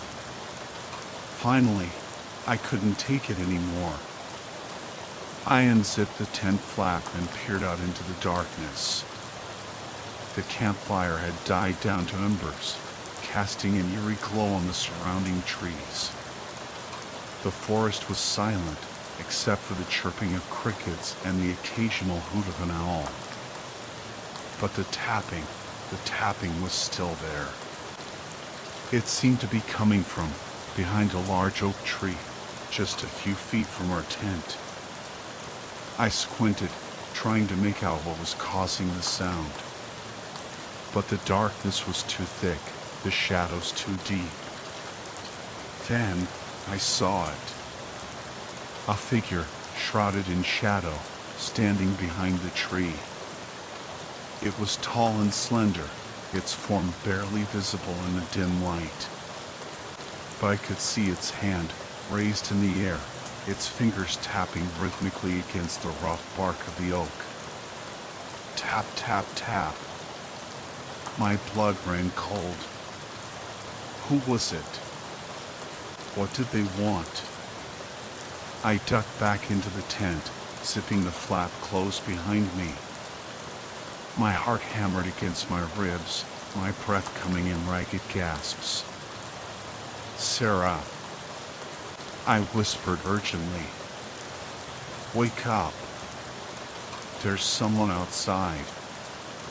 Sarah finally sat up, her eyes wide with alarm. What? Who? She whispered back. I don't know. I hissed. But I saw them. They were tapping on the tree. Sarah's eyes widened even further. She grabbed my arm, her grip tight. What do we do? She whispered, her voice trembling. I had no idea. We were alone, miles from civilization, with something lurking just outside our tent. The tapping continued, a constant reminder of the unseen presence just beyond the thin nylon walls. We huddled together, our fear growing with every passing moment. What was out there? And what did it want with us? The tapping stopped. A wave of relief washed over me, quickly followed by a surge of dread. Silence was somehow even more terrifying. It meant whatever was out there was no longer occupied with its creepy percussion solo. It was listening, waiting. Sarah and I huddled together, our breathing shallow and rapid. We didn't dare speak, afraid that even a whisper would break the fragile silence and draw attention to ourselves. Minutes crawled by, each one stretching into an eternity. The tension inside the tent was almost unbearable. I could feel Sarah trembling beside me, her fear palpable. Then, a new sound pierced the stillness. A slow, deliberate scratching, like something dragging its claws across the fabric of our tent. My blood ran cold. It was close. Too close. The scratching continued, moving slowly across the tent, as if whatever was outside was tracing its outline. I squeezed my eyes shut, willing it to go away. Suddenly, the scratching stopped. A heavy silence descended once again. Then, a voice, low and guttural, whispered from just outside the tent flap. "Hello?" I gasped, my eyes flying open. Sarah buried her face in my shoulder, her body shaking uncontrollably. The voice spoke again, closer this time, its tone laced with a chilling curiosity. "Is anyone there?" I didn't answer. I couldn't. Fear had paralyzed me. The tent flap unzipped slowly, revealing a sliver of the moonlit night. A hand reached in, its fingers long and pale, their nails thick and yellowed. I screamed, a high-pitched, desperate sound that echoed through the silent forest. Sarah joined in, her screams mingling with mine in a terrifying symphony of fear. The hand retreated, and the tent flap zipped closed again. But the terror remained, a suffocating presence that filled the small space. We huddled together, our bodies shaking, our minds reeling. What was that thing? Why was it here? The silence stretched on, broken only by our ragged breathing and the pounding of our hearts. We waited, our fear a living thing, coiling around us, squeezing the breath from our lungs. Then, the scratching started again, this time more frantic, more desperate. It sounded like it was trying to tear its way inside. Panic seized me. I scrambled for the tent flap, desperate to escape. But Sarah grabbed my arm, her grip surprisingly strong. "No," she whispered urgently. "Don't open it." I hesitated, my hand hovering over the zipper. She was right. Opening the tent would be like inviting whatever was out there inside. But what else could we do? We were trapped, cornered like animals. The scratching grew louder, more insistent. The fabric of the tent strained against the unseen force, threatening to rip at any moment. We were running out of time. Suddenly, a loud crack echoed through the forest. The scratching stopped abruptly. Sarah and I exchanged a terrified glance. What was that? Another crack, closer this time, followed by the snapping of twigs and the rustling of leaves. Something was moving through the undergrowth, approaching our tent. I held my breath, my ears straining to identify the source of the noise. It sounded large, heavy, and it was getting closer. Then, a pair of glowing eyes appeared in the darkness beyond the tent flap. They were large, round eyes, reflecting the dim moonlight like a pair of predatory orbs. I stifled a scream, my hand flying to my mouth. Sarah whimpered beside me, her body trembling uncontrollably. The eyes remained fixed on us, unwavering, menacing. Then, a low growl rumbled from the darkness, sending shivers down my spine. Whatever was out there, it was big. And it was hungry. The growling intensified, morphing into a series of guttural snarls. The creature moved closer, its form slowly taking shape in the dim light. It was a bear. A massive grizzly, its fur matted and dirty, its claws long and sharp. Terror gripped me. We were trapped, cornered by a predator. I had no weapon, no means of defense. All I could do was wait, pray, and hope for a miracle. The bear stood just outside the tent, its hot breath ruffling the thin nylon. I could smell its rank odor, a mixture of damp fur and rotting flesh. Its eyes bored into me, filled with a primal hunger that made my blood run cold. Then it lunged.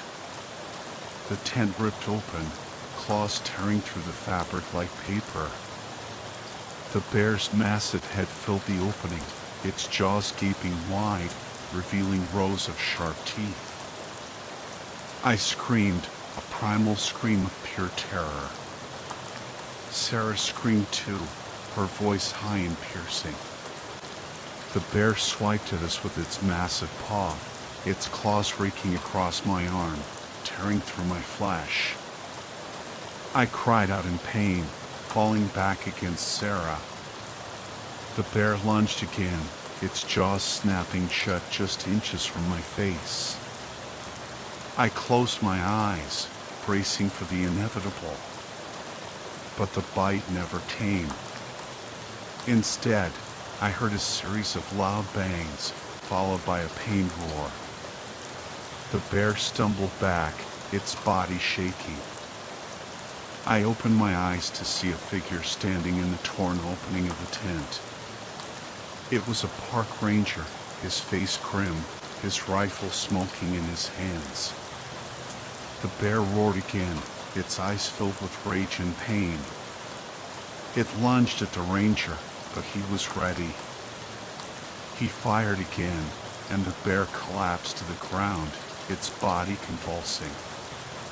The ranger stepped into the tent, his eyes scanning us for injuries. He saw the blood on my arm and quickly applied a makeshift bandage. "Are you all right?" he asked, his voice gruff but concerned. I nodded, my voice caught in my throat. Sarah was sobbing uncontrollably, her body shaking with shock. The ranger helped us out of the ruined tent and led us to his truck. He radioed for backup, and soon another ranger arrived. They loaded the bear's carcass onto their truck and drove us back to the ranger station. We were given medical attention and a warm place to stay for the night. The next morning, we were driven back to our car, shaken but alive. As we drove away from Yosemite, I couldn't help but glance back at the towering pines, their dark silhouettes against the rising sun. The forest held a newfound terror for me, a reminder of the fragility of life and the ever-present danger lurking just beyond the edge of civilization.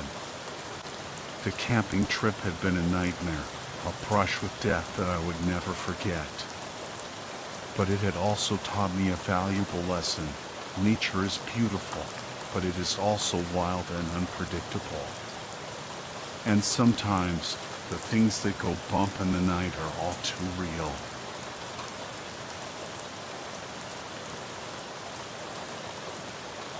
The dating scene these days is a minefield. Swipe left, swipe right, it's all a blur of fake profiles and dead-end conversations. And even when you do meet someone real, it's a whole new level of stress. What are they hiding? What baggage are they carrying? It's exhausting, and honestly, sometimes I just want to give up and become a hermit.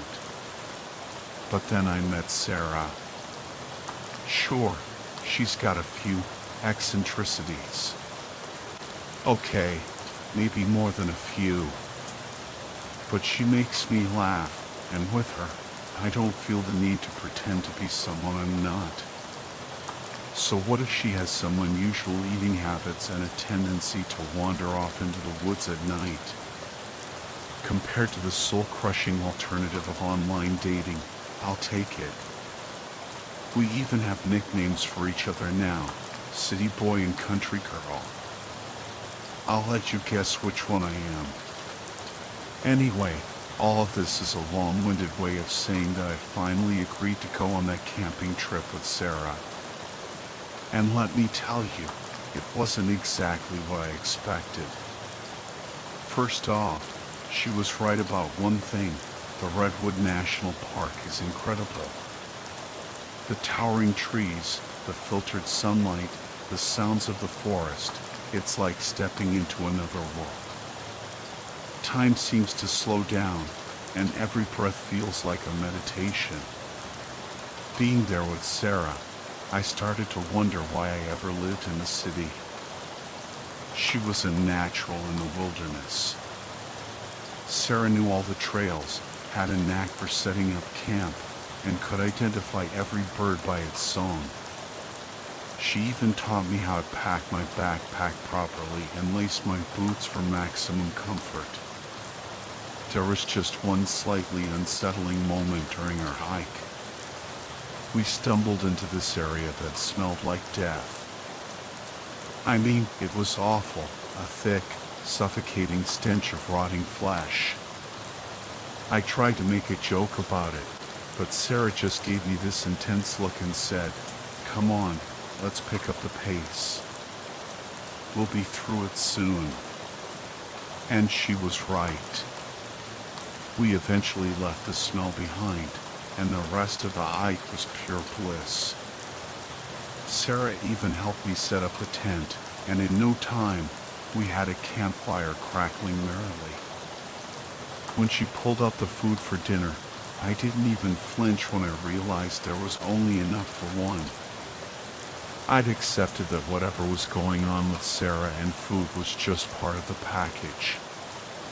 And honestly, for someone who never seems to eat, she sure knows how to grill a mean burger. After a relaxing evening and a surprisingly comfortable night's sleep under the stars, I woke up to find myself alone in the tent. I wasn't too worried at first. Sarah was an early riser and loved exploring. But then I noticed that the usual sounds of the forest had gone quiet. An eerie silence had fallen over everything. Nature was calling, so I reluctantly unzipped the tent and stepped out. The moon was almost full, casting an ethereal glow over the trees. I glanced up at the sky, mesmerized by the countless stars, but the feeling of unease was growing stronger. And then I smelled it again. That putrid stench of decay, even stronger than before. It was like something had died right next to me. I fumbled with the zipper on the tent, desperate to get back inside, when I heard a sound that made my blood run cold. It was a low growl, deep and guttural, unlike anything I'd ever heard before. It seemed to come from the shadows just beyond the firelight. I froze, every instinct screaming at me to stay silent, stay hidden. I crouched there in the darkness, heart pounding in my chest, waiting for what felt like an eternity. The smell eventually faded, and the growling subsided, but I couldn't shake the feeling that something was watching me, something hungry. I didn't sleep a wink for the rest of the night. The next morning, I woke up to find Sarah curled up beside me, fast asleep. She looked so peaceful, so innocent. For a moment, I almost convinced myself that the terrifying events of the night had been just a bad dream. But when I crawled out of the tent, the reality of the situation hit me like a ton of bricks. Our campsite was a disaster zone. Supplies were scattered everywhere, the cooler was overturned, and there were deep gouges in the ground that looked like they'd been made by giant claws. "Sarah," I called out, my voice trembling, "you might want to see this." She emerged from the tent, her eyes widening in disbelief. "A bear," she muttered, shaking her head. I didn't think they came this far down. I guess I was wrong. A bear. It was a plausible explanation, I suppose. But as we started cleaning up the mess, I noticed something strange. The tracks weren't like any bear tracks I'd ever seen. They were enormous, with long, claw-like marks. And next to them were these other prints, even bigger, that looked like they belonged to some kind of monstrous deer. The rest of the day was a blur. We salvaged what we could of our campsite, ate a quick breakfast, and went for a short hike, trying to pretend that everything was normal. But the fear was still there, lurking beneath the surface. That night, I lay awake in the tent, listening to every rustle and snap in the darkness. I knew it was coming. The stench of decay returned, stronger than ever, filling the tent with its suffocating presence. And then I saw it. A shadow loomed over the tent, tall and menacing. It was the deer-like creature from the tracks, but it was standing on its hind legs, its eyes glowing in the moonlight. Its antlers were massive, like a crown of twisted bone, and its mouth was filled with razor-sharp teeth. I felt a surge of adrenaline, my heart pounding in my chest.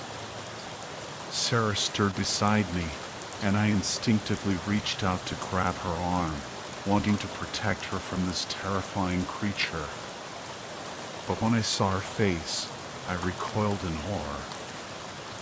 Her eyes were glowing just like the creature's, and her teeth had elongated into sharp fangs. She gave me a chilling smile and whispered, "Stay in the tent, city boy." Then she slipped out into the night. I couldn't help myself. I had to see what was happening. I peeked out through the tent flap and gasped. Sarah was no longer the woman I knew. She had transformed into something else, something wild and feral. Her body was covered in thick fur, her hands had become claws, and her face was contorted into a snarl. The deer creature lunged at her, its antlers aimed like spears. But Sarah was too quick.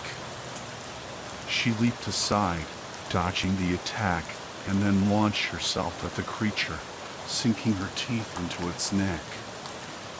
The two monsters grappled, their roars echoing through the forest. It was a terrifying spectacle, a battle between nightmares. I watched in horror as Sarah tore into the creature, her claws ripping through its flesh. The fight was brutal, bloody, and mercifully short. Sarah emerged victorious, standing over the fallen creature, its lifeblood staining her fur. She let out a triumphant howl, a sound that sent shivers down my spine. I don't remember how long I stayed there, huddled in the tent, shaking with fear. Eventually, exhaustion overcame me, and I drifted off to sleep. When I woke up, Sarah was gone. I packed up our things, my hands trembling, and made my way back to the trailhead, my mind reeling from the events of the past few days. I never saw Sarah again.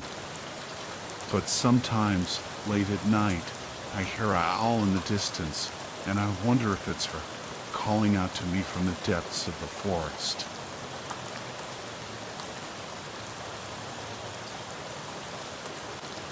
Okay, get ready for a wild ride. This just happened last week, and my boyfriend Ethan and I are still reeling. It was Ethan's birthday, June 6th, and we both had the day off. No big plans, just chilling. But then Ethan gets this sudden urge to go camping, like right now. He starts talking about this place called Miller's Creek, about an hour outside of Asheville, North Carolina. He'd been there with his family years ago, and it was supposed to be this amazing, secluded spot in the woods. Perfect for a spontaneous birthday adventure, right? So, we hit up Walmart for some last-minute gear, a sleeping bag, firewood, snacks, and we're off. It's already getting late, like 6 p.m., and we're racing against the sunset to get to the campsite.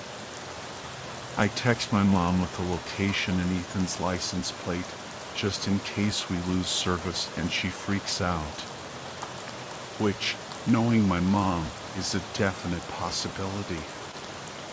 Oh, and this is kind of funny, but the last song that plays on the radio before we lose service is You Used to Say, Holy Fuck, by the Front Bottoms.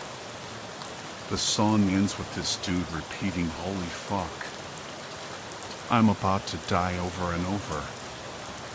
And it cuts out exactly as we hit the edge of cell range. We laugh about the creepy timing, but little did we know.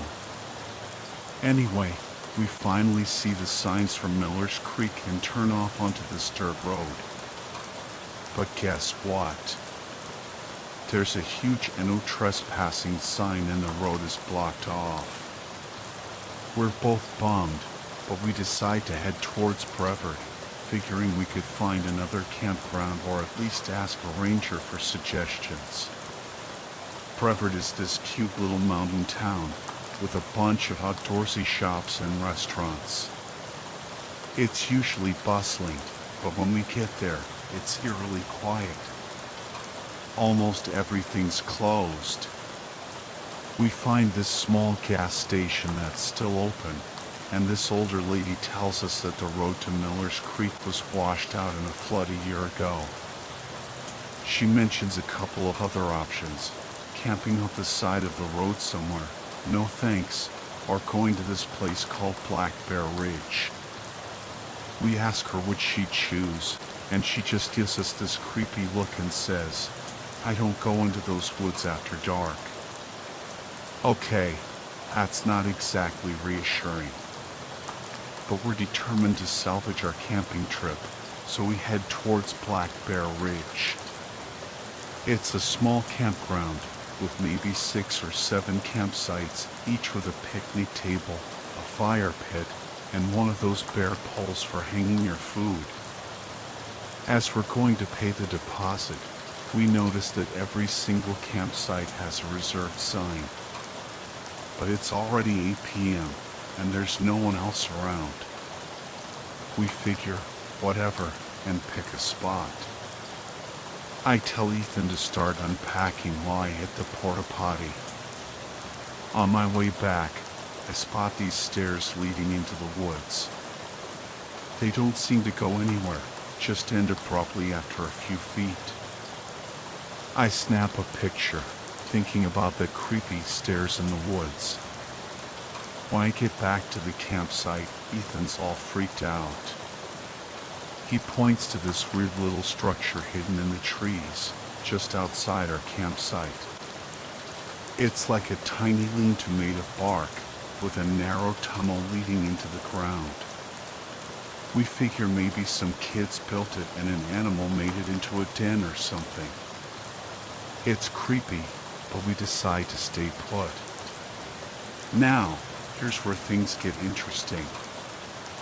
I have this eye condition called lattice degeneration, which basically means I have terrible night blindness. Once it gets dark, I can barely see a thing.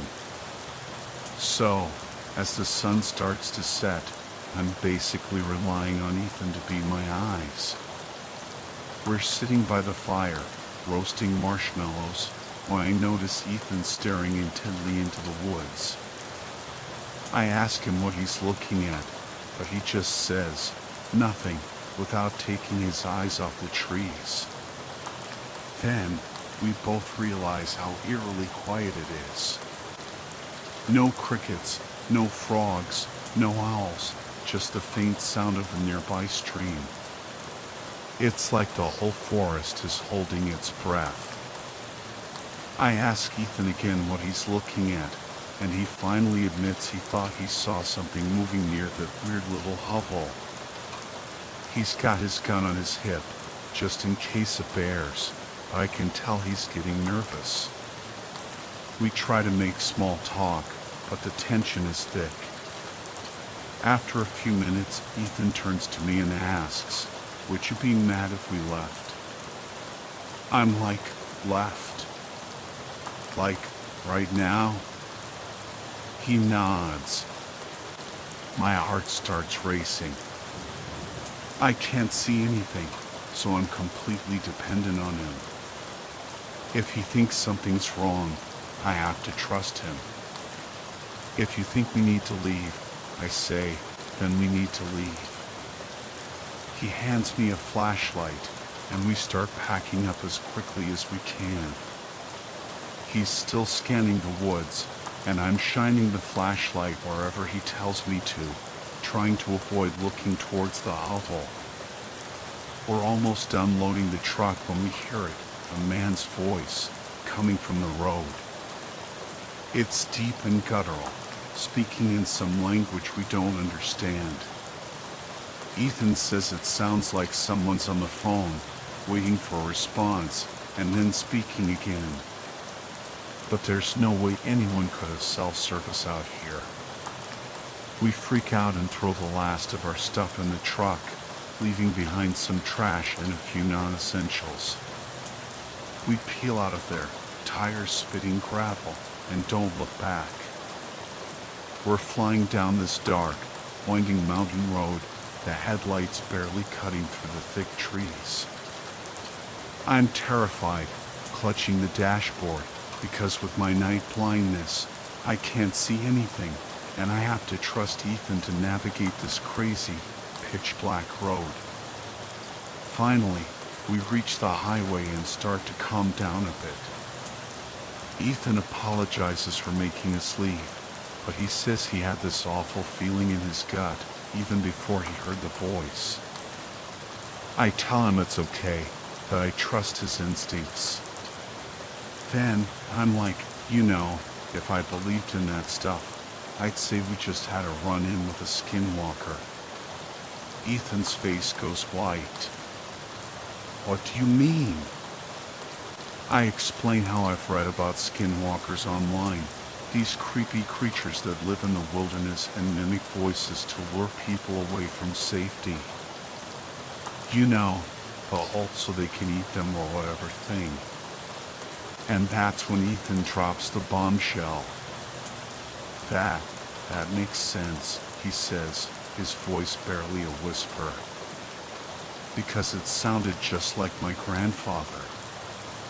He tells me how he remembers camping in that area with his grandparents when he was a kid. They even stayed at Black Bear Ridge once, but his dad had such terrible nightmares that they never went back. Okay, so now I'm really freaked out. We drive the rest of the way home in silence, both of us lost in our own thoughts. When we get back to the apartment, it's like 3 a.m. We're exhausted, but too wired to sleep. We end up staying up all night, talking about what happened, trying to make sense of it all. We decide to do some research online, and we find all these stories about skinwalkers in the Pisgah National Forest, where Black Bear Ridge is located. People have reported seeing strange creatures, hearing voices, and even disappearing altogether. The more we read, the more convinced we become that we had a close encounter with something truly terrifying.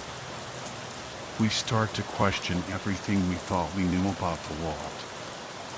The next day, I call my dad. He's a park ranger, so I figure he might know something about this stuff. I tell him about the weird hovel we found and the voice we heard. He listens patiently, and then he says something that sends chills down my spine. He says, there have been reports of strange activity in that area for years. Some of the Cherokee elders believe it's connected to ancient legends about skinwalkers. He tells me to be careful, to stay away from Black Bear Ridge, and to never go camping alone in those woods again. So yeah, that's my story. We're still pretty shaken up about it, but we're trying to get back to normal. We've been sharing our experience with friends and family, and most people think we're crazy. but we know what we saw and heard. And we'll never forget the night we encountered the skinwalker of Black Bear Ridge.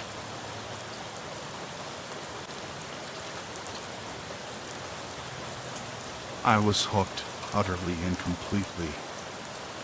Not on drugs, not on booze, but on food. I was a glutton, a gourmand, a girl with an insatiable appetite. I'd spent years denying it, justifying it, whispering to myself that it wasn't hurting anyone, so what did it matter? All the usual lies an addict tells themselves on their way down. Mom, when she finally noticed, just sighed and muttered something about middle children and attention seeking. Dad, well, he figured there were worse vices. My sisters, bless their perfect little hearts, were too busy being skinny and brilliant to even comment. Dad wasn't wrong, not really. I wasn't exactly shooting up in a dark alley somewhere. There were definitely worse things than eating myself into an early grave. But what had started as innocent comfort eating, a way to cope with the bullies and the ever-present feeling of not being good enough, had twisted into something dark, a craving that gnawed at me day and night. Every time I saw food, any food, it was like a siren song, a hypnotic pull. I'd shove it in, handful after handful, desperate to fill the gnawing emptiness inside. And for a few blissful moments, there'd be silence, peace. Then the guilt would crash over me, hot and heavy, and I'd hate myself even more. It was a vicious cycle, a downward spiral with a bottomless pit of self-loathing at the end. It got out of control quickly. I started hiding it, eating normal amounts in front of people, then sneaking back for seconds, thirds, fourths, until I felt sick, bloated, disgusting. Mirrors became my enemy, reflecting a stranger back at me, a girl with a round face and thickening limbs. My sisters, with their effortless grace and delicate frames, started making snide comments about water weight and that time of the month. Mom, never one for subtlety, just came right out with it one morning at breakfast. Chloe, she said, her voice sharp as broken glass, you're getting fat. Ashley and Jenna, my sisters, pretended to be absorbed in their oatmeal, but I saw the smirks playing on their lips. I choked back tears and shrugged, a familiar ache settling in my chest. I'd never been thin, never been the willowy, ethereal beauty Mom so clearly valued. It was a constant source of friction between us, a battle I could never win. It's repulsive, Mom continued, her voice rising. It's lazy, it's sloppy. Is that how you want people to see you? To see our family? You're almost 17, for God's sake. No, I mumbled, pushing the scrambled eggs around my plate. Then what are you going to do about it? I've been trying, Mom. Trying to embarrass me? Because you're doing a fantastic job of that. Mrs. Henderson saw you at the pool last week, and you know what she said? She said it looked like you were enjoying your summer vacation. The snide. I wanted to die, Chloe. Sorry. If you're so sorry, then put down the fork and go for a run. I did run. Straight up to my room, where I locked the door and dug out the stash of candy bars and chips I kept hidden in my closet. I sat on the floor, the wrappers crinkling in the silence, trying to drown out Mom's words with the crunch of chips and the sweetness of chocolate. But it was no use. Her voice echoed in my head, a constant refrain of disappointment and disgust. I caught a glimpse of myself in the mirror on the back of my door, and my stomach twisted. Maybe she was right. Maybe I was just a pig, a greedy, unlovable pig. So when she came to me a few days later with a solution, a twisted part of me felt almost relieved. "If you won't fix it," she said, tossing a glossy pamphlet onto my bed, "then I will." I picked it up, the words blurring before my eyes. "Fat Tamp." I choked out, a cold dread creeping up my spine. "It's one of the best in the country," Mom said, her voice brisk and efficient, "for girls like you. I'll go to the gym. I'll work out every day, I promise." "Yes, you will." At Fat Camp. That night, I sobbed on Dad's shoulder, pleading with him to intervene. He knew about the strained relationship with Mom, the constant pressure to be someone I wasn't. But Dad was a gentle soul, a peacemaker, and Mom was a force of nature. "Maybe it will be good for you, sweetheart," he said softly, stroking my hair. "You'll get out of the house, meet new people, try new things. It could be fun." "She hates me," I whispered, the words tasting like poison. I'd always known it, deep down, but this was confirmation. "No, she doesn't. Your mom loves you, Chloe. She just wants you to be healthy. She wants me to be skinny." I pulled away, the conversation over. "I'm going to bed, Dad. Good night." The morning I left for camp, Mom was all smiles. She even let me have anything I wanted for breakfast, a last supper of sorts, I guess. Despite the knot of dread in my stomach, I managed to choke down a stack of pancakes, a side of bacon, a bowl of fruit, and a glass of juice.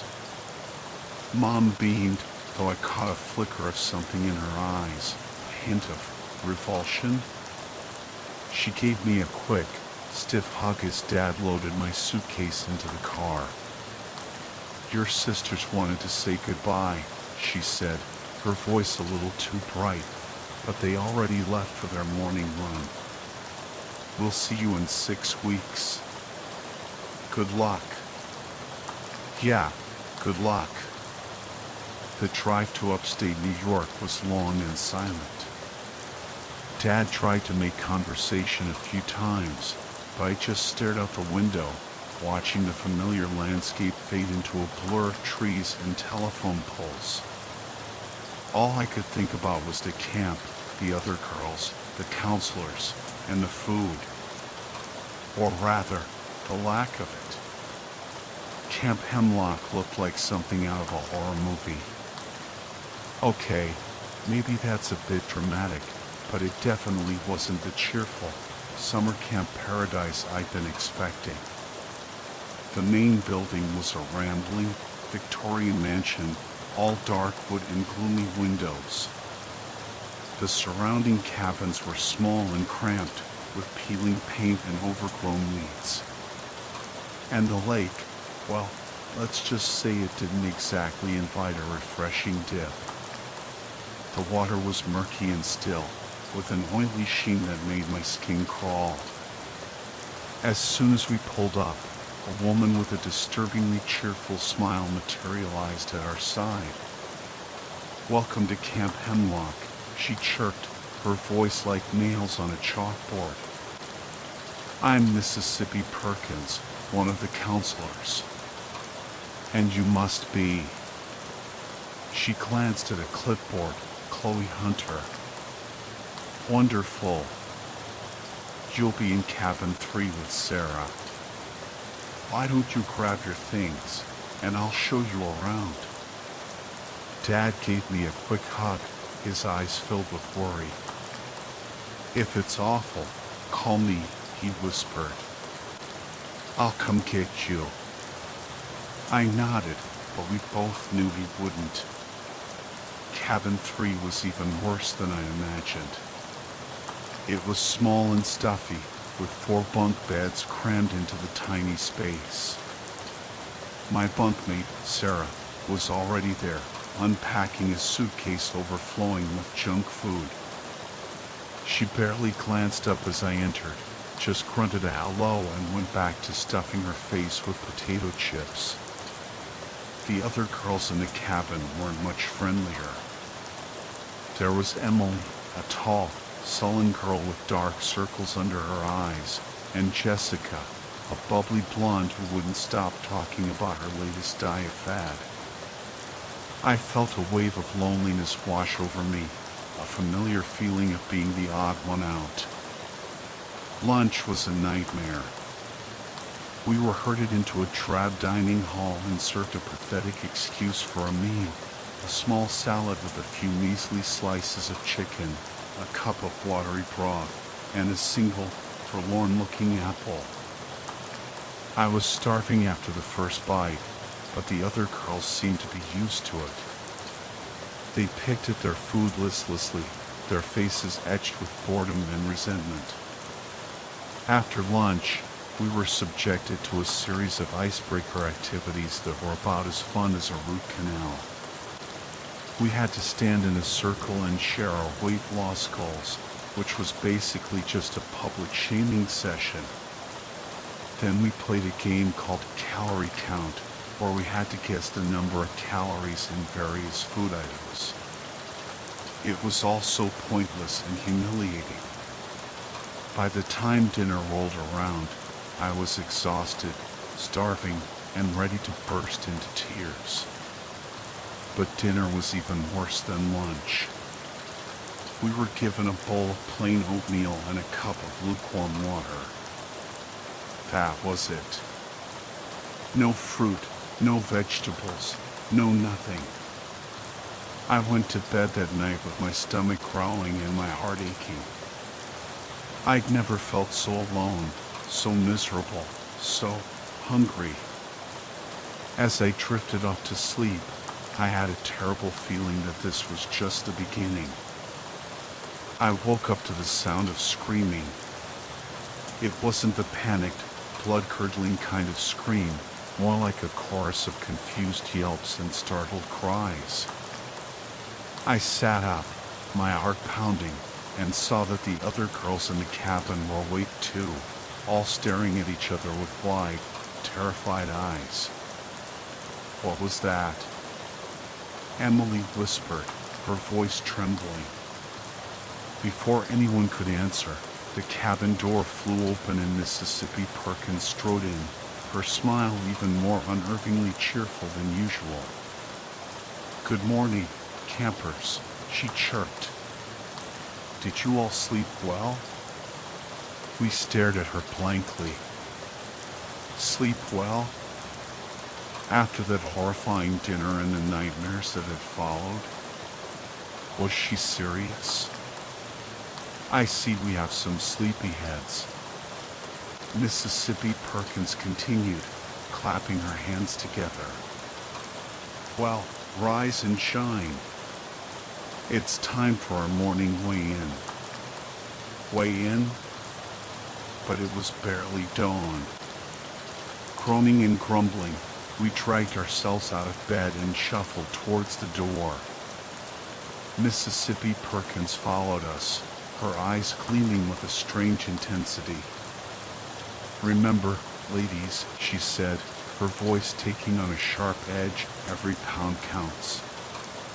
Don't disappoint me." The weigh-in room was cold and sterile, with a single, industrial-looking scale in the center. One by one, we were forced to step onto the scale, our weight announced in a loud, booming voice that echoed through the room. I felt my cheeks burn with shame as my own weight was declared, the number hanging in the air like a condemnation. After the weigh-in, we were marched outside for our morning exercise. It was still dark, the air heavy with mist and the chilling promise of rain. Mississippi Perkins led us on a grueling run through the woods, her voice echoing behind us like a whip crack. I stumbled and gasped for breath, my lungs burning, my legs aching. But Mississippi Perkins showed no mercy. "Faster, ladies," she yelled. "No pain, no gain." By the time we finally staggered back to the cabin, I was ready to collapse. But there was no time to rest. Mississippi Perkins informed us that we had exactly 5 minutes to shower and change before breakfast. Breakfast, if you could call it that, was another bowl of plain oatmeal and a cup of water. I choked it down, my stomach churning with hunger and disgust. The rest of the day was a blur of endless exercise, mind-numbing lectures about nutrition, and public weigh-ins. I felt like a prisoner, trapped in a twisted, weight-obsessed world. As the days passed, the atmosphere at Camp Hemlock grew increasingly strange. The counselors became more and more strict, their smiles more and more strained. The food became even more meager, the exercise even more grueling. And the girls, well, they started to change. Their eyes grew hollow, their faces gaunt. They moved like ghosts, their voices whispers.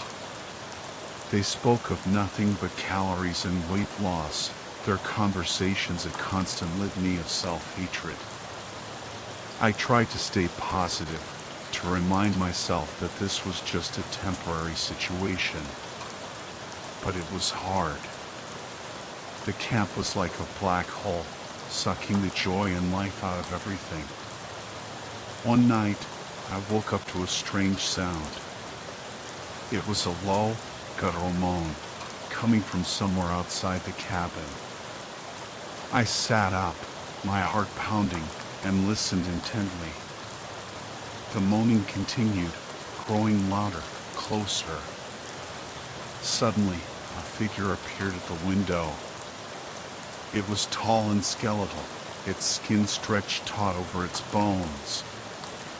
Its eyes glowed with an eerie light, and its mouth was open in a silent scream. I gasped and scrambled back, my blood turning to ice. The figure pressed its face against the window, its breath fogging the glass. I could see its skeletal fingers reaching out, grasping for the latch. Terror seized me. I screamed and screamed, but no one came. The figure at the window continued to claw at the latch, its moans growing louder, more desperate. I squeezed my eyes shut, praying for it to go away. But the moaning continued, relentless, terrifying. I knew, with a chilling certainty, that I was no longer safe. Camp Hemlock had become something truly sinister, and I was trapped within its grasp. The next morning, I woke up feeling different. It wasn't just the lingering terror from the night before, though that certainly hadn't faded. It was something deeper, a strange emptiness inside, a gnawing hunger that went beyond the physical. I felt hollow, drained, like something had been taken from me. I glanced at the other girls in the cabin. They were all still asleep, their faces pale and drawn, their breathing shallow and uneven. Even Sarah, who usually woke up with a bag of chips in hand, lay motionless in her bunk. A shiver ran down my spine. Something was definitely wrong. We were herded to the dining hall for breakfast, but the usual meager fare wasn't waiting for us. Instead, there was a single, long table laden with food. Mountains of pancakes, glistening with butter and syrup. Platters of crispy bacon and sausage. bowls overflowing with fresh fruit and yogurt. And in the center of the table, a towering chocolate fountain, its rich aroma filling the room. My mouth watered. I hadn't seen this much food in, well, ever. The other girls seemed equally stunned.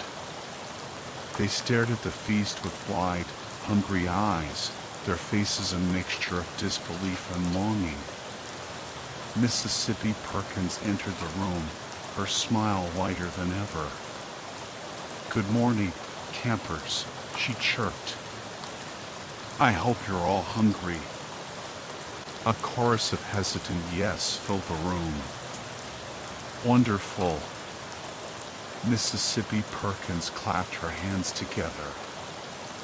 "Then dig in. Today is a special day.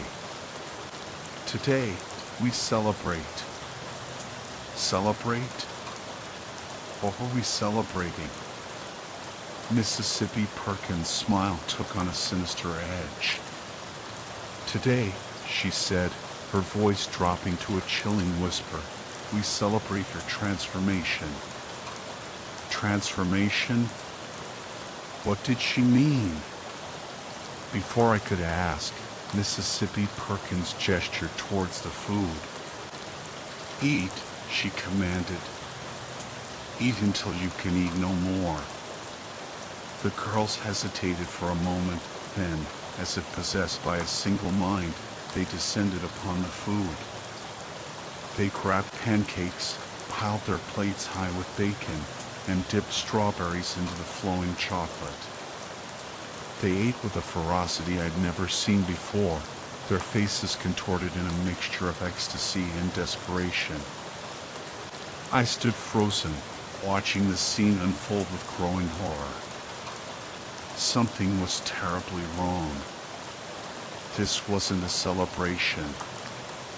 It was something else. Suddenly, I felt a hand on my shoulder.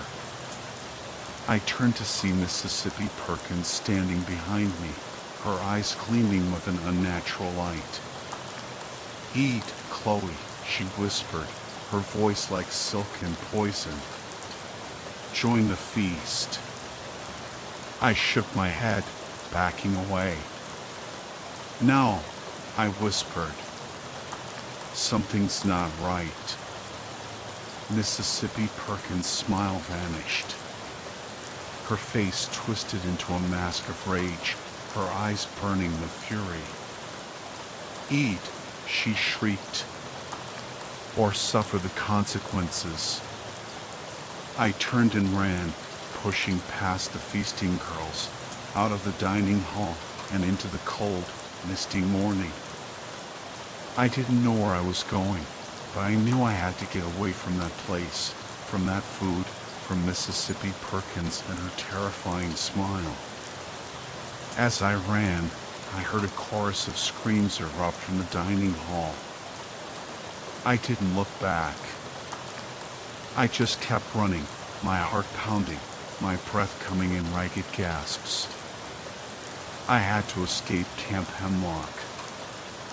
I had to escape before it was too late. I ran until I couldn't run anymore. My lungs burned, my legs ached, and my head spun. But I didn't dare stop. I could still hear the screams echoing from the camp, a chilling reminder of what awaited me if I was caught. The woods were dark and dense, the trees looming over me like skeletal fingers. The mist clung to the ground, swirling around my feet like ghostly apparitions. I stumbled over roots and rocks, my clothes catching on branches, my skin scratched by thorns. But I didn't care. All that mattered was escape. Finally, I collapsed on the forest floor, gasping for breath. I lay there for a long moment, my chest heaving, my mind racing. What was happening at Camp Hemlock? What had Mississippi Perkins done to the other girls? And what was that thing? I had seen at the window. The questions swirled in my head, unanswered, unanswered. I felt a wave of despair wash over me. I was alone, lost, and terrified. Suddenly, I heard a twig snap. I froze, my heart pounding. Someone was out there. I held my breath, listening intently. The sound came again, closer this time. Then I saw it. A figure emerged from the mist. It was tall and slender, with long, flowing hair. It wore a white dress that billowed in the breeze. A ghost?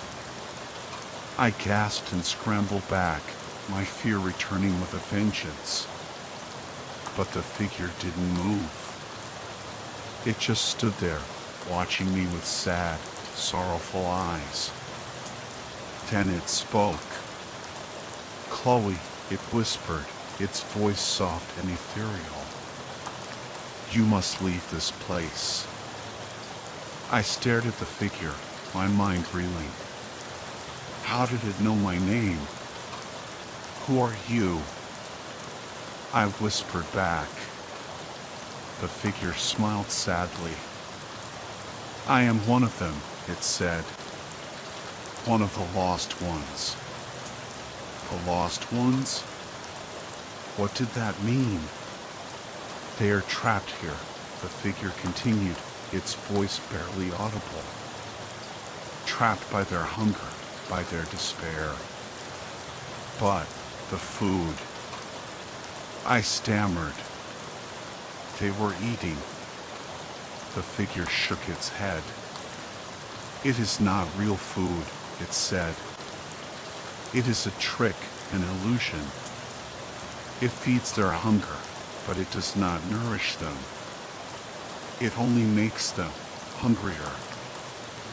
I felt a chill run down my spine. The figure's words confirmed my worst fears. Camp Hemlock was not what it seemed. It was a place of darkness, a place of twisted desires and insatiable hunger.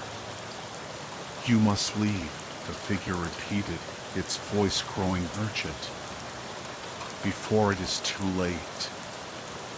I nodded, my fear giving way to a newfound determination. I would escape Camp Hemlock. I would escape, and I would warn others about the horrors that lurked within its walls. I stood up, my gaze fixed on the figure. "Thank you," I whispered. The figure smiled again, then faded into the mist, leaving me alone in the silent woods. I took a deep breath and started walking. I didn't know where I was going, but I knew I was no longer alone. I had a purpose now, a mission. I would survive. I would escape. And I would expose the truth about Camp Hemlock. I ran until my legs gave out from under me. My lungs burned, my muscles screamed, and my vision blurred. But the echoes of those screams from the camp spurred me onward. I couldn't stop. Not now. Not when I was so close to escaping the clutches of Camp Hemlock. The woods were a labyrinth of shadows and gnarled branches, the air thick with mist and the scent of damp earth. I stumbled blindly, my clothes snagging on thorns, my skin scratched by unseen brambles. But I pushed on, driven by a primal fear that clawed at my insides. Finally, I collapsed onto the forest floor, gasping for air. I lay there, my chest heaving, my mind a whirlwind of confusion and terror. What was happening back there? What had Miss Perkins done to the other girls? And why was I running? Where was I even going? The questions bombarded me, unanswered and unsettling. Despair threatened to engulf me, but a flicker of defiance remained. I wouldn't let them break me. I wouldn't become one of them. With renewed determination, I pushed myself to my feet. I had to keep moving. I had to find help. But where could I go? Who would believe my story? As I scanned the dense woods surrounding me, a glimmer of hope emerged. In the distance, through the thick veil of mist, I saw a faint light. A house. A road. Anything was better than staying here, lost and vulnerable. With renewed purpose, I stumbled towards the light, my body aching, my spirit wavering. The journey was arduous, the terrain unforgiving. But I pressed on, fueled by the promise of escape. The light grew brighter, revealing a narrow dirt road winding through the trees. Relief washed over me. Civilization. I had found a way out. As I stumbled onto the road, a pair of headlights pierced the darkness. A car. My heart leaped with hope. Maybe this was my chance. I waved my arms frantically, shouting for help. The car slowed, then came to a stop a few feet away. The driver, a middle-aged woman with kind eyes, peered out at me with concern. "Are you all right, dear?" she asked, her voice laced with worry. I burst into tears, the words tumbling out in a torrent of fear and desperation. I told her about Camp Hemlock, about the strange food, about Miss Perkins and the screaming girls. The woman listened patiently, her expression shifting from concern to disbelief to something akin to horror. When I finished, she reached out and gently touched my arm. "Get in, dear," she said softly. "You're safe now." The woman, who introduced herself as Mrs. Anderson, wrapped me in a warm blanket and offered me a thermos of hot chocolate. As I sipped the sweet liquid, I felt a wave of warmth spread through my chilled body, a sense of safety I hadn't experienced in days. Mrs. Anderson drove me to her cozy farmhouse, where she fed me a hearty meal of soup and sandwiches. I ate ravenously, savoring every bite, my body and mind finally nourished after days of deprivation. Afterward, I recounted my experience at Camp Hemlock in more detail. Mrs. Anderson listened with growing horror, her eyes wide with disbelief. When I finished, she sat in silence for a moment, her brow furrowed in thought. "Chloe," she said finally, her voice grave, "I believe you." Relief washed over me. Finally, someone who understood. "I've heard rumors about that place," Mrs. Anderson continued, whispers of strange happenings, of girls disappearing. But I never believed them. I thought they were just stories. She paused, her gaze fixed on the flickering flames in the fireplace. "But now," she said, her voice trailing off. "Now, I'm not so sure." Mrs. Anderson promised to help me contact the authorities and expose the truth about Camp Hemlock. She also offered me a safe haven, a place to stay until the nightmare was over. I accepted gratefully, my heart filled with a newfound hope. I was no longer alone. I had found an ally, a protector. And together, we would bring justice to the lost ones of Camp Hemlock. The next few days were a blur of police interviews, medical examinations, and phone calls with my parents. My escape from Camp Hemlock had made headlines, and the story quickly spread across the nation. The authorities launched an investigation into the camp, and soon the truth began to emerge. The special food served at Camp Hemlock was laced with a potent cocktail of drugs and chemicals designed to suppress appetite and induce a state of euphoria. The girls were essentially brainwashed, their minds warped by the constant deprivation and manipulation. Miss Perkins and the other counselors were arrested, charged with kidnapping, child endangerment, and a host of other crimes. The camp was shut down, its dark secrets exposed to the light of day. The other girls were rescued, though many of them were traumatized by their experience. They were given medical treatment and psychological counseling, and slowly they began to heal. As for me, I returned home a changed person. The ordeal at Camp Hemlock had left its mark, but it had also made me stronger, more resilient. I had faced my fears, confronted my demons, and emerged victorious. I was no longer the scared, insecure girl who had entered that place. I was a survivor, and I would never forget the lessons I had learned at Camp Hemlock.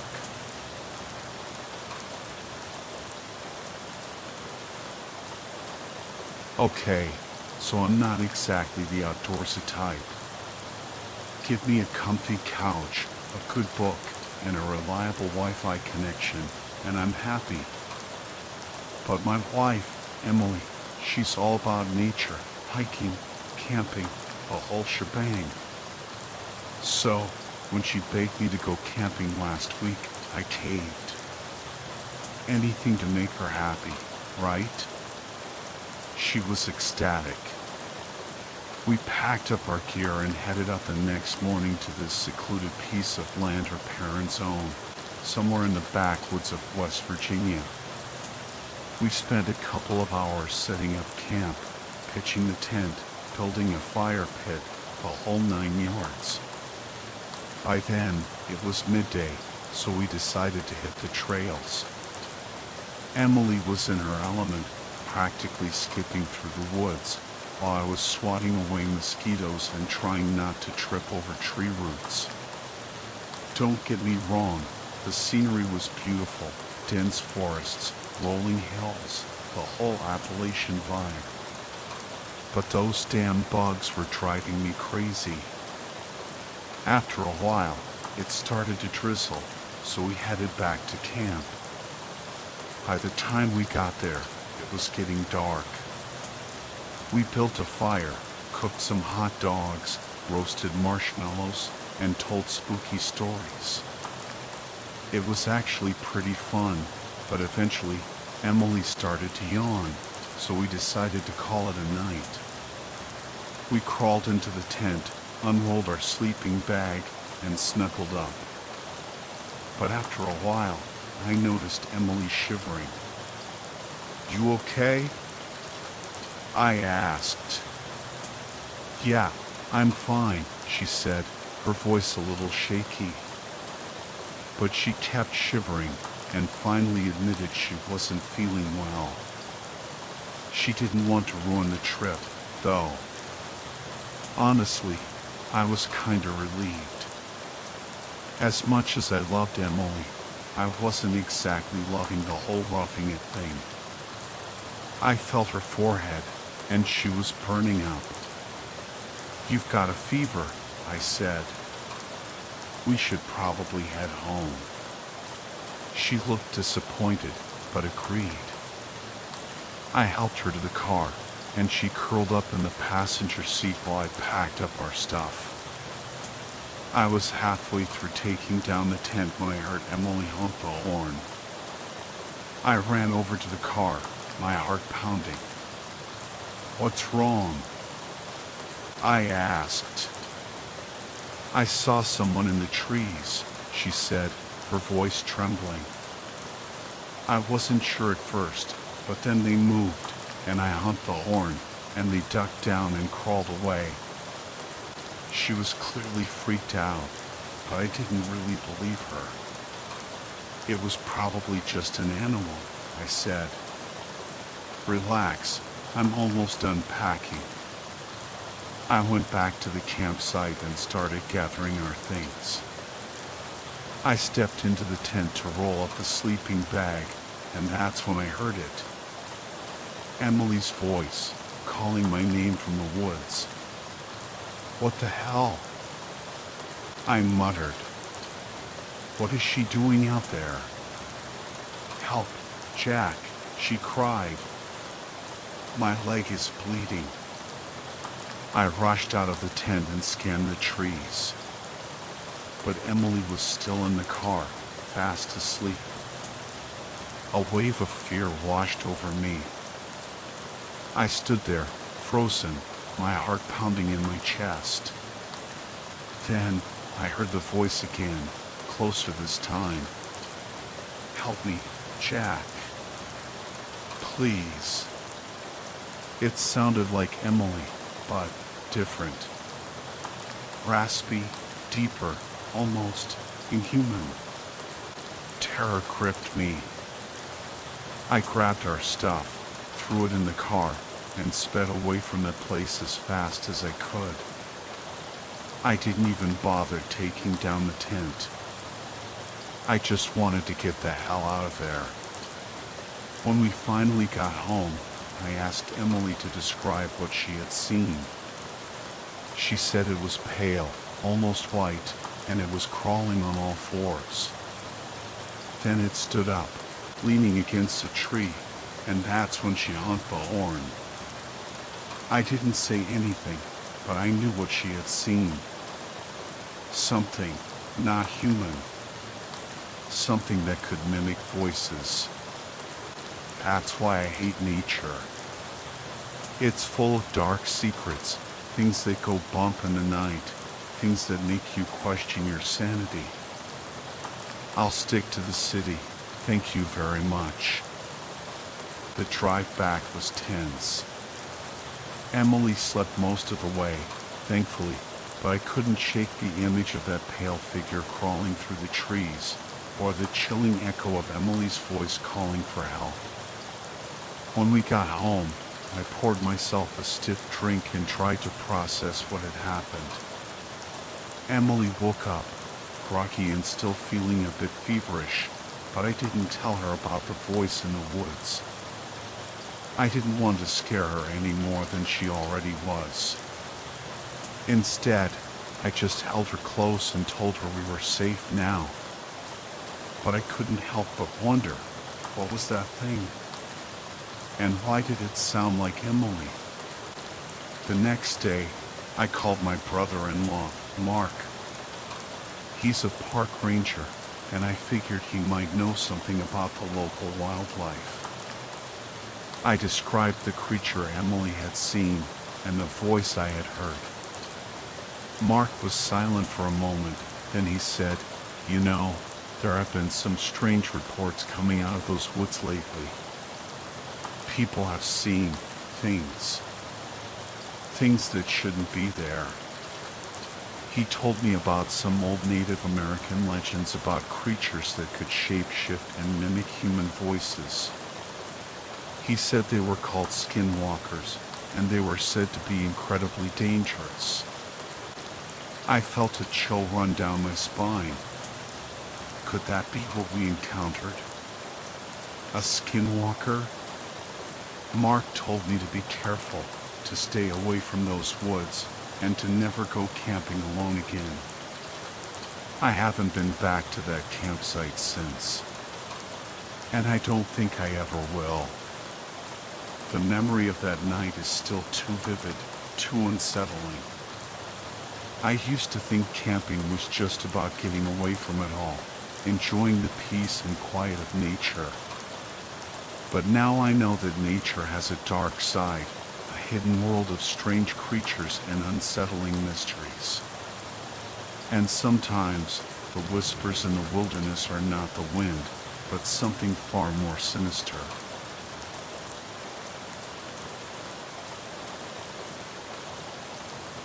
I'm never going camping again. Not after what happened at Moxie Pond. It was supposed to be a relaxing getaway with my girlfriend, but it turned into a nightmare. I love camping. Always have. My family has this cabin on Moxie Pond, up in Maine. It's totally secluded, miles from civilization, surrounded by trees and water. No electricity, no plumbing, just the sounds of nature and the occasional loon call. It's my happy place. My girlfriend, Ashley, is more of a city girl, but she was excited to experience the rustic charm of my family's cabin. We packed up my truck and headed out. It's about a 4-hour drive from Portland, mostly through small towns and winding mountain roads. The further you get from civilization, the more isolated it feels. We arrived at the cabin as dusk was settling. The woods were dark and silent, the only light coming from the moon and the stars. Ashley was a little freaked out by the remoteness, but I reassured her that nothing bad had ever happened up there. We settled in, unpacked our stuff, and I made dinner while Ashley read a book. The cabin was cozy, with a wood-burning stove and gas lamps. It was a nice change of pace from the city, even if it meant using an outhouse and pumping water from the lake. We spent the next few days exploring the area, swimming in the lake, kayaking to nearby islands, and just enjoying each other's company. It was actually pretty romantic, being completely alone in the wilderness. I had brought a tent, hoping to spend a night out under the stars, but Ashley was hesitant at first. After a few nights at the cabin, though, she warmed up to the idea. As long as I brought my shotgun, she said. I agreed, even though I had never encountered any dangerous animals up there. We found a nice clearing near the lake and set up the tent. We spent the day swimming and relaxing, and then cooked hot dogs and s'mores over the campfire. As darkness fell, we crawled into the tent and snuggled up in our sleeping bags. Ashley fell asleep quickly, but I tossed and turned, my mind racing. I kept thinking about the strange shadows I had seen moving through the trees on the drive-in. I told myself it was just my imagination, but I couldn't shake the feeling that something was watching us. I finally drifted off, but I woke up in the middle of the night with a jolt. I felt Ashley get out of the tent, and I saw the faint glow of her flashlight as she moved around outside.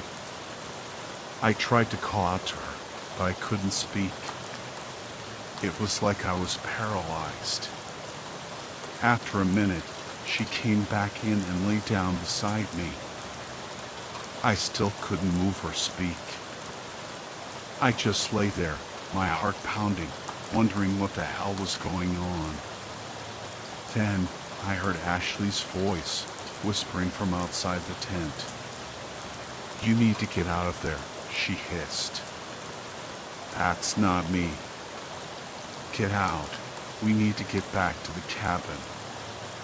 My blood ran cold. I opened my eyes, but I couldn't see anything in the darkness. I sat up and reached for my shotgun, but Ashley's hands grabbed my arms and pulled me back down. Where are you going? She whispered. I froze. Her voice sounded different. Deeper, raspy, almost inhuman. My mind raced. Was I dreaming? Hallucinating? What was happening? Ashley pulled me closer and kissed me. It was a passionate, aggressive kiss, unlike anything she had ever initiated before. She was usually more reserved, but tonight she was different. She pulled away and got out of the tent again. I lay there, listening to her footsteps fade into the distance. I couldn't hear anything else. No crickets, no owls, just an eerie silence. After a few minutes, I heard her footsteps returning.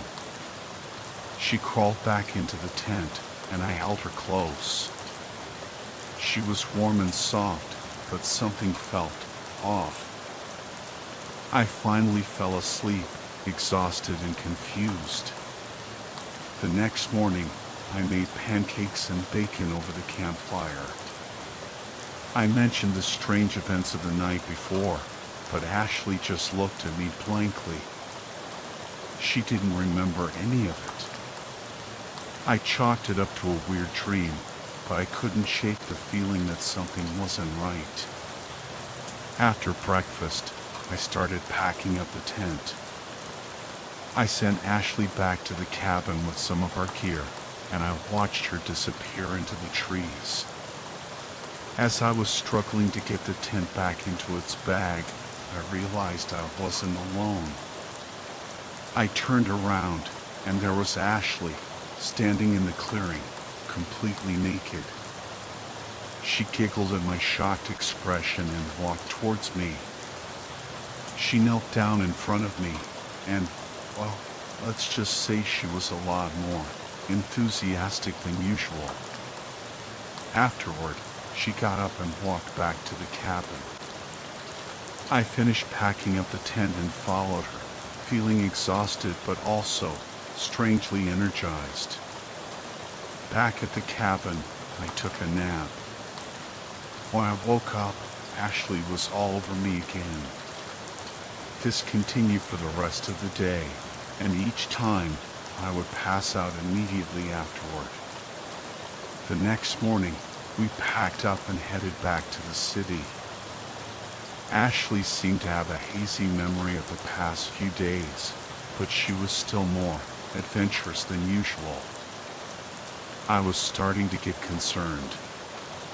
She kept pushing me, even when I told her I was tired. And I was noticing more and more white hairs in my beard, like I was aging rapidly. It's been a few months now, and things haven't changed. Ashley's appetite for sex is insatiable, and I'm struggling to keep up.